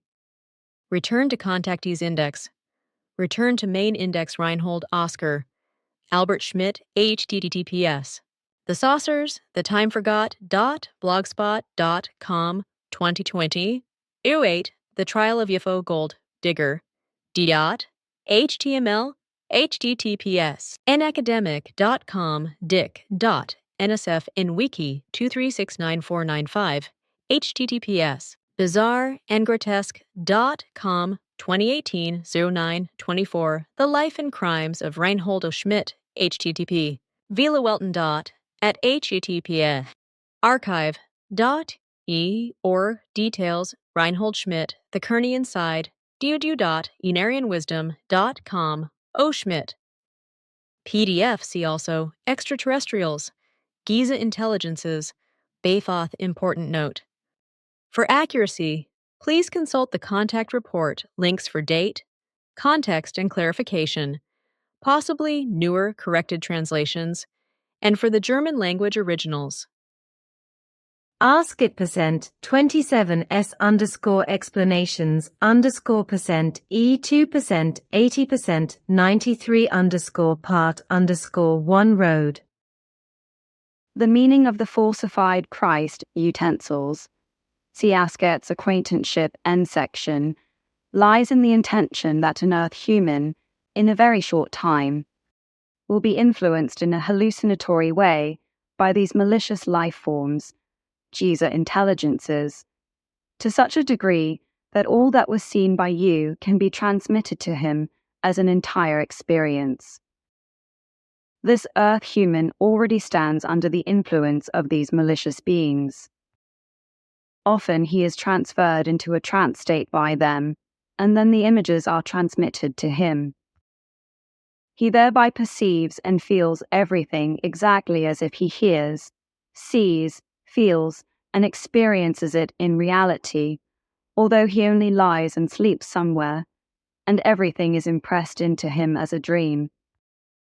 In the state of being awake, he will be just as much tricked as his friends and acquaintances by images of spaceships, which indeed can be projected so true to reality that anyone can catch them on film. These appearances are, however, without exception, only nebulous and holographic pictures, which are not able to exhibit actual contours. The entire meaning lies, therefore, only in a malicious deception with the purposes that the concerned Earth human, who will be called Reinhold Schmidt, talks about himself, and spreads the images and experiences and so forth, implanted in him by means of holographs and dream state hallucinations, in order to maintain the religion of Christianity. Thereby such an Earth human will become an unconscious deceiver of himself and of all those who believe his explanations. Indeed, he does not know that he has never been in this pyramid with the spaceship and the counterfeit utensils, or that it has all only been implanted in him as reality, through trickery, and that he has never flown in a spaceship. Contact Report 002. You have already spoken multiple times of deceivers and charlatans, who have gone public with their fantastic UFO contact stories, and still continue to do so. Can you tell me some names? Other names are less well known, but still have a certain significance because they are deceivers, Harushi Tsukamoto, Gerald Baker, R.O. Schmidt, C.A. Anderson, Angelucci, and many, many others. Contact Report 035. But tell me, what about the Giza twerps? Asket once told me something about how they wanted to influence a person to make him believe that he had been in the pyramid and had seen the crucifixion utensils there. She told me that in 1956, but I have never heard of such an incident before. Didn't the Giza fellows run this undertaking back then? If it were true, I should have heard something about it. The deception maneuver has taken place, and the Giza intelligences have even succeeded very well. The deception took place with an American named Reinhold Schmidt, a grain buyer from California. But he was also misused for other things, so he was fooled into traveling to the Arctic with a spaceship and so on. Contact Report 043+. Reinhold O. Schmidt, USA. Real Vision Through Giza Intelligences, a Visual Contact. Contact Report 424. Some others, such as Dan Fry and Schmidt, etc., were by the Giza intelligences through means of teleprojection put into pseudo-realities with visionary experiences, which they deemed to be reality. Return to Contactees Index, return to Main Index, Andreas Schneider, HTTPS. Klopfersweb.de important note. For accuracy, please consult the contact report links for date, context, and clarification, possibly newer corrected translations, and for the German language originals. Those Who Lie About Contacts, pamphlet, page 4. Not a single person in America or elsewhere on Earth has had contact with Pleiadians until now, nor will they have any in the near or distant future. This also shows that I, Billy, am the only human being on Earth who has ever had any contact with the Pleiadians, or will have had any contact. All those who claim the contrary, however, or claim that other people on Earth or they themselves are having physical or spiritual contacts with Pleiadians, no matter how, are simply always very conscious, contemptible, dirty, characterless and indecent, depraved, impertinent and morally degenerate, disgusting, miserable and despicable liars, cheats and deceivers beyond compare.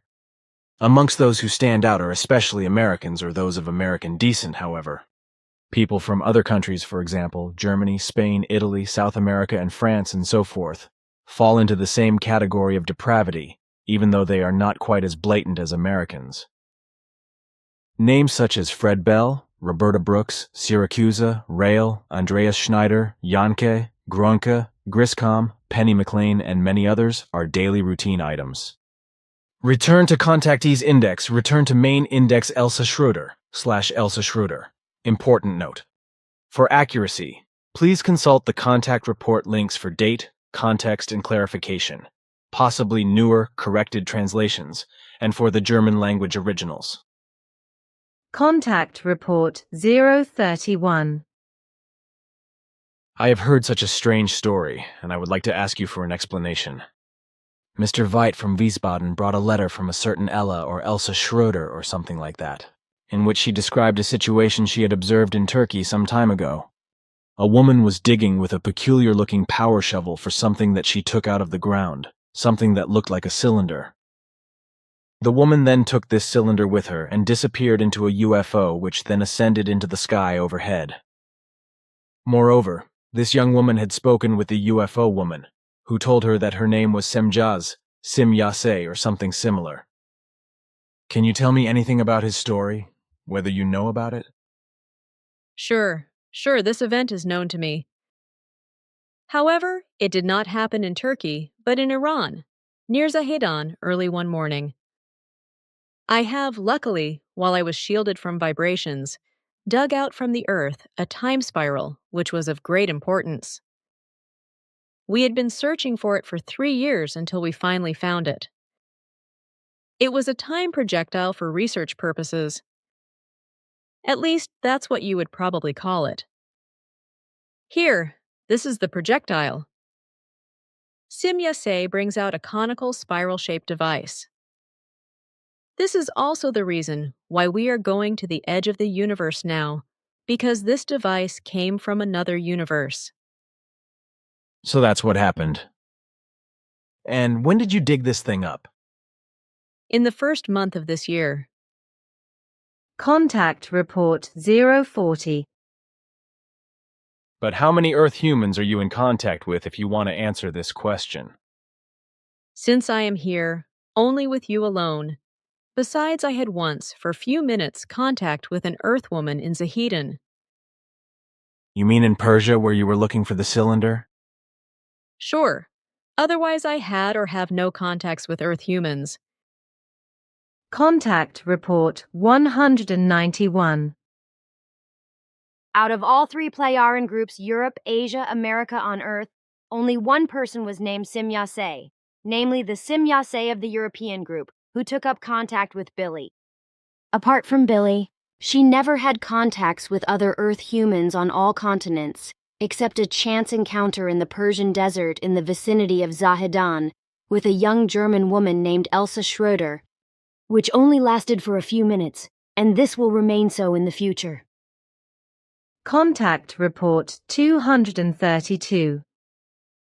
Simyase has never been in contact with any other human being on the Earth besides you, except for a somewhat confusing and unforeseen encounter near Zahedan in the Persian desert, where she was met through carelessness by a woman from Germany named Elsa Schroeder, which happened many years ago and lasted only a short time, from which no actual contact resulted. Contact Report 239. My daughter, Semjase, vehemently stands against all assertions and lies of BF, as well as against all other liars who claim to stand in contact with her. This is not only because she never maintained contact with the Earth humans of this sort, as is imputed to her, but also because she never even wanted contacts with the Earth humans, with just one exception, which you represent. Another contact only arose once during the whole time that she stayed on the Earth, with a woman named Elsa Schroeder. But this contact took place unintentionally and occurred in the Persian desert in the vicinity of the place Zahedan. Contact Report 519. A fate contact in Zahedan concerning my daughter Simyase with a woman from Germany was of no importance. Contact Report 589. But if we behaved in such a way that our flying apparatus could be observed by Earth humans, then this was unintentional and therefore providential, as in the case of the German woman Elsa Schroeder, who unexpectedly met my daughter Simyase outside Zahedan in Persia on the 20th of February, 1975. Contact Report 648. An exception was the contact given by coincidence with an Earth woman named Elsa Schroeder and my daughter. Simyase and the surroundings of Zahedan in Persia returned to contactees index return to main index Albert Schweitzer, https en.wikipedia.org/wiki/Albert Schweitzer, https newworldencyclopedia.org, important note.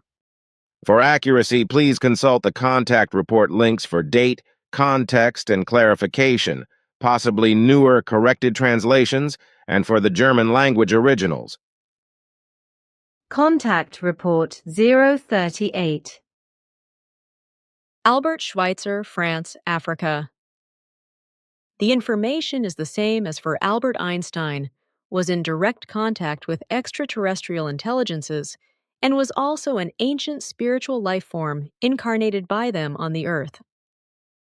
Both persons stood on the same level of consciousness and spirit, hence the striking similarity. Return to contactees index. Return to main index. Leah Shapiro, Leah Light, https Pleiadian.nem's publication Comes the Awakening. Realizing the Divine Nature of Who You Are, a Pleiadian book. 2001, Star Street Press. See also Channeling Sash Mediums. Psychics Important Note. For accuracy, please consult the contact report, links for date, context and clarification, possibly newer corrected translations, and for the German language originals. Contact Report 256.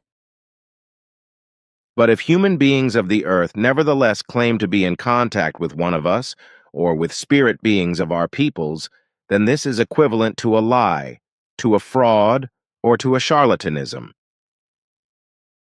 Also, schizophrenic processes and suggestive influences, as well as self-deception, etc., cannot be ruled out in such cases. Liars, swindlers, fraudsters, charlatans, and persons with delusional sickness of the kind who claim to be in contact with us are unfortunately more and more found on earth. All of them are as a whole, and I must emphasize strongly all of them, only poor lunatics, schizophrenics, or other delusional sick ones, or otherwise deliberate liars, swindlers, fraudsters, or charlatans. And it is in that context interesting to note that it is only since the time of officially spreading your mission, and thus your appearance in public, that we Pleiades Pleiaren have become the focus of public interest, and have been abused by dozens of delusional sick ones as well as liars, swindlers and charlatans for alleged contacts with them, whereby all these sick and dishonest persons are assessed by practically all UFO circles to be true contact persons, and their delusional or lie and fantasy stories are accepted as true, even though no letter of their blathering is correct, while you as real contact person towards us are in an abusive way accused of being a liar and fraudster, and your evidence accused of being falsifications. Return to Contactees Index. Return to Main Index. Eugenio Siragusa. HTTP. cultoextraterrestre.blogspot.com 2094 HTTPS. Eugenio Siragusa. Important note. For accuracy, please consult the contact report links for date, context, and clarification, possibly newer corrected translations, and for the German language originals. Those Who Lie About Contacts pamphlet, page 4. Not a single person in America or elsewhere on Earth has had contact with Pleiadians until now, nor will they have any in the near or distant future. This also shows that I, Billy, am the only human being on Earth who has ever had any contact with the Pleiadians or will have had any contact. All those who claim the contrary, however, or claim that other people on Earth or they themselves are having physical or spiritual contacts with Pleiadians, no matter how, are simply always very conscious. Contemptible, dirty, characterless and indecent, depraved, impertinent and morally degenerate, disgusting, miserable and despicable liars, cheats and deceivers beyond compare. Amongst those who stand out are especially Americans or those of American descent, however. People from other countries, for example, Germany, Spain, Italy, South America, and France, and so forth, fall into the same category of depravity, even though they are not quite as blatant as Americans. Names such as Fred Bell, Roberta Brooks, Syracusa, Rail, Andreas Schneider, Janka, Grunke, Griscom, Penny McLean, and many others are daily routine items. Contact Report 043, Eugenio Siragusa, Italy, with all reservations, also regarding religious expressions that correspond to his own train of thought, only visual contact. Was later recognized as a mumble with unreal fantasies, through which he was able to achieve false analysis results. So Siragusa was never a contact person. -sign equals no contacts. Contact Report 044. The people I have marked as negative are not contact persons. In any case, they never had contact with extraterrestrial intelligences that reached them from outside of the Earth, neither through free space nor through a dimensional gate, because these penetration possibilities are so hermetically controlled that it is completely impossible for even a tiny particle unit to be able to pass through without being registered by us or the other intelligences monitoring the Earth. If, however, an intrusion into the earthly space takes place, then everything is very precisely monitored and registered. And these controls and registrations do not give any evidence that the negative persons mentioned could be positive. But I do not want to exclude the possibility of explaining to you that the persons I have described as negative may have been in connection with the intelligences of Giza or may still be in connection with them, und, because we do not exercise precise control over them. So this possibility remains open? Sure, but the persons concerned, Nancy, would have been very badly misdirected. The same goes for those who have been deceived by earthly intelligences, namely by those who have the stolen beam ships of the Germans at their disposal, and pretend to be extraterrestrials to earthly men. Contact Report 053. Well, then I have a personal question regarding the Syracuse in Sicily. You told me he was a real visual contact or something, with the reservation that you had to be careful about his religious expressions because they were his own works. You know, I have relatives who live nearby there, at least temporarily, and I would like to ask them about Syracuse. It is not worth it, because Syracuse can only give a few real details about some flying objects that he has seen, and through which he mistakenly received impulse telepathic messages from foreign beings once or even twice, which he did not know how to use and distorted beyond recognition, which I have only recently learned. Gosh, girl, did he not have any personal contacts? No, he never had any of those. His contacts refer only to different object directions and to one or two erroneous impulse telepathic messages, which he mutilated in his incomprehension. Unfortunately, the exact number can no longer be determined, but the impulse telepathic messages were no more than 2. Besides, these messages did not reach us. Then he never saw the occupants of the ship? No, that is perfectly proven. But he had made the occupants' drawings made, or had them made. I am aware of that, and it is already about fraud.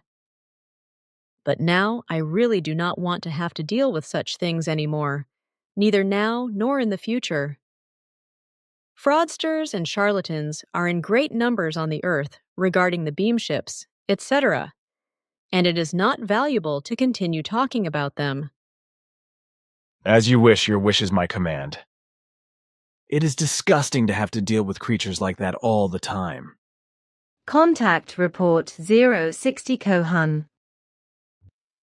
If you hear at a later time such names as Zilla, Menger, Miller and Nelson or Castillo, Syracuse, Schmidt, Bertossi, Renault and Villanueva or Clara later on, then you can be sure that these are definitely the names of frauds.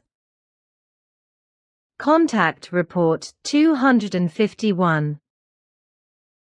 So there are no contacts between private Earth humans and extraterrestrials. And as you said, there are also no religious contacts between Earth humans and extraterrestrials, which means that these stigmatized and their patron Syracuse are nothing else than wheelers and dealers. This stigmatized one, BG, he calls himself possibly Giorgio Bongiovanni, even wanted to come to me and bring me a very important message from Our Lady and from God the Father personally. For almost a week, he had us harassed by third parties speaking different languages in order to be able to arrange a meeting with me. In fact, he and his followers believe that his stigmata are a sign of God. And in truth, as with all stigmatized stigmata, they arise only from a religious insanity and fanaticism, through a psychogenic effect triggered by religious sectarianism, as was the case with the first known stigmatized Francis of Assisi and with several hundred others. Contact Report 294. But since we are already talking about sects, I would like to hear your word about the nonsense that the sect henchmen spout, which also applies to the rail movement leader. So, the sect gurus and also all alleged contactees, who want to be in physical or telepathic connection with extraterrestrials or other dimensioned ones, consistently claim that the extraterrestrial or other dimensioned ones are gods, saints, God's messengers or angels, etc., but at least saviors who want to save the people of Earth from destruction, etc. These claims also exist in relation to you Pleiadians, Pleiaharyans, and in particular to you. When I think of the fraudulent claims of those who are said to be in contact with you or with other Pleiadians, Pleiaharyans, I'm thinking in particular of Janny King, Barbara Marciniak, Fred Bell, and Penny McLean and their ilk. Of course, Carlos Diaz must not be forgotten either, nor must Syracusa and many others who deal with people other than you. We Pleiadians do not come to Earth as gods, angels, saints, or the like, and we also do not come to bring salvation, peace, freedom, love, knowledge, wisdom, and progress to the earthly world and to earthly men. For all these values must be laboriously worked out by the man of the earth himself, through his reason and understanding, as well as through his thinking, feeling, and acting. So we also do not solve any problems for the earth men, because just as we are not saviors, we are also not omniscient, who we could solve and master all problems and evils. So we are not ultimate saviors either, but only simple people, whom we do not rise above the earth, men or other people in the universe, even if we are generally higher developed in all things than the earthmen, etc. We only come here in the obligation of bringing certain values of knowledge, etc., to man of the earth through you, as well as through tele-impulse impressions, etc., unconscious for man of the earth, which he himself must grasp and compile to knowledge. And as I said, as mediator between the Earthman and us serves thereby our only contact person living on Earth.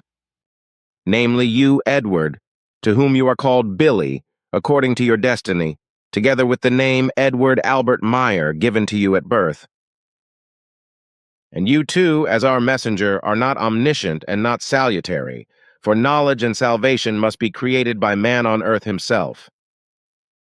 Return to Contactees Index. Return to Main Index. Wilbert Brockhouse Smith HTTPS n.wikipedia.org/wiki/project magnet UFO https avalonlibrary.net/Wilbert B. Smith/Wilbert B. Smith from skeptic to contactee.pdf important note.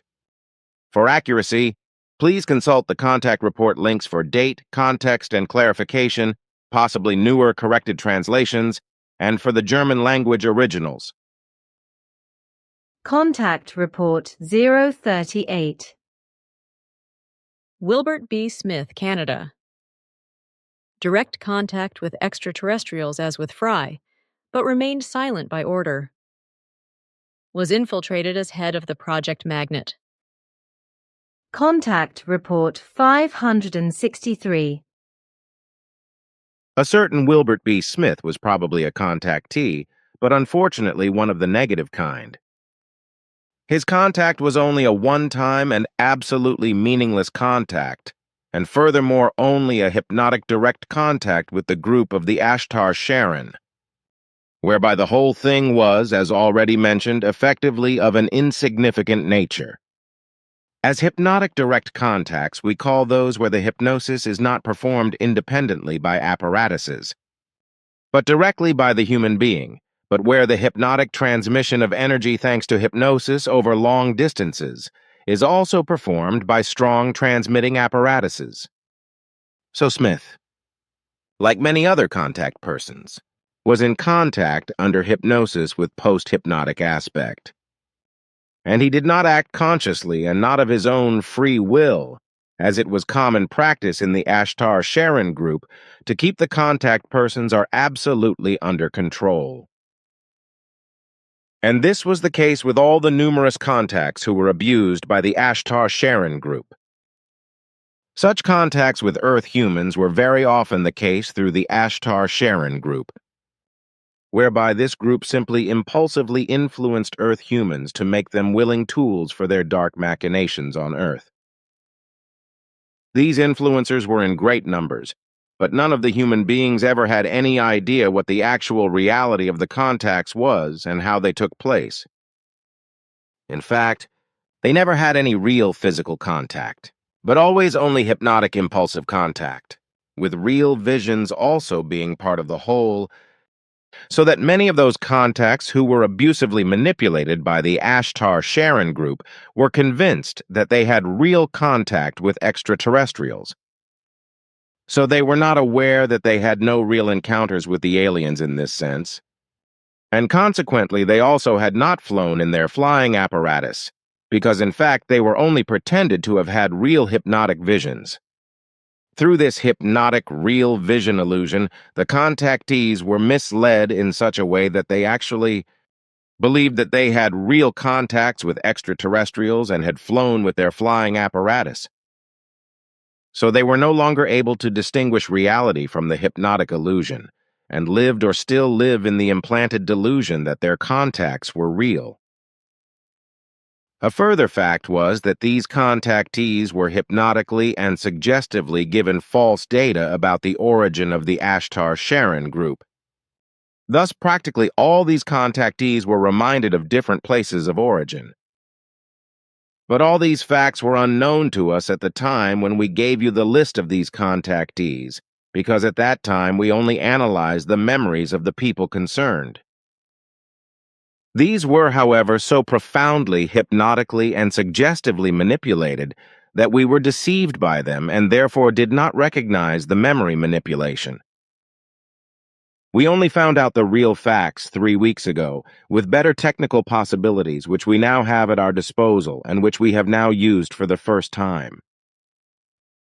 In recent years, we have noticed things that seemed strange to us in various such contactees, which is why we used the new equipment and devices to reanalyze the memory impulses of all still living contact persons and were able to penetrate their hypnotic blockade. It must be said, however, that the persons forced into contact in this way are left with no conscious knowledge of their own, but only the post-hypnotic memory, which shortly after the manipulation became so strong that it could not be reversed. And this applies without exception to all those many Earth humans whom we have named individually or in lists as contact persons and who without exception have been forcibly manipulated in a hypnotic, suggestive, revisionary way by the Ashtar-Sharon group. In all cases, however, the impulses were such that the recipients of the impulses had false visions and thought that they had experienced contact, which is why they took notes, wrote books, and also made public statements. The reason for this was, on the one hand, that this was supposed to lead to a worldwide disinformation regarding the existence and origin of various extraterrestrials, while on the other hand, it was also connected to a plan of the Ashtar-Sharon group, which consisted of becoming a ruling power on Earth and finding a new home there.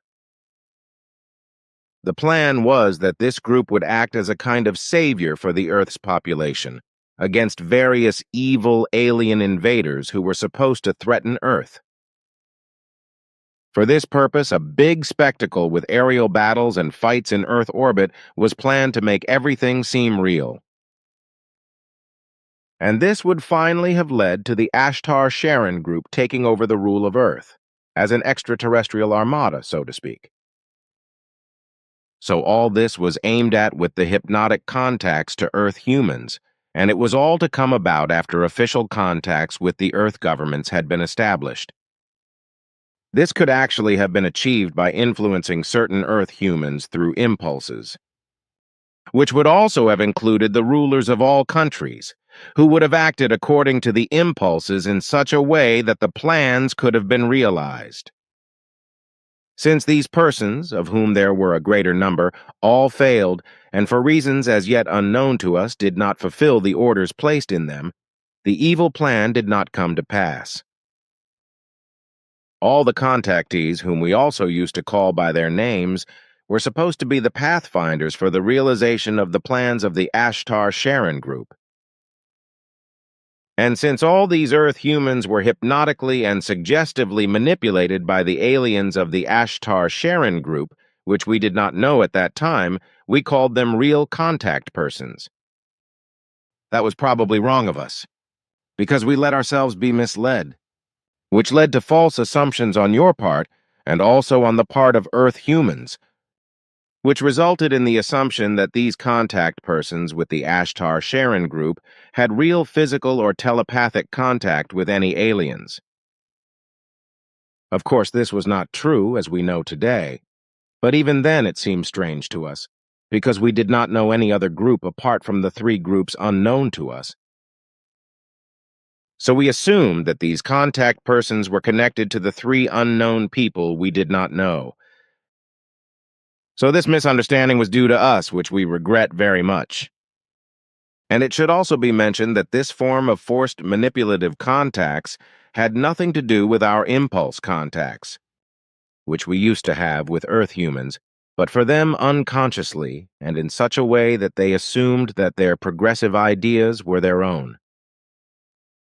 In particular, these impulse contacts from our side to scientists took place in order to promote the sciences of medicine and technology among Earth humans, which has also been proven by the very rapid developments in the last decades through many inventions and innovations, etc., as is actually the case. Our contacts were also such that the recipients of our impulse transmissions had no knowledge of the whole of the unconscious telepathic information impulses, the Ashtar-Sharon group, which finally ended in the DAL universe. As you know, what was supposed to cause disaster on Earth, which would have happened if their manipulative machinations with the forcibly contacted Earth humans had been successful. As for the name Alan, which was used by Wilbert B. Smith, it was also a fantastic invention, as were all his utterances. With regard to the name Alan, it did not mean that he was a liar, but that the meaning of the name meant the liar. This is described in PP Volume 6, page 264, sentences. Ta 238 to 248, the following. With regard to the name Alan, or what this word is supposed to be, we found out that it is just a falsely invented word formation which has no value or meaning. This word form is also not to be found in any of our languages, or in any language we know, of which we know and have stored more than 3.7 million in our entire field of knowledge and expertise.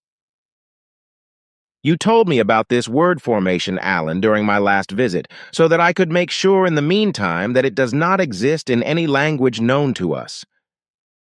According to this, a group of specialists tried to get to the bottom of things in Japan, and it turned out that the word formation ALAN is a pure, unwise and lying invention of deceitful and maliciously lying Earth humans whose evolutionary level is in the lower reaches of the earthly lowest level. As a name, this word formation, Alan, which is intended to deceive and cheat, does not appear in the entire area of the universe known to us, but this does not mean that we do not know names of a similar form. Thus, for example, the names Alan, Aland, Alan, Alan, Aljon, Alan and Nala exist in various languages known to us, whereby this last name represents the reverse form of the mad word formation ALAN. But the meanings for these names are all very negative forms, which is why they are only used there with the human beings who live in degeneration and exist with peoples, whose education and observance in matters of truth and truthful evolution is still at a level of primitive form. So the names also mean primitive, just as Alan means the truth adverse. Aland means the truth twister. Alan has the meaning the truth verifier, and Alan stands for the unworthiness, the truth hate. The name Aljon has the meaning the destroyer, while Alan means the deceiver. Nala, the name which in the reverse form would result in Alan, has the meaning the liar. These are new findings again, which show many things in a new light. That is so. But we are also not immune from mistakes and misguidance, not even in the mentioned relationship by the Ashtar-Sharon group, which has been doing very bad things and has caused a lot of trouble regarding alleged physical and telepathic contacts with various extraterrestrials from allegedly different places of origin. As we have now been able to find out, their victims were hypnotically and visionarily duped into alleged physical contacts, as well as into alleged messages of Christian religious form. This, along with various other underhand machinations, which caused wrong assumptions and views in many Earth humans, even among civil servants and military personnel, etc., also, for the sake of confusion, sightings with various kinds of flying apparatus were actually organized around the world, as well as strange acts of animal mutilation, etc., as well as by Earth humans who were impulsively hypnotized by the Ashtar Sharon group. We only found out about this through Asket, because she told us that during the fighting in the DAL universe, 4 prisoners were taken from the Ashtar Sharon group before their armada was completely destroyed. One of the 4 prisoners was the first representative of Ashtar Sharon and Armada commander. Recently he, like the 3 other prisoners, finally agreed to break the silence and reveal the many evil machinations of the group so that we could get to the bottom of it with their hypnosis contactees and find the truth. These prisoners also gave the names of various such false contactees who had already died, including one Wilbert B. Smith, as well as others in various countries in Europe, Africa, Japan, America, Israel, and South America, such as Brazil and Argentina, etc., but also Australia and Russia, etc. I can understand that. But now the question arises whether the whole thing with the prisoners in your investigations have perhaps also led to findings with regard to the 3 groups unknown to you. And if so, which ones? This was also clarified with the prisoners, and their statements make it absolutely clear that the Ashtar Sharon group had no connection whatsoever with the 3 groups unknown to us. Return to Contactees Index. Return to Main Index, Herbert Victor Speer, https. iltascabile.com/https. Where the light comes.com/images/affiliations. Uwe Speer. Monica Manuela Speer. Publications. Nicht von dieser Erde. Ein Tatsachenbericht über die interplanetarischen fliegenden Scheiben und über den Oberbefehlshaber der Raumschiffflotte Ashtar Sheran. 1956 Haydn. Aufruf aus dem Kosmos. 1964 selbst veröffentlicht. Heißes Eisen. UFO-Kontakt mit Ashtar Sheran. 1760 Psychowissenschaftliche Forschungsgemeinschaft. Was ist Wahrheit? 1970 Selbstverlag. vdocuments.net. To 3 Vorwort von Ashtar Sharon seit Tausenden von Jahren. HEMO ? Page equals 1 important note. For accuracy, please consult the contact report links for date, context, and clarification, possibly newer corrected translations, and for the German language originals. Contact Report 038. But what about the folks who received Ashtar Sharon's messages? As far as I know, one of these people is called Speer. But this one is not on your list. On the other hand, however, there are many other well-known names of persons who are specifically mentioned in books and writings by Ventla publishers. The Arusiak group in Berlin is a particularity and does not belong to the areas of extraterrestrial intelligence. As you have been oriented by Quetzal, Arsiak has been pinning his hopes on the Giza intelligences, and therefore it is necessary to wait for further development first. Furthermore, we are informed about the names and books and writings of the Ventla publishers, as well as many other groups and individuals. But as contact persons, they are completely foreign to us, although we know from many of them that they partly belong to the Giza intelligences or grossly abuse any truth. The Ventla publishers are sectarian in nature and also publish false contact reports. There will be an uproar, Sim Yase, because Ventla Publishers has a lot of names, of which only a few belong to very few real contact persons. Return to Contactees Index. Return to Main Index Ray Stanford, https, texasmonthly.com, https. alienexpanse.com index.php.threads, Ray Stanford's Carnival of Incredible and Unsubstantiated UFO Claims. 5497 https alienexpanse.com index.p.tag/Ray Stanford important note. For accuracy, please consult the contact report links for date, context and clarification, possibly newer corrected translations, and for the German language originals. Contact Report 038. Ray Stanford, USA.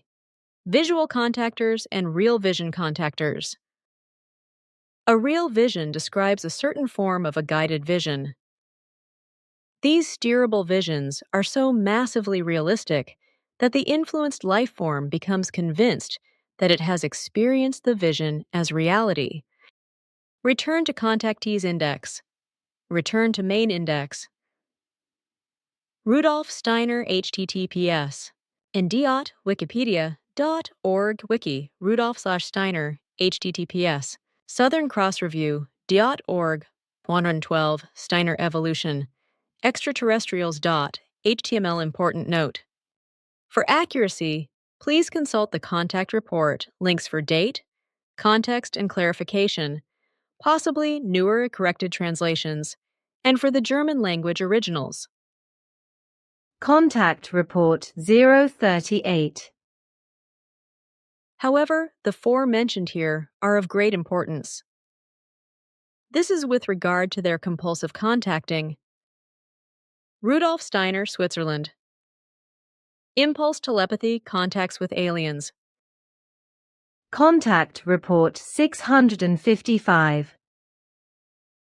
Anthroposophic medicine is grounded in a worldwide and very confusing spiritual esoteric worldview and its associated training and cognitive pathways.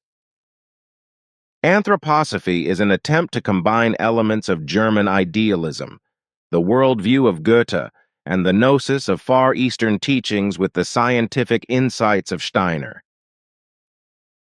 An application of the idea of evolution in relation to spiritual development forms a central aspect of this. Steiner took for his anthroposophy evolutionary approaches of the Darwinist Haeckel, as well as especially from the modern theosophy of Helena Blavatsky.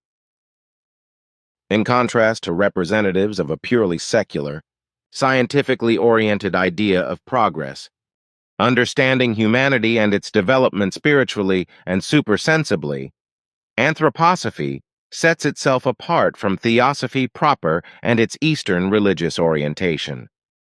Anthroposophy includes evolution, as well as a new interpretation of evolution, which led to extensive controversies about possible social Darwinist and racist aspects at the time when the anthroposophical system first came into being.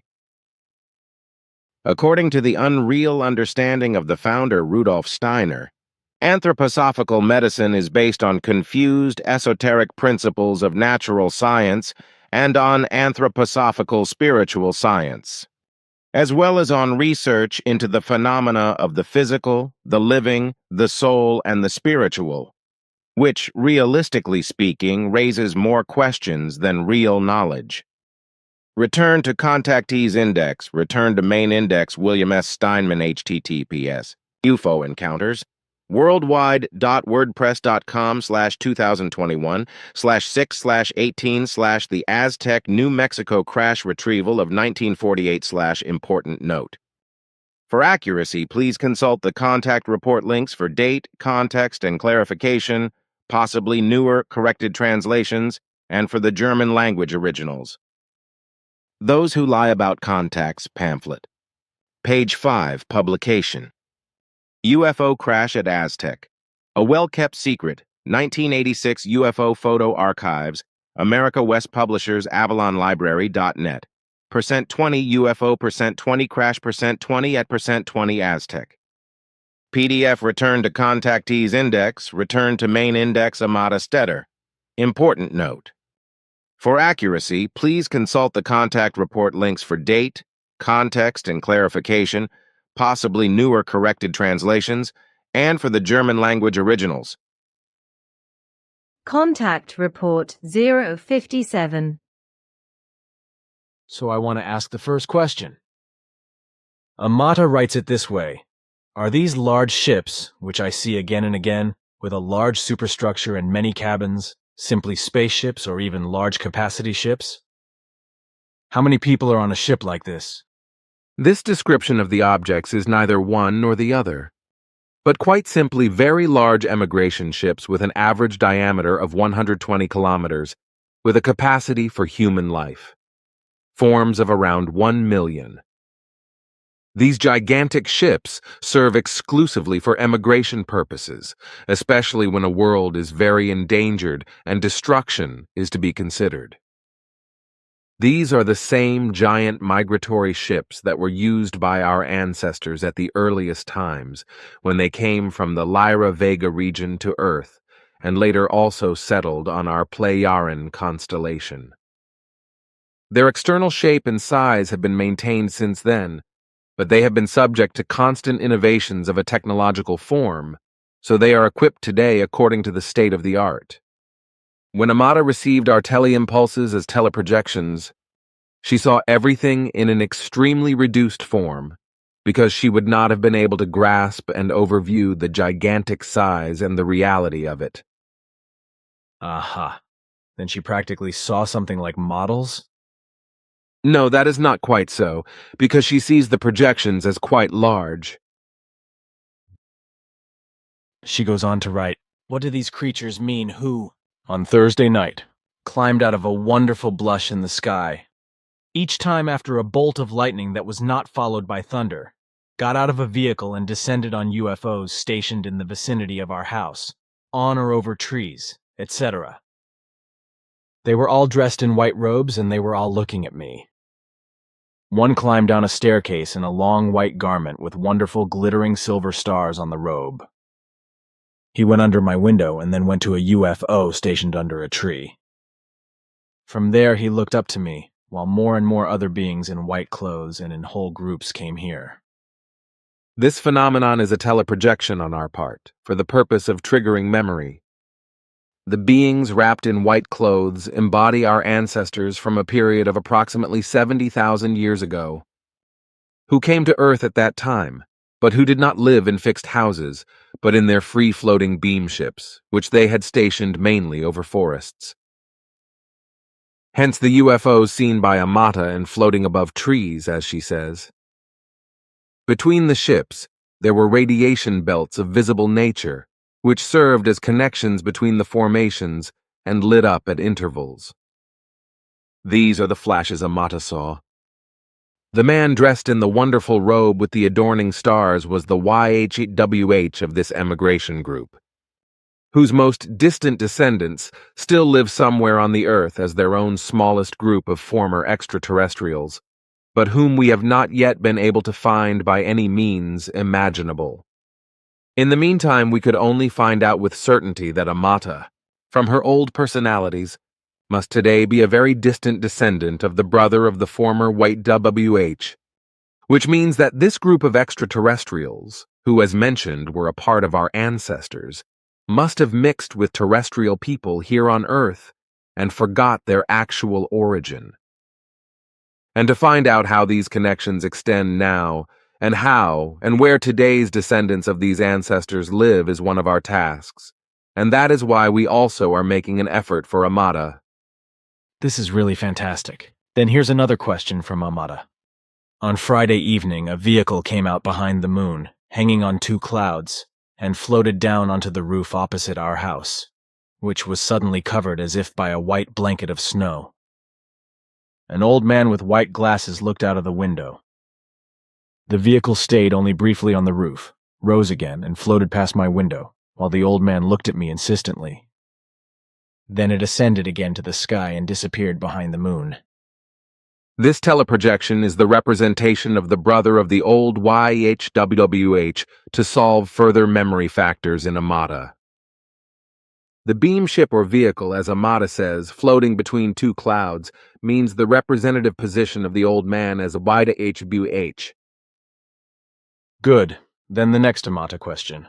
Other white figures sat again on the opposite balconies.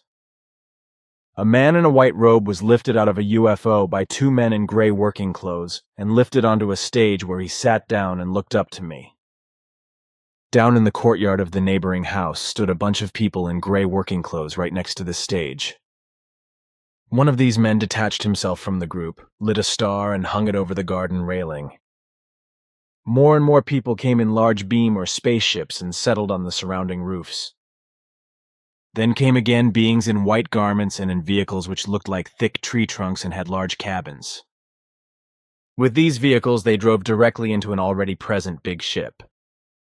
Could these white creatures be sons of heaven? Our ancestors and us in former times were called sons of heaven by the Earth humans. This teleprojection is a reference to the past, the present, and the future. The white figures Amata had seen on the opposite balconies are teleprojections of the old venerable ones of long-gone times. These are the beings who begat and ruled the white earthly human races.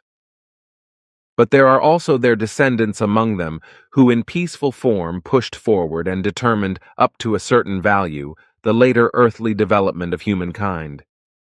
So they are the true ancestors of the white earthly human race, while the people in gray working clothes, the folk, as Amata calls them, represent earthly mankind in all its colors and races of today, standing next to a large platform. This platform symbolizes the foundation of truth, knowledge, and wisdom, onto which two gray-clad earth humans lift a man dressed in a white gown, whom they have previously lifted out of a beamship. After they have lifted the white-dressed man onto the stage, one of the two men takes a star and lets it shine in bright light, in order then to hang it brightly on a fence. These pictures symbolize the present. This is the call of time and evolution in the sense of knowledge and dissemination of truth in the Aquarian era. The venerables, dressed in white mentioned above, are and were the origin of all human life, existing on the earth today in their known form. Everything was determined and directed and partly pre-programmed by them, but this never elevates them to hierarchical forces or powers, because such values do not exist. However, due to the willfulness of the earth humans, who are many races, many things failed and went in very degenerate, got very badly out of control of the good human nature and negative tracks. Thus it was determined by the decision of the old venerable ones, in foreseeing of the coming events, that at the time of the Aquarian era, a new prophet should appear, who already would have been so in former times as other personalities had, who walked the earth and patiently fulfilled his very heavy duty, true to his mission. So it had been foretold by the venerable ones that at a certain time the same prophet would come again incarnated in a new personality, begotten by predestination and born by earthly parents, as was the case in former times, but begotten at that time by the seed of a son of the heavens. The incarnation of the prophet in the Aquarian age is represented by the image of two beings dressed in gray, a man and a woman, two earth humans, lifting a man dressed in white out of a beam ship and putting him on a platform from where he will spread the knowledge of truth, wisdom, and love. The great multitude, as Amata says, represents the mass of earthly humanity that hears and receives his teaching, while his light of wisdom shines and radiates, symbolized by the shining star suspended from the fence. This action takes place through another gray-clad being, an earth woman. This is Amata herself, for she makes the star shine and hangs it on the fence, which represents the barrier between knowledge and ignorance and between truth and untruth. The hanging or placing of the star on the fence symbolizes the state of the prophet, who has overcome the barrier of ignorance, so he is able to fulfill his mission.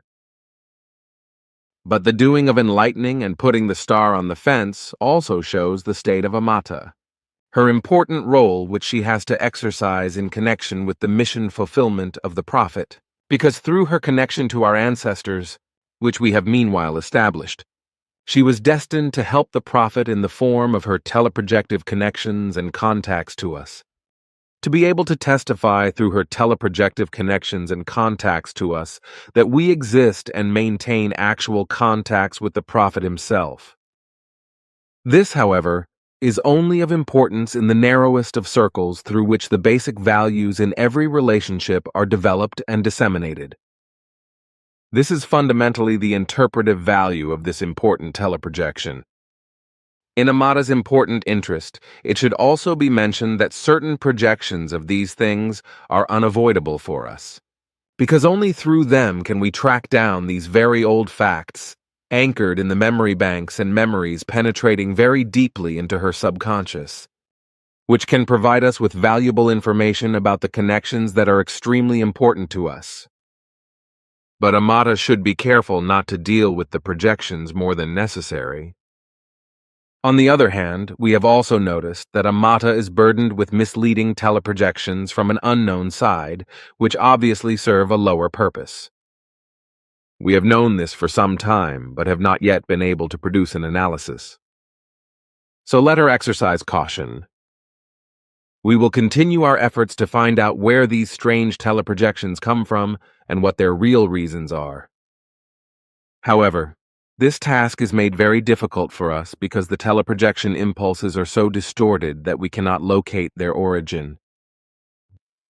The further appearing figures with white clothes are the earth humans of the future, who through the teachings of the Prophet will knowingly become wise and defeat ignorance in any form, whereby they will build large but still primitive spaceships, with which they will fly to other stars and planets foreign to the Sol system for the first time after a very long time, and establish contact with other races of humans in the universe. This is represented by the flying tree trunks with the large cabins that fly into an already present large ship. This is the interpretation of this teleprojection, which we sent out by tele-impulses for certain reasons, and which was apparently actually received by Amata. A huge thing, I think. But may one know where this prophet now lives, what his name is, and where he had already appeared as a prophet before, and under what name? You know him very well because you embody this person, and we suspect that you know that better than we do. Return to contactees index return to main index Wendell C. stevensweb.archive.org archives. Important note.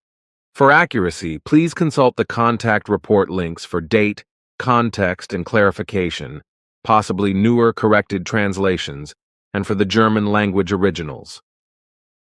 Contact Report 759. During our conversation, however, Asket mentioned Wendell Stevens and said that she had also known him personally. However, she did not want to get involved in further explanations in this regard, but referred me to you, which I then also did, and you instructed me to ask her again about the place and date of your first encounter with Wendell Stevens. It was only a few days later that she told me more about your and her first and continuing acquaintance with him. He was also strictly sworn to secrecy and was not allowed to talk to anyone about your early acquaintance. This was also not the case when the predetermined official path to an official acquaintance with him via Lu Zinstag, Professor C.G. Jung was a distant uncle to her, had emerged. Your much earlier acquaintance with Wendell Stevens, however, as Asket explained, had to remain as secret as her contact with him. He was under constant surveillance by the Secret Service and also had to answer questions several times. But because he remained silent and did not give any information about what was suspected of him, false accusations were made against him, which he accepted in silence and was therefore innocently sentenced to a long prison term.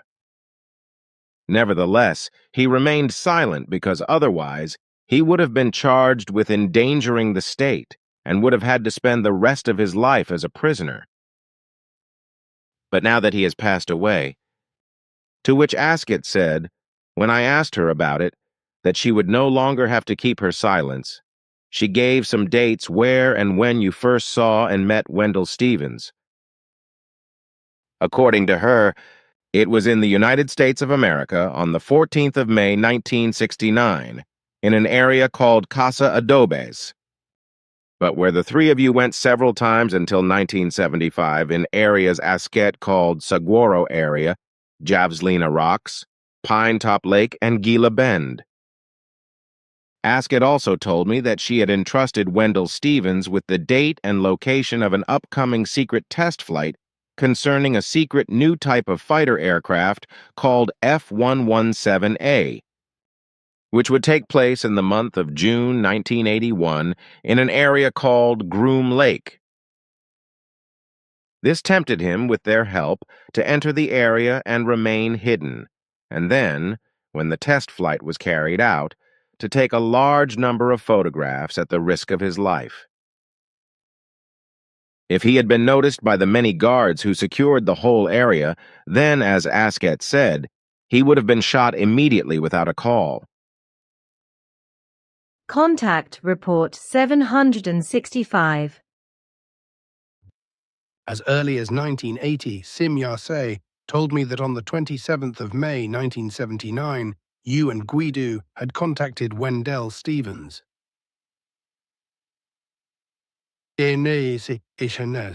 America, or in an area far outside the city of Tucson, with whom you had already communicated frequently via a telephone system, but about which you both remained silent until the end of his life, as well as about the fact that Guido was involved in this incident, that he also knew Wendell Stevens and was allowed to fly in Sim Yase's flying apparatus. Wendell Stevens guided you that Sunday to another area called Death Valley, where you had already been with Svarth and can boast an experience that no other human being is likely to have so soon. If I start again from the beginning, the reason for the whole thing was because you had told Guido a strange thing, and he was interested in it. Consequently, he wanted to see the place and the traces of the phenomenon that happens in that desert area from time to time. When you informed Sim Yase of Guido's interest, which urged him to at least see and enter the place in question himself, and also to meet Wendell Stevens, Sim Yase agreed to fly him to Death Valley in America with you in their flying apparatus, and also to include Wendell Stevens, which is how it turned out. Contact Report 877. Like Wendell himself, I was supposed to keep quiet about this during his lifetime, which I also did. But now that someone has come across the fact that Wendell took photos of UFOs at the restricted military area in southern Nevada and thus at Area 51, which is known because of the Roswell incident, Robert Lazar and experimental airplanes, etc., I can talk about it now since Wendell is no longer there. Well, Wendell has left us and has nothing more to fear from the American henchmen, because of whom he also had to remain silent, otherwise he would have been captured by the American Military Intelligence Service. He was also ordered to keep quiet about the fact that he was allowed to fly around with her a few times in Asket's beam ship and also see the future. However, it was still not enough to prevent him from being arrested and imprisoned, even though he was completely innocent, as he was unable to defend himself against the intrigue being waged against him by the upper management. What can be said now is that the photos and films he took at Area 51 were made with my cameras, which I had lent him, and I also took care of developing the slides and films, because it was too hot for him to have them developed in America. The slides and films were also too hot for him, which is why Asket and I advised him not to publish them, after which he finally destroyed them in Asket's and my presence. He only kept a few pictures that were unknown to me or took them later with a camera that did not belong to me, because I had no knowledge of them and did not have them developed. These photos are also known and circulated today, but where he took them, I really do not know, but they were obviously taken over a sea, and they show a UFO and an American fighter plane that are completely unknown to me. But as I said, I do not know where these photos were taken, and I cannot ask Asket, because she is not here, and I also do not know whether these photos were taken in her presence. And if I look closely at these photos, they do not show a beam ship of Play-Aran, but something foreign, which is probably a UFO of the foreigners. Contact Report 883. But there was a man called Haller, or Heller, possibly Paul Hellyer, or something like that, and he was about 30 years old, whom I met together with Svath when we met with Wendell Stevens, who was about the same age as the man at the time, somewhere away from a town in Canada. This man, who knew that Svath was not from Earth, was interested and asked Svath how human beings come to life, etc., and I remember that Svath told him a lot about the creation life energy. Wendell was also interested in this, but Svath recommended that we all keep quiet about it. For Heller or Haller, I do not remember what the man's real name was, and for Wendell, Svath revealed a few more things, namely what they would do in the future if Haller or Heller were involved in construction, commerce and politics, and also privately with the foreigners and their flying apparatus, etc., while Wendell would also be officially involved with the foreigners and their UFOs, apart from in the army. Unfortunately, I do not know what happened to the Canadian, because I only saw him once in 1949 or 1950, while Wendell, Asket, and I often met secretly, after which our contacts also became official after many years, namely when the film Contact was made. Contact Report 886. Apart from us, there are now no Plejaran residing on Earth, but there are only a small number of us, and we only carry out observation tasks and in absolutely no wise maintain any connections with the Earth humans, and also do not interfere in any manner in the affairs and politics, etc. of Earth civilizations or provide any help. This was still the case at the time of my father Svath, but strictly limited to individual Earth persons who also lived in times of the past. It was also similar with Asket, but mainly also only in the manner it was with my father, although as a result of you it was necessary for Asket, who came from the sister universe, that is to say from the DAL universe and looked after you, to have brief encounters with some Earth humans of the present. Hans Meyerhofer and Wendell Stevens were included in the connection with her because this was done with the permission of the committee, which even wanted these contacts, but which had to be kept secret. Care was always taken to ensure that both the Earth humans and the foreigners were never even aware of anything.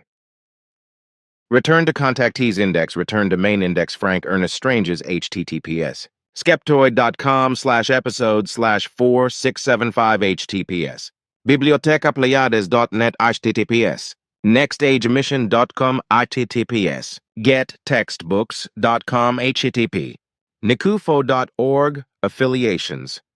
Commander Valiant Thor. International Evangelical Crusades. International Theological Seminary of California. National Investigations Committee on Unidentified Flying Objects, important note.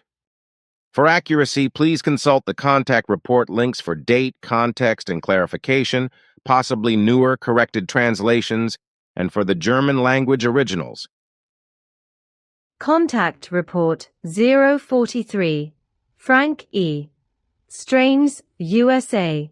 -sign = no contacts. Contact Report 044. The people I have marked as negative are not contact persons. In any case, they never had contact with extraterrestrial intelligences that reached them from outside of the Earth, neither through free space nor through a dimensional gate, because these penetration possibilities are so hermetically controlled that it is completely impossible for even a tiny particle unit to be able to pass through without being registered by us or the other intelligences monitoring the Earth. If, however, an intrusion into the earthly space takes place, then everything is very precisely monitored and registered. And these controls and registrations do not give any evidence that the negative persons mentioned could be positive. But I do not want to exclude the possibility of explaining to you that the persons I have described as negative may have been in connection with the intelligences of Giza or may still be in connection with them, because we do not exercise precise control over them. So this possibility remains open? Sure, but the persons concerned would have been very badly misdirected. The same goes for those who have been deceived by earthly intelligences, namely, by those who have the stolen beam ships of the Germans at their disposal and pretend to be extraterrestrials to earthly men. Return to Contactees Index. Return to Main Index. Ernst Stuhlinger, https. Endiat, Wikipedia, /wikifash Ernst Stuhlinger, see also Apollo 11 moon landing. Important note. For accuracy, please consult the contact report links for date, context, and clarification, possibly newer corrected translations, and for the German language originals. Contact Report 357. Besides, there was still Werner von Braun's co-worker, with whom I was permitted to have a short conversation in Sim Yase's beam ship, as she flew with me to America and she beamed the man into her ship. Naturally, he was completely perplexed and could initially not understand what had happened to him, and he was suddenly in our ship. His name was Ernst Stuhlinger. Note from Billy of the 24th of September, 2005. Stuhlinger was Werner von Braun's right-hand man, and he said, among other things, it was the lie of the millennium, a fraud of the millennium without equal, NASA's and the USA's best specialized deceit spectacle ever, and he came from Germany like Werner von Braun. First, he wanted to dispute the moon swindle, but Sim Yase's irrefutable presence with her ship and her explanation led to him confessing to the incredible swindle. But he then therefore begged that we should not publish his name and the conversation we had with him for the time being, rather first than when he is dead. Today the man would have to be over 90 years old. If he is dead, I do not know. If he still lives, then I want to openly speak of the short conversation I had with him and his name. Return to Contactees Index. Return to Main Index Thelma Blanche McNeely Terrell /Tuella. HTTP. Sanandaseagulls.com https. Hatch.cookscience.com. Wiki. Thelma B. Terrell Tuella. https. abebooks.com/http. ashtarcommand.nl/see also channeling/medium/psychics. Important note. For accuracy, please consult the contact report links for date, context, and clarification, possibly newer, corrected translations, and for the German language originals. Contact Report 568. The Ashtar command goes back to the I Am movement, which was founded by a certain Guy Ballard as a theosophical community. The I Am movement, or Saint Germain Foundation, originated in America. Its founders and leaders, the mining engineer Guy Ballard, 1878 to 1939, and his wife Edna, transformed theosophy, which originated in India, into an American theosophical doctrine of God's work. The leader of the Theosophists is said to have been contacted by so-called ascended masters. The alleged contact between the Ashtar Sharon command and Ashtar Sharon is said to have taken place by means of channeling, which corresponds to a pure schizophrenic imagination, in which a medium is supposed to receive a message. A well-known medium from this sect is called Tuella, which is said to come from the English-speaking world. The alleged messages of this medium, which is very active, are not only available in the English-speaking world, but also in Switzerland and Germany, etc. The whole of these sectarian messages is at the heart of the evacuation of humanity on Earth by over 17 million UFOs, which cannot be seen at the moment. The purpose of the evacuation is to bring the Earthlings who believe in this nonsense to a higher vibrational level, and thereby save them from the bitter end of time and humanity. The alleged messages of all media, that is to say the Cryon and Ashtar Sharon messages, are without exception nothing else but personal delusional, schizophrenic, or deliberately fraudulent machinations, because channeling, talking to the dead, etc., is absolute nonsense. Return to Contactees Index, return to Main Index Nikola Tesla https. .wikipedia.org wiki Nikola Tesla. See also Nikola Tesla murder. Important note. For accuracy, please consult the contact report links for date, context, and clarification, possibly newer, corrected translations, and for the German language originals. Contact Report 844. But there is also a record of Svath, and that is a note concerning a man called Tesla, whom you were able to meet, who, according to my research today, is credited with strange inventions. For example, an apparatus which is said to have produced so-called death rays, and to have been called a death ray. What do you know about it? Do you have any knowledge about it? And what was the other dot? Svath told me to keep quiet regarding such things, and not to tell anything that could somehow be invented for weapons development and killing. Tesla and I met Svath when he was tinkering, and we suddenly appeared out of nowhere, which frightened him immensely. It took him a long time to recover from his fright, and it was only when Svath beamed him and me into his pear-ship and circled the planet that he calmed down and listened to what Svath told him. He was then also willing to talk about his inventions and explain everything in detail. Besides, I can say this because there is a lot of talk in the world about the alleged death rays. He told Svath and me that he was not talking about death rays but about cathode rays, an invention in the field of electrical power engineering.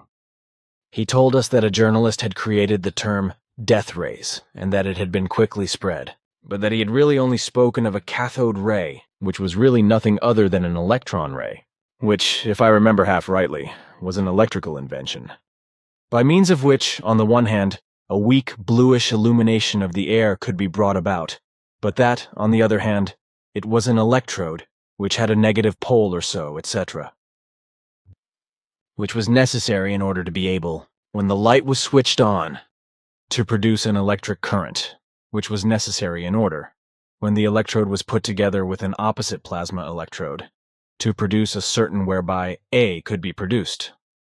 Tesla then explained this to us in detail, as well as what the final result was with regard to the invention in this respect, and what resulted from it and what could be done with it, etc., about which, however, I had to promise him not to speak, namely that I would keep my mouth shut for the rest of my life and never say anything. That is because that on the one hand, on the other hand also because so it is that what he really invented, developed further, and which was very effective, something that, but this is to be kept quiet about, especially because it really worked, as he demonstrated to Svath and me, and also explicitly explained to us all his plan records in this regard, but which he earnestly declared he would destroy because he could not bear the responsibility that through his invention the irresponsible, as well as the power-hungry and military of the world, could not only endanger all existence of humanity, but even destroy the planet. Therefore, I will say nothing more about his inventions, which he developed much further and more precisely than was known, although Svath advised him not to reveal this, as well as nothing about the possible applications. Since then, these have only triggered conjecture, lies, or simply nothing more than partly wild fantasies, which cannot be further than far from the truth. In particular, I am thinking of the fantasy story about the allegedly disappeared warship, whose alleged reappearance was supposed to have fused some of the crew members with the metal of the ship, which corresponds to an unparalleled nonsense. Clearly, however, I may say that Nikola was not an extraterrestrial, and he also had no inspiration from extraterrestrials, which also applies to Albert Einstein, to make the inventions, which is claimed to the contrary by delusionists and believers. Return to contactees index. Return to main index Thecla. Last name not given. Important note. For accuracy, please consult the contact report links for date, context, and clarification, possibly newer corrected translations, and for the German language originals. Contact Report 040. I am supposed to send you a very nice greeting from Mr. Hans Jacob in Wetzikon, and thank you for your message, which you sent to him via your friend Thecla. Please repeat this message so that Mr. Jacob has it in writing. I really do not understand you. It is very simple. Mr. Jacob came to me 2 days ago, with a very secretive manner asked me to tell you that he had received your message or a message from you that you had sent to him via a certain Thecla. This Thecla is supposed to be a friend of yours. That is what he told me. Now Mr. Jacob wants you to repeat this message to him via me if he has it in writing through the contact reports. I have already understood that. but I do not understand the meaning of this speech. That in turn is not plausible to me. I have made it very clear to you. Sure, but I have not given any message to Mr. Jacob, neither through you, which you would know, nor through anyone else. I also do not know any person named Thecla, neither on the earth nor anywhere else on any other world.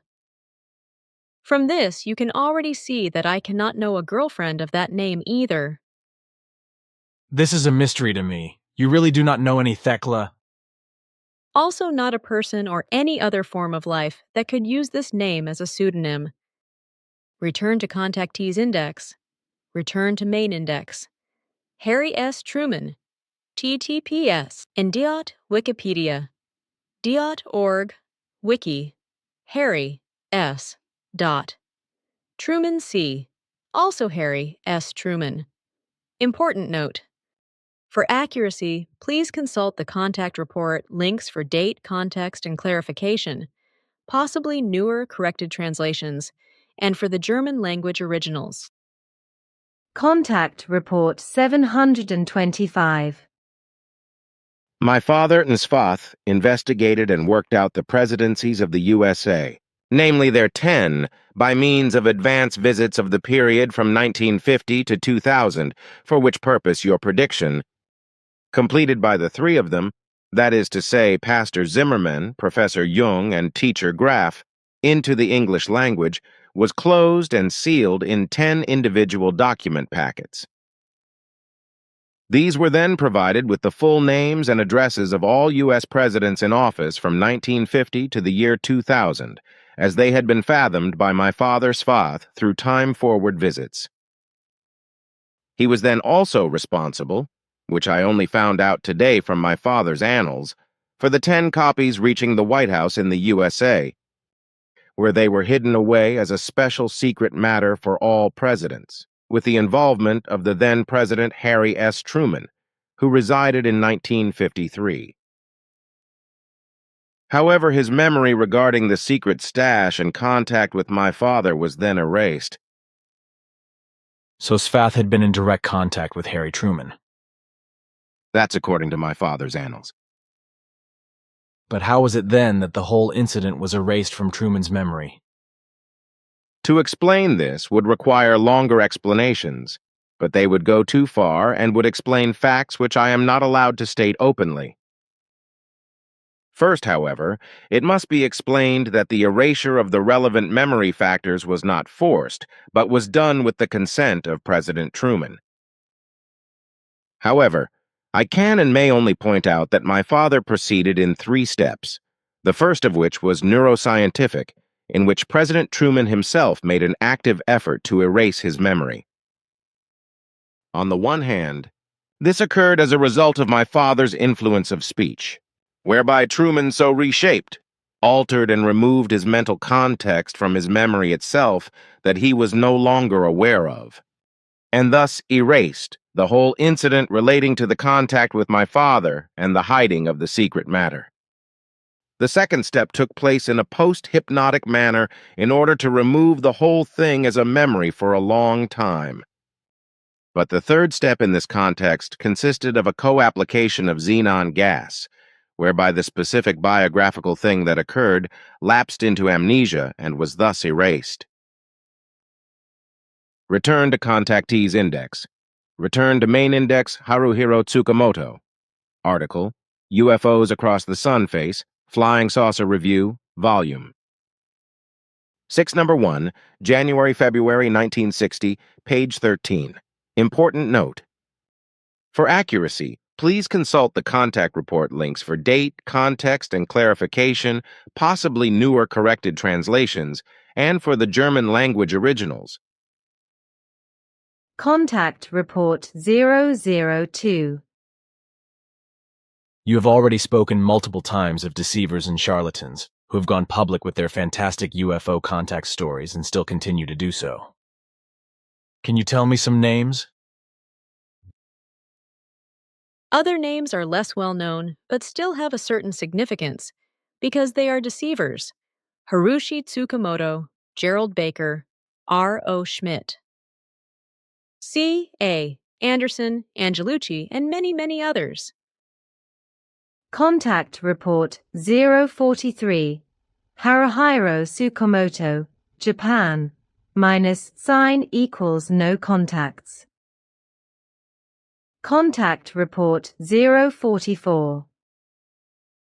The people I have marked as negative are not contact persons. In any case, they never had contact with extraterrestrial intelligences that reached them from outside of the Earth, neither through free space nor through a dimensional gate, because these penetration possibilities are so hermetically controlled that it is completely impossible for even a tiny particle unit to be able to pass through without being registered by us or the other intelligences monitoring the Earth.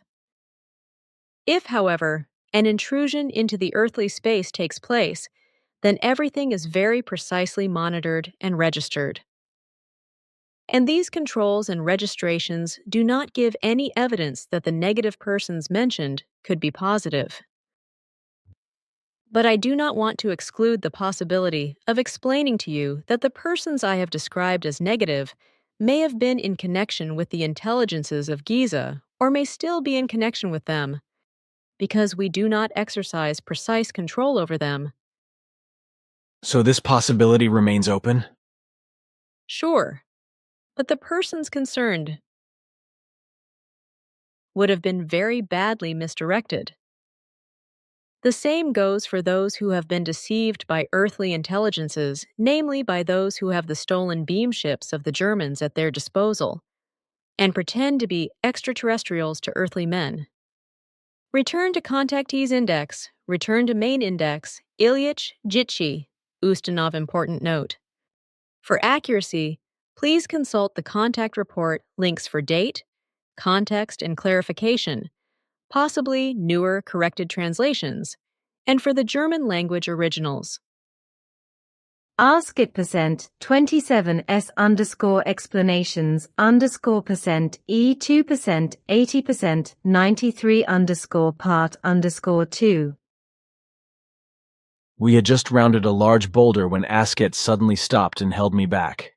Not 3 meters in front of us, a fire was glowing faintly, while a figure had just leapt towards us, waving a rifle. He spoke hastily to us. I did not understand a word of it, because the man, obviously a European, spoke English, a language I did not yet know. Asket, however, knew the language and calmed the man down, who then began to speak in German so that I could also understand everything. This man, who was about 45 to 50 years old, was a Russian citizen who had been wandering the world alone and lonely for many years. He had already traveled to many countries and was now camping alone in the Jordanian desert mountains near the Dead Sea. When we suddenly appeared, he was frightened and believed himself endangered by some dark elements. So he came at us with his rifle. Quickly, however, we were able to clarify the situation and then sat down together around his campfire. He offered us tea in a small metal pot, and suddenly I realized that I was hungry and had not eaten anything since early morning. As if the man had noticed my thoughts, he offered us something edible, and ravenous, I devoured everything. Asket also seemed to suffer from the same malady, for she also ate the dried bread and dried fruit with an obvious appetite. We must have been with the man for an hour when we wanted to go back. But then he stopped us and explained that he had been wandering alone for many years and had never been able to join human beings. He distrusted human beings and would therefore avoid them, which is why he had also set up camp here in this lonely place. Since many years now, while we were together, strange feelings had begun to stir in him. He could not explain it all, but he found us very sympathetic human beings, which had never happened to him before, or only very rarely. He had already learned to hate human beings in his adolescence, and now this change had suddenly taken place in him with regard to us, so that he would be very happy if we could stay with him a little longer, or at least meet him again in a few days. Already holding Asket's hand again, I felt her handshake getting stronger. Then she spoke softly and gently to the man and made a promise for both of us that we would meet him again in the same place, and at the same time on the 7th of February, which was already in a few days. With this promise, We said goodbye to him and returned to the ships, for the ship that had brought me here from my home was still there.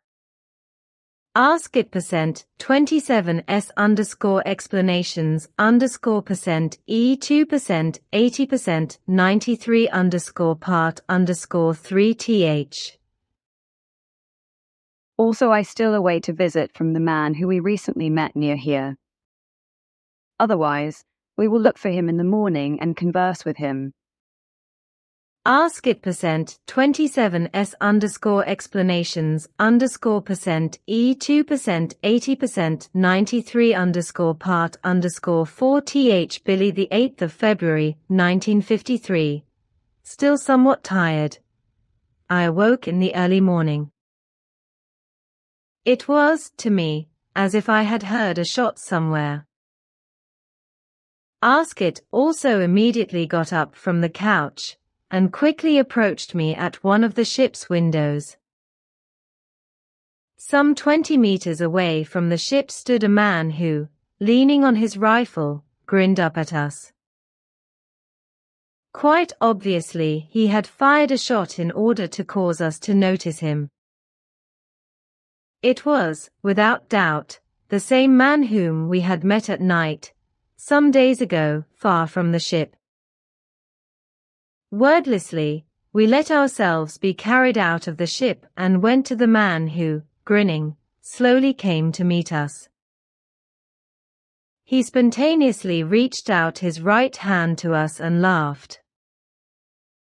That is really a surprise. What in the world? Come and let me greet you too. That is really a surprise. I should have thought of that right away, because how would it otherwise have been possible to find you two so sympathetic when you visited me at my camp? That is really a surprise. I am Ilyich Ustinov, but simply call me Jitschi. That is a surprise. He vigorously shook Asket's hand and then mine. We then went to the ship together and then pushed Jitchi forward towards the transport beam in order to get him into the ship. Grasped by the power, he was lifted from the ground and slowly glided upward. Quite suddenly his eyes widened unnaturally, and then a shrill scream tore the stillness. Once Asket and I were likewise in the ship, I saw how Jitchi, pale with terror, sat in an armchair and, completely dumbfounded, stared at the entrance shaft. Several minutes passed until he finally calmed down again, while Asket patiently enlightened him. Contact Report 252.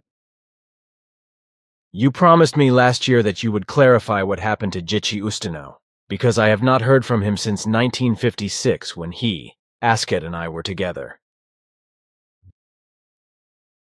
Jitchi died in Kazakhstan on the 6th of August, 1992 at the age of 95 of a peaceful death. As I found out, he kept silent about his experiences with Asket and you until the end of his life. Return to Contactees Index, return to main index, George Wellington Van Tassel / George Washington Van Tassel, https. en.wikipedia.org/wiki/George Van Tassel, https. rents.com general sessor 0 http ufoevidence.org https georgebalaz.com wp content uploads 2020-02-1950s intelligence file on contactee George Van Tassel pdf http www.user.gbudg.dis/agruens/ufo/ufo apdx/ashtarmw.html. See also Ashtar Sharon. See also channeling/medium/psychics. Important note. For accuracy, please consult the contact report links for date, context, and clarification, possibly newer corrected translations, and for the German language originals. See the introductory statements to this contactee's specific, true and false, section pertaining to the Ashtar. Sharon Group. Return to contactee's index. Return to main index. Tzvelev Sergei Vasilyevich. Tzvelyov Sergei Vasilyevich. Zvelyov, Sergei Vasilyevich, Oris Oris, https, orisoris.ru/n/http, figu.org affiliations. Allen, Albelic. Araragat, Jaujaram, Lamaxon, Ramasanta, Ramex 01 SL Sirius B, Vona 01001 Sirius A, World Movement of the Heralds of Light. Important note. For accuracy, please consult the contact report links for date, context, and clarification, possibly newer corrected translations, and for the German language originals. Contact Report 289. Then coming back to what I asked you to clarify in relation to Alan of the Pleiades. This so-called Alan is connected with contact claims by a certain Svelyov Sergei Vasilyevich, whose spiritual name is Oris, and who is spreading the so-called appeal of Alan to the people. In connection with this, there is also another name, namely Albelic, whereby everything has also found its expression on the internet. The whole thing is based on a large-scale swindle, lie, and fraud. The names Albelic and Alan do not exist on our Pleiadian home planets or anywhere in our Federation. So they do not exist among the peoples known to us in the DAL universe, nor on the ancient homeworlds of our ancestors, such as the Lyra Vega systems, etc. These designations, which are passed off as names, are based on a purely unreal invention of an Earth human, as we have found out. This is an Earth human who spreads his lies and deceit and fraud via the internet. The name Alan and Albelic are absolutely unknown in our realms and the realms known to us. Furthermore, they cannot be the names of any human being or other beings who are supposed to live on the celestial bodies of the Pleiades known to you, because in reality these celestial bodies are still very young with only about 65 to 70 million years and are also extremely hot. So that no higher life can exist on them in this respect alone, except thermobacterial life. So neither spiritual nor material life forms exist on the Pleiades, but only life forms of a highly thermal form, which are not capable of any intelligence. So it is. So it is all lies and deception of this world movement of the Heralds of Light, as some of it still calls itself. That also applies to the commander of the crew of Starship W101001 Sirius A, yes? That is correct. Return to contactees index, return to main index Antonio Villas Boas https. En .wikipedia.org wiki ante 23 en Guarnio Villas Boas https. ufoac.com/abduction of Antonio Villas Boas alien abduction.html important note. For accuracy, please consult the contact report links for date, context, and clarification, possibly newer corrected translations, and for the German language originals. Contact Report 043 unknown, Antonio Villas Boas, Brazil. But how is it that you have so many names that you call unknown to you?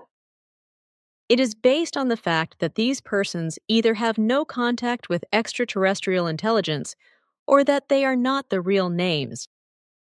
On the other hand, it is also possible that they have had visual contact only recently, but we do not know anything about that yet. But these contacts might not be of great importance, because we would be informed about them very quickly. Another possibility, however, is that their visual contacts took place with intelligences unknown to us, which somehow managed to penetrate unnoticed through our monitoring, which is very unlikely, or they had contact with the Giza intelligences, Nosi, Choti, which unfortunately we are not always able to monitor very precisely with their dark machinations. Return to contactees index. Return to main index. Lawrence W. Vinther. http project1947.com https books.google.com books id A9UIR06 we NOC and printsec front cover and source GBS G sum Mary RNCAD Jesort V 1 page, and Q&F false important note. For accuracy, please consult the contact report links for date, context and clarification, possibly newer corrected translations, and for the German language originals. Contact Report 043 Plus, L. W. Vintower, USA. Visual contact, return to contactees index, return to main index, Claude Vorelhan, a Claude Seller, Rail, https //en.wikipedia.org or wiki, /C3% ABL https //reldrils.org 2016 10/08 International Raelian Movement https //discogs.com https //rail.org or affiliations. The designers. The Elohim important note. For accuracy, please consult the contact report links for date, context and clarification, possibly newer or corrected translations, and for the German language originals. Those Who Lie About Contacts, pamphlet, page 4. Not a single person in America or elsewhere on Earth has had contact with Pleiadians until now, nor will they have any in the near or distant future.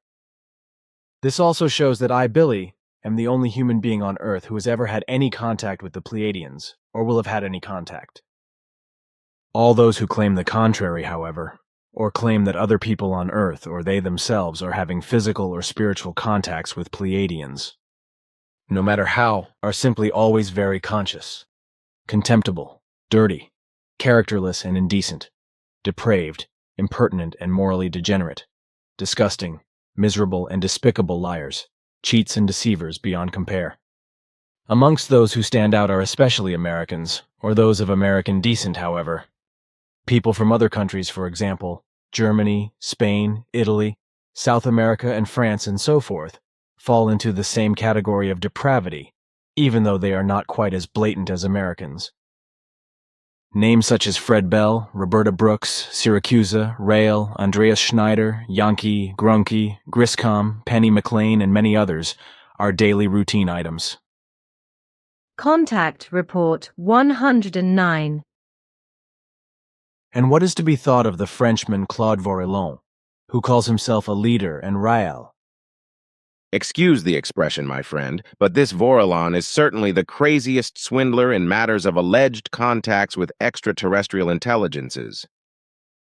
In his order of magnitude, he even surpasses Carl Michalek, Elizabeth Clarer, and George Adamski. Contact Report 294. You know the thing about bulletin number 11, that the head guru Claude Vorelhan alias Rael of the Rael sect quoted me in court for alleged personality violation. We printed a total of 320 bulletins, which of course were all distributed and sent out. Now I thought it would be best if we did a recall for this number 11 bulletin. What do you think? I think you are doing good with it. But what I would like to say something about is the Rael sect thing. It is incomprehensible to me that the Swiss judiciary would even accept a complaint from the sect leader, because your statements do not contain any inaccuracies or untruths. That's part of the illogical laws we have here in Switzerland. By these unreal laws, it is forbidden and punishable to officially tell the truth. For this reason, I can be prosecuted for publicly naming the sect chiefs fiddling and using terms that the court describes as offensive to personality, as those of the sect guru. But let us not do that because it is of no use. We can only wait and see what happens in the second instance with regard to a judgment. But if we are talking about sex, then I would like to hear your word about the nonsense that the sectarian hooligans are letting go of themselves, which also applies to the Rail movement leader. So, the sect gurus, and also all alleged contact persons, who want to be in physical or telepathic connection with extraterrestrials or people of other dimensions, consistently claim that the extraterrestrials or people of other dimensions are gods, saints, messengers of God or angels, etc., but at least salvation bringer, who want to save the people of the earth from destruction, etc. Contact Report 296. Then there is something else. The cult guru Rael alias Claude Vorilhon and his followers, as well as several others, such as unscrupulous doctors in Italy and in some other countries, already want to create human clones. Behind all this, there is only the desire for prestige and greed for profit, etc., where people are deceived who are incapable of procreation, or who have lost a child or an adult, and are left in the belief or are fraudulently informed that the deceased could be recreated. I think this is criminal. Which you are right about. Contact Report 312. FB Fred Bell has contacted us on the internet complaining that we are revealing his name in connection with his hanky-panky about alleged contacts of his with your daughter Sim Yase. He wants us to have his name removed from the internet. I do not agree with this, however, because his untrue allegations should be made public, I think. I think, however, that perhaps some words in the text should be changed so that less aggressiveness is expressed, because you know that in Switzerland and elsewhere in the world we are no longer allowed to call a spade a spade. Otherwise, legal action will be taken against me and ourselves, such as the removal of his name from the internet. For example, in the case of Claude Vorilhon alias Rael, with whom I've been litigating for years because I called a spade and it looks as if the Swiss courts still agree with the guy and are kicking my ass for that. Contact Report 330. I have been using the term wangle for quite some time now because it's impossible to quote me in court for it. At least I suppose not, as it happened to me when I spoke my mind openly about a certain wangle. In Switzerland, unfortunately, it is forbidden to speak your mind openly and state the facts by name if you want to expose someone's unfair machinations, etc. If you do it anyway, then unfortunately there are tough laws in Switzerland that forbid this and punish you, so that you are muzzled and the truth cannot be publicly disseminated. This is called freedom, justice, and the rule of law.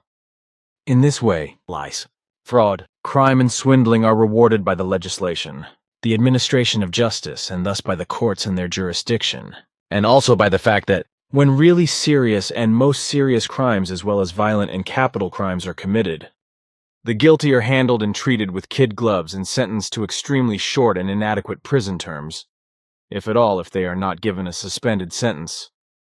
The greater and more serious the criminal act or crime, and the higher the professional, financial, or social position of the perpetrator, the more lenient the judgment of certain courts will be, and the lower the sentences and penalties will be, the more inappropriate and completely inappropriate and scornful of justice.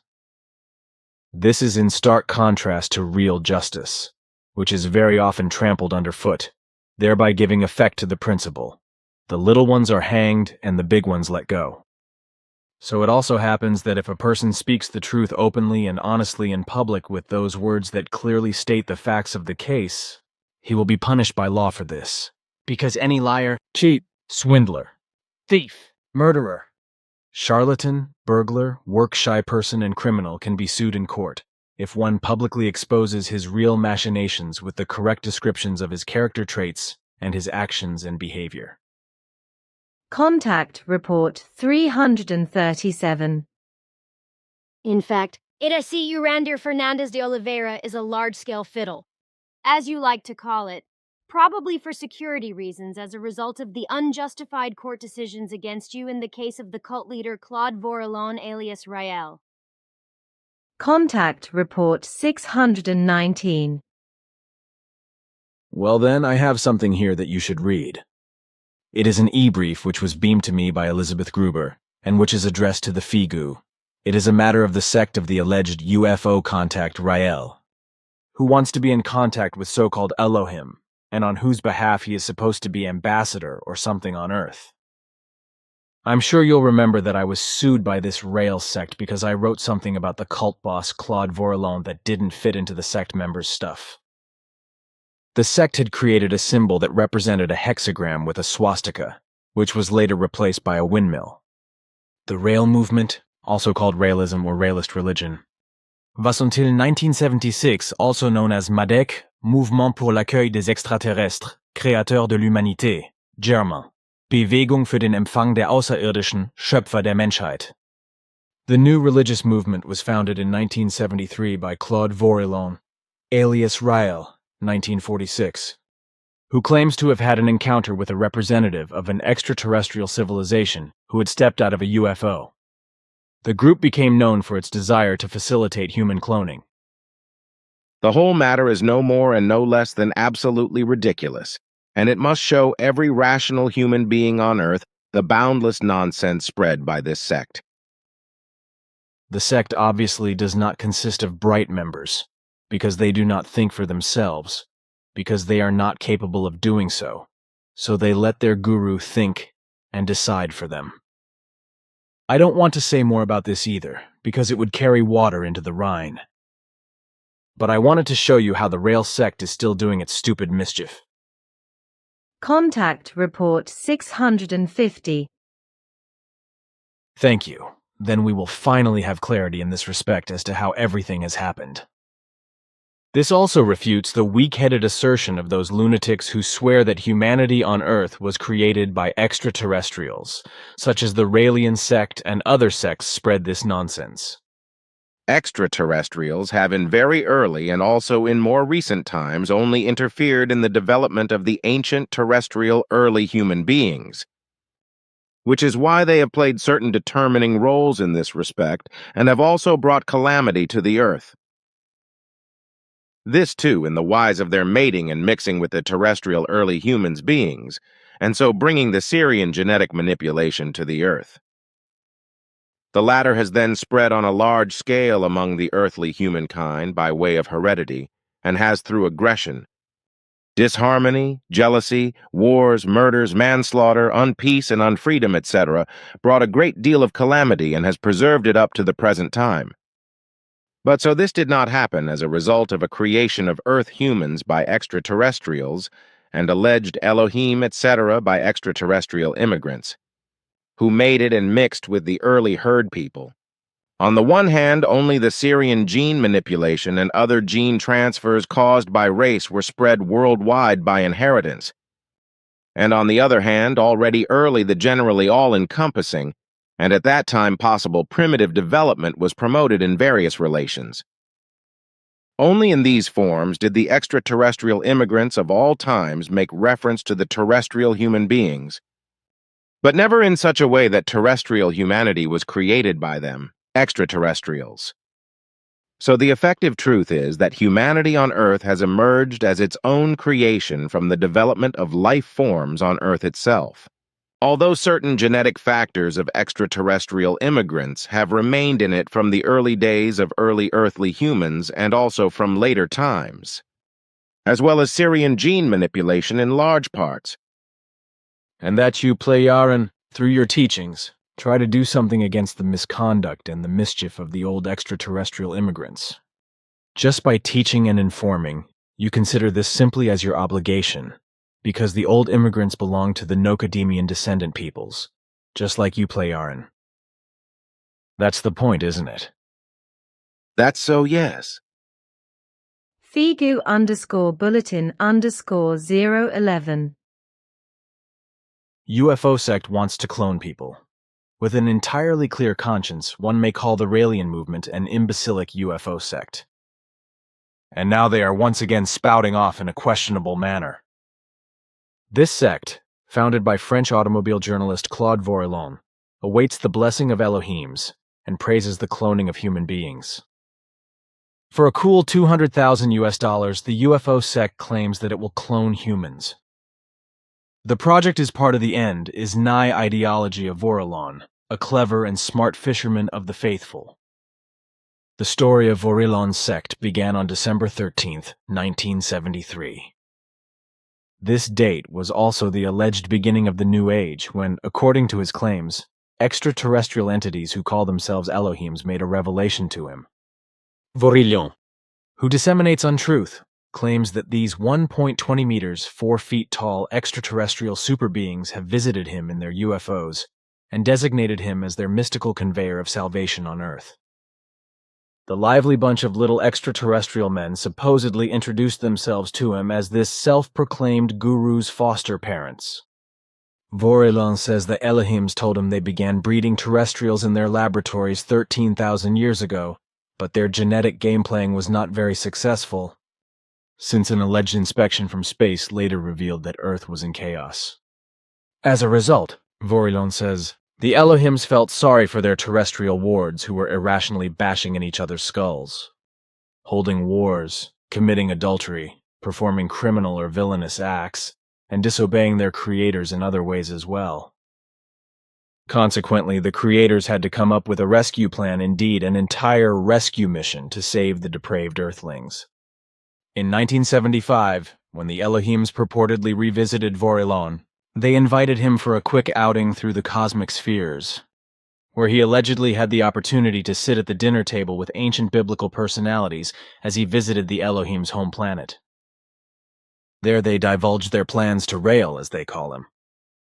Of course, these plans always fit harmoniously into his delusional assertions, to which many thousands of believers have since fallen prey. Furthermore, so claims Vorilon, the aliens mandated that he establish a UFO sect, after which he and his followers, along with the terrestrial human population, would be allowed to witness the peaceful invasion by the Elohims near the turn of the millennium. In 1974, telling rubbish and mad fantasies, Rael, aka Claude Vorilon, wrote his book, The Message of the Extraterrestrials, the book that tells the truth. From the onset of his machinations, he has also continued to hold lectures and various types of other activities, to which many of his faithful have succumbed. In 1994, he even went so far as to induce the Swiss Raelites into demanding that the Swiss government grant diplomatic immunity to the Elohims. And in order to receive the Elohiminal extraterrestrials in style on Judgment Day, Rael's followers simultaneously presented model plans for an ambassadorial residence for the aliens which the fanatically faithful Raelites intended to finance to the tune of 6 million Swiss francs, approx. Yes, 4 million there. In his reply to the strange demands of the sectarians, former federal counsel Otto Stitch whimsically queried them as to how they intended to deal with the aliens at the annual New Year's reception for all diplomats. Once again, in accordance with the false teachings of their guru, the Raelites now believe that through their human cloning project, they will rapidly advance toward their goal to salvation. Together with their extraterrestrial Elohiminal foster parents, they vie for the salvation of the evil and degenerate terrestrials who are, so they believe, exceptionally degenerate beings, lost almost beyond hope, and total freaks within the entire universe. Hence, their objective is to remedy the many human shortcomings through cloning technology. The Raelites operate from a headquarter in Geneva, Switzerland, a base they established over a period of several years, in order to reach their imbecilic and deranged objectives. To put it mildly, the guru's followers sacrifice 7% of their entire income, which adds up to quite a healthy bundle considering the sect's membership totals somewhere between 20,000 and 40,000. Return to Contactees Index. Return to Main Index. Engelbert Wechter. Important note. For accuracy, please consult the contact report links for date, context, and clarification, possibly newer corrected translations, and for the German language originals. Contact Report 135. Like any other hiker, I was walking through the night to get to Manara. I had reached the high edge of the woods unchallenged, just several meters away from the pasture fence where Manara was waiting for me by the cows, when I was suddenly standing in the glare of 2 light beam devices. Looking around, badly startled for a moment, I saw 2 auto headlights belonging to Engelbert's vehicle, as was determined by my analyzer. He must have observed me despite the dark night and thought that some stranger was roaming around who could possibly waylay our friend. That is my assumption. Note: a detailed report by Engelbert about his encounter with Quital is given in Contact Report 135, who sneaks there at the nightly hour. Return to contactees index. Return to main index Celeste Walters HTTPs. awakenedhearts.com/HTTPS. bluestarspeaks.com/HTTPS. etherealtransformation.com/HTTPS. godomentary.com/HTTPS. thriftbooks.com/? .gclide equals EAIAIQOBCHM. In Mr. YI5XNAIVL 7JBX3CHQZJEAMIASAAEGJRDFDBDOE affiliations. Brett Walters. David of Arcturus. Blue Star the Pleiadian. Celestial Heart. Blue Star Emporium. Heart of the Heart Conference. United Rainbow Indigenous Nation. See also channeling, mediums, psychics. Important note. For accuracy, please consult the contact report links for date, context, and clarification, possibly newer corrected translations, and for the German language originals. Contact Report 256. But if human beings of the earth nevertheless claim to be in contact with one of us, or with spirit beings of our peoples, then this is equivalent to a lie, to a fraud, or to a charlatanism. Also, schizophrenic processes and suggestive influences as well as self-deception, etc., cannot be ruled out in such cases. Liars, swindlers, fraudsters, charlatans, and persons with delusional sickness of the kind who claim to be in contact with us are unfortunately more and more found on Earth. All of them are as a whole, and I must emphasize strongly all of them. Only poor lunatics, schizophrenics, or other delusional sick ones, or otherwise deliberate liars, swindlers, fraudsters, or charlatans. And it is in that context interesting to note that it is only since the time of officially spreading your mission and thus your appearance in public that we Pleiades Pleiaren have become the focus of public interest, and have been abused by dozens of delusional sick ones as well as liars, swindlers and charlatans for alleged contacts with them, whereby all these sick and dishonest persons are assessed by practically all UFO circles to be true contact persons, and their delusional or lie and fantasy stories are accepted as true, even though no letter of their blathering is correct, while you as real contact person towards us are in an abusive way accused of being a liar and fraudster, and your evidence accused of being falsifications.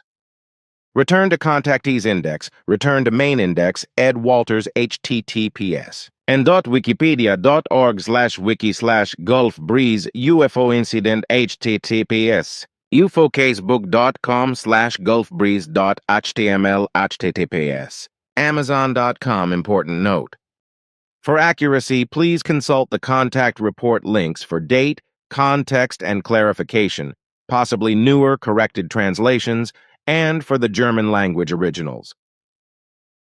Contact Report 246. Actually, I already know the answer to my next question, but because it is often addressed to me, I would like to ask it. In Florida somewhere, namely in Gulf Breeze, a certain W is talking about himself, who claims that he photographs UFOs and has had some experiences with UFOs, etc. There is also a book with corresponding photos and allegations, etc. What is it? All this nonsense is well known to me. It's all just a big fake lie and fraud of a charlatan and fame addict.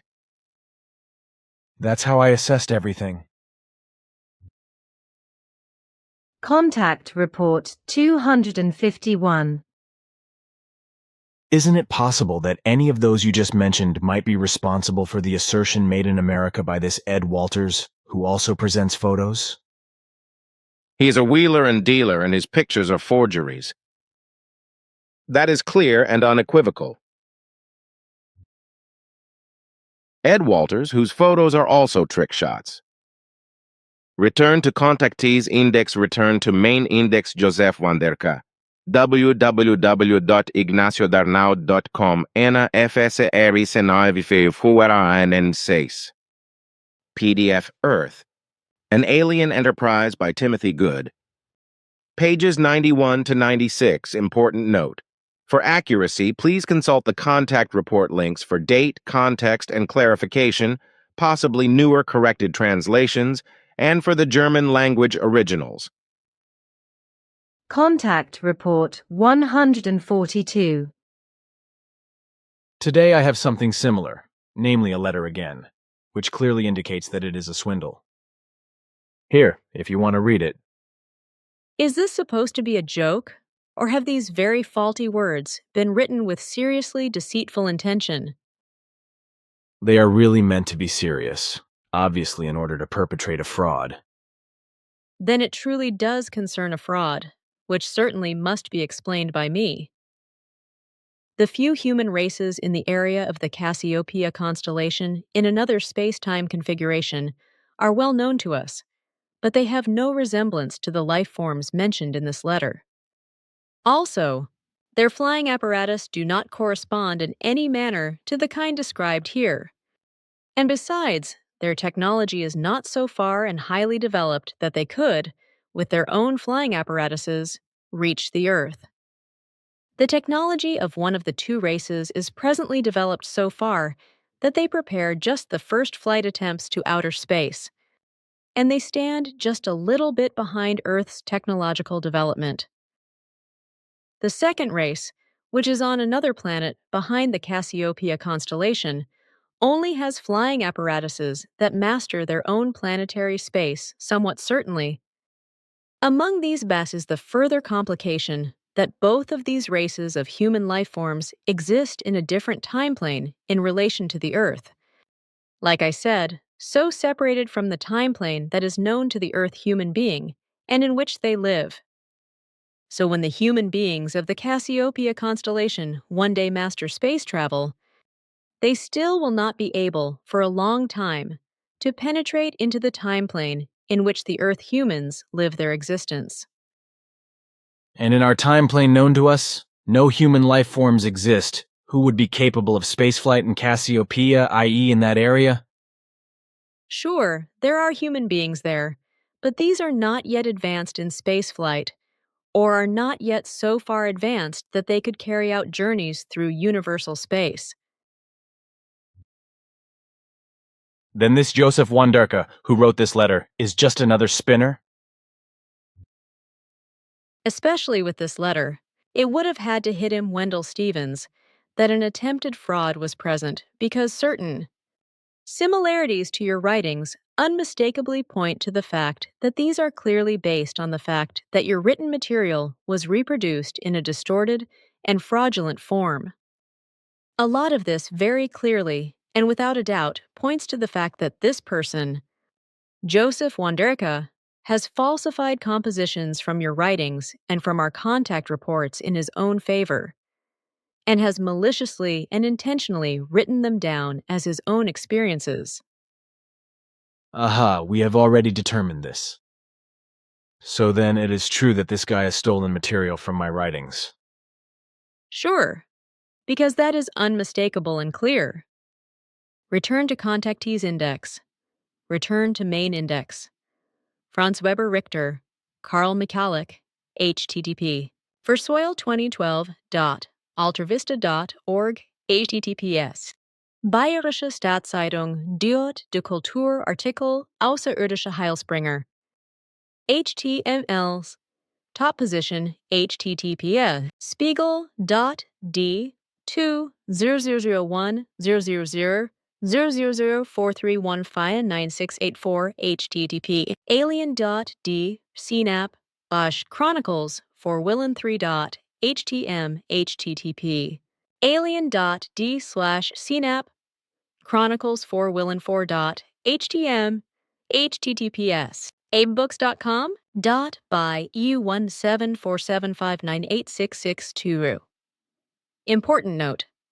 For accuracy, please consult the contact report, links for date, context and clarification, possibly newer corrected translations, and for the German language originals. Contact Report 002. You have already spoken multiple times of deceivers and charlatans, who have gone public with their fantastic UFO contact stories and still continue to do so. Can you tell me some names? But the greatest deceiver was the man who called himself Carl Michalek. Contact Report 007. It is, in fact, already enough that certain deceivers like George Adamski and K. Michalek, and so on, have driven many human beings into delusion and misery. Contact Report 029. But especially I would like to talk again about George Adamski, because he made the most tremendous assertions together with Carl Michalek. And because of the excessive number of trick photos, etc., he became more and more audacious and frivolous in the course of the years. Contact Report 031. But now I would like to come back to the UFO contacts, that is, to those people whom you call swindlers and fraudsters. What I am interested in is this. Under what circumstances do you call these persons guilty of swindling and fraud? If it is indeed the case that their statements and reports are not true. This is the case if these Earth humans are not in contact with any extraterrestrial life forms and only fabricate their statements and evidence themselves through their imagination and skill, as was the case with Carl Michalek and George Adamski, for example. So that means that these people are deliberately creating and spreading lies for some reason? It is so. Fortunately, real swindlers and frauds are few at present, but there will be very many more in the decades to come who lie and are fraudulently false contactees in this respect. That is to say, such Earth humans who, for selfish or world-improving reasons, etc., create lies, swindles, and frauds, have created or will create lies, fraud and deceit to serve their own or others' egoism, delusion and profit, like Michalek and Adamski. Contact Report 039. In particular, you did indeed tell me that Adamski was not a contactee, as well as not Michalek or the South African Elizabeth Clarer. Contact Report 043. Narcisco Genovese, Mexico. After Michalek and Adamski, he is the next and biggest deceiver. -sign = no contacts. Contact Report 050. Does an artificial tunnel system exist under Ecuador, and is a large number of metal foils in the format 96 by 48 centimeters there, which are printed with unknown characters? Underground tunnel systems from the past exist all over the world, including Ecuador. There probably exist foils of the measurement you have referred to, but they were fraudulently made for unfair purposes by Earth humans a number of years ago. This answer is clear, but what kind of characters are there on these man-made foils? They were confusingly, but logically, made by a whole group of Earthlings for fraudulent charlatan purposes. But they are truthfully of complete insignificance. Adamski also worked in the same form and also forged such characters for fraudulent purposes. Also Michalek and some others have indulged in the same lower machinations. Contact Report 060 Horst. You just spoke of persons who call themselves contact persons, but are not really such. Because I have once read several names that I have retained in my memory. One of them was called Adami, or something like that, another one Genovese, and yet another one Michalek. Could you tell me something about them? Kohan, the names you mentioned are well known to us, but you mispronounced them. The first is called Adamski, the second, Genovese, and the third, Michalek. These are not names of real contact persons, but of malicious swindlers. Neither one nor the other of them has ever had contact with us, or any of the other space races. To the best of our knowledge, they have also never even sighted one of our beamships. Contact Report 109. Excuse the expression, my friend, but this Voralon is certainly the craziest swindler in matters of alleged contacts with extraterrestrial intelligences. In his order of magnitude, he even surpasses Carl McCulloch, Elizabeth Clarer, and George Adamski. Contact Report 561. That is how it was and is, because the Pleiaren never spoke and never speak the untruth. This in contrast to the liars and deceivers George Adamski and Carl McCulloch and all the other swindlers. Cheats. Charlatans and liars who claim the same or similar things as Adamski and McCulloch with regard to high life on Venus. No matter whether they lived yesterday, live today, or only tomorrow and deceive and lie about it. Return to contactees index, return to main index Sixto Paz Wells HTTPS. En .wikipedia.org wiki Sixto Paz Wells HTTPS. SixtoPazWells.com/see also Ricardo Gonzalez. Important note. For accuracy, please consult the contact report links for date, context, and clarification, possibly newer corrected translations, and for the German language originals. Contact Report 382. Yes, then I want to ask you, are you familiar with the names Sixto Paz and Ricardo Gonzalez? They are two men from South America who claim that they are in contact with extraterrestrials and have even been in their spaceships, etc. That is indeed the case, yes. By which I mean that I know the names of the two men as well as their stories about alleged contacts with extraterrestrials. Both men surrendered to a large-scale fiddle, because there is no truth in all their claims. The whole thing is pure invention and fantasy in both of them, and indeed without any truth. Return to contactees index.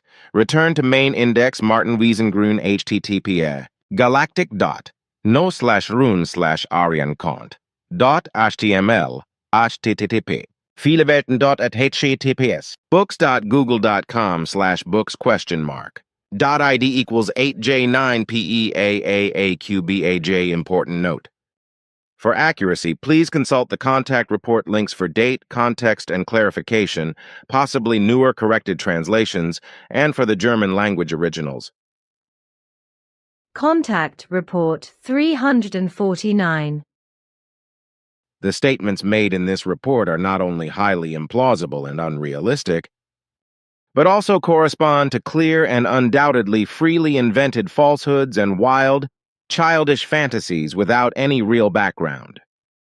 Furthermore, the incredibly stupid and audacious assertions contain such blatant excesses of contradictions that even a person who is uneducated in this field must recognize the incredibility of the whole story. Just looking at the claim concerning the celestial body, Aldebaran shows such ignorance and stupidity that I blush with shame when I think of a grown man publicly spreading such nonsense. Aldebaran is, on the one hand, as you yourself know very well, an already very far expanding and decaying star, which has only an inherent heat of hardly 5,000 degrees Celsius and no more energy and power to guarantee higher, let alone human or human-like life on any planet. And furthermore, you know this as well as we do, because we also let you see this star, its nearer and farther surroundings, and the entire Taurus region on your great journey. See Contact Report 31. There are no solid matter planets in the entire Aldebaran system, only gas planets, which do not and could not carry any higher life apart from bacterial life. So there is also no planet called Aryan, or inhabitants who would call themselves Aryan, who are also supposed to be distant relatives of the Earth humans. These assertions alone are so nonsensical that I have to ask myself whether the man who invented these dubious stupidities is still in his right mind. But now we should not talk about it any further, because in all the nonsense of what is written, there is no value at all. Then you mean that this work, what is it called? Yes, My UFO Experience on Rugen, written under the pseudonym Martin Wiesengrün, is completely worthless. Return to contactees index, return to main index. Kaiser Wilhelm II, Friedrich Wilhelm Victor Albert, https. en.wikipedia.org wiki Wilhelm. Important note. For accuracy, please consult the contact report links for date, context, and clarification, possibly newer corrected translations, and for the German language originals. Contact Report 875. This was also the case in Southwest Africa about 120 years ago. For example, where Germany had been a colonial power since the 1880s, and Sfath warned Kaiser Wilhelm II against continuing to harass the locals and inciting the various ethnic groups against each other. At that time, the German settlers were there, stealing more and more land and being evil racists beyond compare. Return to Contactees Index. Return to Main Index George Leonard Williamson. Jr/George Hunt Williamson /Dr. Michelle D. M. Dobranovich http en.wikipedia.org/wiki/George Hunt Williamson https hatch.cooksians.com wiki George Hunt Williamson documents.theblackvault.com FBI 1 books.google.com/books/about/the incredible life of George Hunt will.html .id equals 7h6mcwaaqbaj https openlibrary.org/authors/ol456030 /George Hunt Williamson https sacredtext.com. Important note. For accuracy, please consult the contact report links for date, context, and clarification, possibly newer corrected translations, and for the German language originals. Contact Report 043+. Dr. Williamson, a USA author.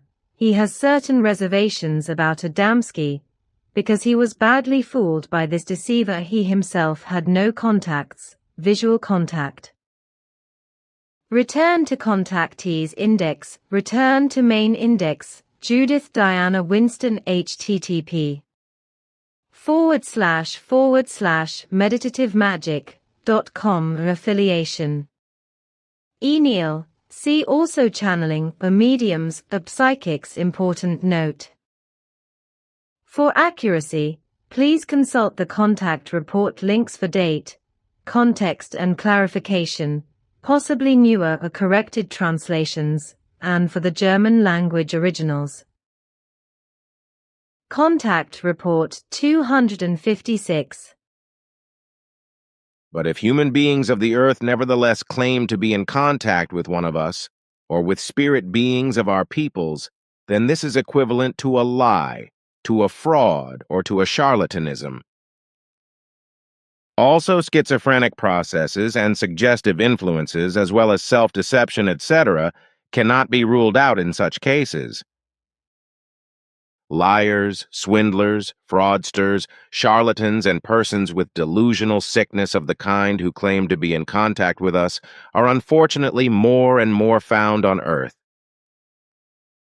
All of them are as a whole, and I must emphasize strongly all of them, only poor lunatics, schizophrenics, or other delusional sick ones, or otherwise deliberate liars, swindlers, fraudsters, or charlatans. And it is in that context interesting to note that it is only since the time of officially spreading your mission, and thus your appearance in public, that we Pleiades, Plei-RN, have become the focus of public interest, and have been abused by dozens of delusional sick ones as well as liars, swindlers, and charlatans for alleged contacts with them, whereby all these sick and dishonest persons are assessed by practically all UFO circles to be true contact persons, and their delusional or lie and fantasy stories are accepted as true, even though no letter of their blathering is correct, while you as real contact person towards us are in an abusive way accused of being a liar and fraudster, and your evidence accused of being falsifications. Return to Contactees Index. Return to Main Index. Gertrude Verschinger, Gertrude Munzer, Penny McLean, https en.wikipedia.org/wiki/Penny McLean http girlgroups is great .org/Penny McLean /?. .I equals 1 publications list German, HTTP. archivregie.popseneje.blogspot.com/2012/1/PennyMcLean.html https. YouTube.com. Search query equals Penny plus McLean important note.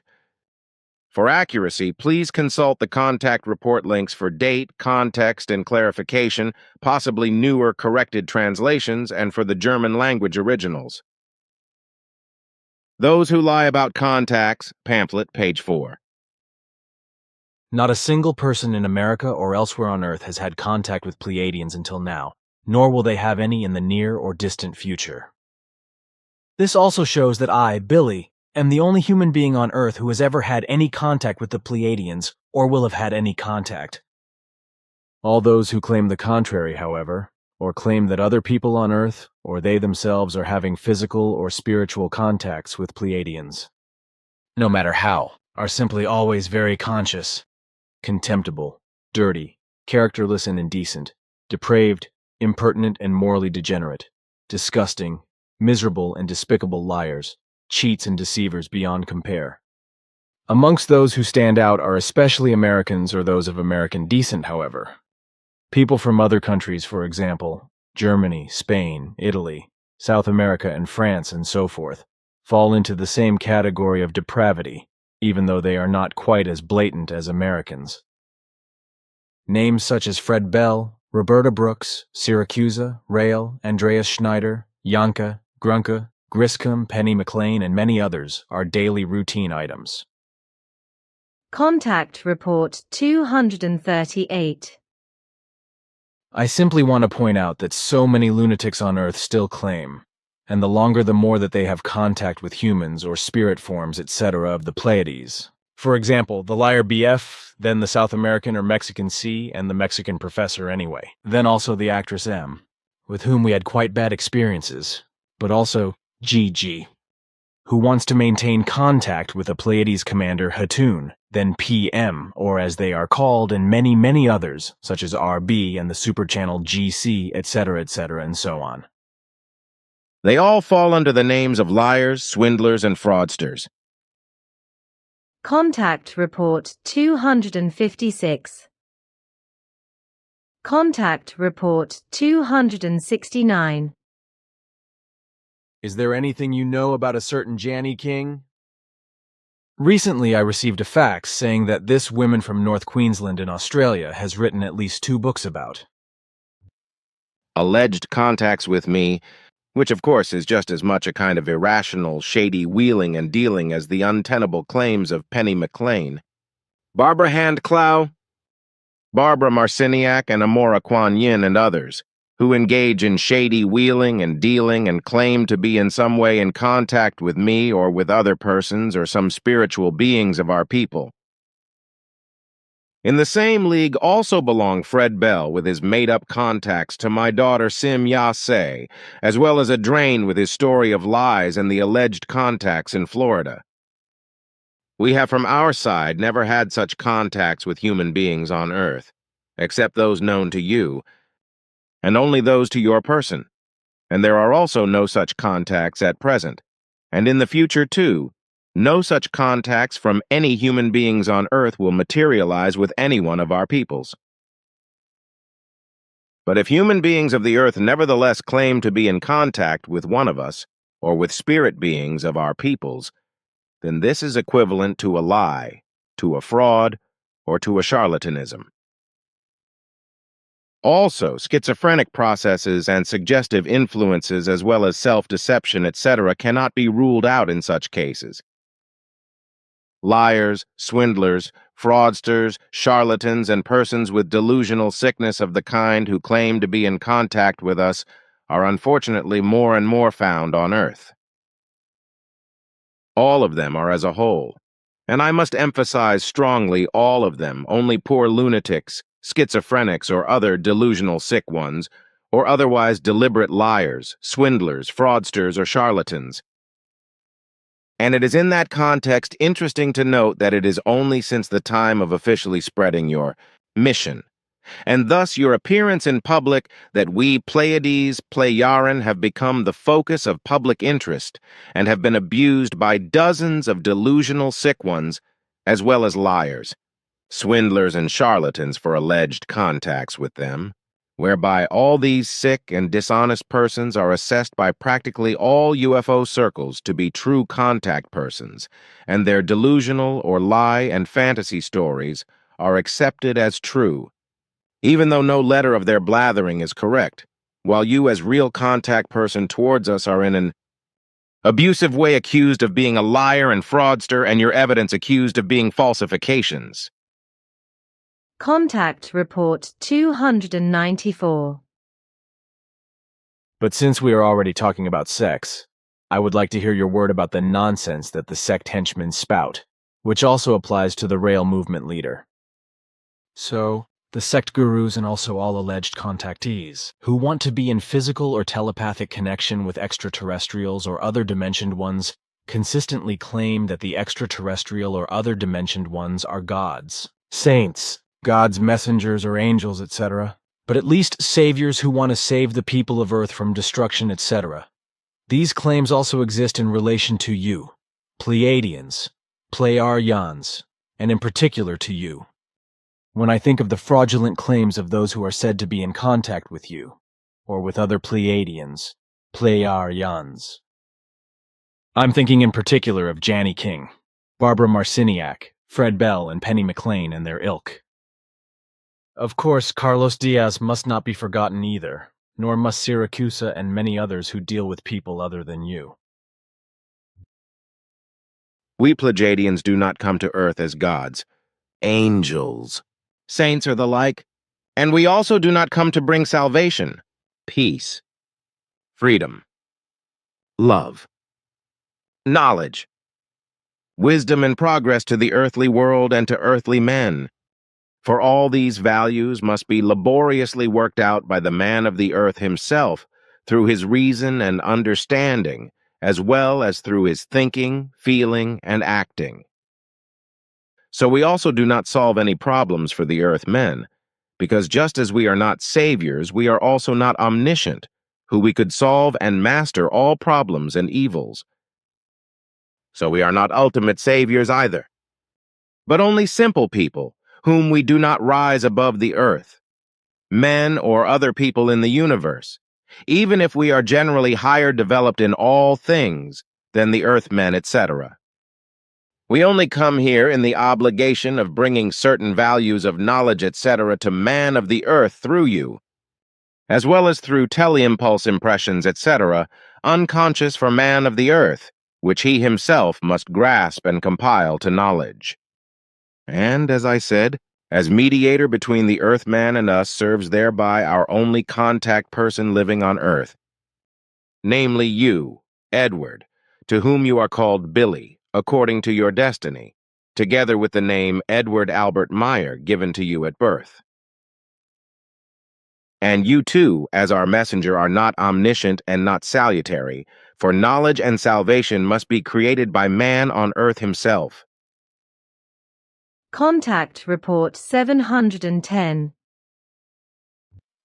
So you are not located on the mentioned stars or on any alleged planets, such as the Pleiades, which at the beginning of our contacts we had at first deliberately falsely named as your home stars, in order to later be able to expose liars, deceivers, and charlatans, who allegedly or falsely and thus untruthfully would have contacts with you Pleiaren. And that this is exactly how it came to be. You knew this in advance through foresight, which is why we started the deceptive maneuver with the false place of origin Pleiades, and only named your real place of origin Era with the Pleiaren stars in the Ankar spacetime structure. When in the course of the years various lying alleged contact persons who claimed to be in contact with you could be unmasked. However, the fact that I had to name the Pleiades stars as your place of origin at the beginning of our contacts in 1975, according to your instructions, was effectively the correct way. Because only in this way could the fraudulent alleged Pleiades contactors of both sexes be convicted of lying. It is true that there are still a few lunatics and madmen who claim to be in contact with you. Ptah! By channeling, etc., like the confused Penny McLean, etc., Return to contactees index, return to main index, Gabriele Vitek, https. Second.wiki/wiki/Gabriele Vitek, http. and.wikipedia.org/wiki/universal life, https. Gabrielestiftung.org/affiliations. Heimholungswerk Jesu Christi. International Gabriele Foundations. Universal Life. The Inner Religion. Important note. For accuracy, please consult the contact report links for date, context and clarification, possibly newer corrected translations, and for the German language originals. Contact Report 300. Then one last question, which refers to Gabriele Vitek. You once told me that all her so-called revelations, etc., were invented and offered by herself, and that not a single word of everything corresponded to the truth. The woman presents herself as a self-proclaimed prophetess, also as a self-proclaimed medium of the sect Universal Life, and also as a mouthpiece of God, as did Erica Bertschinger alias Uriella. According to your statements, I made a corresponding remark in bulletin number 25 on page 21, as a result of which I once again received a harnessed complaint, this time from France, from a man who obviously had something to do with this woman, and who told him various things about his and his wife's life. What is this about? What I explained to you is true. Not a word of what Gabriele Vitek tells as a medium, etc., has any origin other than her own. She has no contact with any beings except her own, which means that she actually creates and invents the whole in herself, and then imposes it as divine wisdom and love on her believers and other followers. But an alleged alien also plays a certain role here, who for the chosen ones of the sect Universal Life is supposed to be, so to speak, a savior in need by one day, probably at the end of the world, since this is also an end-time sect, saving the chosen cult members with a spaceship. And since the woman possesses a good psychological ability, as is characteristic of practically all sect heads, by which they astonish their believers and other followers again and again, combined with a certain knowledge of human nature, it is easy for her to eavesdrop on her followers without them noticing it.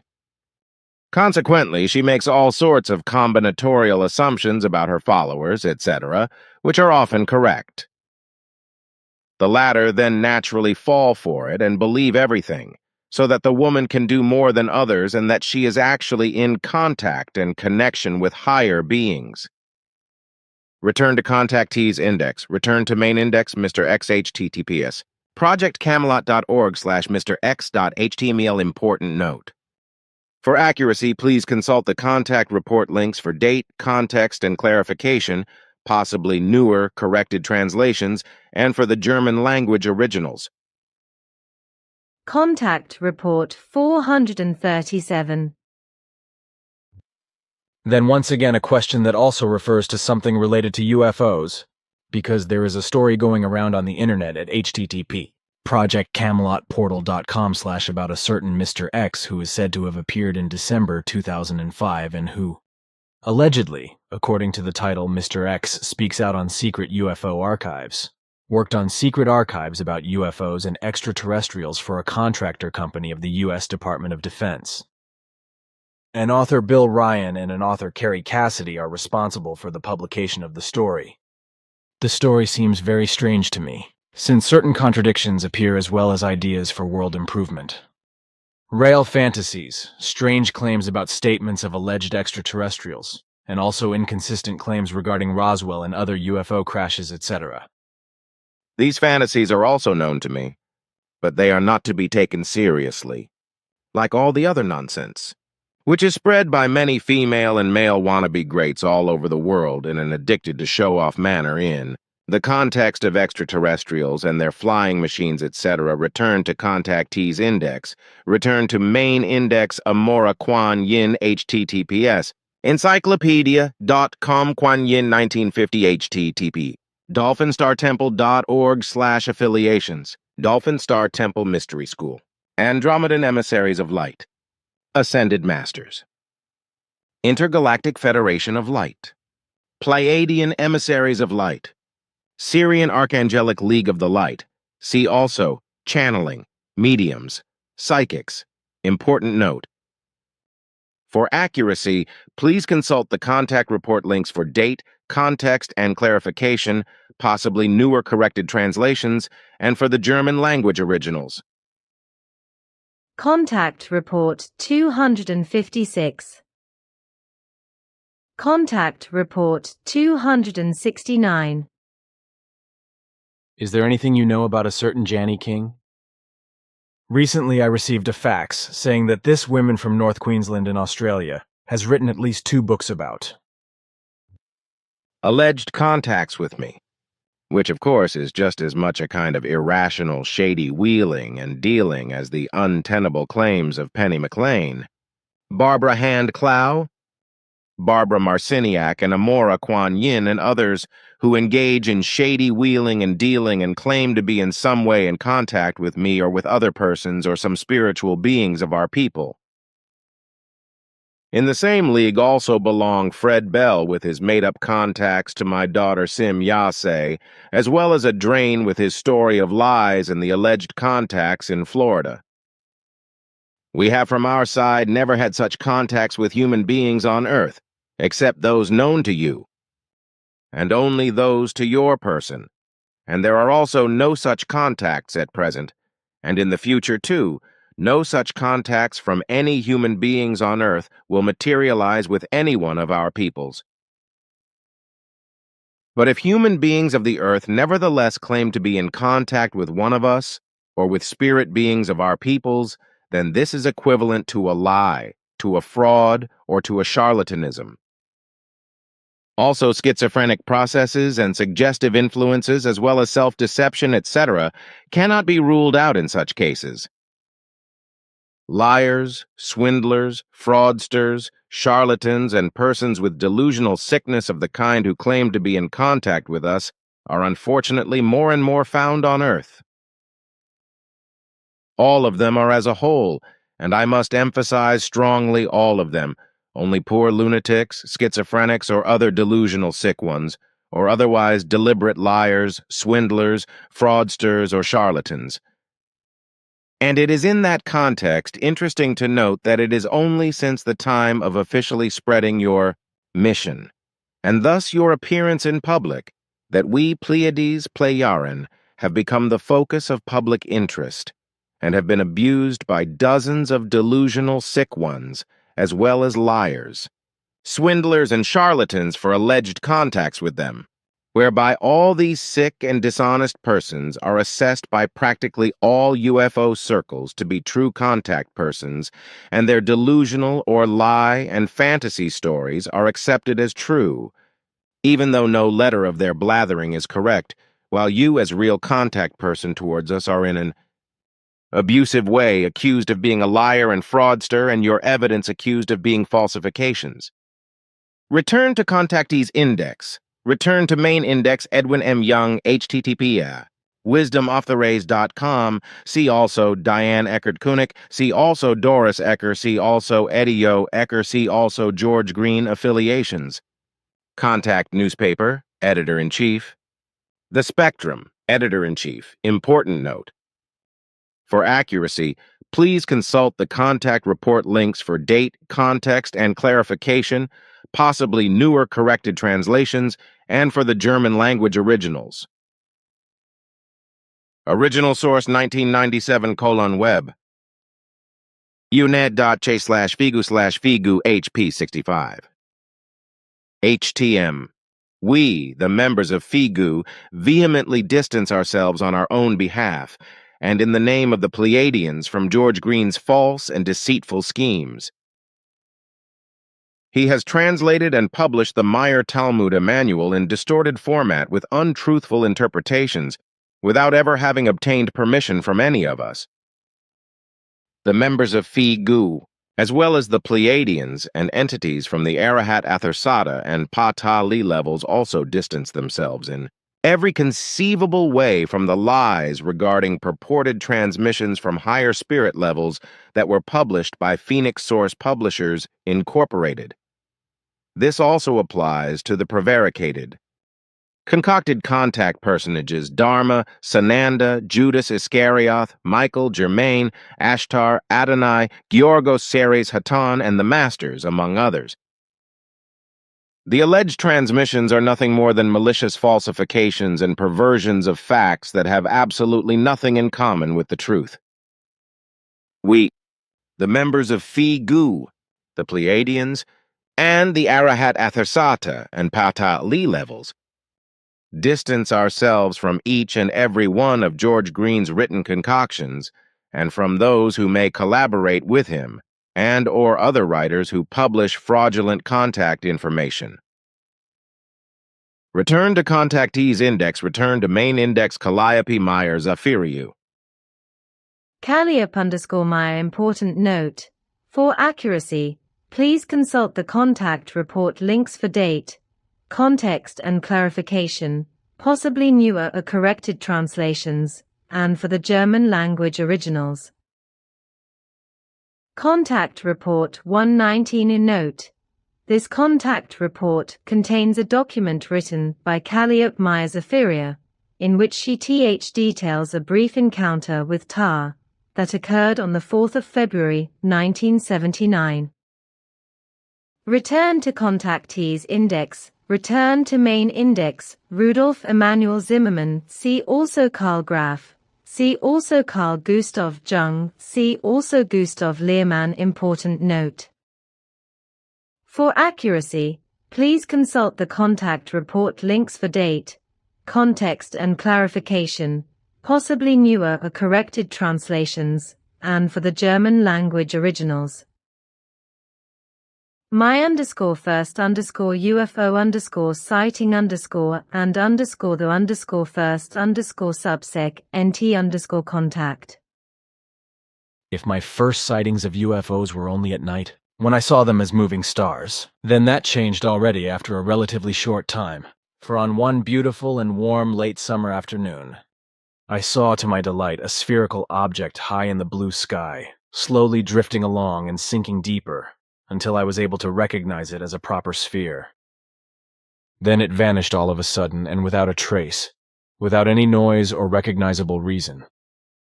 In the following time, the day sightings accumulated, and one day I again felt something strangely foreign in me.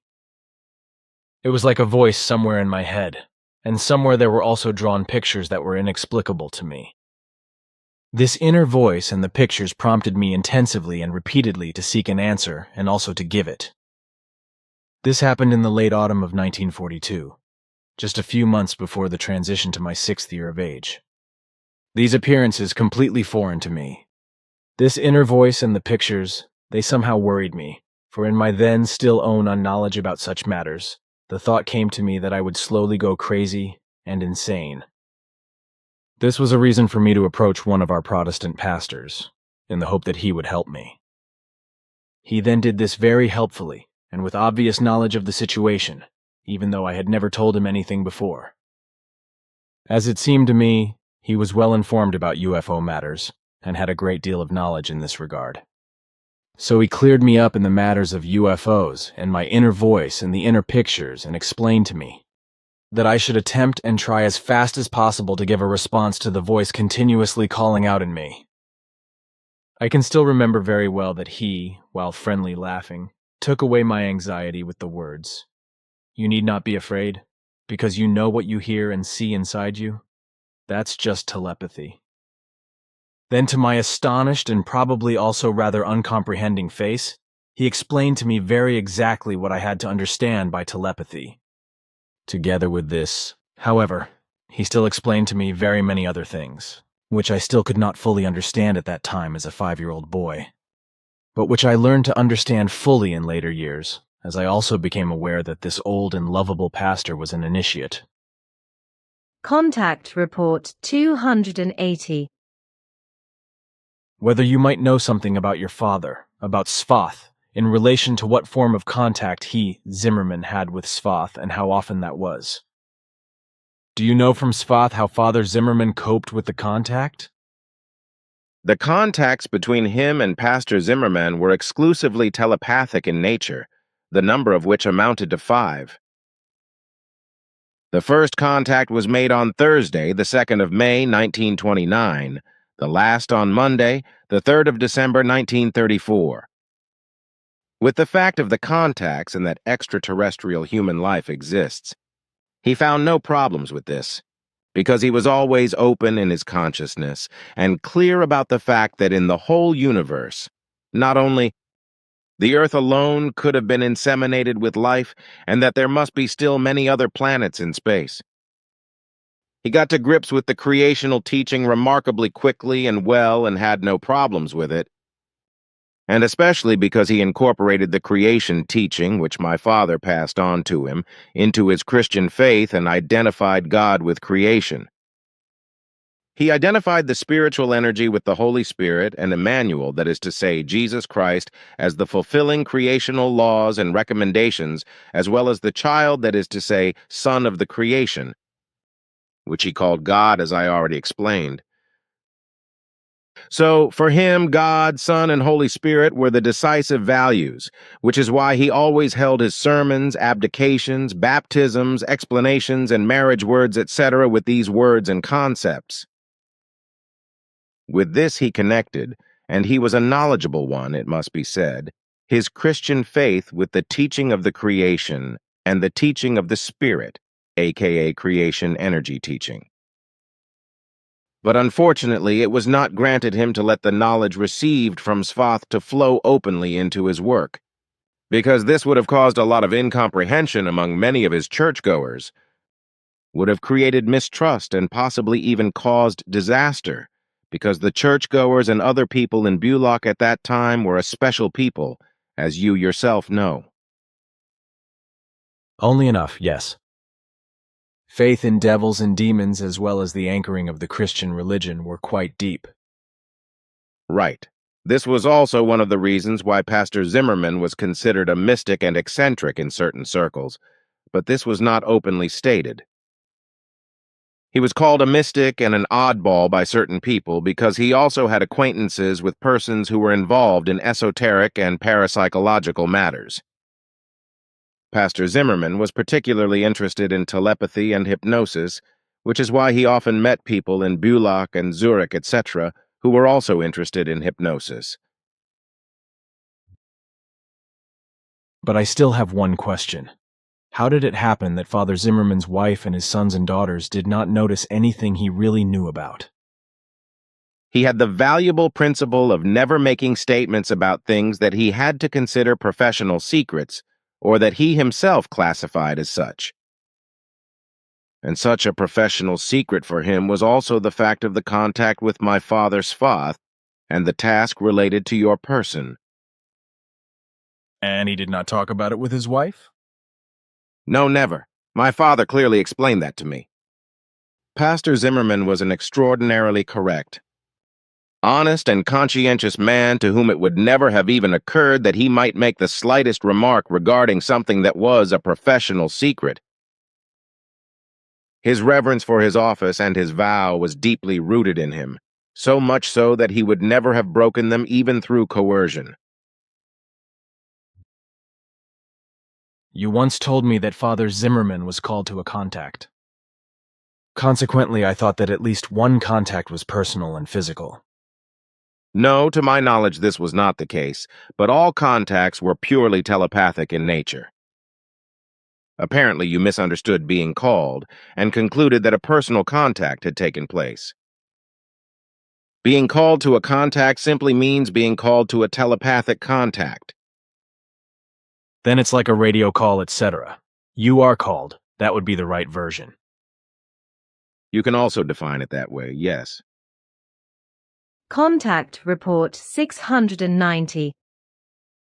Father Zimmerman also knew this, because he was personally contacted by my father Svath on one occasion and educated in all necessary matters, as a result of which he knew everything about you and your mission, and also maintained a friendly relationship with your parents.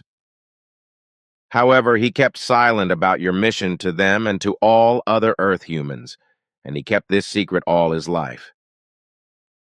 So my father only had a one-time personal contact with him, after which, however, Telepathic contacts took place several times, whereby my father also explained to him several times and advised him never to influence you religiously, but simply to teach you neutrally about the Christian religion, because you would have to be instructed about it, as also about other religions and sects, and consequently, he refrained from any religious influence in every respect.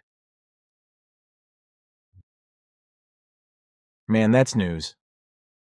You are telling me things there that I did not know. Also that Reverend Zimmerman had a personal contact with your father Svath. Contact Report 719. That everyone was fully on my side was arranged by your father Svath with Pastor Zimmerman, who in turn agreed with my first teacher, Karl Graf, and then also with Gustav Lehmann to help me. Contact Report 725. The records show that Father Zimmerman, on the one hand, concealed his contact with my father.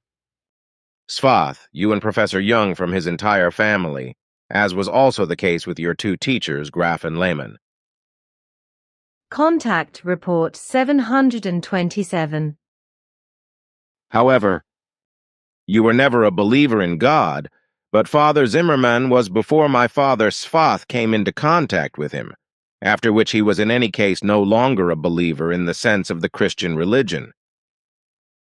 You knew that, but the priest ordered you to keep quiet about it, because neither his family, who were and remained believers in the Bible, nor the authorities and the population were allowed to know anything about it, because his office as priest would have been endangered.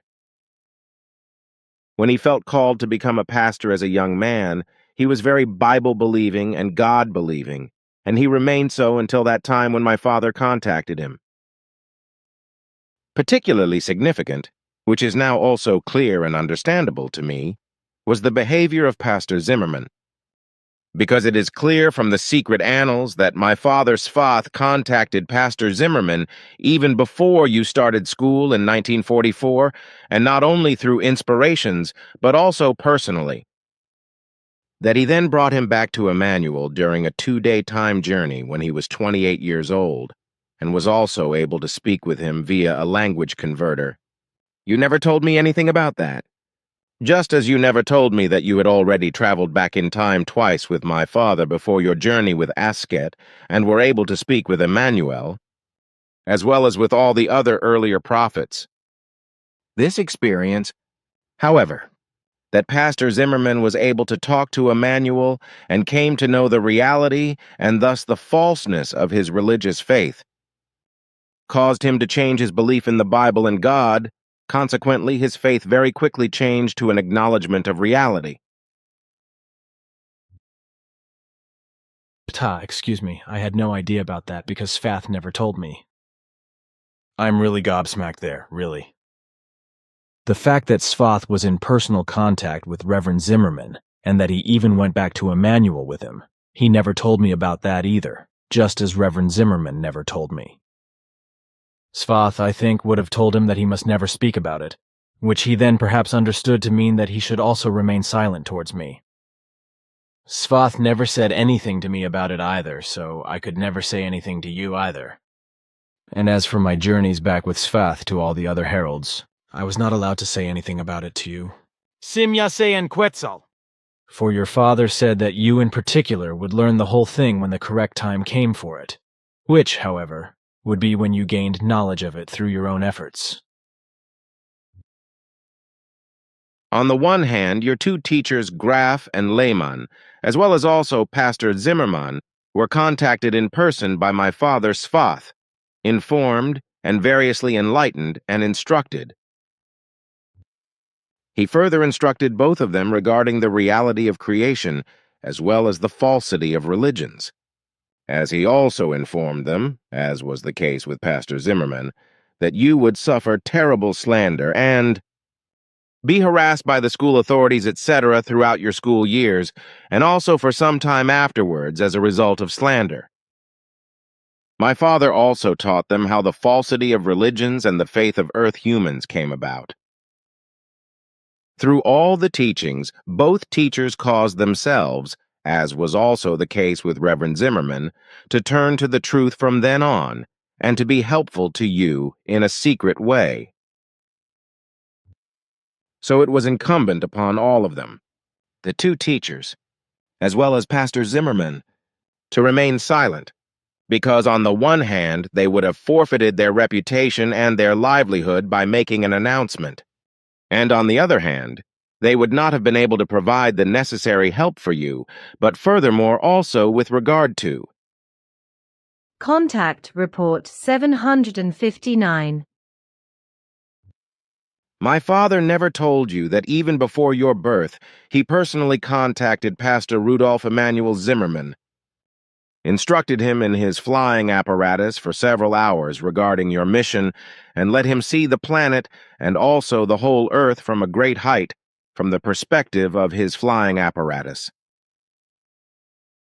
He undertook to remain silent for the rest of his life, as did all the others who were later initiated into your mission in the same way and were allowed to enter his flying apparatus for the first time. Return to contactees index. Return to main index Lloyd Benzerbes HTTPS. Galactic.no HTTPS. Findagrave.com HTTPS. pdfcoffee.com/qdownload/alcyone pdf-free.html. Important note. For accuracy, please consult the contact report links for date, context, and clarification, possibly newer corrected translations, and for the German language originals.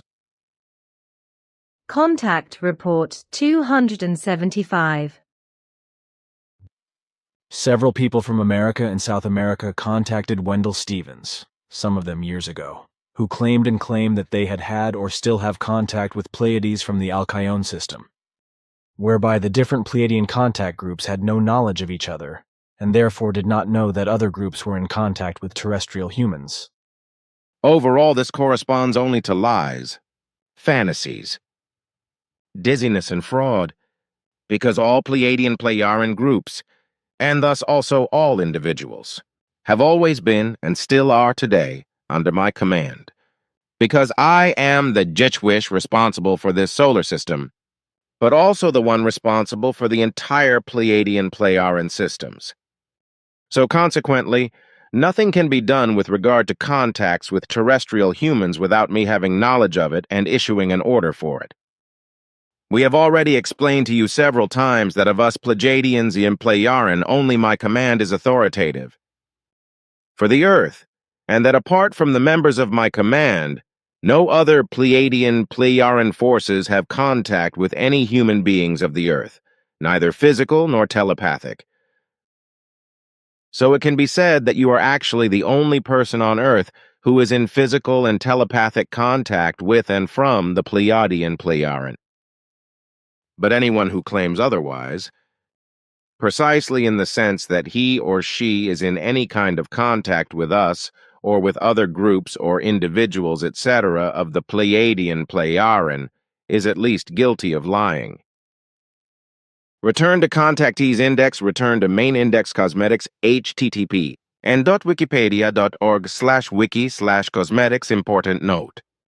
For accuracy, please consult the contact report links for date, context, and clarification, possibly newer corrected translations, and for the German language originals. Contact Report 239. Then the next question. When women or men paint their faces, use lipstick, paint their eyebrows, apply blush, etc., etc., for what reasons is this done? When the Earth humans, however, put on makeup and use a variety of cosmetics, this is based solely on reasons of psychological injury, mental aberration, and the like, as we have clearly and analytically fathomed in hundreds of thousands of Earth humans. A wrong desire to want to appear as more than what one actually is forms the main factor for all artificial beautification attempts which, in truth, cause the exact opposite of what is desired and arouse disgust. We call this war paint, and it is actually disgusting, no matter whether only a little blush is applied on the lips or whether a full face application takes place. I also wanted to express something similar.